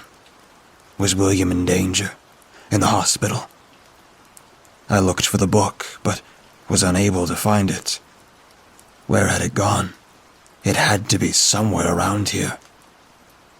Then, the squeaking sounds of the front door got to my ears. What? Was that man, that terrible dream entity, coming for me?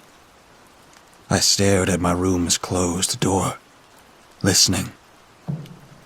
Something came down the floor outside, slowly, scuffling. These terrible sounds of things to come. I heard the thing stop in front of the door, fiddling around with the handle. Finally, the door swung open, squeaking, and I was able to see it.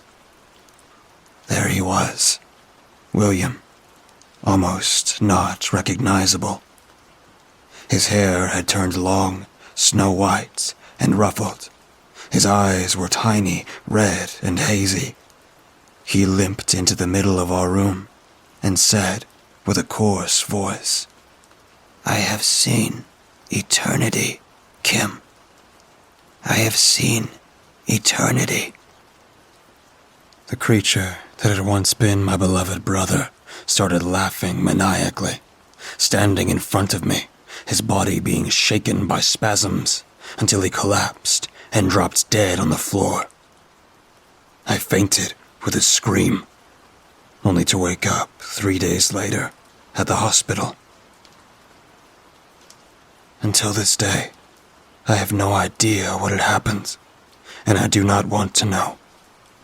Again and again, I have seen the symbol of Hamza, the hand with the godly eye, being used as a protective talisman by people. For me, that is not its meaning anymore. And since that night, I am only going to sleep after taking dream suppressant pills. That way, it can never find me.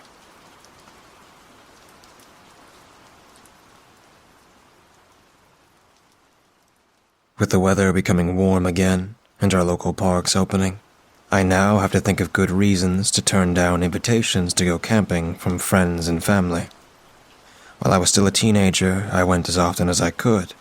Any weekend I was free, I was in the woods, relaxing. Sometimes I brought friends, sometimes I went by myself. After finishing school, my life had become fairly hectic. I still did my best to take a few camping trips during the year. I'm glad I was so stubborn about the idea of going out inside the woods when the chance arose, because I had met my husband on a camping trip. The story of how we met is a bit long and embarrassing on my part. I had gone out for a quick washroom break in the middle of the night. An owl or some sort of other screeching night creature startled me, and I took off running back to where I had thought my tent was. In the darkness of the moonless night, I caught a tree root and broke my ankle. I was unable to move until morning. I was in so much pain and embarrassment, I accepted my death, ready to be a nice meal for the wildlife. I was rescued by Nicholas. Even before then, he was a large, intimidating-looking man. Full beard, axe in hand, he looked about ready to chop me into pieces. My husband-to-be was cursed with looking the complete opposite of his nature. He carried me out of the woods and came to the hospital with me because none of my family members were available in such short notice. We have barely been apart since that day, and married the moment it was legal.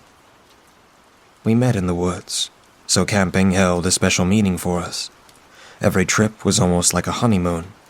Although we thought we clearly looked like a loving couple on our trips, most people we met didn't clue into that fact. They all assumed that we were just two good friends drinking beer and fishing. It was a game of ours to play it cool and see how long it would take people to start questioning things. Near the end of the summer, we reserved our spots in a popular local area. The camping areas were spread out far enough for some sort of privacy, but a family we often camped close by and met at the lake for fishing still had no idea about us after 4 years of seeing each other. They saw our wedding rings and commented how nice it was for two good friends to be away from our wives for a long weekend. Being in the woods holds such good memories for me, but it only takes one night to ruin everything. After what happened last summer, I refused to ever be in the forest again. The last time we went, it was a very normal experience. Because we were veterans at that point, setting up our campsites took an hour at most. Before anyone else had really arrived and finished setting up, Nicholas was gathering firewood, and I had started to walk down to the lake. If I was lucky enough, I could catch something for our lunch, but we always brought something for a backup just in case nothing was biting. Sitting on the edge of the calm lake, I started to bait my hook and set up my fishing rod. It was still a little cool from the early morning. By the afternoon, I was certain it would warm up. I feared for summer storms rolling in because the radio on the way down warned of thunderstorms over the weekend. But that morning, the weather was perfect. I got comfortable and threw out an almost perfect cast. I was waiting for Nicholas to come and join me when I saw a blur of white through the trees on the other side of the lake. I had to squint, but I could have sworn I saw a person walking through the trees, getting closer to the lake's edge. When the figure stopped at the edge of the water, I lifted my hand to give them a friendly wave. I thought it was a woman. I couldn't see any features besides a white dress and long hair flowing in the breeze. She must have seen me from across the lake, because she raised her arm and waved back. Who are you waving at? I nearly jumped out of my skin.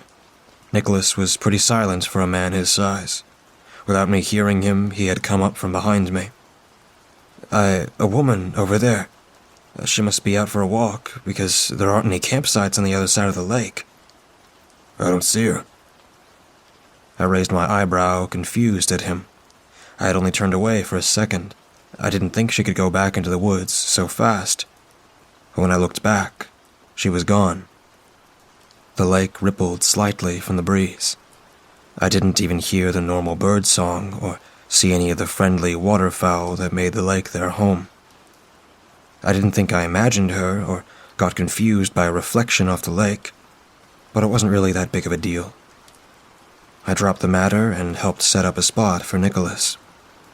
While he had been collecting firewood, he had run into one of the regulars we had often saw at the park camping. We often shared anything we fished up with them. Due to a medical emergency, they had to leave the camping grounds. Their son had gotten very sick, and they weren't going to risk him sleeping it off.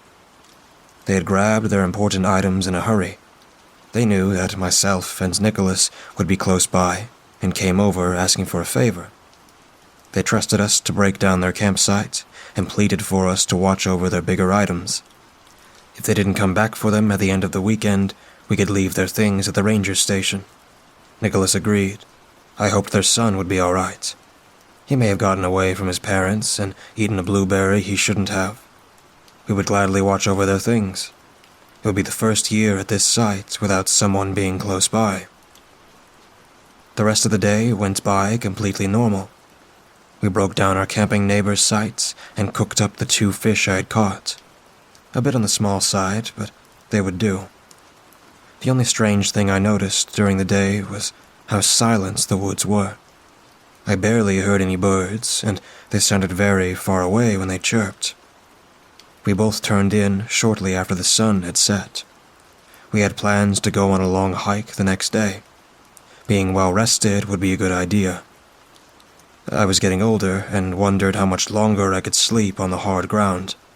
Being wrapped in big, comfortable arms did help. I don't know how it started, but we made a game for nights we couldn't fall asleep. One of us would start with an animal with a weapon, then the next person would say another animal with a different weapon that could beat the first in a fight. It would quickly get into ridiculous territory, like a shark riding an army of crabs as its weapon. Whoever laughs first loses. We spent many nights snuggling closely and giggling like teenage girls on a sleepover. A falcon with a fencing sword. Nicholas started off. A parrot with double daggers. Those wavy ones. That's a good one. An ostrich. No weapon. It's just really mean. I felt a giggle start bubbling up and forced it down. I paused to think of something, not ready to back out of the game. But a noise outside our tents made me stop. I sat up slightly, trying to hear better. I could have sworn I heard a scream. I had been out in the woods often enough to know what the wildlife sounded like. This was for certain a human scream. It sounded off in the distance. The trees muted sounds, so I wondered just how close the person was. I heard it again, a long, wailing screech that made my stomach drop. Did you? I started to speak, but Nicholas grabbed me and forced me back down. He held me tightly, and it was somewhat out of character for him. The suddenness in his mood shift frightened me more than the faint screaming outside. "Nick?" I said, but I was quickly shushed by him. I looked at him in the darkness, trying to make out his expression. I could feel his hands shaking slightly against me, and I couldn't remember ever seeing him scared. He was a brave man, the one who answered phone calls and ushered spiders out of the house. He was scary and strong, and could chop firewood in one swing, and yet he was holding on to my small frame as if I was some sort of protective ward against whatever was outside. My heart was beating so fast, I nearly didn't hear what had scared him so badly. I heard a crunching of footsteps outside. Someone was wandering around our campsite. I suddenly knew why Nicholas shushed me. The only weapon we had was the axe for firewood. The axe that I was pretty sure had been left outside our tent. We also had bear mace, but it was pretty old, and if the wind blew the wrong way, the bear mace would just be a setback. I held my husband as I tried to listen for more footsteps, praying I was just hearing things. Our food had been put up. We knew how to keep animals away. The soft crunching of dirt didn't sound like a large creature walking around, but I heard breathing. Heavy breathing that did sound like it belonged to a bear. My mind started to race. I wondered if some crazy person who lived in the woods year-round came across our campsite and just wanted to steal food. I didn't know what to do at that moment. I wanted them to just leave. Nick may look scary enough to frighten them away, but if they had a gun, we couldn't do anything about it. And then there was that screaming. I could still hear it between the soft footsteps and heavy breathing coming from outside. Go away, go away, go away. In that moment, I was so frozen in fear I couldn't do much else but repeat that mantra, hoping my mental prayer would be enough to force the unwanted guests away. Nicholas had been doing much more thinking than myself. He wrapped his arms around me and buried me so close to him that if someone opened the tent, it would look like he was alone. If someone attacked, they would go for him first, unaware of the smaller second person in the tent. It would give me the chance to attack back or, by some miracle, get away. We couldn't go outside. It was clear by the footsteps there was more than one person. The best plan we had was to be quiet and hope the people left. If they took our supplies, we didn't mind paying for new ones. I was still scared out of my mind when I heard a new noise. My lungs felt like they would burst from fear when I heard the tent zipper start to move.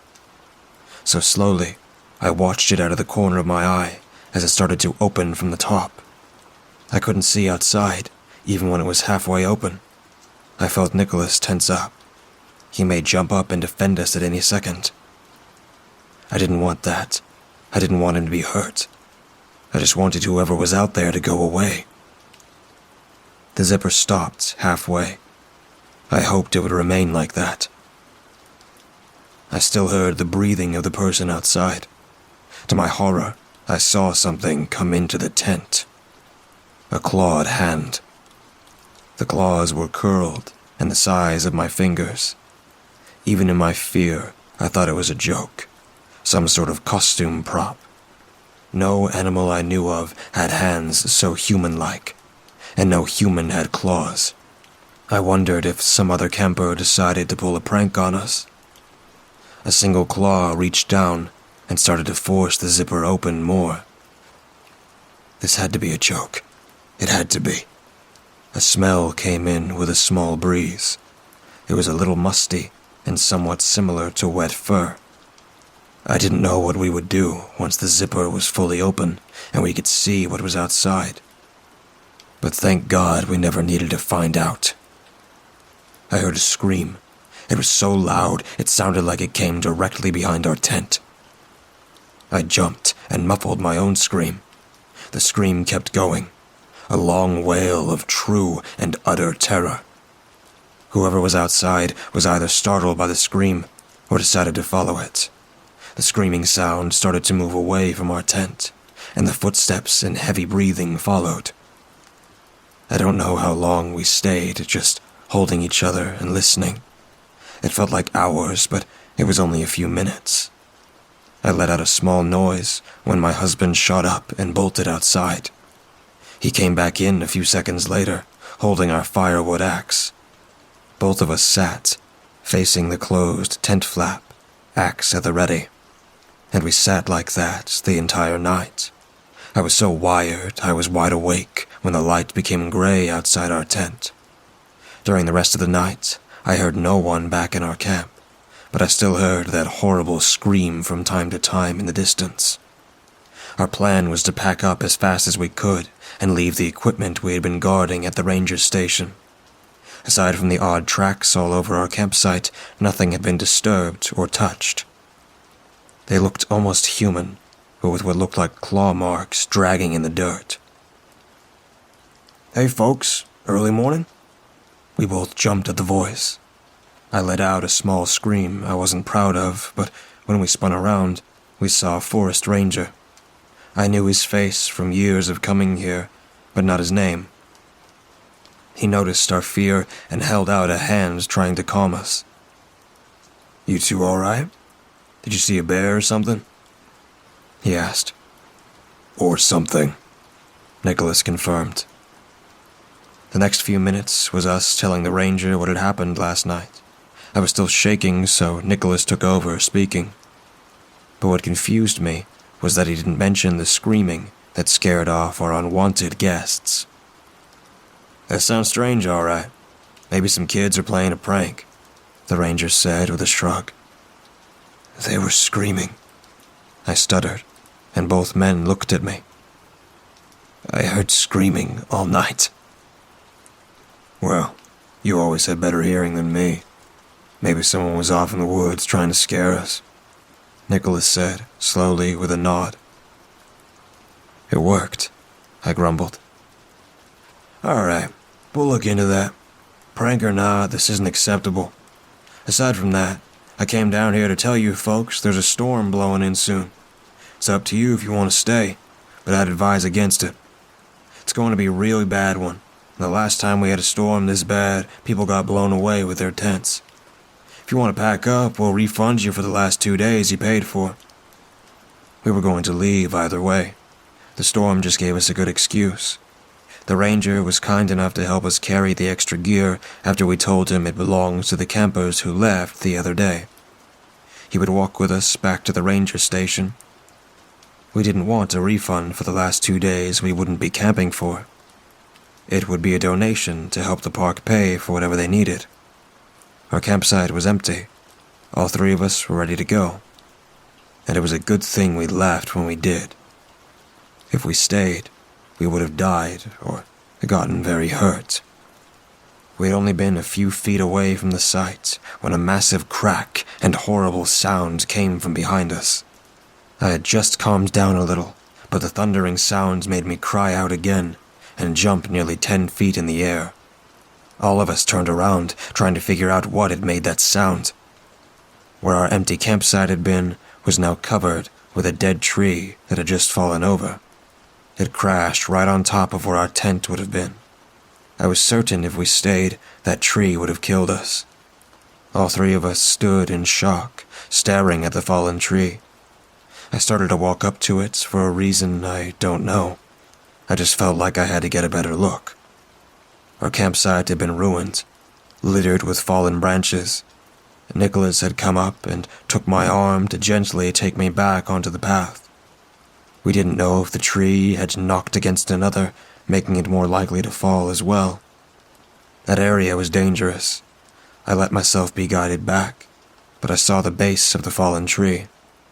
From the freshly upturned roots, I thought I saw something tangled in the brown roots. Something white and straight sticking out of the ground. Something that looked like a human femur. We got to the ranger station and made a more official report of our night. The sky had already darkened, the storm coming in faster than expected. Other rangers had gone off to warn people, and the parking lot was slowly emptying out of the car of campers who wisely decided to leave. I called the ranger office a few weeks after, asking about if they ever found out who had tried to scare us away. The ranger who picked up the phone was the one we dealt with, so he was glad to talk with me. They hadn't found out anything. The park emptying made it hard, and the storm washed away anything useful. He also wanted to tell us something. He didn't know if he was legally allowed to yet, but he didn't want me to find out later and get freaked out. The tree that had fallen over did, in fact, have human remains tangled into the roots. They found one intact femur and some broken bones looking like ribs. When they started looking, they found more bones buried and scattered about. They assumed the body had been there for years, and they hadn't found enough to determine who they were, or how they died. Also, tangled in with the roots was some fabric that looked like it had been a white dress or skirt at one point. For those past few years, we had camped right next to a human body, without ever knowing. If that tree hadn't fallen over, I doubted they would ever be found. I didn't tell Nicholas what I had found out. I think he doesn't want to upset me by talking about the trip. He doesn't seem very bothered over what happened, but knows it stresses me out. I had nightmares for months. I try to keep an eye on seeing if there are any updates on the case, but accept the fact that most likely we won't ever know who died or who had been buried beneath that tree. For how many people go missing in the woods, I think camping near a death site is pretty common.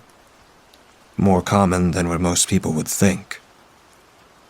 I'm thankful we got out of those woods alive. I'm a bit of a city person now, and would like to keep it that way.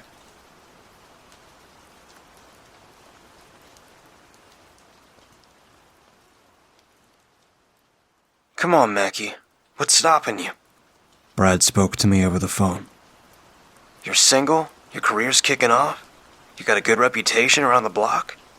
I mean, if you ask me, I think you're more than capable of leading not only the storyboards, but concept designs too. I know I can do it, I replied, fiddling with my keys to try and open my apartment door, while at the same time trying to talk to Brad. Just give me some time to think about it, at least. Is that okay? I finally got the key in the lock and let myself in. Yeah, man. Of course. Brad said. I'll let you sleep on it, and I'll wait for you to tell me tomorrow that you're up to the challenge. I chuckled at his confidence. I responded. Well, thank you again. As always, I'll give you a firm answer tomorrow. All right, brother. You take care. You too. Night. I hung up the phone, threw my stuff onto my bed, followed by myself, staring at the ceiling. I'd just been given the opportunity by the studio to serve as a leading consultant for storyboard and concept art on the new cartoon the network was producing. Did it finally pay off?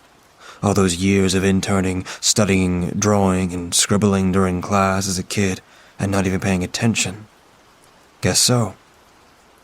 In truth, I was being a little overly humble and modest over the phone to Brad, the art director for the project. Of course I could do it. I knew that without a doubt. But I also didn't favor making such fast decisions. I wasn't going to be able to sleep easily the whole night. My mind would be racing.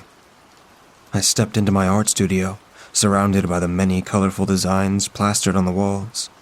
They were creations over the years from when I was young, some recent, some I'd made on road trips when I was bored, some during study hall in school, and countless more I don't remember exactly when I made them. Sitting on my drawing board was an unfinished project I had started last night, but didn't get around to completing and probably won't anytime soon. It only possessed a head and shoulders, and not even hair or eyes. I don't really know what it was supposed to be. A character, an object, an animal. Who knows? That's how my imagination worked. I just sort of draw whatever comes to mind and go with it. One of the pieces hung on my wall was my first drawing. Well, first complete drawing, I should add. At least, that's what my mom said it was. And looking back to it, she always knew I would have a natural talent for art. I was 4, I believe, and she said it was the best drawing she'd seen from any 4-year-old. Any mother would think that of their child, of course, but my friends and other relatives said the same. It was a drawing of what I could only describe as perhaps a hybrid between a cute little bunny and a tiger cub. It had the features of a bunny, but the fur pattern of orange with black stripes. I like to think that was due to me watching Winnie the Pooh around that time, and having a special liking to Tigger. It was the only explanation I could think of. But as I was viewing it, I spotted a rather minuscule but distractingly odd detail I just noticed. Near the bottom right corner of the paper was a small black speck. Why was that odd? On a piece of paper over 20 years old, in which wear and tear were bound to occur? Well, you'd be amazed at how well kept this drawing was after such time had passed. The paper was never that dusty or dirty, yet for some reason I was just now noticing this one little detail left behind. A little spot. It was too perfect, too intentional. Oh, sure, I just put it there myself when I first drew it as a child. That was the probable explanation. Kids do weird things like that sometimes. Maybe I just felt the need to put a little speck with my pencil or pen and left it there where no one but myself would notice. Then again, nothing else on the paper reflected black whatsoever, and it was entirely in crayon. What might have caused that? Was it believable that I had a random pencil or pen just lying around at the time? It's plausible, but why would I have done that? I kept trying to contemplate in my head what my 4-year-old self might have been thinking, but how the hell would I know?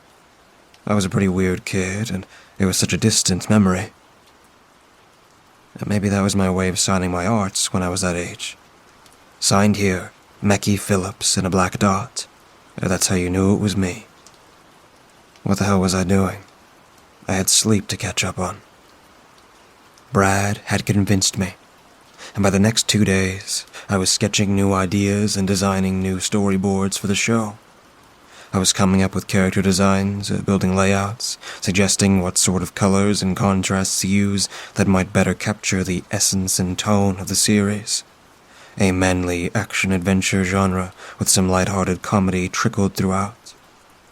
I felt at times that I was overstepping my bounds at some points, but Brad suggested that was nothing to be worried about. More ideas were better than little in his eyes. I'd finished the first draft for the lead character of the show, a minimalistic cartoon style reminiscent of Bruce Timm's illustrations. I brought my idea over to Brad for his consent, and to my pleasure, he loved it. He said he'd pitch it up to the producer as well for a final review, to make sure that they too were pleased. Everything had to please them at the end of the day. Not many audiences understood that about the business. You might make great art, but it means diddly squat if the men at the top don't see a profit out of it. I was just wrapping up for the day and was getting ready to leave the studio when Brad came by to talk to me. "Hey, Key," Brad called to me. That was my nickname, Key. "Hey," I said back. "So, bad news and some good news." Alright. Want me to give you the good news first?" I prefer bad news first." "Cool. Well, bad news is that Larry thinks we should change the design to something more, how do I put it? Minimal." I arched my brow. Larry was the main producer of the show. Technically, he had the final say over all creative decisions, including Brad or me. It already is minimalist," I argued. "That's literally the form." "I know, and trust me, man, it looks great," Brad insisted. "If it were up to me, I'd definitely keep it, but unfortunately, the guys up the chain aren't 100% satisfied. Say more like 85%. They could bite me, I wanted to say. But instead, I said, "Alright, I'll start thinking of some new drafts, and I'll show you them in the morning. Nah, don't lose any sleep over it. We'll work on it through the weekend and next week. Sound good?" I nodded. "Good. Hey man, sorry again to be the bearer of bad news. It's nothing personal. It's not an attack on you as an artist. It's just they want something just a little more par with what their version for the show is." I gave the fakest reply, possibly in my entire life. "I completely understand," I said with a smile. "It's nothing. And, what was the good news?" Brad looked thrown off for a bit, but then regained his thought. The good news," he said. "Well, you get to try again." He gave a cheeky sort of smile that for the first time since knowing him, I had a tempting urge, similar to a bad itch, that I could knock those perfect white teeth out of his face. That night, I got home and did the opposite of what Brad said, and stayed up working on different sketches and ideas for new designs for the character. What was wrong with mine? I thought it was a timeless animation design and easy on the eyes. Not only that, but from a creative perspective, it worked for the show. I knew exactly what they wanted, too. Some boggled-down, simplistic Carl Arts design carbon copy that had been done many times before. I figured it was time to try something unique and fresh once again, while simultaneously being a callback to the old animation myself and other genres before me grew up on. Appreciation for effort seems to be dead these days. It was an hour past midnight now, and I didn't leave my drawing board for hours. I didn't get up to use the bathroom, get a glass of water, or anything. But whilst drowning myself in my work, I did peek over again at my first drawing posted on the wall to my left, and I noticed something that made me squint to make sure my eyes weren't deceiving me.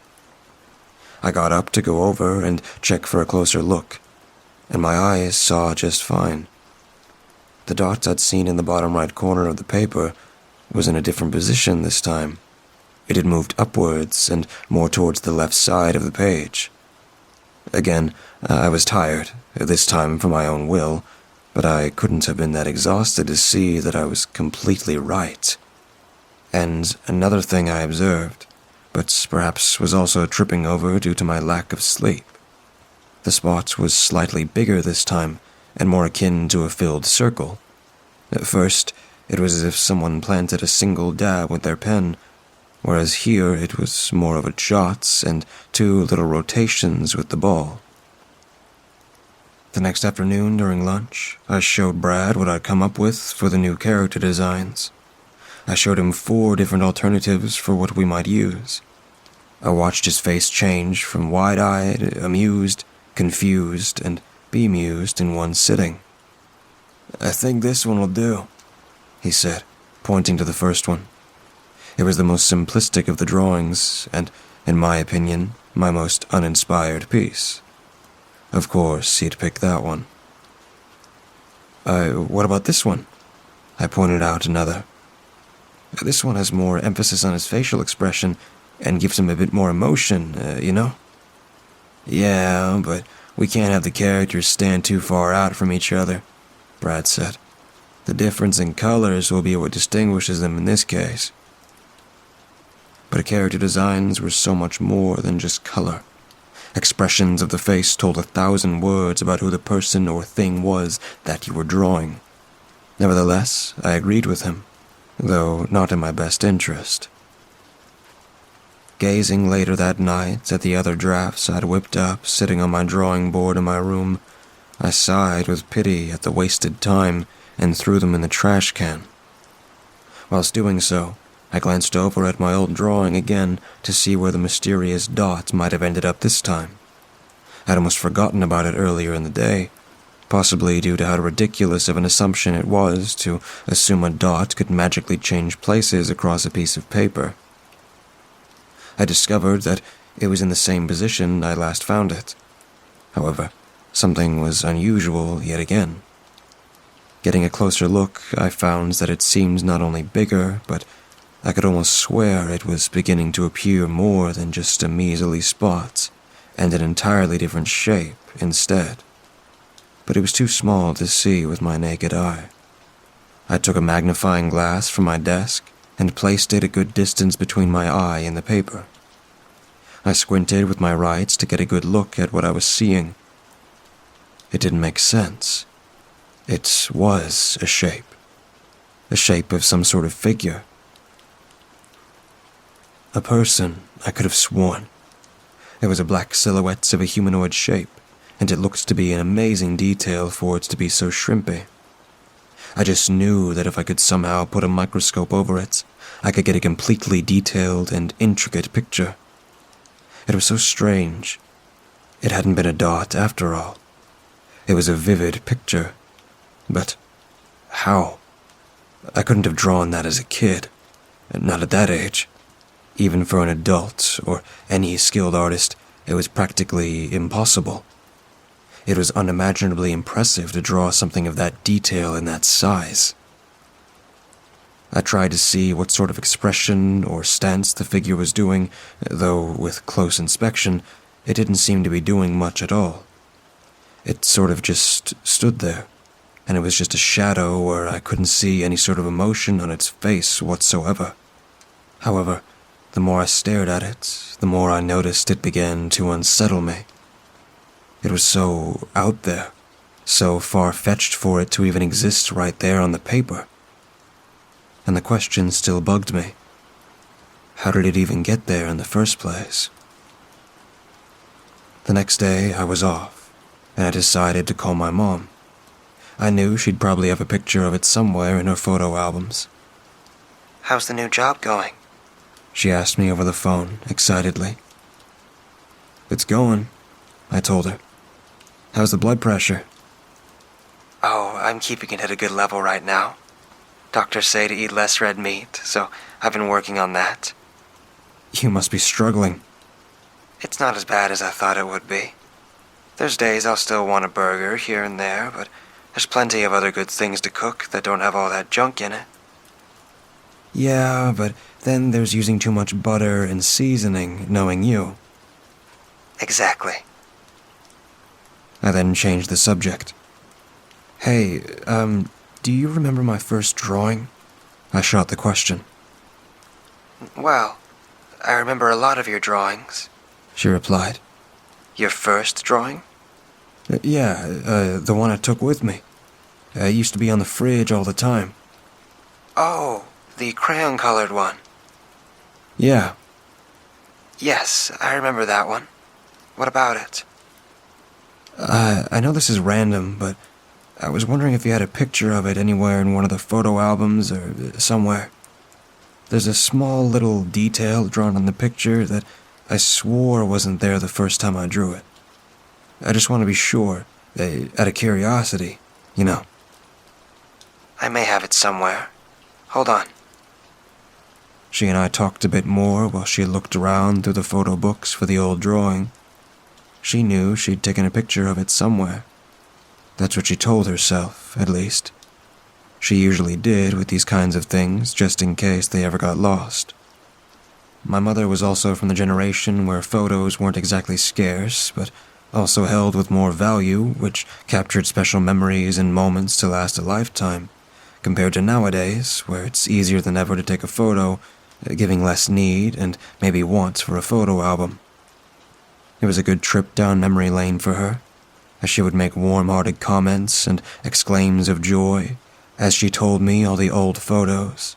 She'd turn the page over and find whether they were baby pictures of me and my siblings or old family vacation trips when Dad was still around.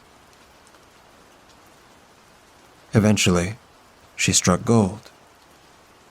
Well, what do you know? She said. I found it. Wow, I replied. I'm actually surprised it was that easy. That's what I keep telling you from the start. Getting a photo album so you can have these memories kept forever. And you can keep one for all your drawings, too. I do have one for all my drawings. I'm not talking about a portfolio, but like an actual photo book. So you can show your kids and my grandkids one day. If I have kids. Give me some hope, won't you? I'll send you the picture. Thanks, Mom. You're welcome, baby. When she did send it, I paid close attention to the detail in the photo she'd sent, compared to the one on the wall. Everything was practically the same, except for one thing. The silhouette wasn't drawn on the photo my mom sent. It was only on the actual copy. So I was right. I didn't actually draw that. I knew I couldn't have. Then that begs the question, who did? I decided to check up on a camera one night to check and make sure no one was breaking in. It was a cheap studio apartment, and I didn't have the money and consent with my landlord just yet to install ADT or some alternative. Crazy enough, the thought of someone breaking into my apartment just to add an elaborate illusion was hilarious by itself, but still no less creepy. What would be the reason?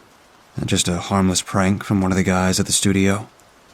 I couldn't think of who, and I couldn't imagine going through the trouble of trying to pull something like that off, let alone risking a criminal offense for trespassing. Even still, the impossible and precise detail of the figure didn't seem realistic from a measly creep in the night. That next day, I looked at the drawing to find the silhouette appeared slightly bigger than last time. Now it was starting to get quite unsettling. I had to review the footage, but what I saw led me nowhere. No one broke in. Nothing changed on the paper on camera. Everything remained unchanged. For whatever reason, what was seen through the lens didn't reflect what I was seeing in reality. A couple of months had passed, and by the end of the pre-production, I had finalized most of the concepts and storyboards, and the characters were, for the most part, set on their final designs. Or rather, as final can get. The voice actors who needed to record their lines and the eventual pilots would still need to be screened, of course, for review, so we could get a consensus on what does and doesn't work with the show. But for now, all else was nearly wrapped up. I hadn't noticed a change in the silhouette since that night I checked the footage. I just accepted that it would be a permanent mark on my first drawing ever. While it bothered me a little, at least my mother had the original copy saved in our family photos. I've gotten home again, and walked into my studio room and nearly jumped at the sight on the wall. The silhouette was no longer miniature, but now grown in size, taking up nearly a quarter of the page. The texture of the grain or ink drawn into the page bore a stark presence, almost as though it were burning into the paper. It contrasted with the bright, vibrant crayon colors aside from it in a very morbid fashion with a nightly black hue. I stepped over to the paper nervously, afraid of some unknown threatening aura that could be felt within the room. Getting a closer look, the silhouette was filled with the most absolute darkest of shades I'd ever seen, like staring into a black hole. But one other striking detail was now apparent that gave me chills to this day.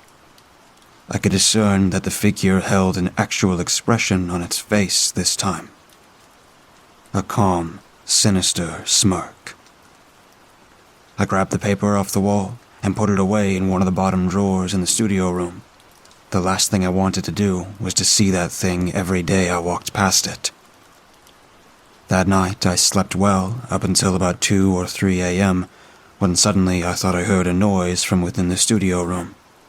It sounded like tapping or light banging against the walls or drawers.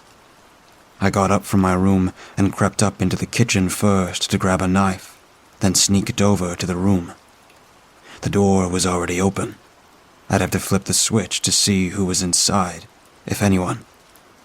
God, I hope there wasn't anyone. I cautiously turned on the light to the room, the illumination straining my eyes, and then quickly scanned the area. Nobody. A sigh of relief came over me, and then I suddenly felt silly for getting worked up over nothing. I then looked down at the drawer that I discarded the drawing in, glaring at it for a moment. Why not? I thought. I put the knife down on the dresser and kneeled to open the drawer, grabbing the handle. The sight of it from last time was so eerie, yet alluring, but I had already considered throwing it away ever since it became a noticeable presence, so I figured I might as well do that since it was giving me all this trouble. My hand pulled on the dresser handle, and it opened to reveal that miraculous smirk now covering the entire page, the size of an actual head staring directly into my soul. I jumped back onto the floor and froze for a bit. The eyes and the face, and my old drawing. It was gone. I couldn't even see it anymore. It had been replaced with whatever this thing was. After getting myself together, I immediately burned it with the grill outside on my balcony. Burned it to bits and discarded them over into the grass. I watched it disappear into the night, still shaking from that god-awful sight. I might as well have killed an old friend, a piece of my memories. I thought to myself, at least I had the original, though, if not the physical copy. But when I looked back at the message my mom had sent me of the picture, it was gone. It appeared as though the file had been corrupted or something, and I was unable to view it. I had saved it in my gallery on my phone as well right after she sent it, but still, it was nowhere in sight. Like it never existed. I tried asking my mom the next day if she could try sending it again, but to her and my surprise, the photo was ruined. Somehow, the image was blurred and awfully distorted to where it was unintelligible. She didn't spill anything on it, and nothing could have possibly tainted the photo from where she placed the album, she told me, as none of the other pictures were at all affected. There was really no way to explain it. It just sort of died. That was the only copy she had, the last living proof of it even existing. Later that day, I hung out and had a couple of drinks with some friends and a colleague from the studio, and pretty much went through a mild 5 stages of grief within one evening. I felt like a piece of me was now gone from losing the picture, but I knew that there were countless more creations to be made and hundreds that I did create. This was the beauty of art, I told myself in a drunken, slurred speech to my buddies, that art preserves and is forever in all aspects. Or some sentimental speech like that. I don't really remember. I was plastered. One of our DDs took me home that night and made sure I got inside my plays safely. Still inebriated, I stumbled into my room to undress, but first decided to make a trip to the studio room. I turned on the light and looked around at the various other projects I'd made over the years, soaking in my vanity, glory, and pride. How about that, huh? I said aloud to no one. Huh? How's that? and there's more where that came from. It was my big FU to the silhouette and to the loss of my first accomplishment. I didn't know who I was trying to prove myself to or what, but that didn't matter. I was so out of it and couldn't even see the hangover that was about to hit me in the morning anyway. As I was turning to leave the room, I took a glimpse of one of the other drawings that put me in first place for an art contest back in 4th grade. It was a spin on Salvador Dali's Persistence of Memory. The one with the melting clocks. It was my favorite painting, and I decided to do one of my own, but with a warped deception of my bedroom at the time. In it, my bed was melting into the floor, the trophies and toys of my dresser liquefying bit by bit. The window panes seemed to turn flimsy. Some of the walls were even oozing. I even drew it to where you could see a bit of my bathroom door open, and some of the inside, like the mirror, sink, toilet, shower. Some of these objects were also starting to melt, and inside of the bathroom, you could even see the shape of someone hiding. A shadow. I sobered up real quick again, as fear replaced every other sensation in my body. I know for an absolute fact that I didn't draw that there.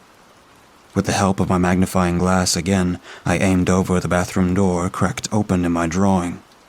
I watched the silhouette stare directly back at me through the mirror, with that same malevolent expression, that devilish smirk. About a year passed, and as we were wrapped up producing on the cartoon, I was offered a position as an art director for another upcoming animated series.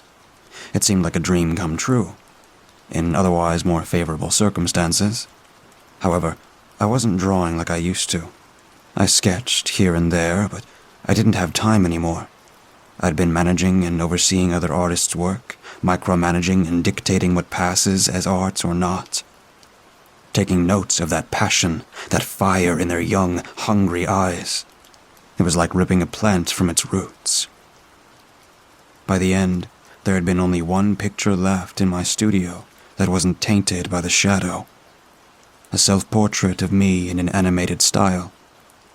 I stared at it with a cold, desolate visage. I didn't even recognize it anymore. I remember a time where I might have been proud of making something this grand, but now I don't know what to feel. It didn't mean anything to me anymore. And in the far distance of the background on the canvas, there I could glimpse the shadow waiting. With the magnifying glass zoomed in on it, it stood there, with its arms crossed, head tilted down with its dubious grin, staring at me. It knows good and well what it was. A malevolent force with intentions unbeknownst to me. It was no use in waiting for the shadow to take its full form and completely destroy the drawing with no remorse, as it did with the others. They'd all been lost, with no way of ever recovering them. No recollections of pictures, files, videos, nothing. All disappearing from the face of the universe. And with that, I decided to do the honor myself, and burn the last one standing. I went back to my studio room, staring at the empty walls around me. They'd once been plastered with creations of grandeur, zest, creativity, and most importantly, individuality. I was 28 years old and didn't even recognize who I was anymore. I no longer perceive it with my own eyes, but I just felt its presence. I knew, somewhere, looming over me from a dimension invisible to myself, that it was still watching me, glaring at me with that same mischievous, hungry smirk.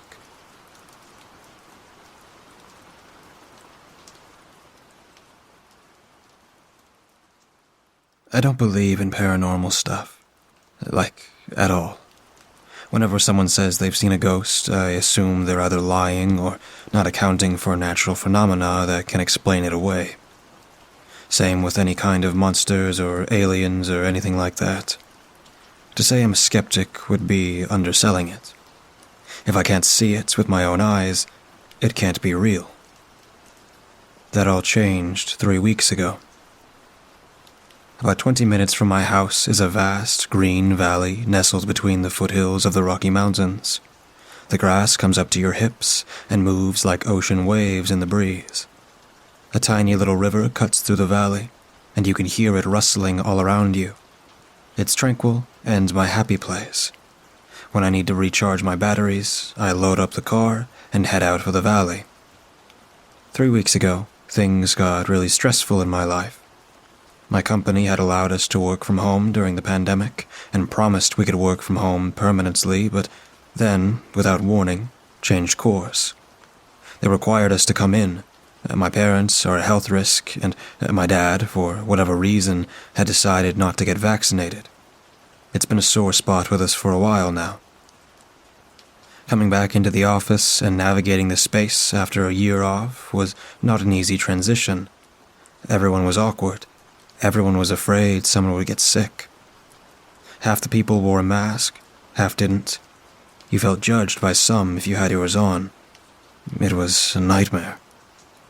My bosses seemed to have stored their rage for a year and were unreasonably tough on us. I've walked into the bathroom to hear more than one person breaking down. It's like they felt a need to reestablish order now that we were back in person.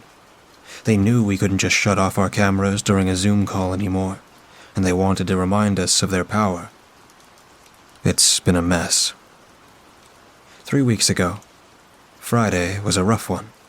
I spent the entire day putting out fires at work that I did not start. My boss laid into me about professionalism. I had dared to wear black sneakers, and I was just done with everyone. I usually don't do evening hikes, but I was near my breaking point. I seemed to have misjudged the time because the sun was already starting to set when I got there. Thankfully, I had been there enough that I would have been able to make my way around with no problem. I'd just make this a short walk and be done with it. If I still needed to chill out after my walk, I had wine at home. I parked my car in the lot. I was, not surprisingly, all alone, and headed out into the valley. My plan was to walk through the central valley, down to the river, and back. By that time, it should have been dark, and I'd head out. I grabbed a small flashlight I kept in my car, and headed out. The first leg of the hike was unsuccessful. Walking near the river, I heard the sound of hundreds of bees pollinating flowers. If you've never heard hundreds of bees in the wild, it's mesmerizing and incredible. It's a natural white noise machine. By the time I got to the river, it was pitch black already. I found a nice, dry spot, laid down on the ground, and stared up at the stars. There isn't a ton of light pollution out there, and you can see so many stars. I just stared in wonder and allowed myself to feel cosmetically small. After about 10 minutes of stargazing, I turned on my flashlight and headed back towards my car. Everything was fine, but when I got near the center of the field, my flashlight started to flicker. I hit it against my hand, but it didn't do anything. The flashlight went dead when I was standing in the middle of the grassy valley. Like I said earlier, I know the way back, but I wasn't thrilled with doing it in the dark. I yelled an expletive, the loudest I've ever screamed, and heard it echo back to me as it bounced off the foothills. I sighed and kept going. It was then I decided I was going to need that wine after all. When I was about 10 feet from the middle of the field, I noticed the temperature start to warm. On top of that, there was a buzzy feeling in the air, kind of like static electricity, and it was all around me. Then all the noise in the valley stopped. All I could hear was my heartbeat. I wanted to run, but my legs wouldn't budge. Not for lack of trying. I could feel my muscles attempt to move my body forward, but it was like I was fighting against hurricane winds. Something just stopped me from moving. Then I was surrounded by blue light. My heart raced, but I couldn't do anything. I couldn't crane my neck up to see what the hell was shooting that light at me. I couldn't scream or say a word. I suddenly felt pressure on my neck, and I blacked out. I don't remember anything after that. It's just gone from my memory. The neurons that store that encounter are burned out. My synapses couldn't pull anything from them. It was like I died, only I wasn't dead. I was a Schrodinger's hiker. The next I do remember was hearing the rushing of the river. I opened my eyes and saw that I had somehow ended up back at the water's edge. I had no clue how that happened or why. My head hurt. I had incredible pressure in my sinuses, and my vision was a little blurry at first. When it came back to normal, I glanced down at my watch and gasped. It was 3:15 in the morning. I stood on weirdly unstable legs and felt a chill go through my body. What the hell happened? I walked as fast as I could through the grass field and found my car where I had left it. It must have rained at some points because it was wet. I had no recollection of rain or even clouds earlier in the day. A quick glance at my phone showed me the nearby skies were clear and a 0% change of precipitation. What the hell was going on? When I finally got home 20 minutes later, I could feel my body giving way to exhaustion. I dragged myself into the house and crashed on the bed. I didn't even take off my shoes. I slept until noon. When I woke up, I was in a haze. The headache was gone, and my sinuses had cleared up. But I still felt odd. I spent the better part of the day in my bed, trying to recall what had happened.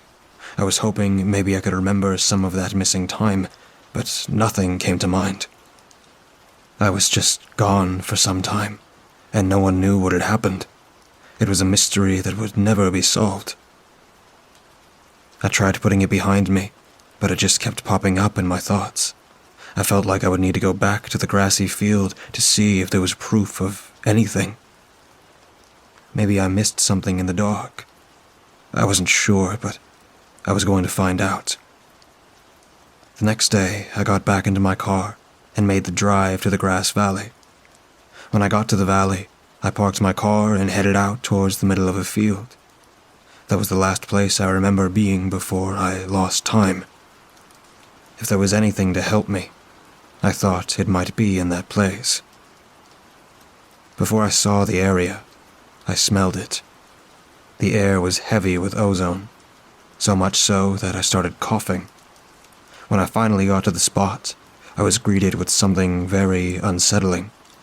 The grass where the blue light had hit me was gone.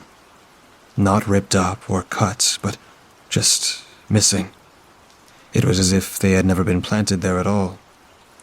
I leaned down to touch the soil and was shocked to find it hard and compacted down. It was so dense I had to break out my keys and scratch into it before a chunk of it came loose. The ground underneath seemed normal enough, but the whole place had an odd vibe. It was about then that my sinuses started hurting again.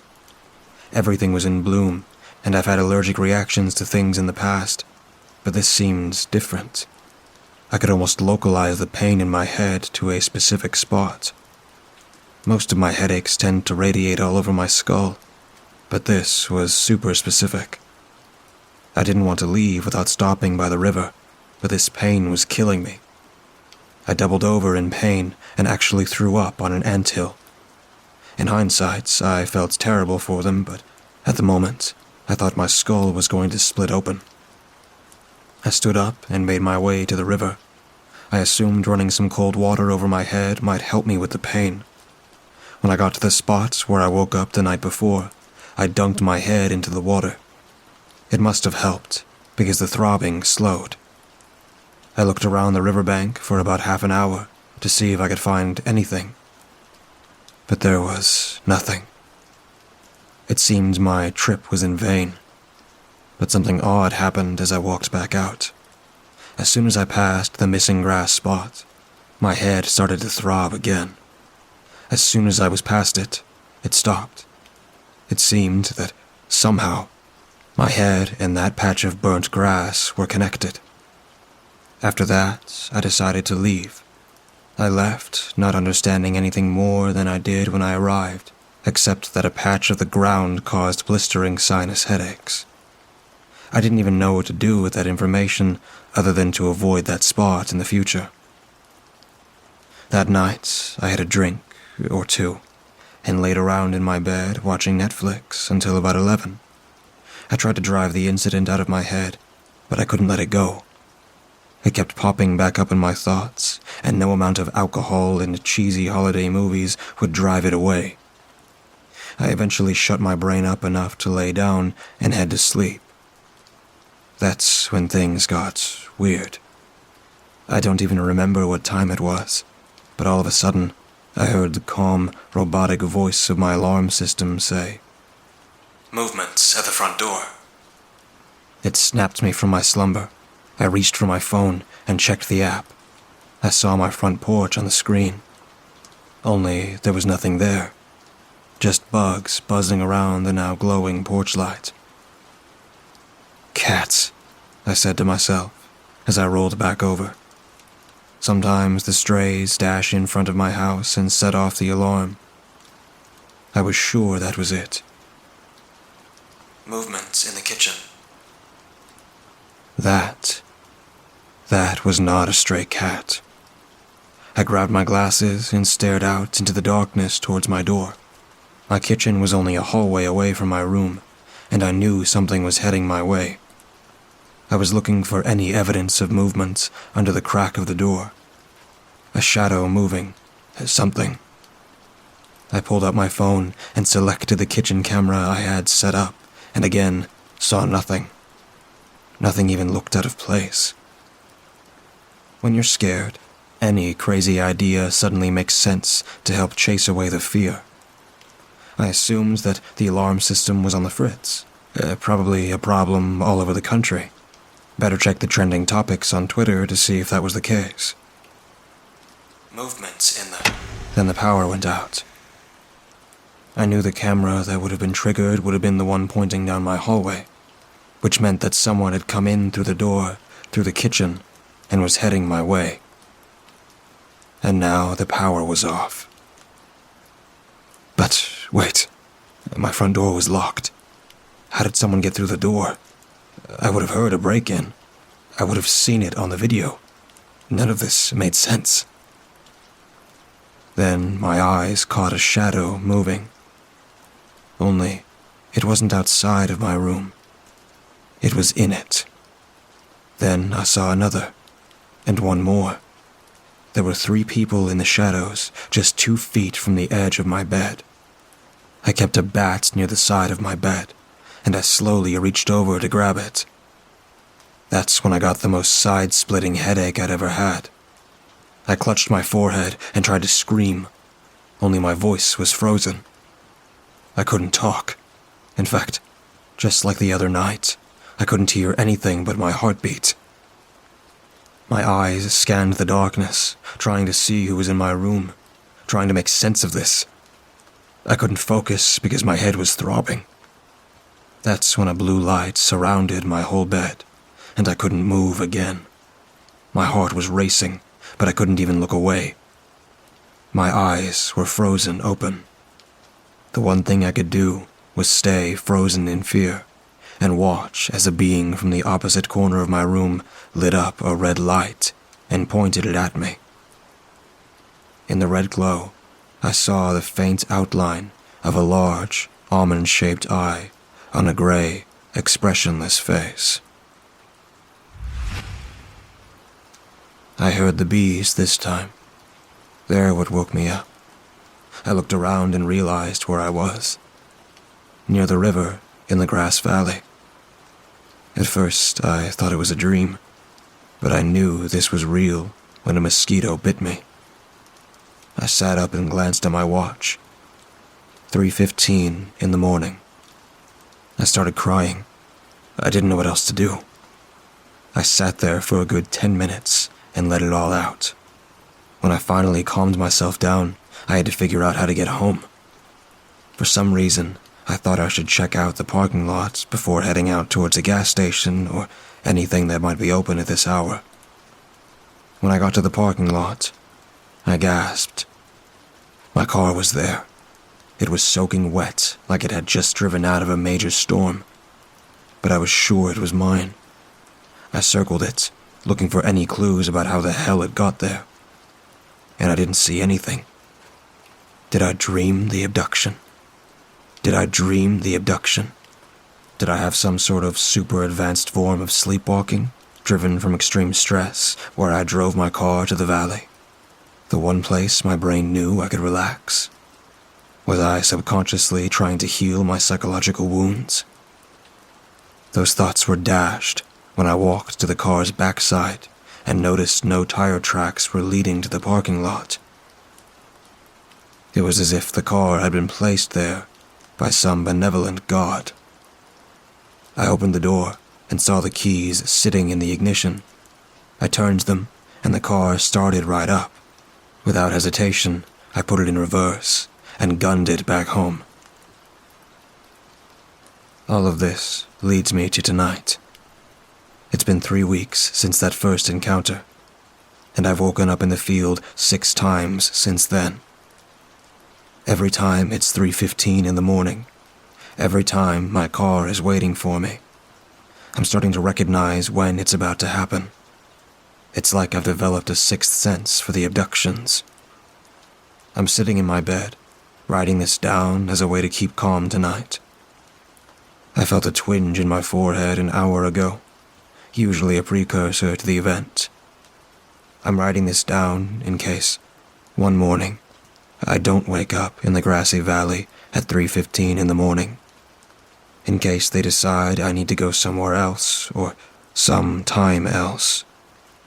In case they decide they're finished with me. I don't know when that day will come, and what's worse, I don't know if I fear it or welcome it. Movements at the front door.